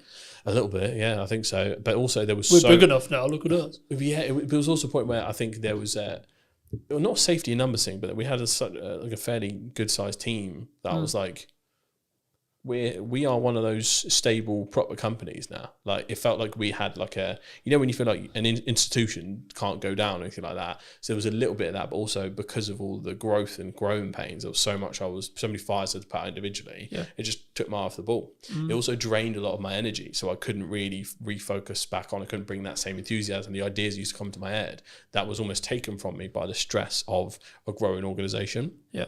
And I think, again, it's probably another problem that people might be facing that isn't talked about enough. But ultimately, like all of that combined, it made me deprioritize social. And that was essentially the start of the death of 1,000 cuts. So, yeah, social is important, folks. Don't be like me. But we're okay now. It's good. It's, I think in that respect, and I think to an extent, it's also about understanding where you are, right? If you don't want to grow and you're happy where you are, then yes, you should still do social. But it should be less of a priority if you're trying to scale. If you don't want to grow, you should focus on social even more because you just that pipeline. You want it stuck there for whenever you need something. Just pluck something out of it, like a box of toys. And also, you don't know what projects are going to come from those connections, from those ideas, from those things. Nearly everything that I do now has come from a pipe idea that has happened while I'm asleep, while I'm there. The concept of the new format of the show, it will sometimes be remote, sometimes hybrid, sometimes on location, etc. That came from downtime. That came from me thinking, right, okay, I'm doing this on social, I'm good with this, but what about this? The same with the AI workshop and the content creation workshop I'm working on at the moment, right? Same thing. It's like, okay, cool, that makes sense. There's demand for that potentially, right? Needs marketing, cool, fab, cool. And the same thing, you know. And I know you want to talk a little bit about live streaming. Where's live streaming fit into this, Dan? Live streaming is really interesting. So when I'm always a proponent of looking at creator economies. So creator economy in general is essentially, where are all the platforms right now where people are making a living from? Where's a lot of the content coming from? Where's a lot of the trends starting? All that stuff. So it's so important to find what's happening right now. YouTube and TikTok essentially had dominated for a long time. Twitch has basically come out of nowhere, and a lot of people do stream on different platforms, but Twitch is the most important one. Live streamers, I think in general, have replaced YouTubers as the main go-tos, because what's happening is, well, in Gen Z circles anyway, what's happened is, you've got Kai Cenat, iShowSpeed, Drewski, all these people that are like more often creating content via live stream. They have so much more content they're able to distribute. They started dominating the airwaves, very similar to how podcasters dominate the airwaves via clip distribution. They started winning the war of attribution in regards to kind of just like getting clips out there here and there, and in interest-based content. So, but they have that huge file of long form to be able to then. These people stream 8 hours a day. That's what I mean. If you look at political streamers like Hassan Piker, he literally streams 8 hours a day, Monday to Saturday. Like, it's an insane amount of content. He's giving takes constantly. Every piece of news that happens live, he's staring at the computer, essentially waiting for the next headline to come through so he can give a take. He has full thing. So, but then his editing team, which is important to mention, will then have that clip on YouTube within like 2 hours, whilst he's still streaming. Within a couple of, so he's really unique in the fact that obviously he's a left wing, almost socialist creator. He opens the door, so he has no copyright on his content. So he allows other people to use his content and monetize their YouTube channels without striking them. So he has a content economy where everyone makes stuff for him. He has his own channel where he monetizes and things like that, but his channel is often 1 or 2 days late. There are a multitude of clip channels that get stuff in while he's still live. It'll come out within the hour, and it will just take that 10-minute segment or that 40-minute segment. It's incredible the speed in which those people work, because they make a living off of Hassan making a living. So it was fascinating to see how this happened. But Twitch streamers have become like the front end of like the social cultural zeitgeist, to use a weird term. So ultimately, follow what they're doing. And I think the first few brands that get serious about live streaming, and I think brands like, we've seen Foot Asylum, for instance, lead the way in terms of YouTube channels. If they can find a way to do Twitch, if, even B2B brands, like, my dream would be to like live stream entire studio days, to be able to stream other people's podcasts if they were comfortable with it, to show what they could do through my channels, to kind of always be sharing the love in that sense. You would be able to see such an awesome mix of different things. Each industry, some industries won't be able to do it, some can, but I think if they're the first to market, there is a rare opportunity there to be taken seriously in that space, because Twitch has only been for like gaming for a while. Let's Chat style stuff has become more and more popular. That is now the most popular thing. It's less gaming and more essentially completely universal. Do you think that the TikTok live shopping experience is also going to be a game changer in the next 10 years? They are going hard on that. I keep getting ads for webinars to become like kind of a TikTok live agency, because they're trying to bring other people into the fold. It's really interesting. It's something we're considering for the studio, to have almost a live shopping zone, or to figure out how to kind of do that properly. We have sets for it, but there's a certain kind of aesthetic and way to do it. Live shopping is becoming crazy. TikTok shop, it sells insane amounts, without considering potential bans. At least in the UK, that's nowhere near anything.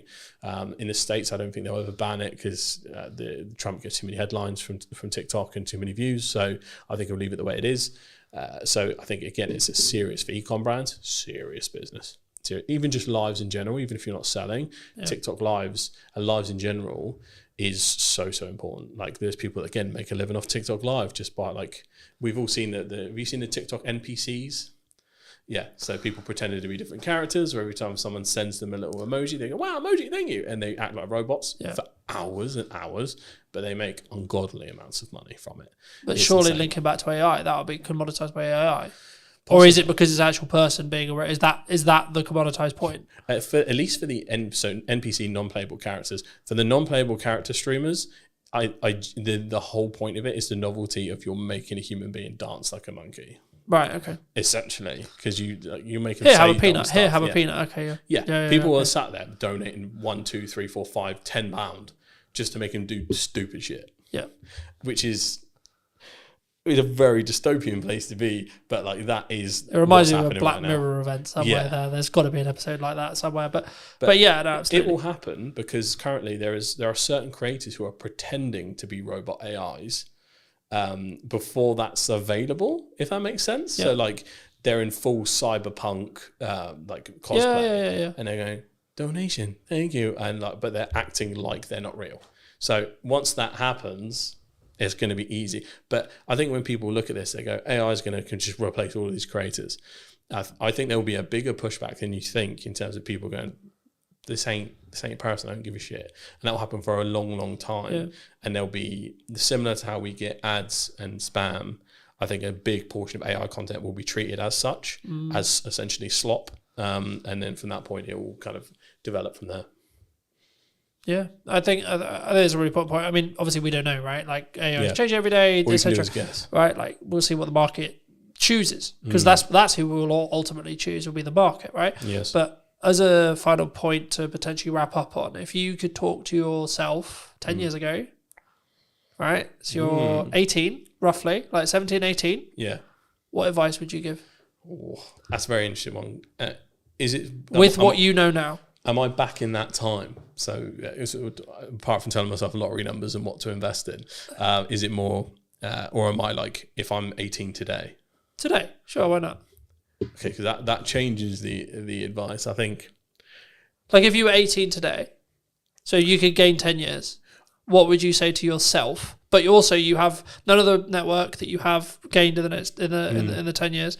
You don't have the resources. You don't have the understanding. You have you have basically been reset, but it's today. Yes. So you get given 10 years, but you've also reset everything you gained in the last 10 years as well. I think it's really interesting because I know myself, and I don't listen to advice.